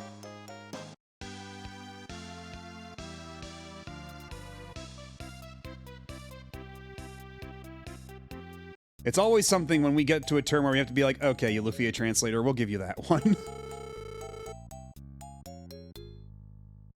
So this is Exerion, I see. Yes, this will do. We can remodel this into a submarine. Good, then let's get to it.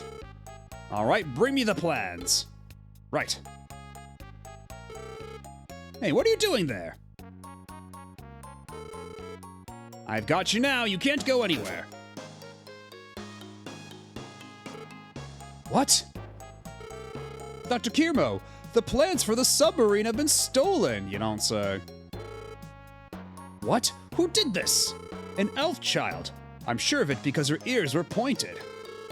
Elf? Elves never even get close to human cities. You must have thought you saw an elf child. I saw it, I could tell from those pointy ears. But no time to argue about it. We must get them back or we can't do a thing.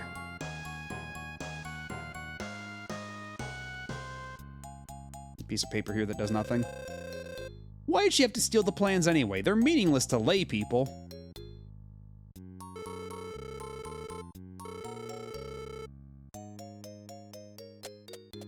So yeah, very pertinent that we learned about the elf village not long before.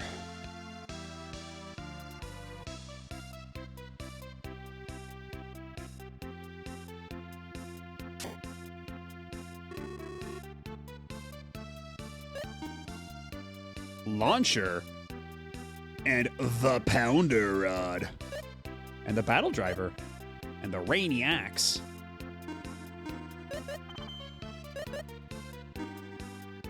A rod with a hammer attached to it. That does sound like a rod that's suitable for pounding. They're not lying. A weapon that shoots out arrows. Attack all enemies, heavily damages flying enemies. I see. But it is a significant drop-off. And hello, Nerdy Disaster Fluffle. You ask me about my Pounder Rod. You know what? I think sailing deserves to have a Pounder Rod as a treat. Screwdriver for use in battle.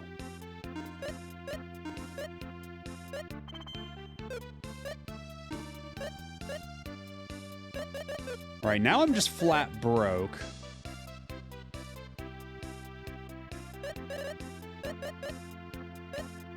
How much for this stun gun? That's a pretty good price. And the spear, chopboard. I have 3 bat rocks. You can have like 2 of them. My cup overfloweth with bat rocks. And cancer rocks. I got way too many cancer rocks. Holding on to all these might cause a problem, so you can have it.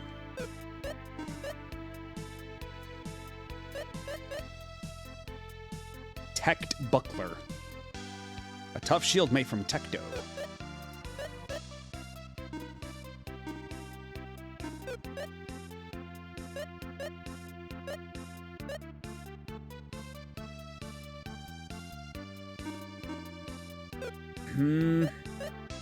That's probably not worth the increase here. Only 2 extra defense. Whereas this one's 9 defense. So you know what? You get the golden helm, even though your magic resistance is gonna be absolute shit.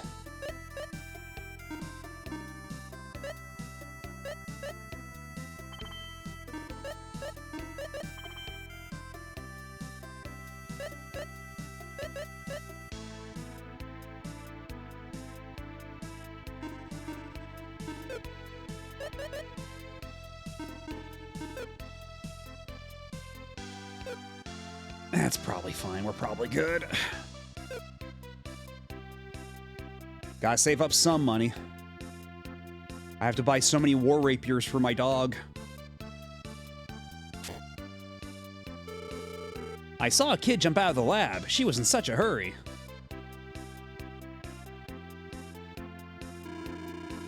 Humans should live with nature. You can live just fine without such dubious machines. I wish that lab wouldn't drain ooze into the sea. Ooze, you say?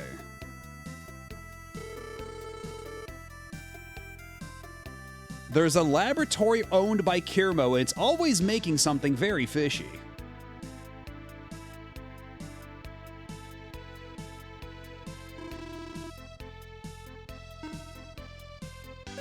But yeah, the actual name behind all the rocks is that they're all, like, zodiac stuff. But I don't know why they didn't just call it the Crab Rock. They had to call it the Cancer Rock. But because of that, like... Because, yeah, they've got, Eagle Rock, Bat Rock, Bee Rock, and let's not forget the Horse Rock. The one that everybody always misreads when they first see it, because our brains are poisoned. That's rock with an R. I'll have you know.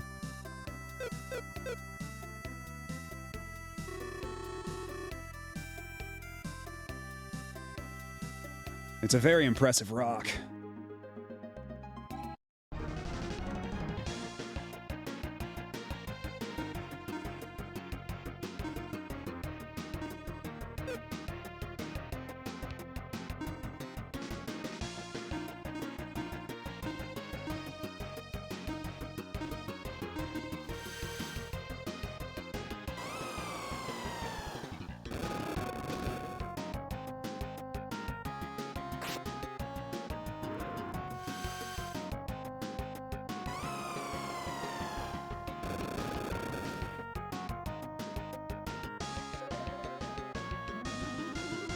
Oh, that's right. I brought out Shaggy here. Hopefully Shaggy can get some XP and not immediately get mulched by these plants.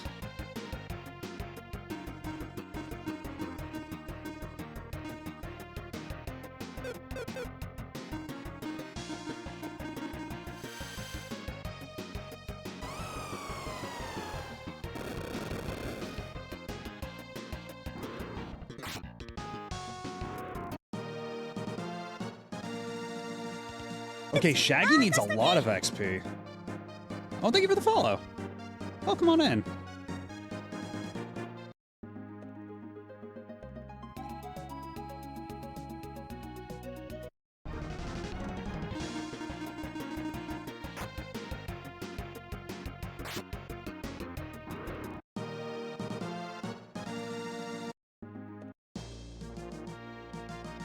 Okay, so do I need to go through the Mountain of No Return to get to the Elf Village? Am I on the right track here? Or did I miss a turn? Because are you telling me the... Oh my god! Okay, at the very least they understood to call them Ents. They actually got something right here. But also, just taking that one sprite of the derpy-looking tree and filling in its eyes black like it's a creepypasta. Surprisingly effective. Because, yeah, for the earlier versions of these sprites had, like, the little little googly eyes and big toothy grins. Like they looked really silly. But these ones look like a Sonic EXE creepypasta sort of thing.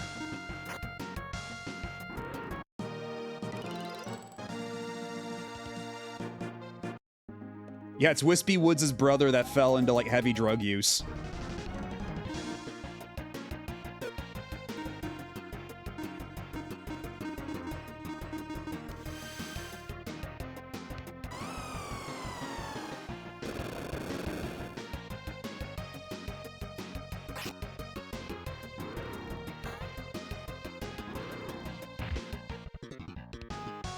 A for effort, Shaggy.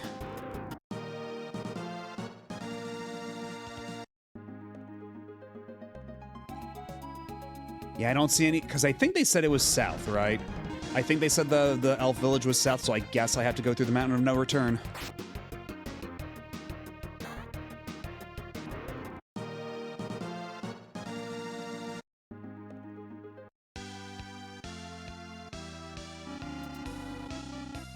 Oh, right, yeah, they specifically say I have to take the mountain of no return to reach it. That's, oh god, okay.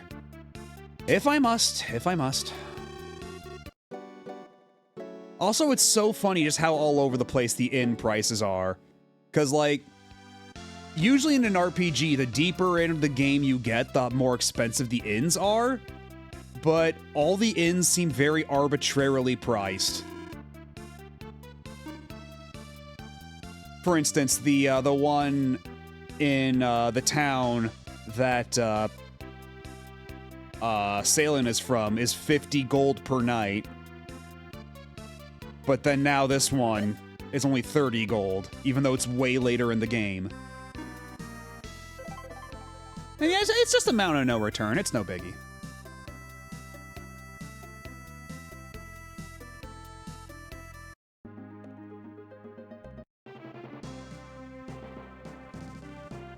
Okay, I guess this is as much of a shortcut as we can take.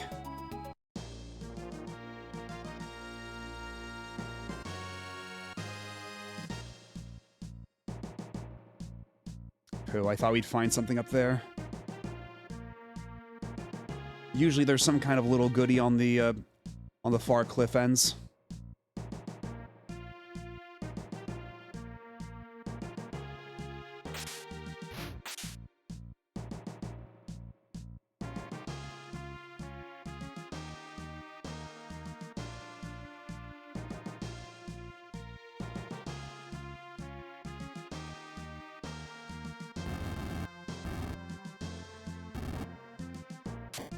Make the horse statues kiss. At least I think they're horse statues. They certainly look like horse statues. Just give them a little smooch. Oh, mwah.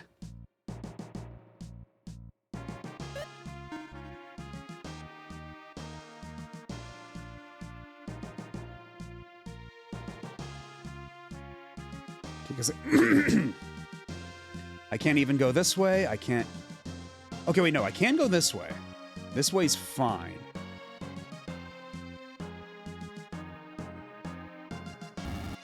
So I guess, yeah, the idea is you put them through here.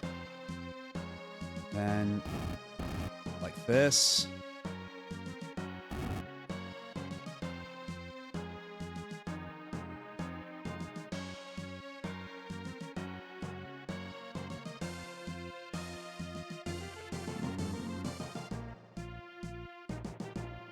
Okay, I think I see where I went wrong.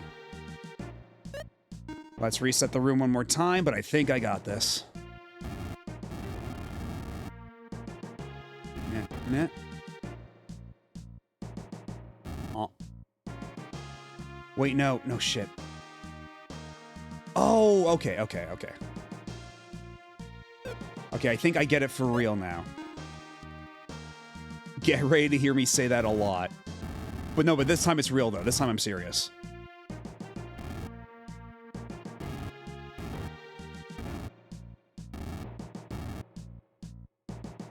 Okay, that was not the smartest either.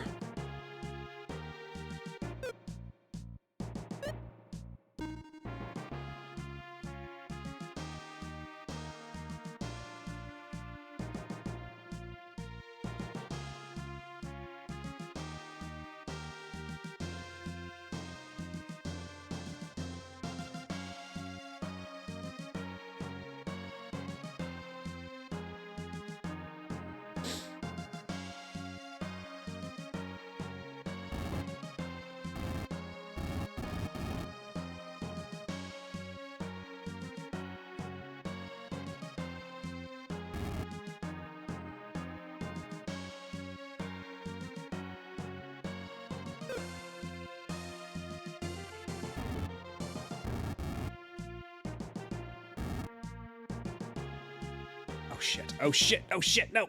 No!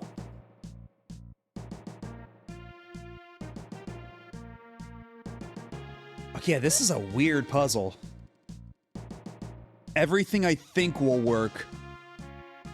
There's some little... There's always a little catch.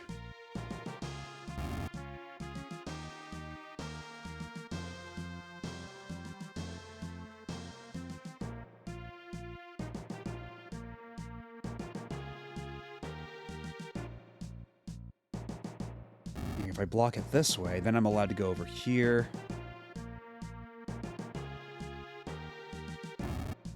But then I can do that. I can push that this way. Oh, but I'm not allowed to leave this way either. Shit, I'm trapped on this side.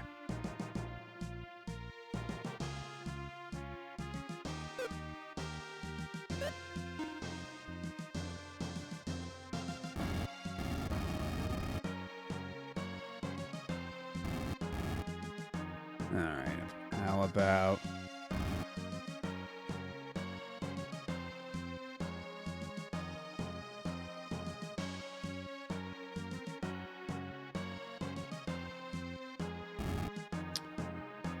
What if...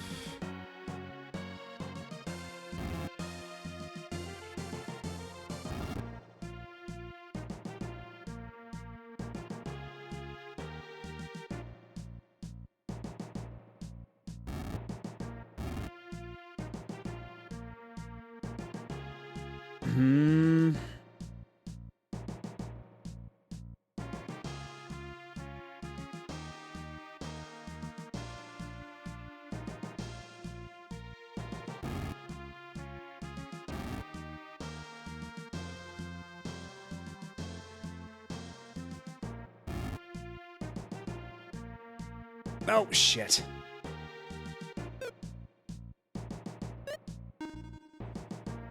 This one's actually pretty tricky. And this is only the second room of this dungeon.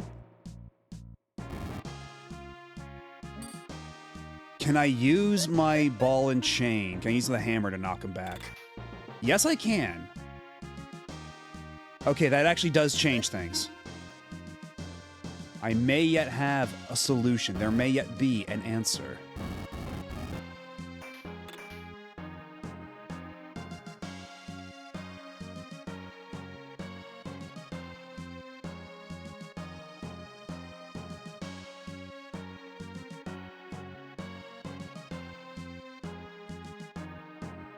Okay, but if I push it up this way, then I'm not going to be able to pass through.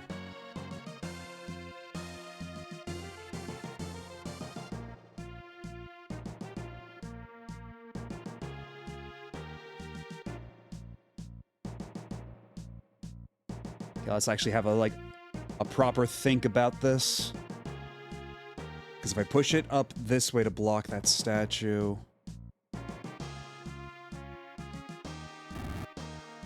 Yeah, then I'm forbidden from going this direction unless I do that.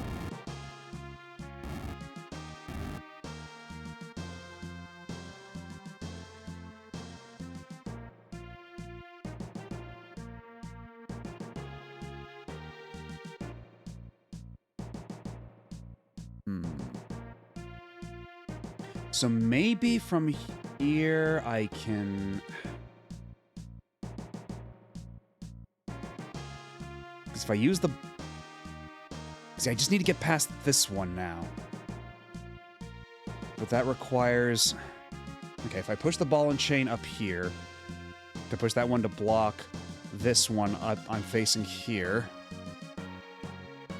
And that means I can't walk up here unless I push these two up along. But by then...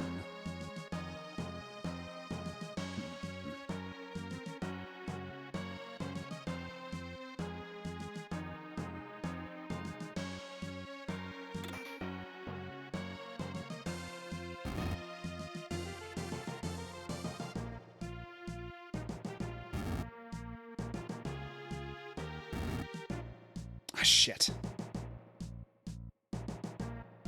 I feel like I'm on the right track, but... There's like a specific step I'm missing here.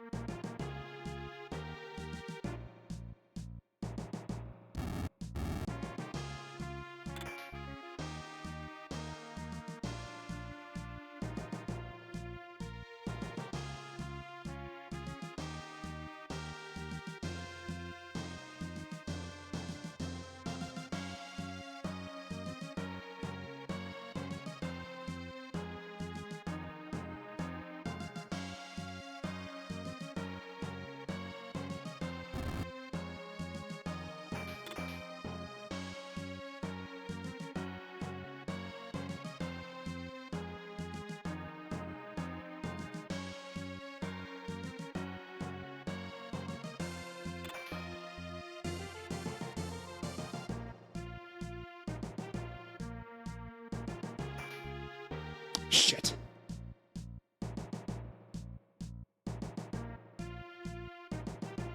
Fuck. I think that move screwed me over.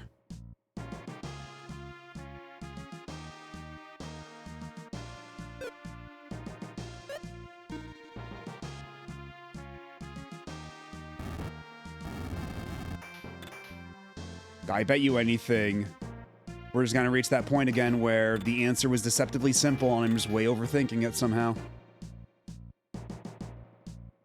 It keeps happening.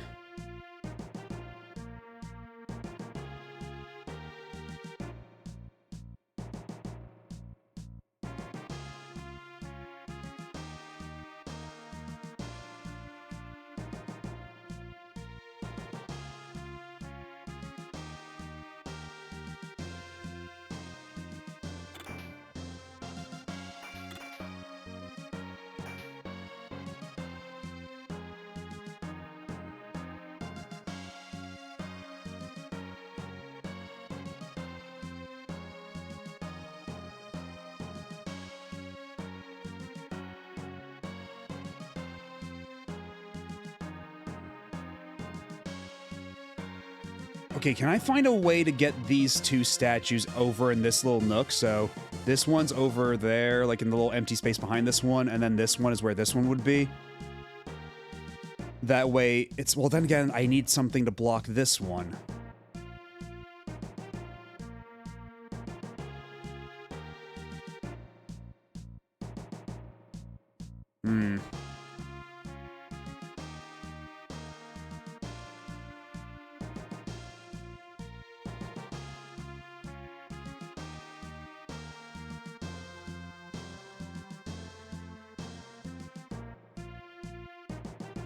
I gotta reset this room again.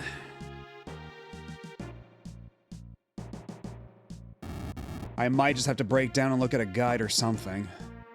Oh, God damn it, I already fucked this one up.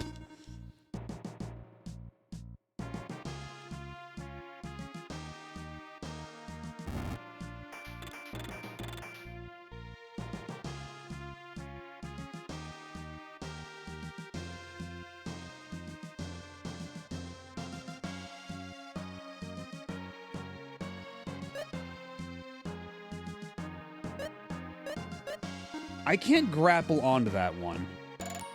Can I? Wait a minute. Am I overthinking it? Do I just have to knock it all the way to the other side of the room and then grapple onto it?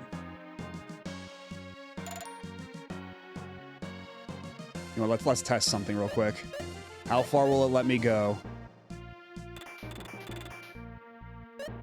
Or will it just immediately cancel out my grapple? Okay, I just immediately cancels out my grapple. Fuck. Okay. Figures it wouldn't be so simple.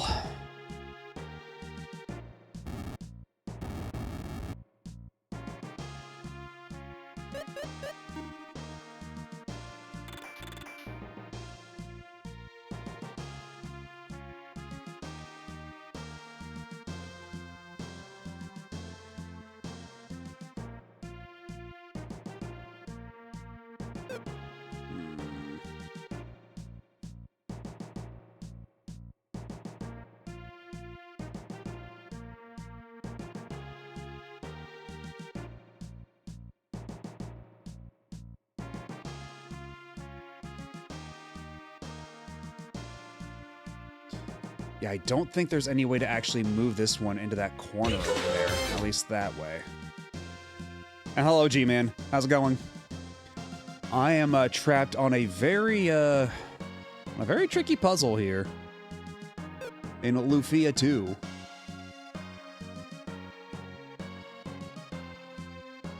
If the solution in my head is right, then you're gonna beat yourself up when you figure it out. Yeah, probably. That's how this usually goes with this game.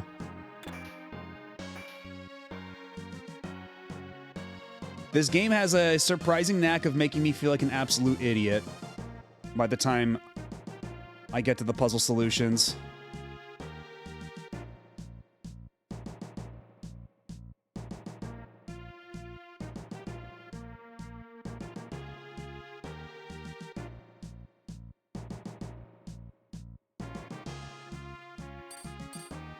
Okay, hitting them with my sword doesn't do anything either.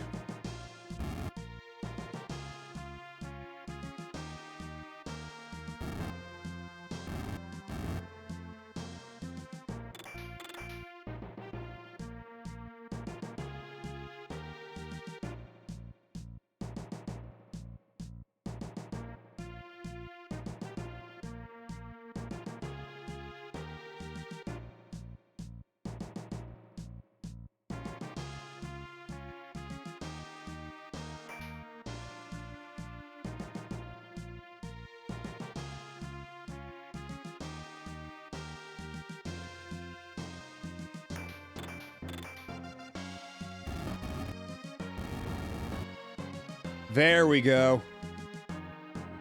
There we fucking go. Because I was too fixated on using this to get to the end, and it had to be this one. Now let's never go through that room ever again, if we can help it. I don't like that room. That room is stinky. That's a stinky, icky, pooey room for dumb babies.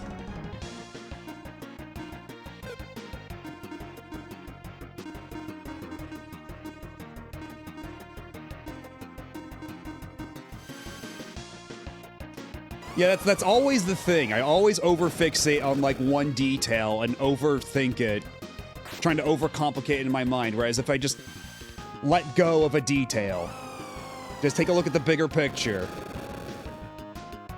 then I can see the solution, but just that fixation absolutely killing me.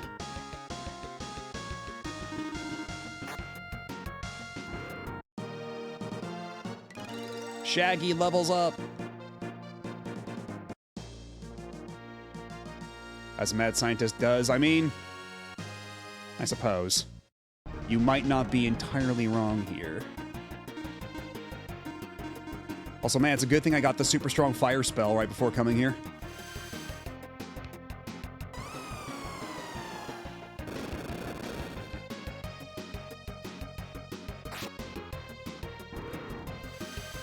Okay, that might be a little overkill, Lexus. Let's be reasonable here.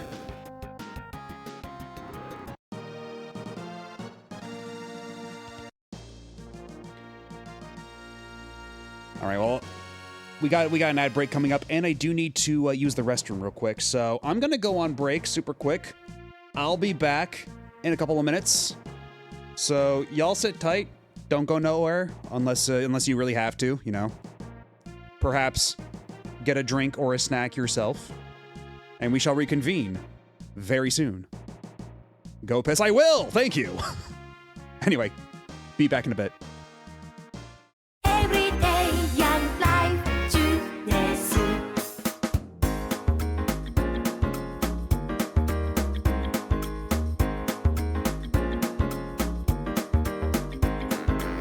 Ketai katate no eigyo oji-san.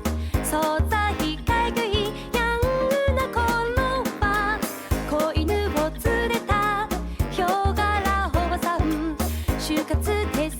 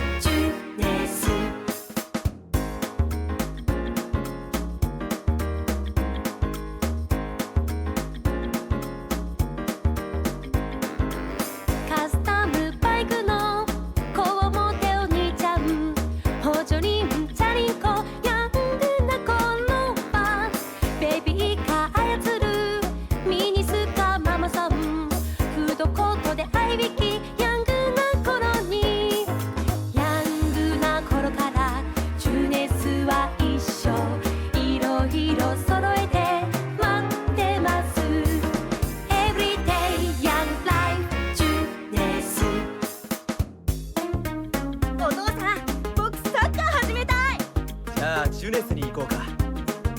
お母さんは前にバードしてたんだよね。ジュネスでね。おじいちゃん見て、駐車料金無料心的だよ。ジュネスじゃからな。おばあちゃん、この赤ちゃん大きくなったら何になるんだろう。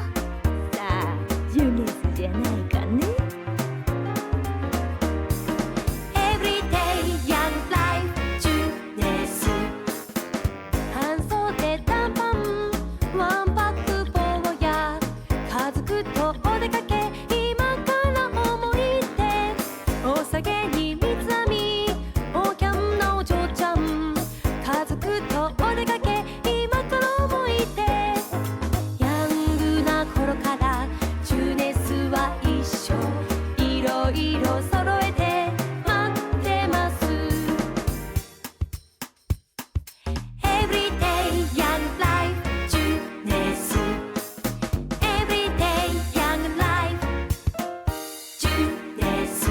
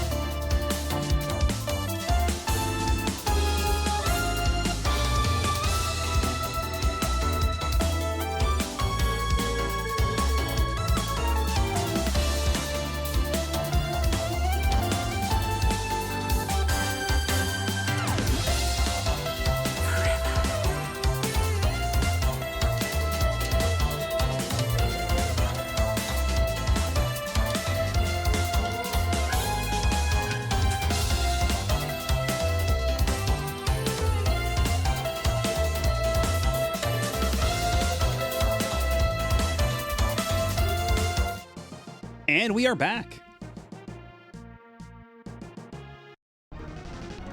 We're gonna kill up these, We're gonna beat up these horrible trees and hopefully not get stuck on any more puzzles going forward.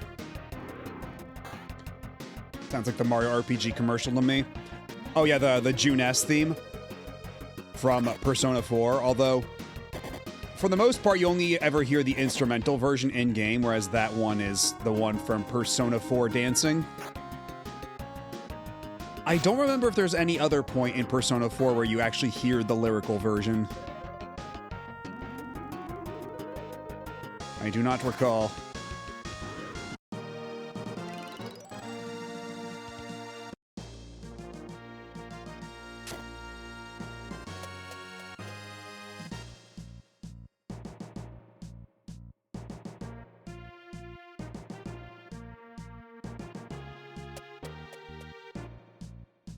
Oh, of course. Oh god, there's more of these puzzles.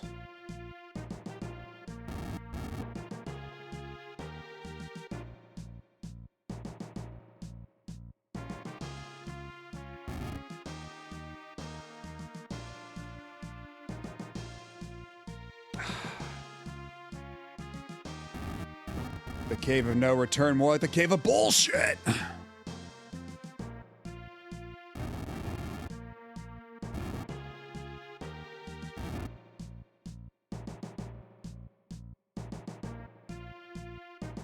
Oh my goodness gracious.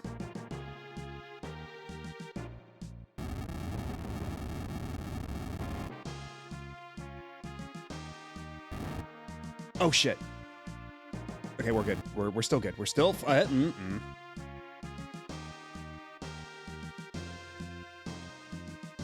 god. Oh, the treasure is right there though. It could be anything in that box.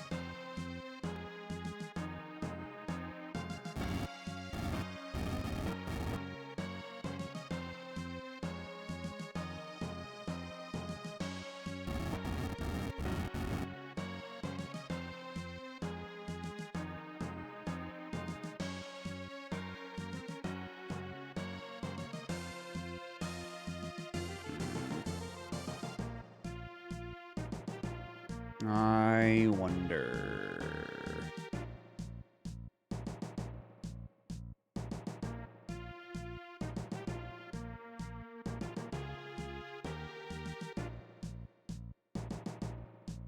Because, yeah, how do I stuff this, this statue here while also stuffing these statues?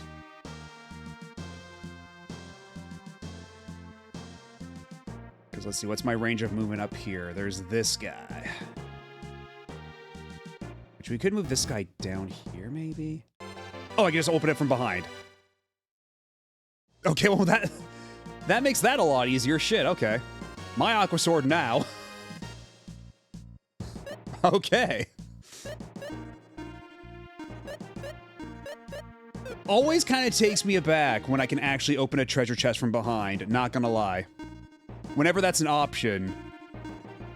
Because I know so many other games where it's like, you can't open the treasure chest from behind, you gotta be in the front. But here, this game, they don't give a shit. You can clumsily wrap your arm around the front of it and unlatch it and open it that way. Whatever works. Heavily damages enemies vulnerable to water, attacks all enemies.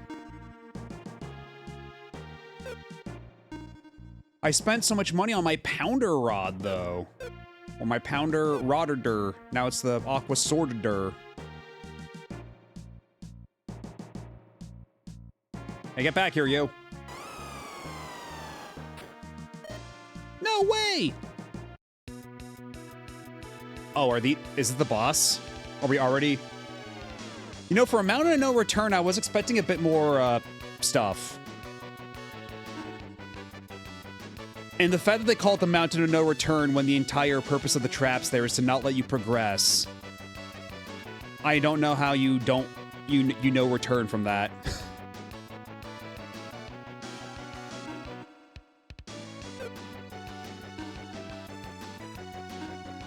Well, I'm going to assume that these guys are weak to water, since we just got the Aqua Sword. That seems like what they're setting us up for.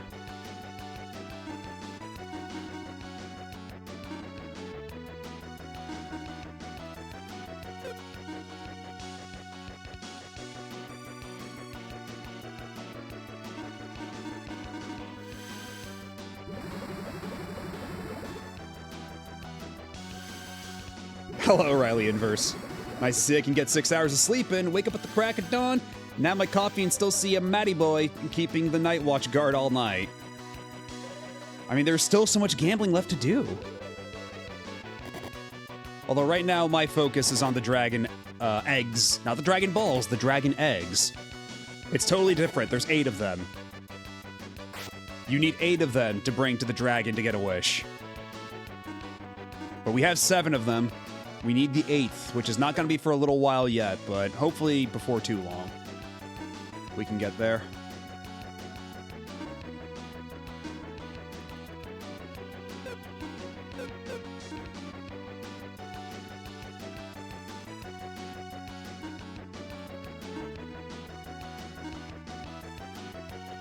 Let's see, where's stronger?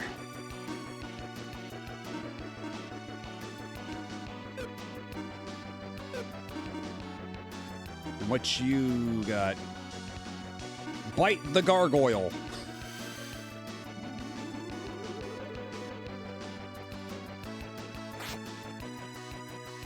Okay, that's strong. And actually, shit, these guys all seem to have a lot of HP. The bunny sword would have been nice here. But again, all these boss battles are happening with no real forewarning. Usually they give you, like, a little strip of, healing and saving right before a boss. So I don't have the right I guess, yeah, the right warning. The right indication to know that I should be equipping my bunny sword. And abusing the hell out of its ability, out of its power.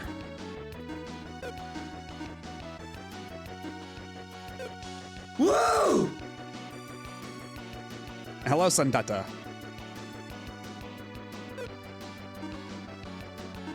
Yeah, welcome to the terrific safari. Why would you ever unequip a bunny sword? Well, unfortunately, the bunny sword does not have great stats in and of itself, even though it says when you equip it that it gives you 600 attack. That's actually kind of a lie. Because when you equip it, you actually do very little damage. The big thing with the bunny sword is that it has a skill that lowers enemies' hit points by a quarter. So if you do that against the boss, you can immediately knock it down to like 3/4 of its health. So it's very helpful in that respect. And you can just keep doing it so long as you've got the IP to whittle it down a quarter each time from there. Hey, good morning. Hope yours has been a pleasant one thus far.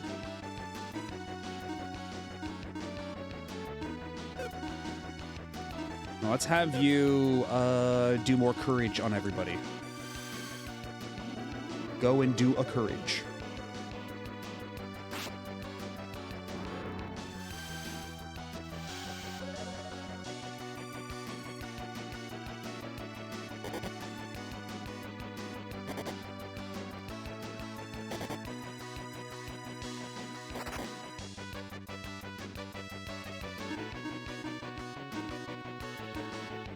It's tail time!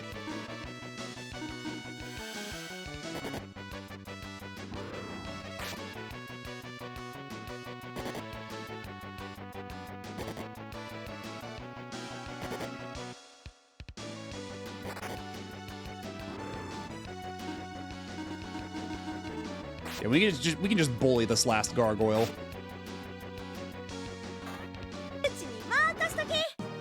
Thank you for the follow. Welcome on in. Maxim levels up.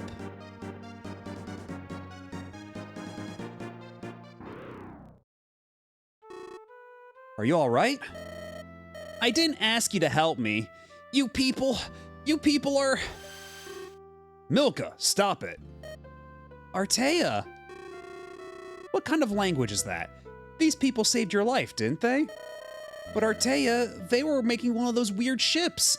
That lab was draining ooze. Is that why you stole the plans?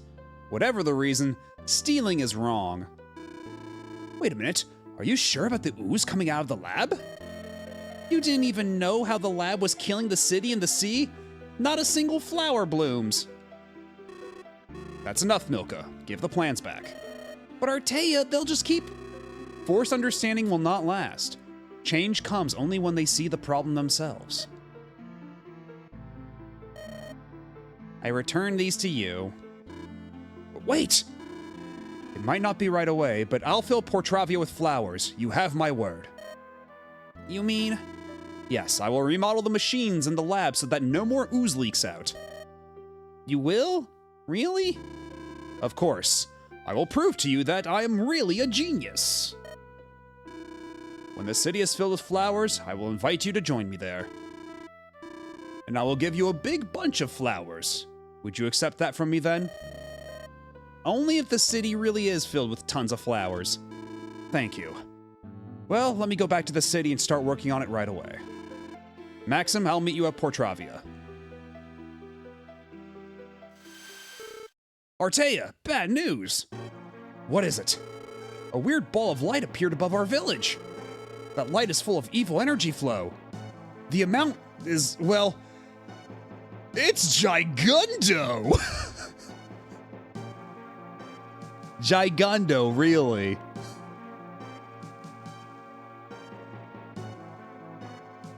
What year was this? What year did this come out in? What was it, like 96? Because I feel like 96 was maybe a little too late to be using the word Gigundo. Like, I know it was the 90s, but I feel like even 96 was too late for this one. Yeah, Gigundo, that's almost Wapamundo. Like, major bummer, brah. February 1995. Is that the North American release date?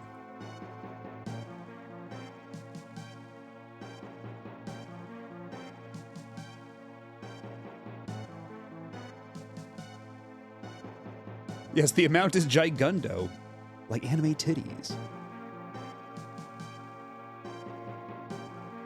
The elves are surfers. Oh god, is this just Working Designs Alundra again?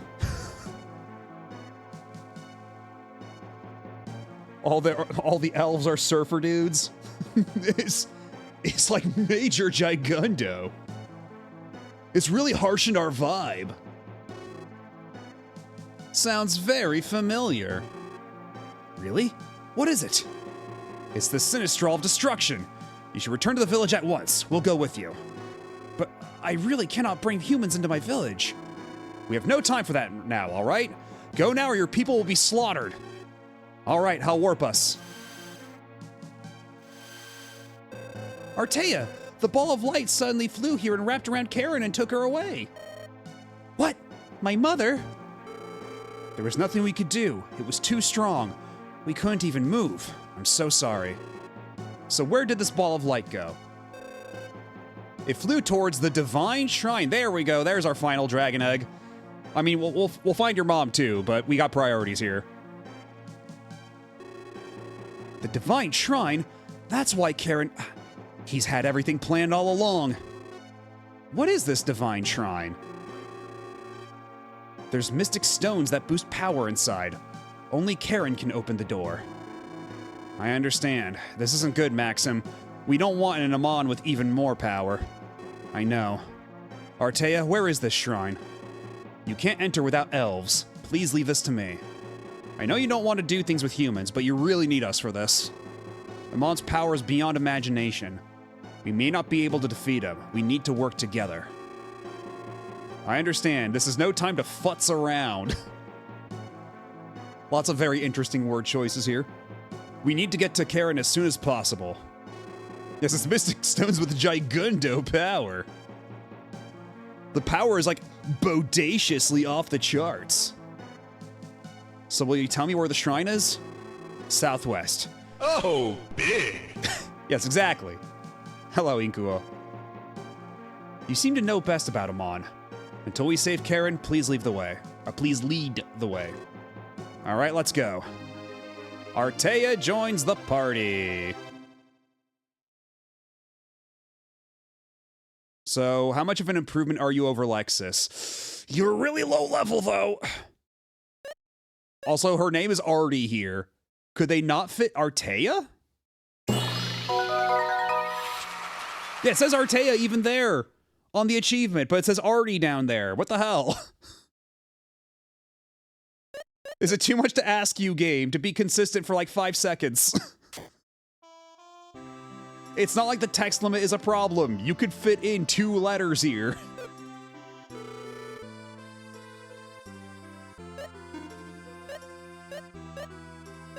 What if I bought Artea the Crazy Blade?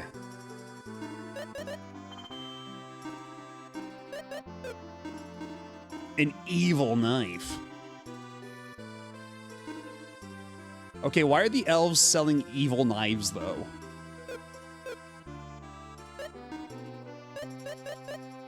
Okay, she's already got all the best equipment for herself. But can Artea equip the bunny sword?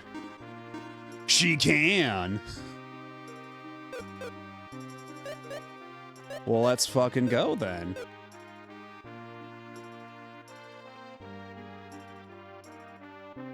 Bunny Surfer Elf is a very powerful combination of words. No human has ever stayed over before. You don't have to pay. Would you like to rest? As a matter of fact, I would. Yeah, I was expecting more like anti-human racism here, but so far the people seem cool with humans. I will save her and bring her back. I'm not really fond of humans, but this time I beg of you, please save Karen. Karen had especially strong energy waves that wouldn't let monsters near. So why? Oh, hold up. What sort of elven magic do you have? The woman there seems to be quite a magic user. Okay, we have basically... Ooh, dragon. Calls the water dragon to your aid. Okay, Artea's got pretty decent, int. She's got pretty decent int stat. Her attack... Actually, is she also a battle mage? Like...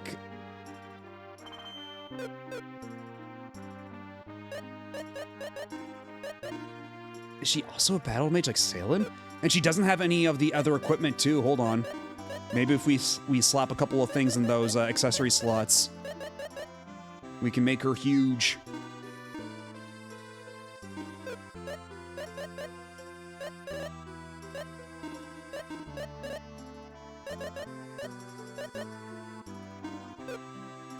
And we'll give you the Samu jewel too.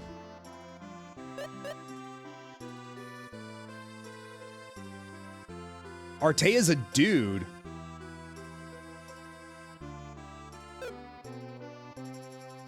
Well, my mistake.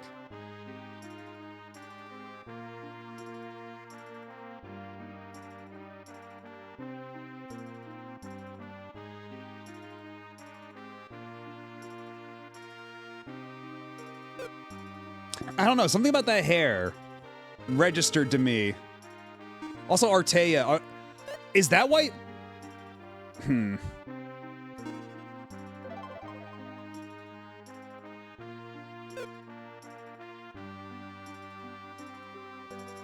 The artwork is a little more obvious. Okay. Yeah, Artea, I'm actually a boy. Yes! And just peek the microphone.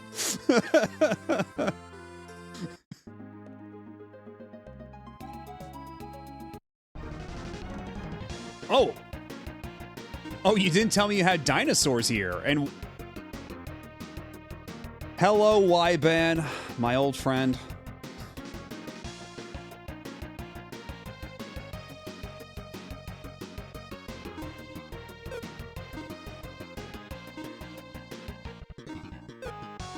You know, how many games has that been now that we've run to a Y-Ban?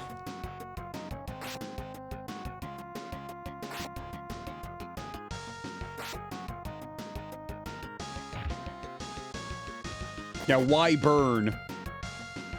Yeah, why ban? Why burn?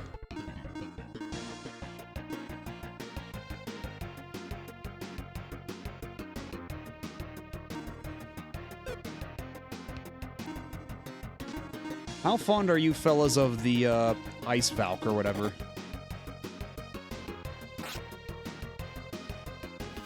I'm guessing Valk is short for Valkyrie? And hello, Megami, how's it going?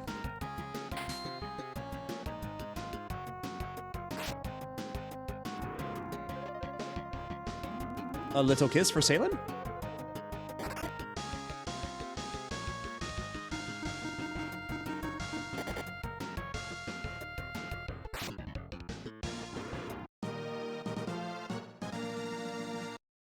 You don't have to.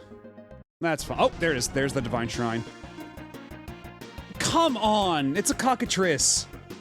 It's a cockatrice! I feel like that's one of the more obvious, like, yeah. But my mistake, it's the Cocotaurus. The Cocotaurus. Where's the fucking Pepsi Racha? We already got Cocotaurus here.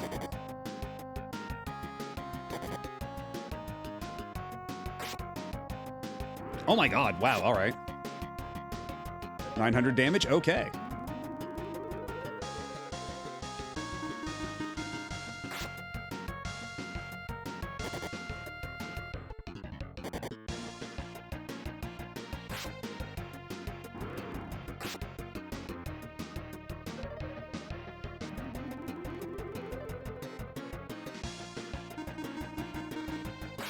In all honesty, if you told me that Artea was gender ambiguous in the original Japanese, I'd buy it.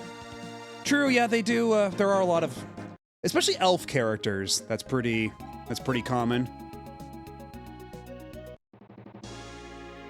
Alright, here we are in the Divine Shrine. Everybody keep an eye out for eggs. We're on the lookout for eggs. Whoever did this translation never read a fantasy book or game in his life. Yeah, I mean, to be fair, this was in the... this was still at a time when the internet was really bad for looking up names of things like this. Like, for... Because even, like, I was talking about it a little earlier, even when I was playing through Earthbound in Japanese, like Mother 2, when the GBA game came out, way back when I was just barely starting to learn Japanese, looking up any Japanese words on the internet was much more of a hassle than it really should have been. And machine translation was a complete crapshoot, too.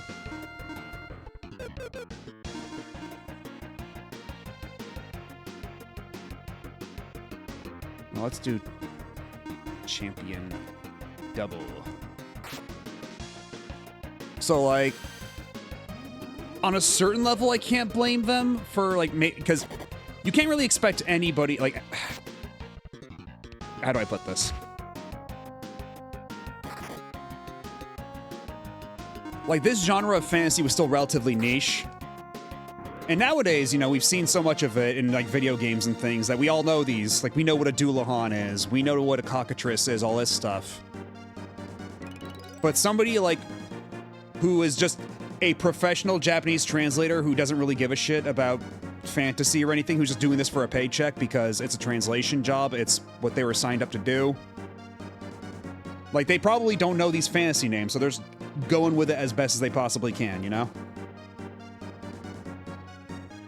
Like, this is probably somebody who's more versed in translating legal documentation or something. Taking a side gig to do a video game.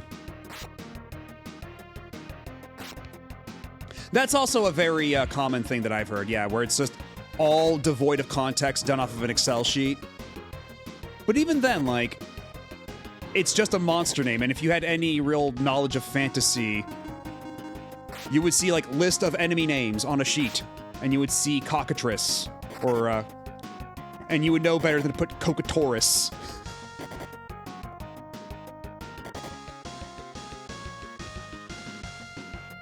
And some of them are really weird, too, because there's, like, one that's like Ochimusha, and they translate as Ochi Warrior, but the Ochi in it means, like, fallen. It's supposed to be, like, a fallen warrior, like you're fighting a zombie samurai. But for some reason, they only translated half of it, and they couldn't quite parse what the Ochi was supposed to refer to.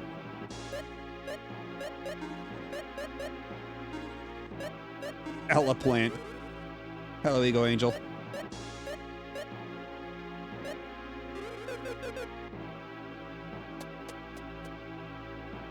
Oh, boy. It's gonna be one of these dungeons. It's gotta be one of these.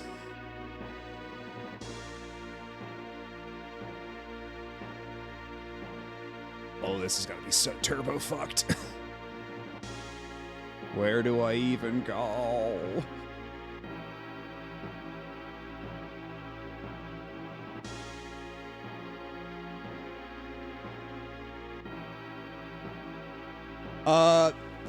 There's katakana is the one they usually use for, loan words, like wyvern. But if you don't know what a wyvern is, you would just see Wybon, and you're like, I guess it's a Wybon. I will inquire no further about this.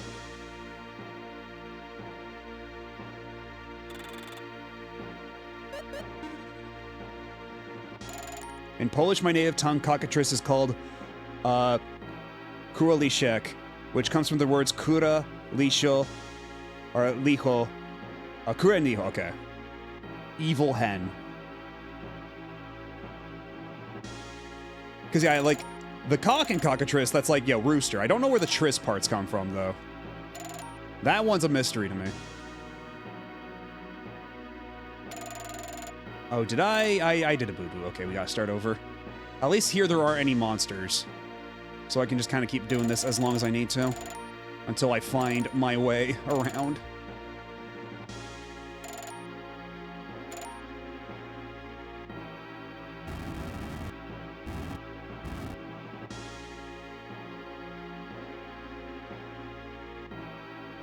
We'll leave that there for now, sure.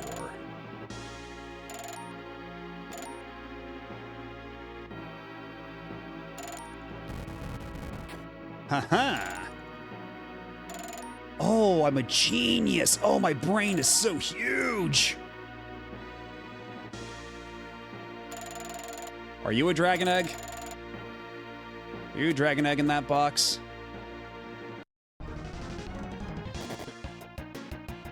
Oh, now we're just fighting gargoyles as regular enemies already. Wasting 0 time. Rogue shape.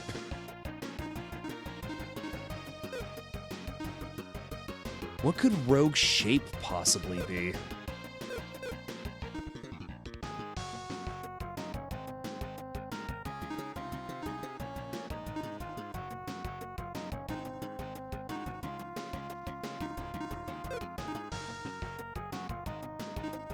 Bite the gargoyle.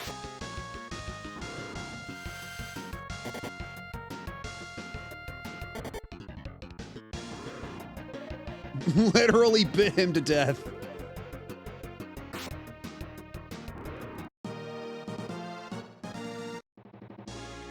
Take this with a grain of salt, but I may have the answer. Its name derives from the Old French cockatrice itself, or cocatrice, I guess, if it's Old French.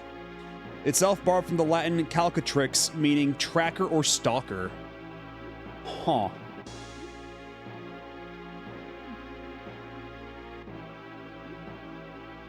Okay, so we're not putting these down on, like, pedestals or anything. Oh, wait.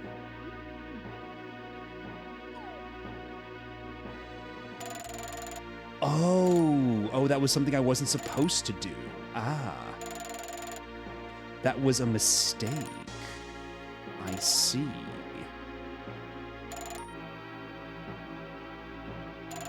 Once again, I have committed a boo-boo.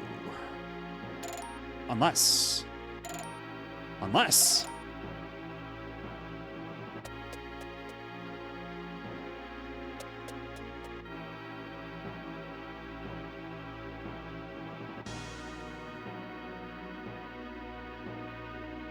Before I go too far, let me double check where this egg is so I don't have to double back around here. Oh.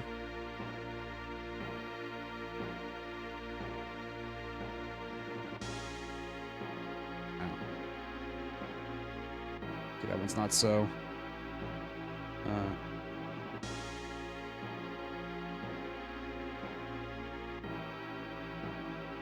Oh, okay.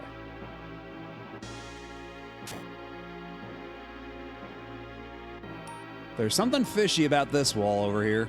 What if I blew it up? Okay, that does nothing.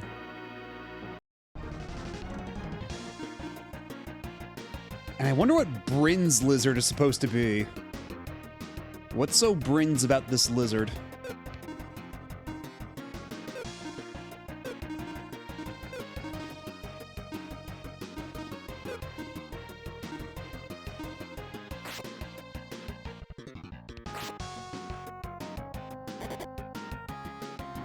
Shaggy, no!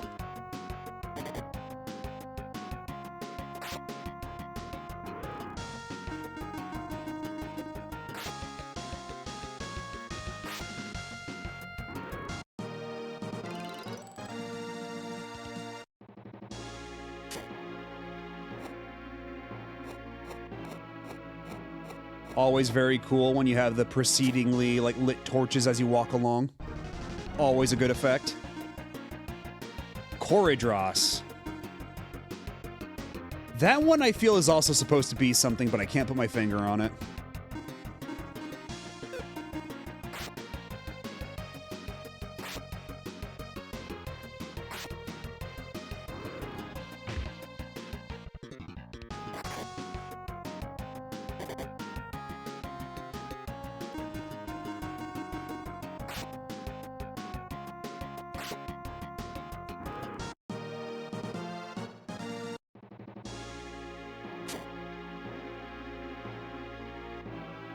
Peekaboo. Got in first.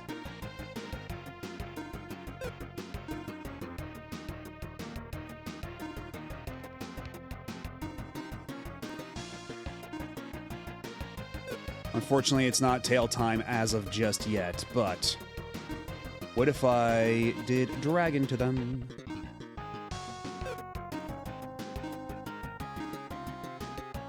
Revival sleep.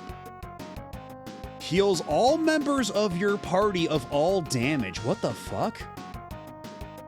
That's insanely good. What the shit? And I can just do that right now.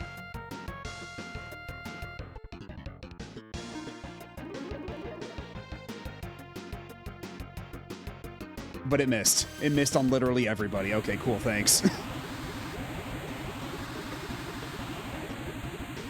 Look at this fucking Space Harrier dragon. Welcome to the Fantasy Zone.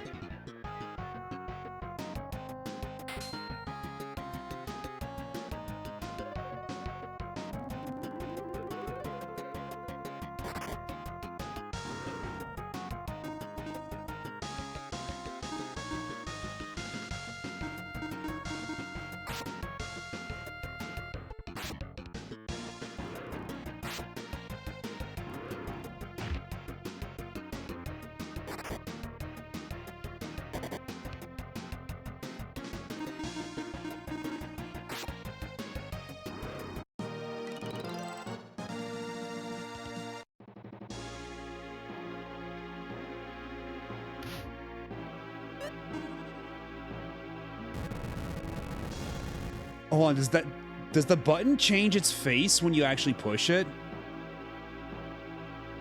Oh, and what are you? Oh.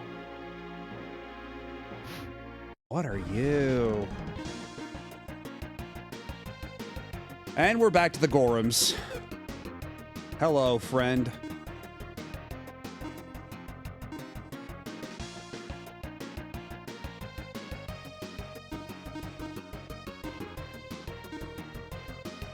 Do you have Bolt? You have Thunder. Calls the Thunder Monster to your aid.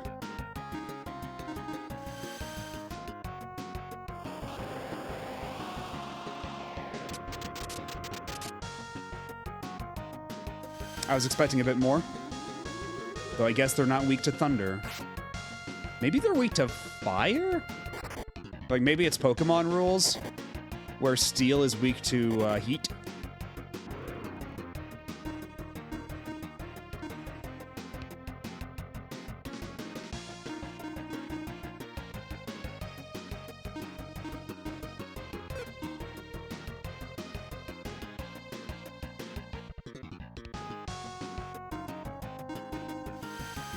Let's see it.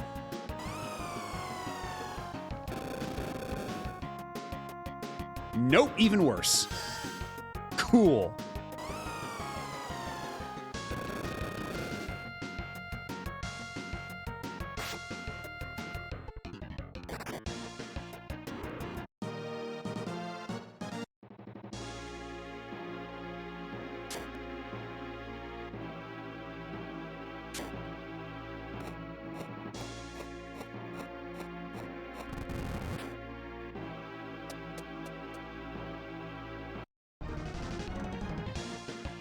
What?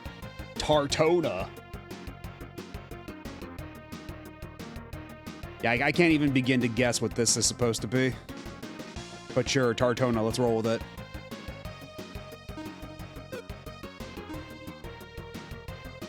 Tartona, let's go away. Tartona. Do, do, do, do, do, do, beer, beer, beer, beer.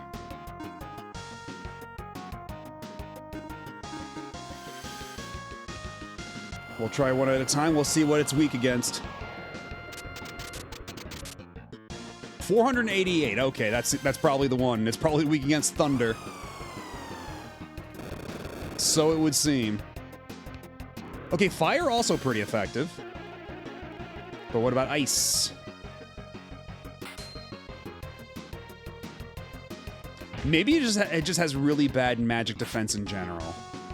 Like, maybe it's high physical defense, but very low magic defense. Hello, Fabian. Thank you for the 3-stream streak. 1, 2, 3. No lies detected.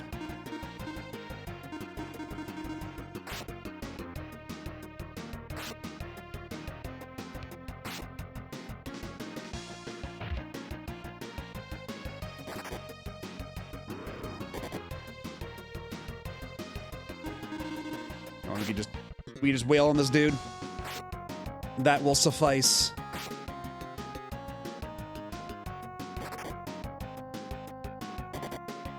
Oh, or maybe not.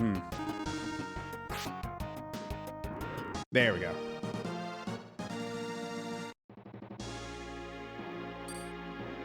I have a sneaking suspicion there might be something behind this wall.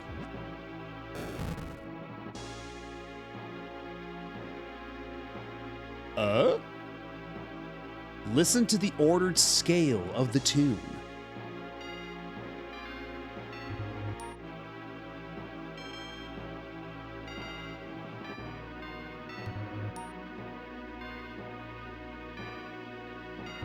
Okay, so we're just doing do, re, mi. Okay, so...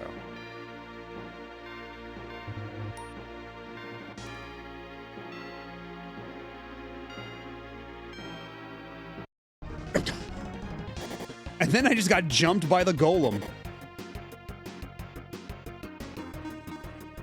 Or, I'm sorry, the Gorum. I keep making that mistake.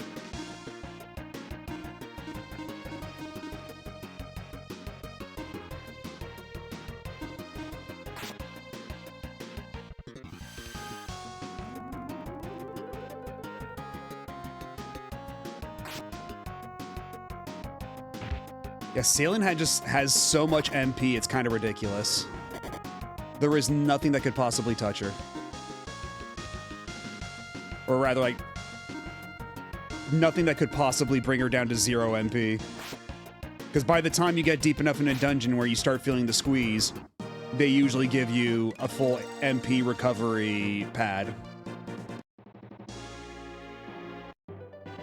Dragon Egg! We have all 8. We can go get a wish.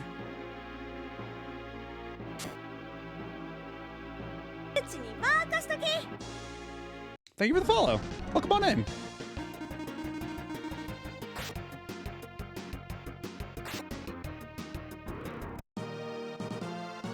Ooh, we got Battle Driver. But that's something for Lexus, so... Well... Because thus far, I don't think there's ever been a situation where we've had, like, free choice of who gets to be in the party, so... Does that mean Artea will leave again at some point, and then Lexus will join again? If we're getting stuff for Lexus, or will they actually enable you to... Because there's only slots for 4. Is there going to be a way later that I get to choose who's in the party or not?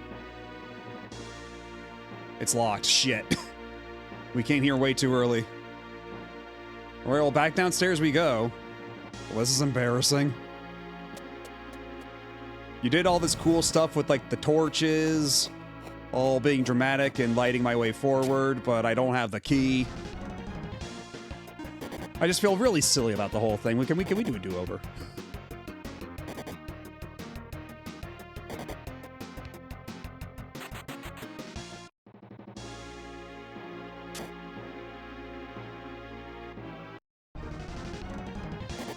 God, why are the golems so fast? You should not be this fast. You're made out of, like, giant hunks of metal.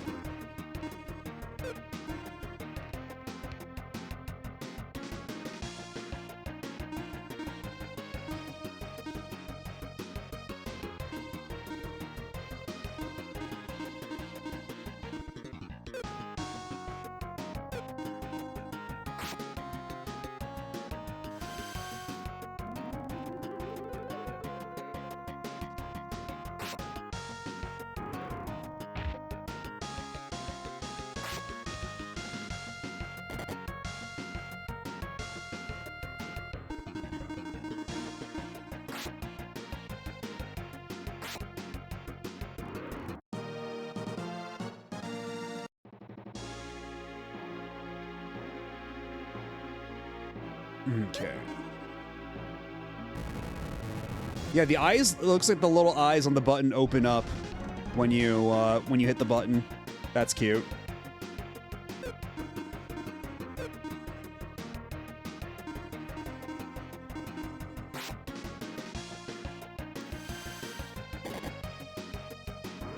Yeah, why does tail attack work so well on the gargoyle specifically? What the hell? We have so many battle drivers now. Like, how many do we have at this point? Oh, when I have 2 pounder rods? When did I get a 2nd pounder rod?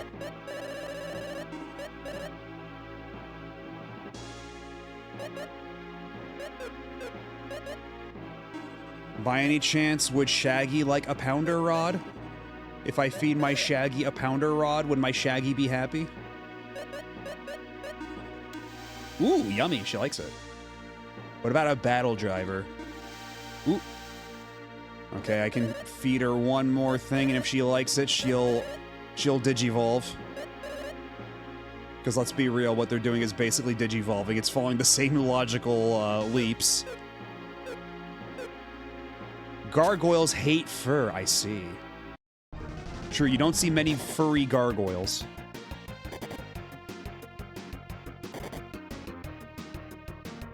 At least I don't think any of the gargoyles and gargoyles had fur. Like, they had hair, but not fur, right?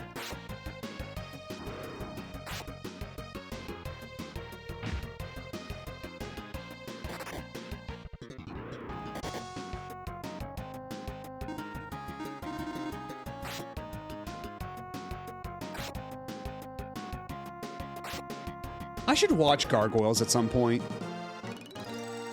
Because that's one of those shows I missed out on back in the day, and people still really seem to like it. It sounds like it may have actually held up.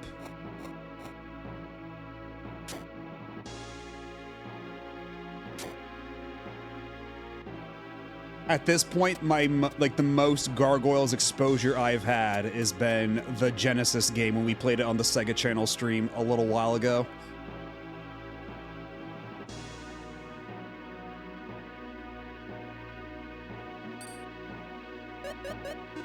God, how long ago was that stream now? It was a ways back. Oh, I have to push the pillar all the way back again. Ah, of course.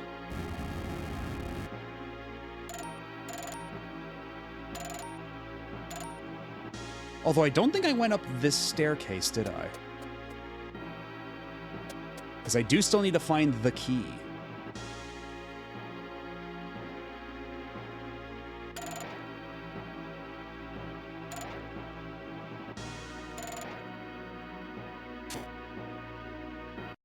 Oh, there's the key. Some guy in Retro is showing 2 Gargoyles episodes per week. Yeah, some people are very ballsy about what they show on the Retro streams. Like, there are so many streams on the Retro category that are just people showing cartoons. And nobody really does anything about it.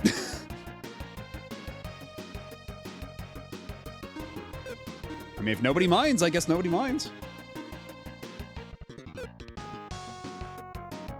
Yeah, true, true. Because, I mean, yeah, people do that with Game Center CX as well.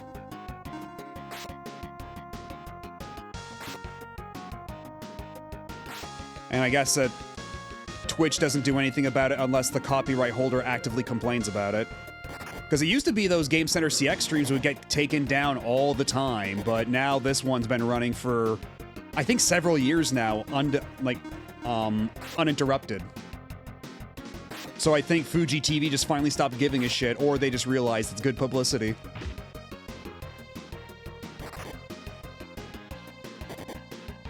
You have to catch them while they're doing it.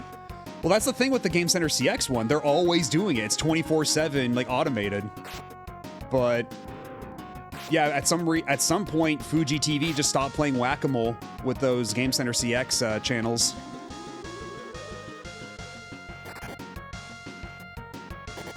I mean, that's the thing. The channel's even called not Game Center CX, and has a picture of Ari no Kacho with the Groucho Marx glasses on.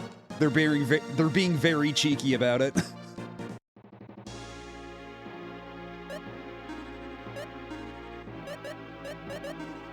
I mean, again, they've been doing this for I think several years now, and nobody's bothered to DMCA them this time around. Yes, Ari no Groucho, not the Cacho. Oh, I have to go. Oh, damn it.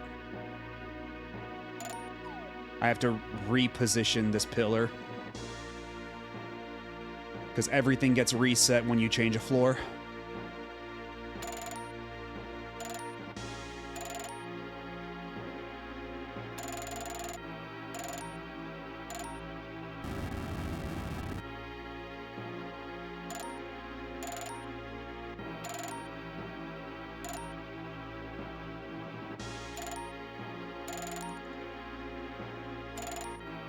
And we still haven't gotten this treasure chest, but maybe it's not super... Well, actually, wait. Would this switch by any... Well, I can't reach it anymore. It's blocked off from both directions. That's a one-time only switch. But I wonder if whatever's in that treasure chest is worth all the effort.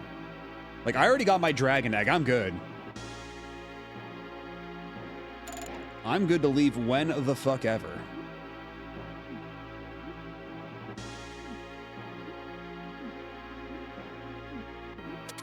Aha.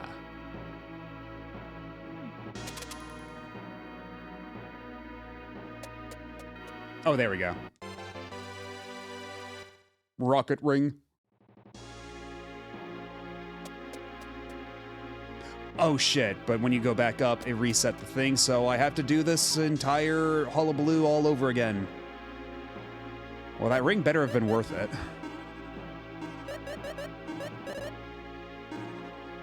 Increases agility a lot. That is an insane increase in agility, this is true.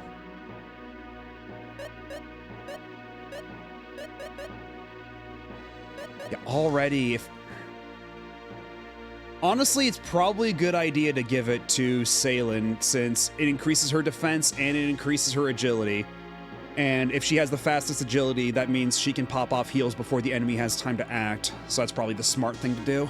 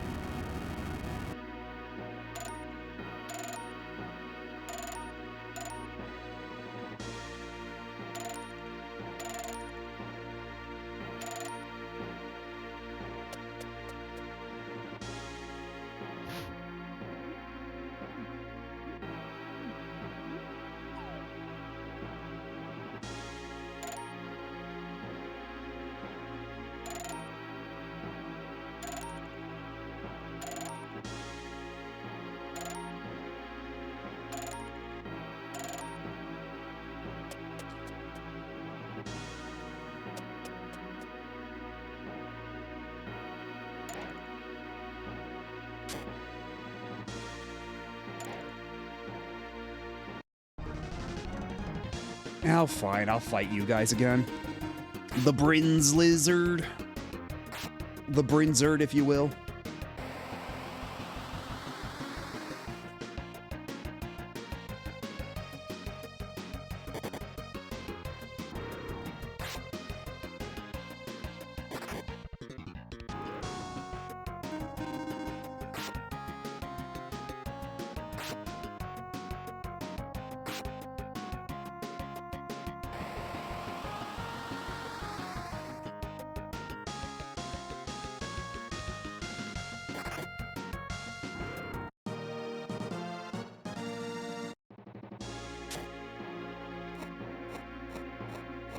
Everybody act impressed about all the torches lighting up as you walk along. They worked very hard on this.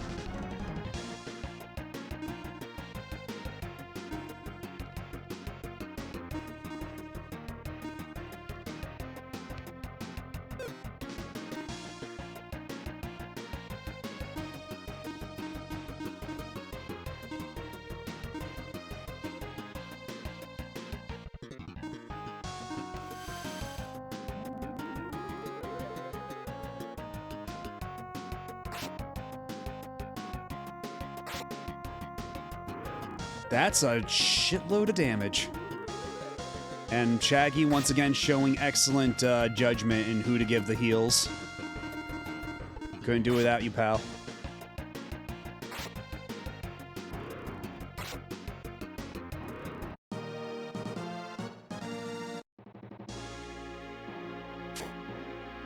What level is Shaggy at this point?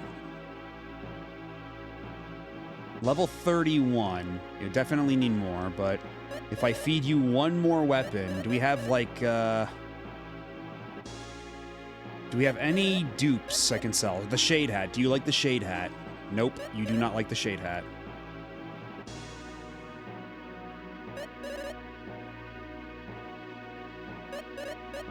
I guess I could just sell the Pounder, feed you the Pounder Rod.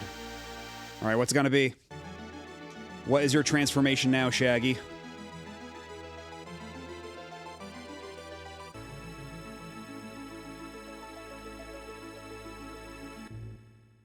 Oh! Oh, you're a little cherub. You're a little cherub with a bare ass.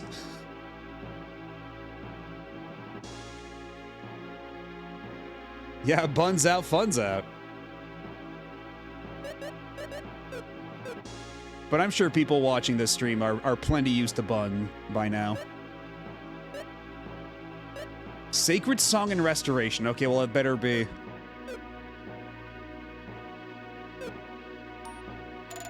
I'm sure Twitch won't give me any hassle over this, right? I'm sure Twitch is understanding. Shaggy, like, evolved into a nudist, man.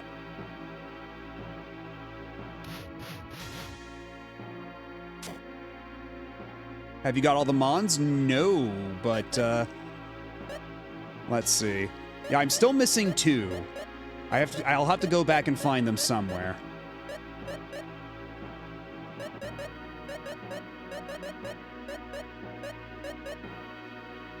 Usually they're just, like, tucked away into a little room or something, so shouldn't be a huge deal getting to them.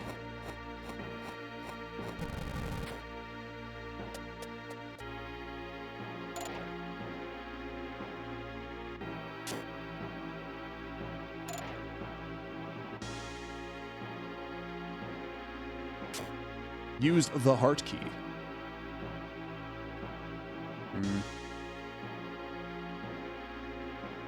Oh, okay, let's see. Will this actually reach over? It certainly will.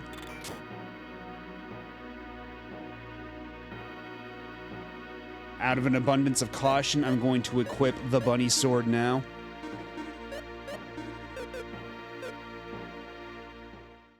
Yep, and there he is. But before I continue, there is an ad starting very soon, so I'll be back in a couple minutes. Y'all sit tight, don't go nowhere. We shall resume this momentarily.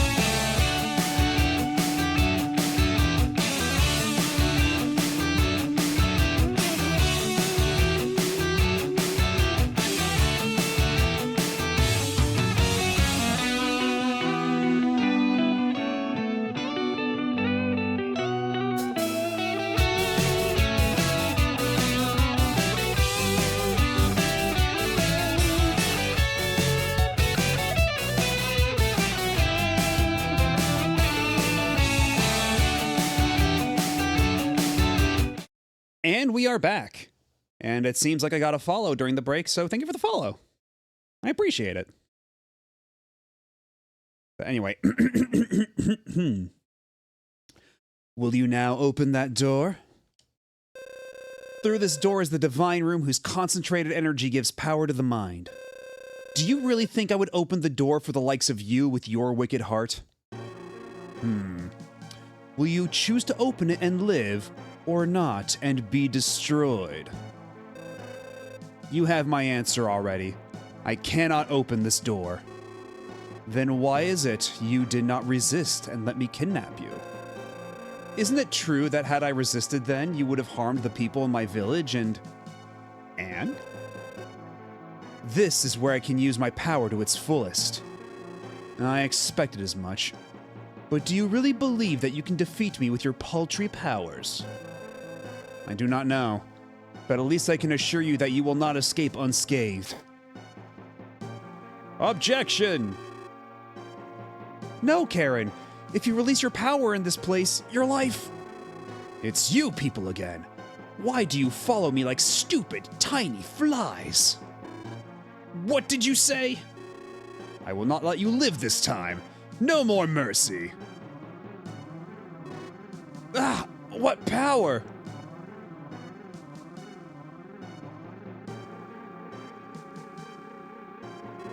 They're beam clashing, I guess. What? Ye being of wicked heart, out! Depart forthwith from this sacred place. Okay, this seems to be proper usage of this kind of English, so... Again, the localization for the dialogue is so much more cogent than the localization for anything of, like, any of the battle text. And I feel like the gulf between them grows ever more with each passing second.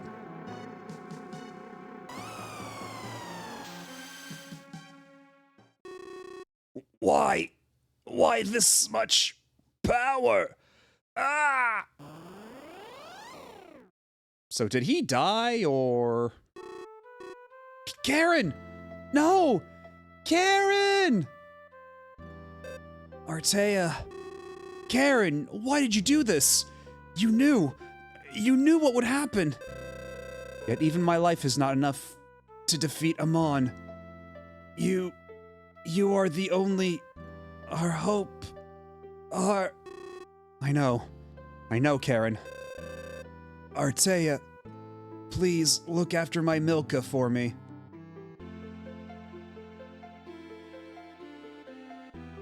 Not to undercut a serious dramatic moment here, but I feel like the name Milka there does kind of upend the tension of this scene, you know? Like the name Milka as like part of her final words does make it sound a little silly. So that was the one. Yes, that was Amon. Please let me go with you. That evil. I must destroy it.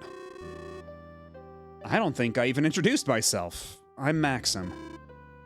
Guy. My name's Guy. I'm Salen. I am Artea. You can call me Artie for short, apparently.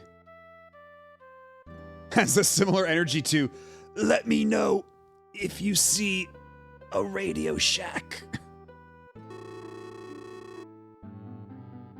Artea, you'll risk life and limb in this battle. You have no idea what it's like. I cannot imagine going back without fighting now. For Karen and Milka. I understand. Fine. We'll do this together then. Artea joins the party again.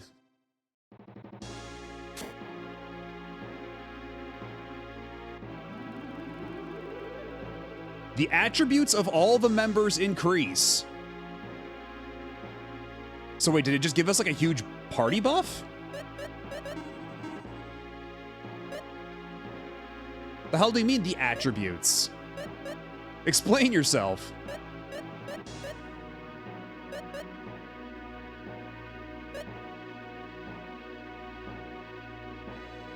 I can't really tell just by eyeballing it, but I guess?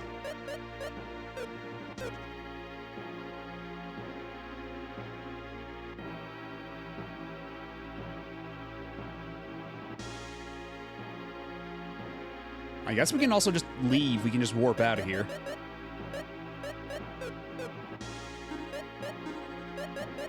Or escape out, rather.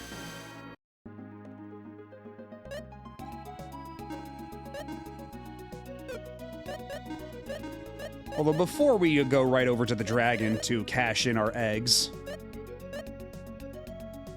I'm guessing Esericto is the elfin village. Artea, where's my mother? I'm so sorry. I couldn't save her. Oh no. No! Forgive me. I have failed you. Artea. Milka, I'm so sorry. Please forgive me. Was my mother able to be of any help to you, Artea? Yes, if she had not released her power there, I wouldn't be alive. My mother saved you, didn't she? I'm sure she can rest peacefully with that. Are all elves that emotionally strong?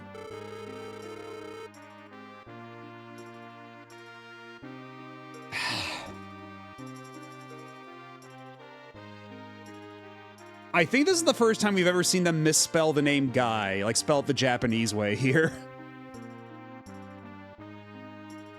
And a hell of a moment to do that, too. They're no stronger than humans, Guy. She was crying, you know? Human or elf, sorrow is sorrow.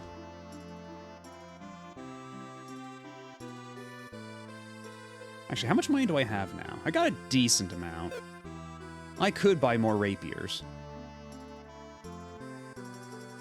But I feel like priority number one right now is go heal ourselves up.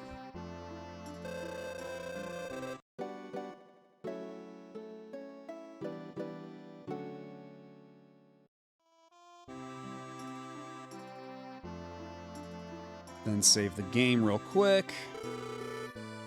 Super beings exist that have incredible power.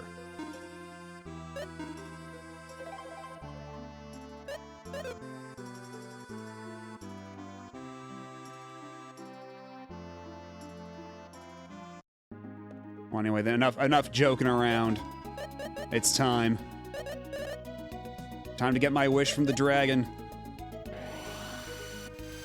Wait, shit, I can't go there yet because I don't have the boat.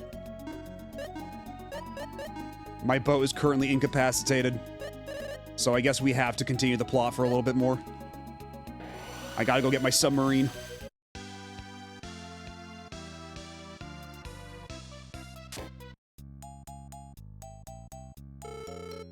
Ixerion has already been remodeled. Dr. Lexus is in the basement. Ixerion is in the basement too. Dr. Lexus's inventions always thrill me. The new Ixerion is gorgeous. Behold, the world's tiniest submarine.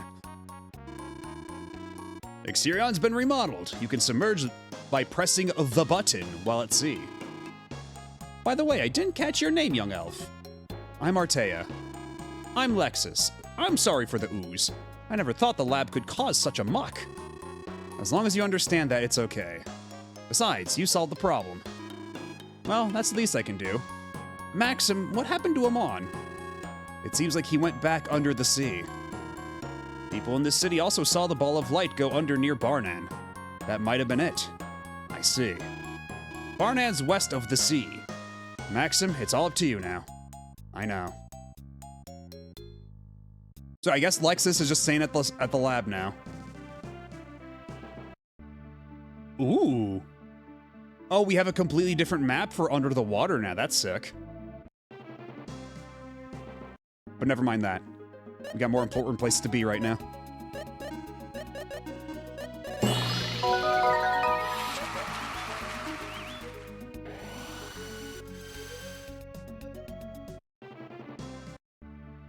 Ah, and there we go. That's how you get to the lake.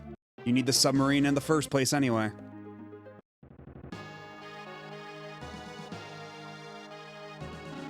I see you've collected 8 dragon eggs. Choose a wish.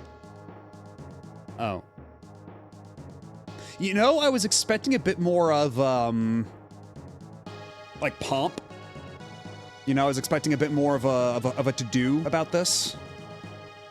A bit more ceremony. Let's see.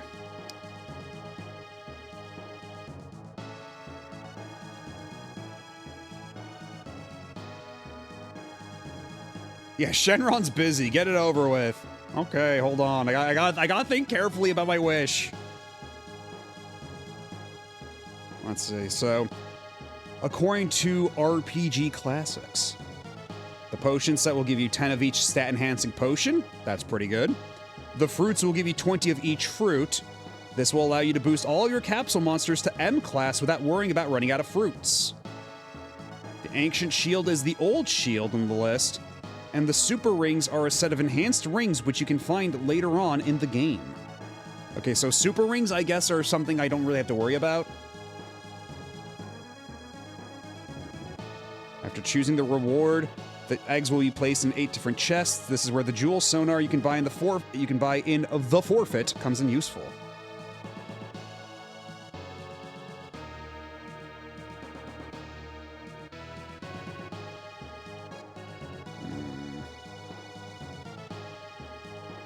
Honestly, it sounds like the potions might be for the best because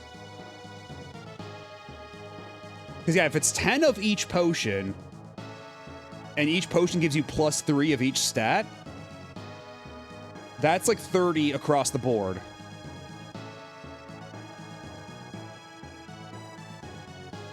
But also the old shield is like 95 defense points and +10 agility, which could also be super good. I feel like the potions might be a bigger leg up. Because either way, we can go find more of the dragon eggs later once they've scattered across the earth. And we have the jewel radar, right? So I'll take the potions for now, I think. I see. I shall make your wish come true. Oh. Not even like a bolt of lightning or anything. Oh, there we go. Your wish has been granted. And now we gotta go find them all over again.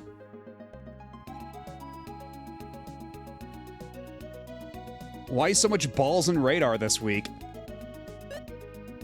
I didn't plan it out like this. I wasn't quite thinking this far ahead when I picked Tenkaichi 2. I did not think of the parallels. And there's Goku. Say hi to Goku. Thank you, Goku.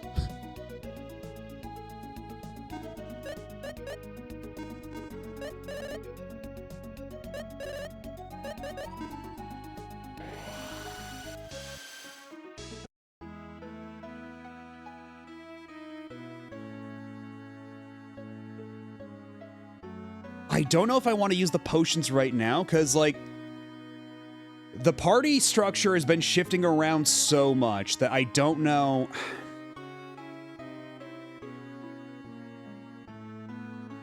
I don't know if I can really count on Artie to be a part of the party for long enough to really be worth spending potions on, because Maxim, Salen, and Guy, they seem like pretty safe locks at this point. They've stuck around long enough. Like, Maxim, I can give him potions without any qualms. Salen and Guy I feel good about too. Yeah, the Artie party. I don't know how I feel about the Artie party. Like, will Dr. Lexus ever come back, or is Artie now the permanent final piece of this puzzle here?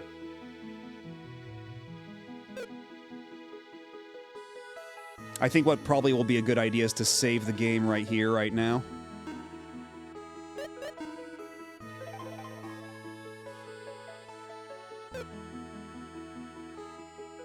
I can save the game here.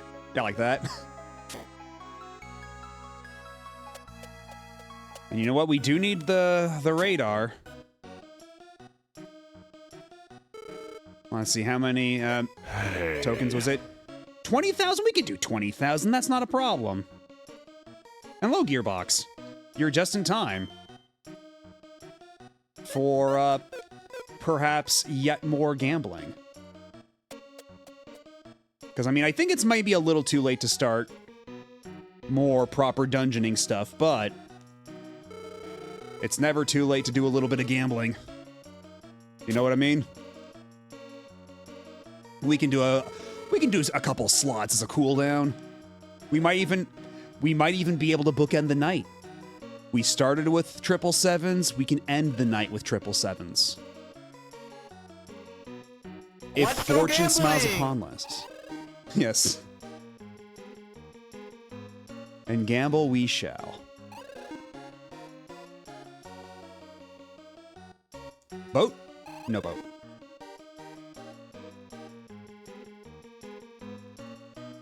Yeah, exactly. As a little treat. As a little treat to me for being so good. For going and doing all my little tasks, all my little duties in the dungeon. For getting all the Dragon Balls. Or Dragon Eggs. Sorry. Dragon Eggs. Totally distinct. Definitely not Dragon Balls.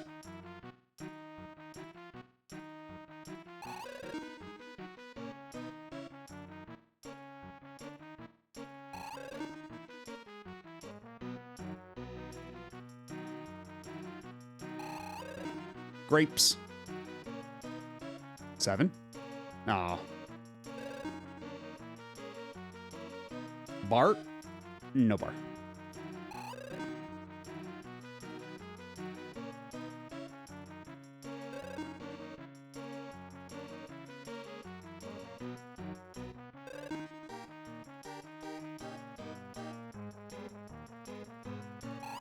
I just want a few 7s as a little treat, to me.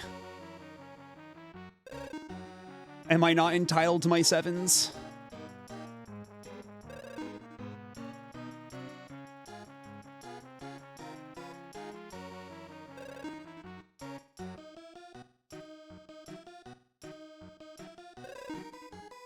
I worked real hard for them.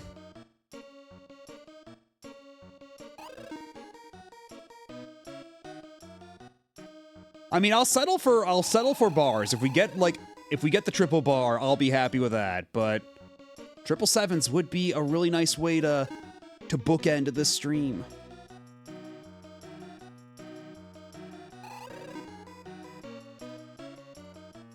Bar? Aw. Bart?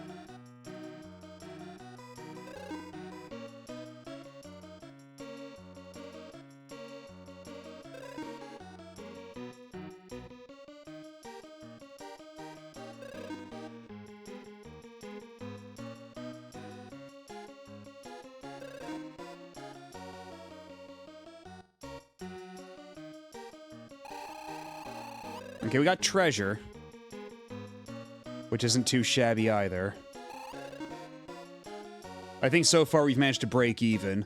Oh! Ah, come on. I got excited.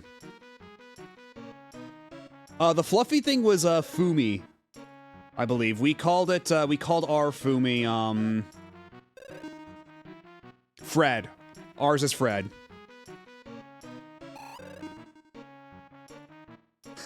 Matt be staring at a black screen. Just a few more 7s. Sooner or later, I'll see a 7. They'll be like the Twilight Zone, like, civilization has collapsed.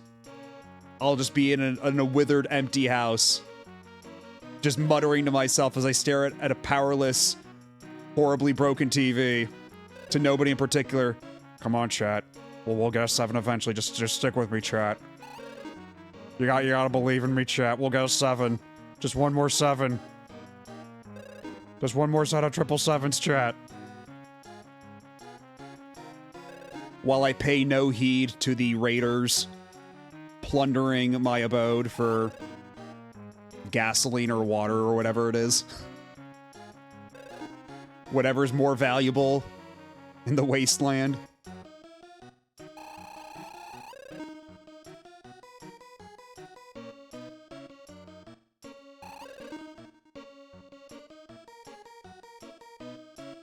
Boat? No boat. Fred? Ah, no Fred.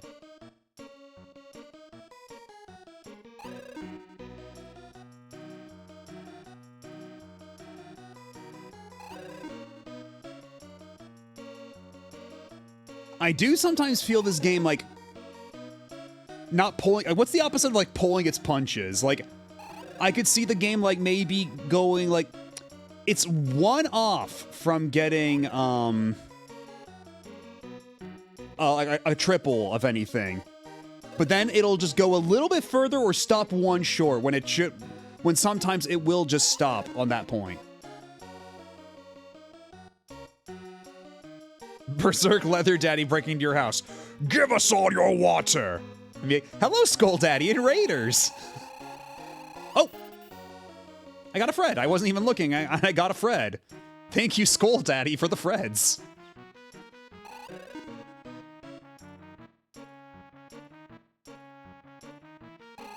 And then they tie me to the front of their death wagon for being annoying.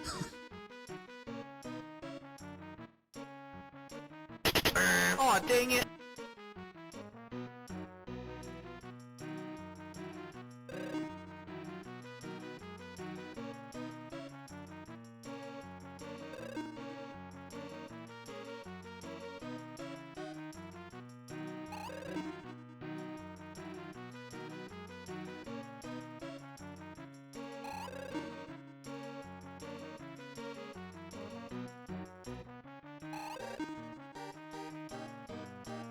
Any minute now. I'll be rolling in all the money.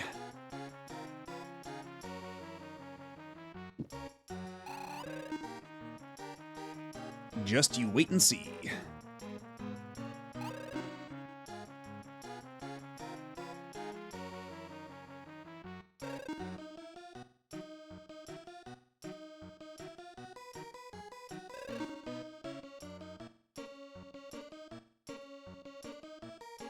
Oh, come on. At least they're giving me a lot of cherries. That's what makes this like as tenable as it is. That like you can just hold up on the D-pad and never go bankrupt as long as you have a decent buffer. Because the game throws you double cherries or single cherries at a decent enough clip that you will always make some money, like some modicum of money back to keep the cycle going.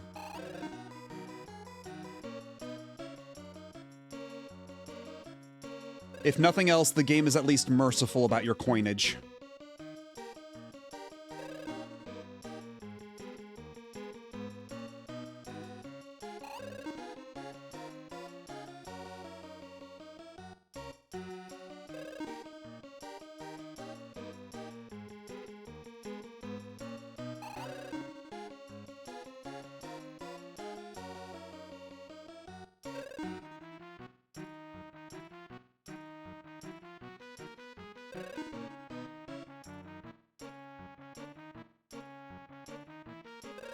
I shouldn't even get my hopes up when I see a single 7 anymore. I have been burned too many times.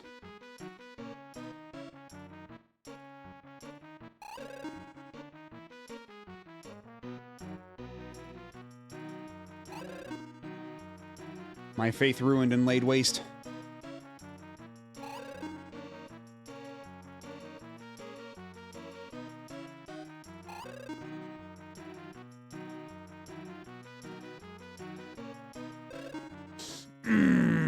The bars.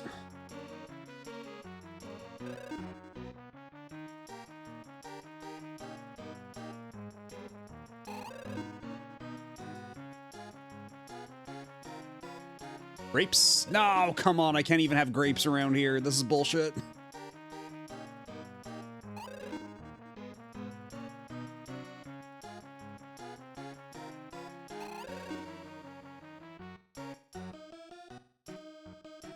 Huh? Oh, come on.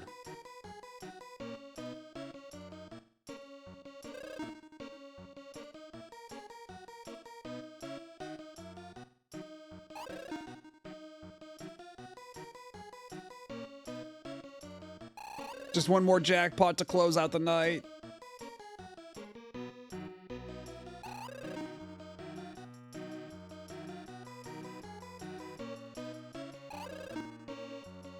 Story put on hold for more gambling. I mean, I don't know. I feel like it's maybe a little too late to start more story stuff. I don't know. Aw, dang it. We did go see the dragon. We did get our dragon wish with the dragon eggs. And we came back to the casino so I could get the jewel radar. So I could find more of the dragon eggs. And I figured while we're here, we might as well do a little bit of, you know, Yay! might as well try to earn a little bit more. And, here we are. Once again. And now you know how it happened.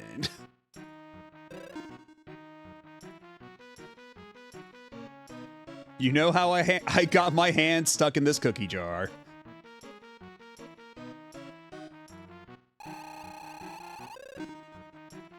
At least we're making a profit. We've made already like, oh, God, no. Oh, we were so close. Oh, that was so close. I got so excited.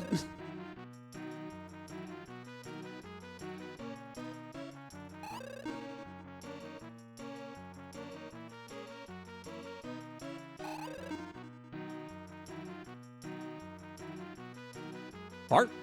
Oh. Oh, they do this on purpose. They do this shit on purpose. This shit's rigged.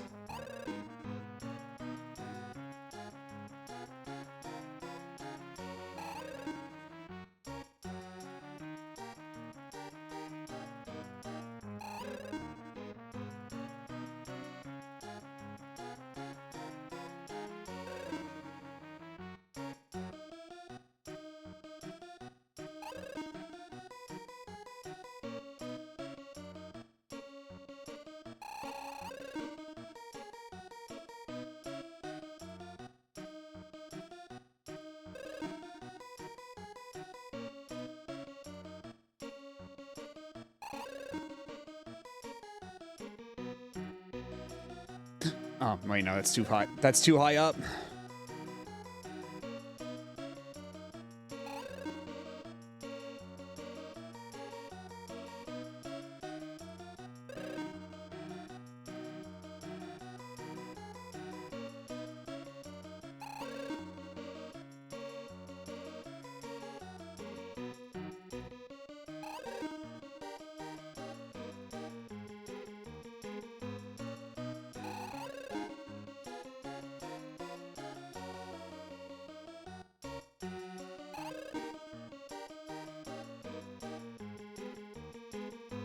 I don't think we're getting that bookend. I don't know. I'm starting to lose the faith.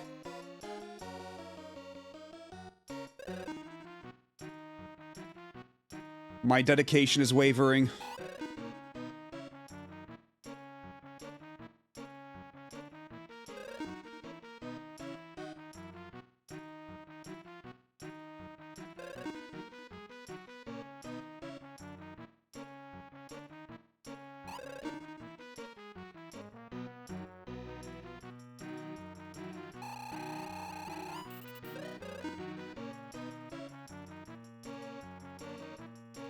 I mean, I've made a small profit at the very least. Cumulatively, I've made like 5,000, but we're not really gaining much ground since then. The slots have been rather unkind. Nothing but a pittance of cherries.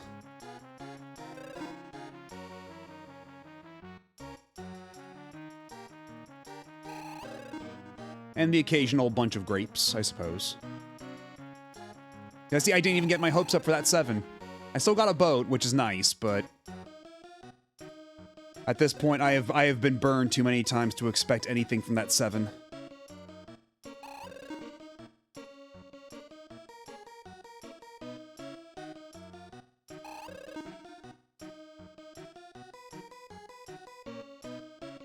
And yeah, I keep spinning in vain. On the off chance I relive that brief euphoric moment. Oh, dang it.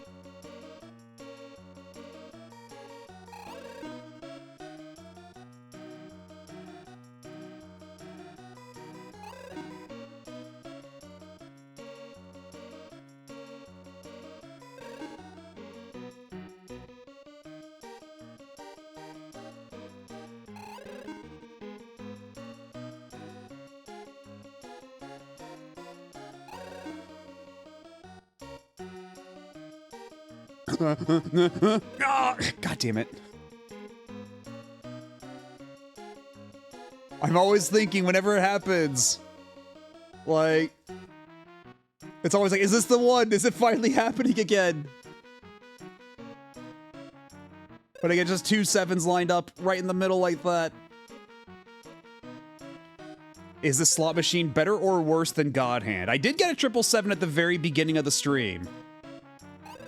So that's why I think it would just be nice if I could, like, begin the stream with a 777, then end the stream with a 777. A nice little bookend. But, the fates do not agree. I should not be allowed to be so fortunate. So many times in a row. At least not within a 10-hour span.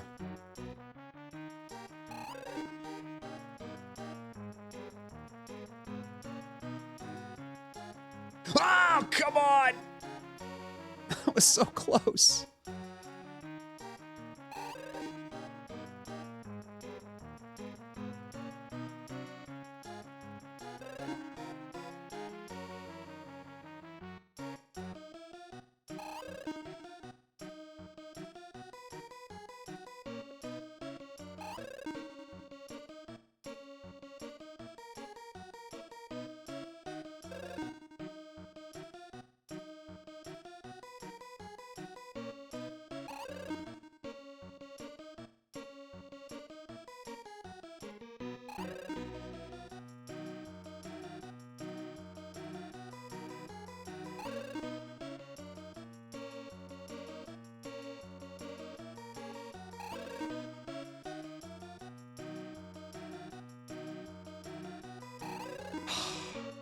When I went to bed, the bunny was gambling. When I woke up, the bunny was still gambling. What a great streamer. Hey, there was a lot of stuff between those 2 gambling sessions, I'll have you know. I'll have you know. We got all the dragon eggs. We got a wish from the dragon. We went through several dungeons. We got a new party member. We have a submarine now. We got a lot accomplished this session, if I do say so myself. We also evolved 2 of our capsule monsters into their 3rd level forms. So now Daphne's a hairy giant, and Shaggy turned into a little cherub with his butt cheeks out. Oh yeah, also there was an entire village of people like incinerated by a malevolent god named Amon, by one of the Sinistrals, but this ain't about him.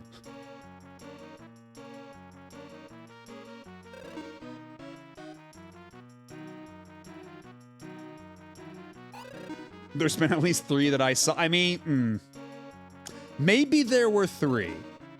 But I just mean the, like, whatever Nekosune fell asleep to, and now, those 2 specific sessions. Because, yeah, certainly there were more than just 2 sessions of gambling on the whole. Also, I have yet to take my bunny sword for a proper spin. Because every time we have yet to face like a true proper boss in quite some time. Like we fought like big enemy mobs, surprise enemy mobs as like makeshift boss, and then when we ran into Amon, we didn't actually fight Amon either time. We've gotten like cutscene fought, or we got defeated in cutscenes. Or I guess it's more so that we got defeated in cutscene the first time around, and then the second time around, of course not. And then the second time around, he got defeated in a cutscene by a different character, but he made a momentary retreat. So we have yet to have the opportunity to actually face him head to head. My bunny sword thirsts for blood. But not just any blood. It has to be boss blood. It has to be Sinistral blood.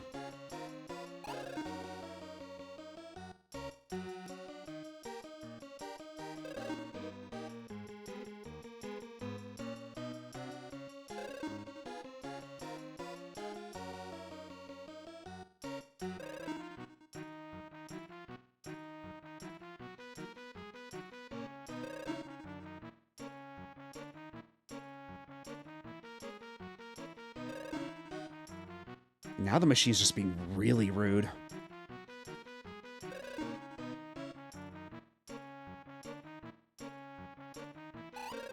Like, I've still cumulatively broken even.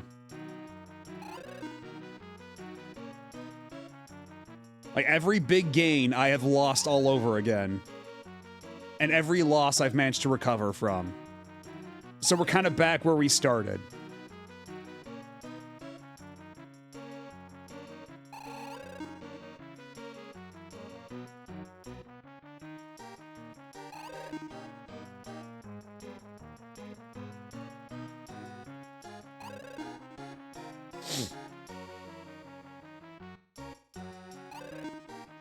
Not even a boat. I'm not even permitted a simple boat.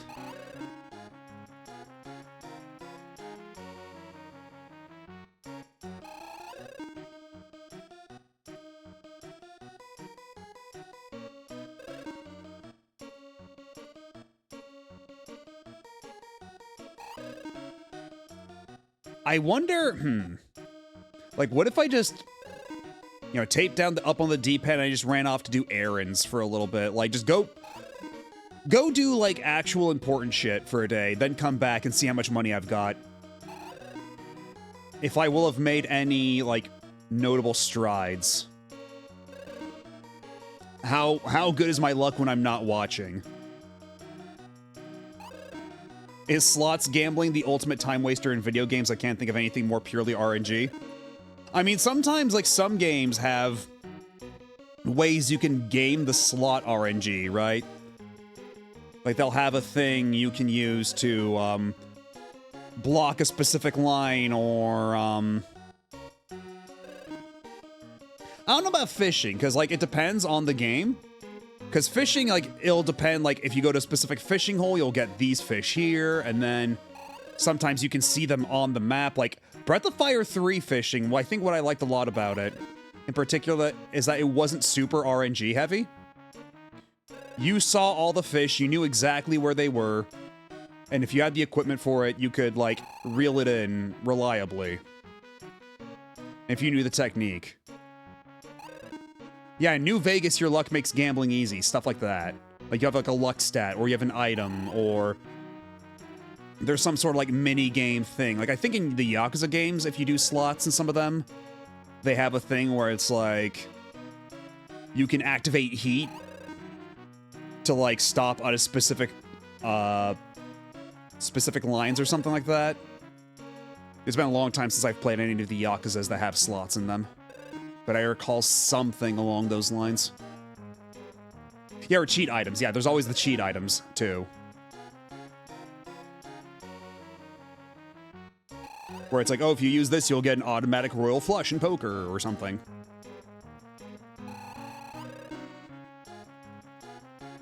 Yeah, the guaranteed blackjack always comes in handy.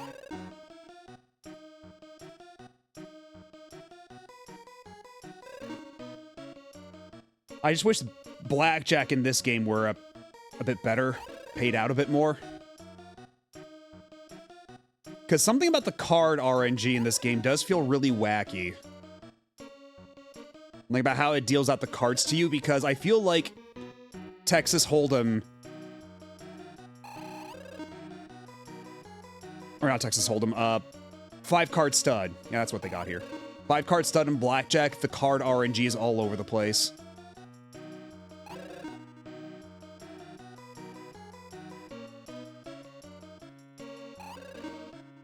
Like, it feels... The dealer in blackjack here always got... Like, always won, it felt like. Way fewer break-evens.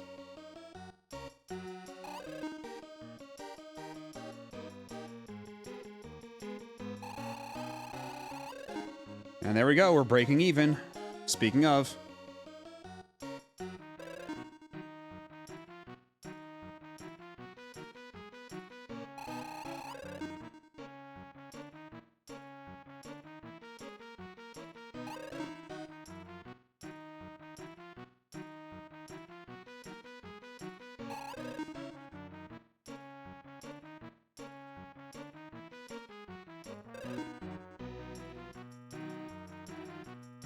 If I had a turbo button for this,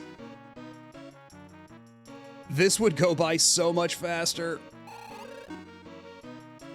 Like, I wouldn't even have to wait this long till my next set of 777s.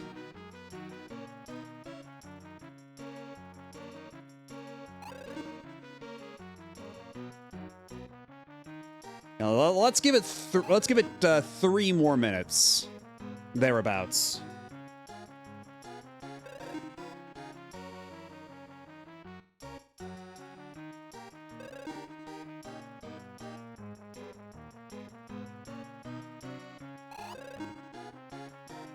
Blackjack is sort of funny because it's reduced to such a binary that the dealer has to have specific actions they have to play.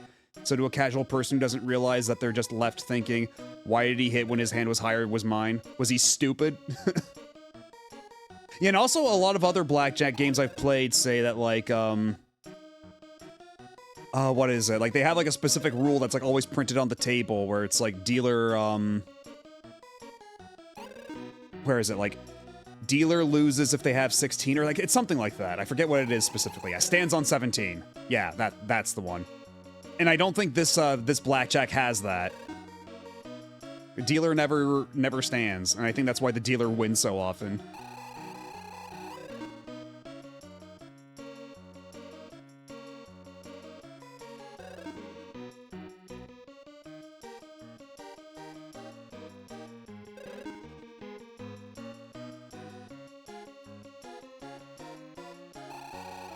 Okay, at least we're getting treasure chests.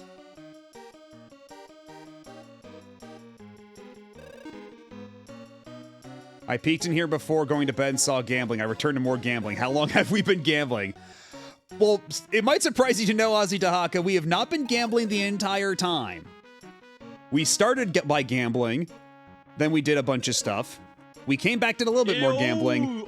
Then we did a lot more stuff. Like, we have a submarine now, we have a new party member. We got all the dragon eggs and wished for we got a wish from the dragon. Not Dragon Balls, dragon eggs. Very distinct. Original idea, do not steal.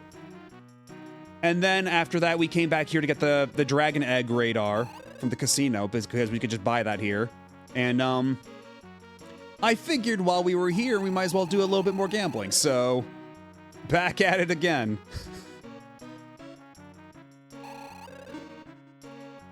Long enough to make that joke 3 times and counting, more jokes than 7-ass stream, yeah.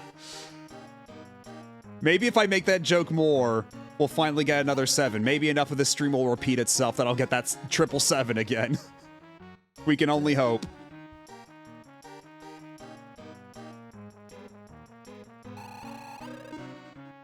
Oh yeah, this game's great when it's not siphoning your life force through its casino. Yeah, I've been having a great time with this. Nah, that's not gonna be the 777s. So many games and no many energy. Yeah, sometimes I just wish that I could just go inside, like, the hyperbolic time chamber with, like, a stack of 100 video games. Just play a shitload of video games uninterrupted, then come back, and then, you know, life has barely moved or changed.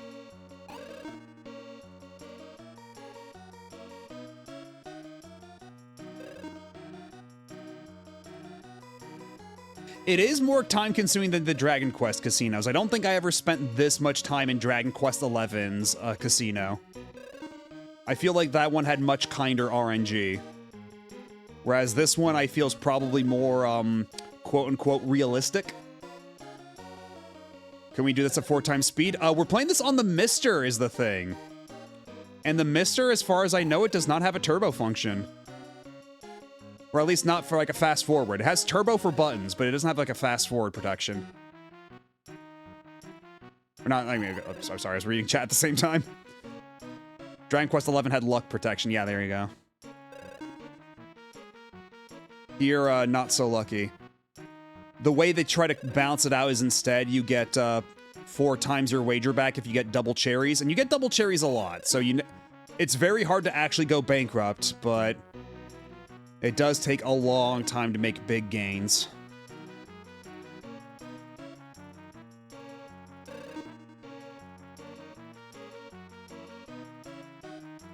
Valkyrie no Boken was a lot of fun. At least the one on PS1. The one on Famicom was very educational. Very much a game of its era, but you know what? It was still pretty neat for what it was. Though definitely one of those games that's borderline impossible if you don't have a guide or you don't, like, have somebody telling you specific things, like specific secrets, because, how else would I know to look in the mountains for the whale? You know? That sort of shit. And that you can cut down mountains with an axe if you have a high enough strength stat. Like that sort of Tower of Juraga shit where you're just expected to share tips and knowledge with people. Or just go out and buy the strategy guide. I intend to have X-Keeper with me for it. Oh yeah, there you go. You've got no stronger soldier in your corner.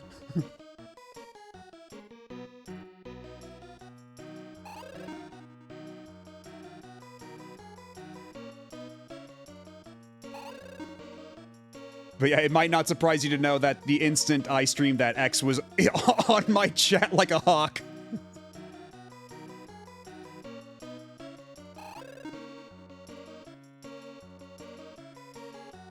Yeah, Deadly Towers I'm not nearly as familiar with.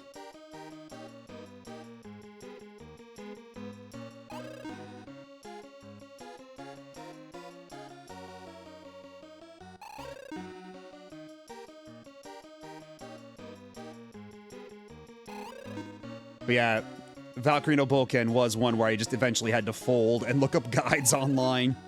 Because it was like a level of obtuse even I was not prepared for. And then it was really fascinating going from that to the PS1 remake on Namco Anthology 2. Where they made it play a lot more like Valkyrie no Densetsu.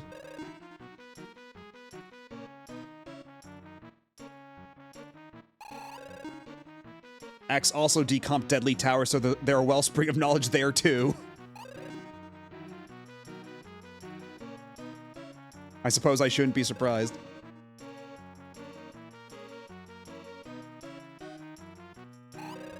X's power level is off the charts.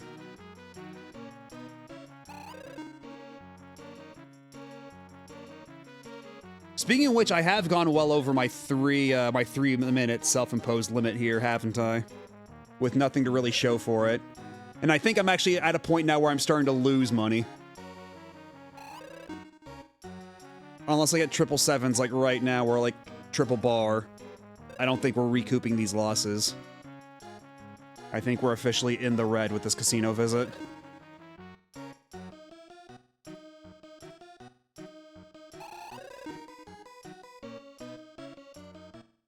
I know, that's what I keep saying. I keep losing faith in myself, even though I know in my heart of hearts that 90% of gamblers quit right before they hit it big.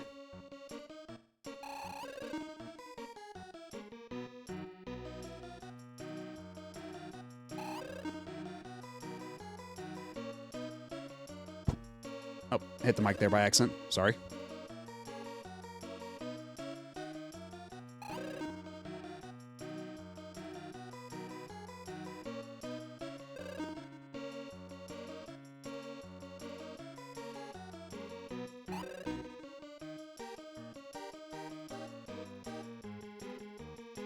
God, yeah, the RNG is being so stingy here.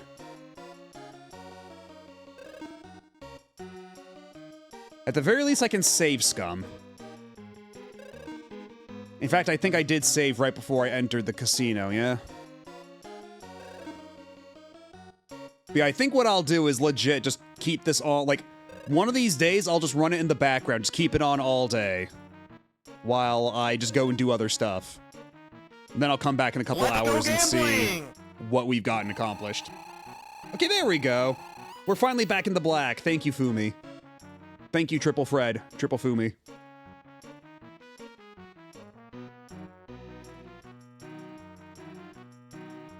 Yes, in my heart of hearts, I must keep gambling. I must keep gambling to find that answer.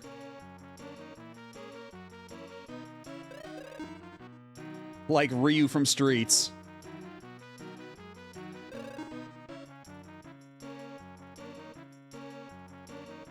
Oh! I see the 2 7s lined up just so.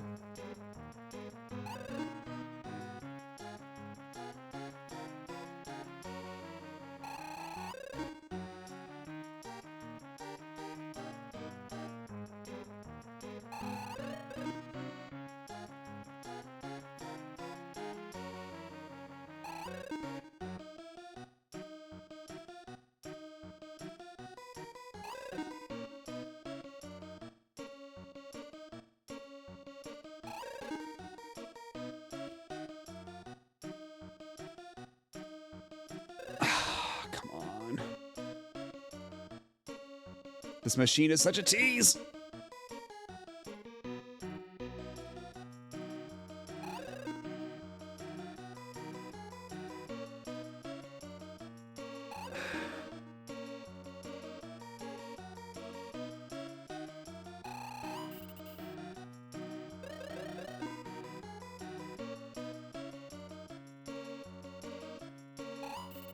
Like, at this point, I just feel kind of bad if I just, like, quit now with nothing to show for it.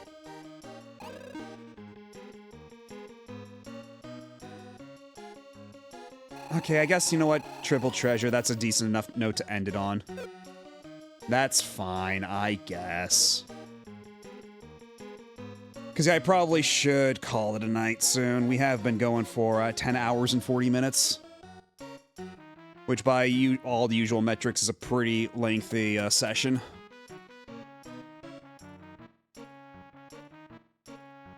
Let's see, and I do have, let's see.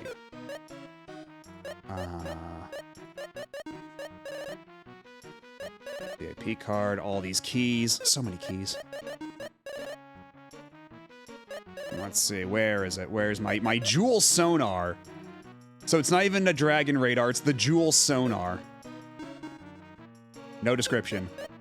But what it does is whenever you enter a dungeon, it'll warn you if there's any unopened treasure chests. So, if you go back to a dungeon where you opened every treasure chest and the sonar goes off, that means that's where one of the dragon eggs return to. Because what the dragon eggs do after they spread all over the world is that they go back to semi-random selection of treasure chests.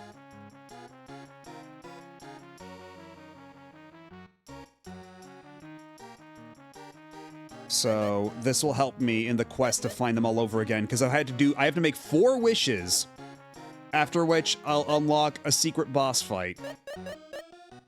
And there are achievements for getting all 4 wishes and for fighting that boss, so it would be ultimately in my best interest to do that. But perhaps that can wait for another day. I think at this point we should probably just call it. We've had an ultimately fruitful stream, I think. Certainly a lot of it was spent gambling. And I'll probably spend more time gambling off stream now that I've got access to the ultra slots here. God, how long of a session was that? Hold on. So between my my saves. Okay, that was only like 38 minutes of gambling. That wasn't too much. That was a decent amount. It was a medicated amount. But anyhow, we'll call it there for tonight. Thanks everybody again for hanging out. And if you came in from a previous raid, I appreciate you sticking around all this time. Yeah, we got the bunny sword too. We did everything we set out to do. Except for getting 777s. But you know what? That one was not exactly in our control. But yeah, thanks for hanging out. We'll be back on Monday with a new Wii game since we finished Metroid Other M. We'll have to find a game to take its place. Hi. And hello, Jordan the Kitty. You're just in time for me to... Actually, wait, no, you were here earlier, weren't you? But, I got some ideas of what to play for Monday. I'm still trying to finalize my decision. I'll sleep on it. I'm still waiting for my Wii game to get a page, much less a set. If you doesn't have a page already, you can go submit information about it on the RetroAchievements, their Discord. They have a whole thing there.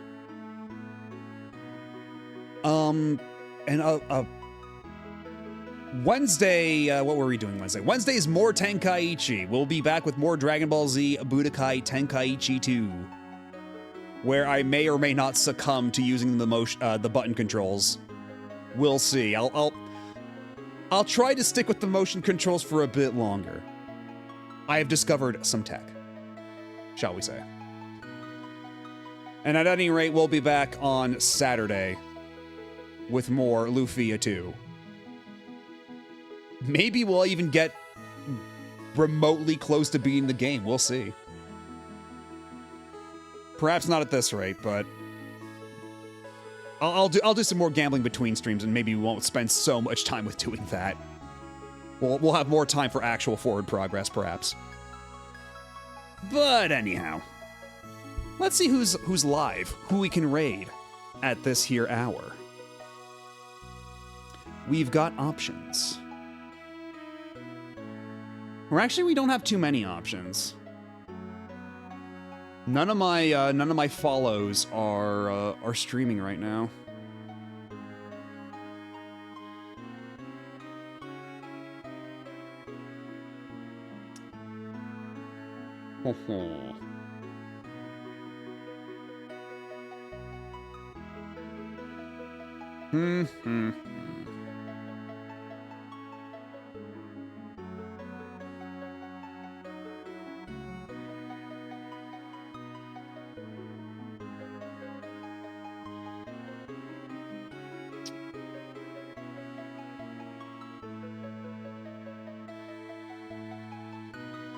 No critters on Critter Vision 2.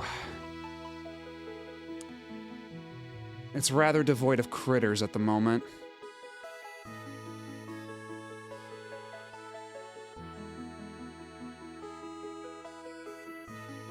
I mean, I guess if all else fails,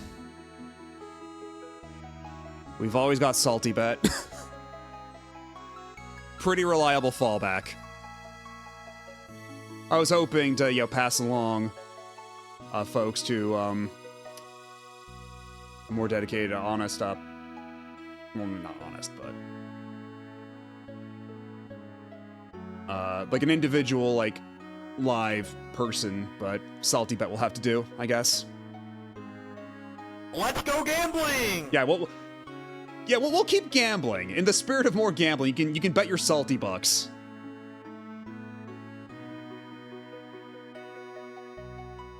You know what, I guess from that lens, it's only appropriate, right? We begin with gambling, we end with gambling. I pass you along to yet more gambling.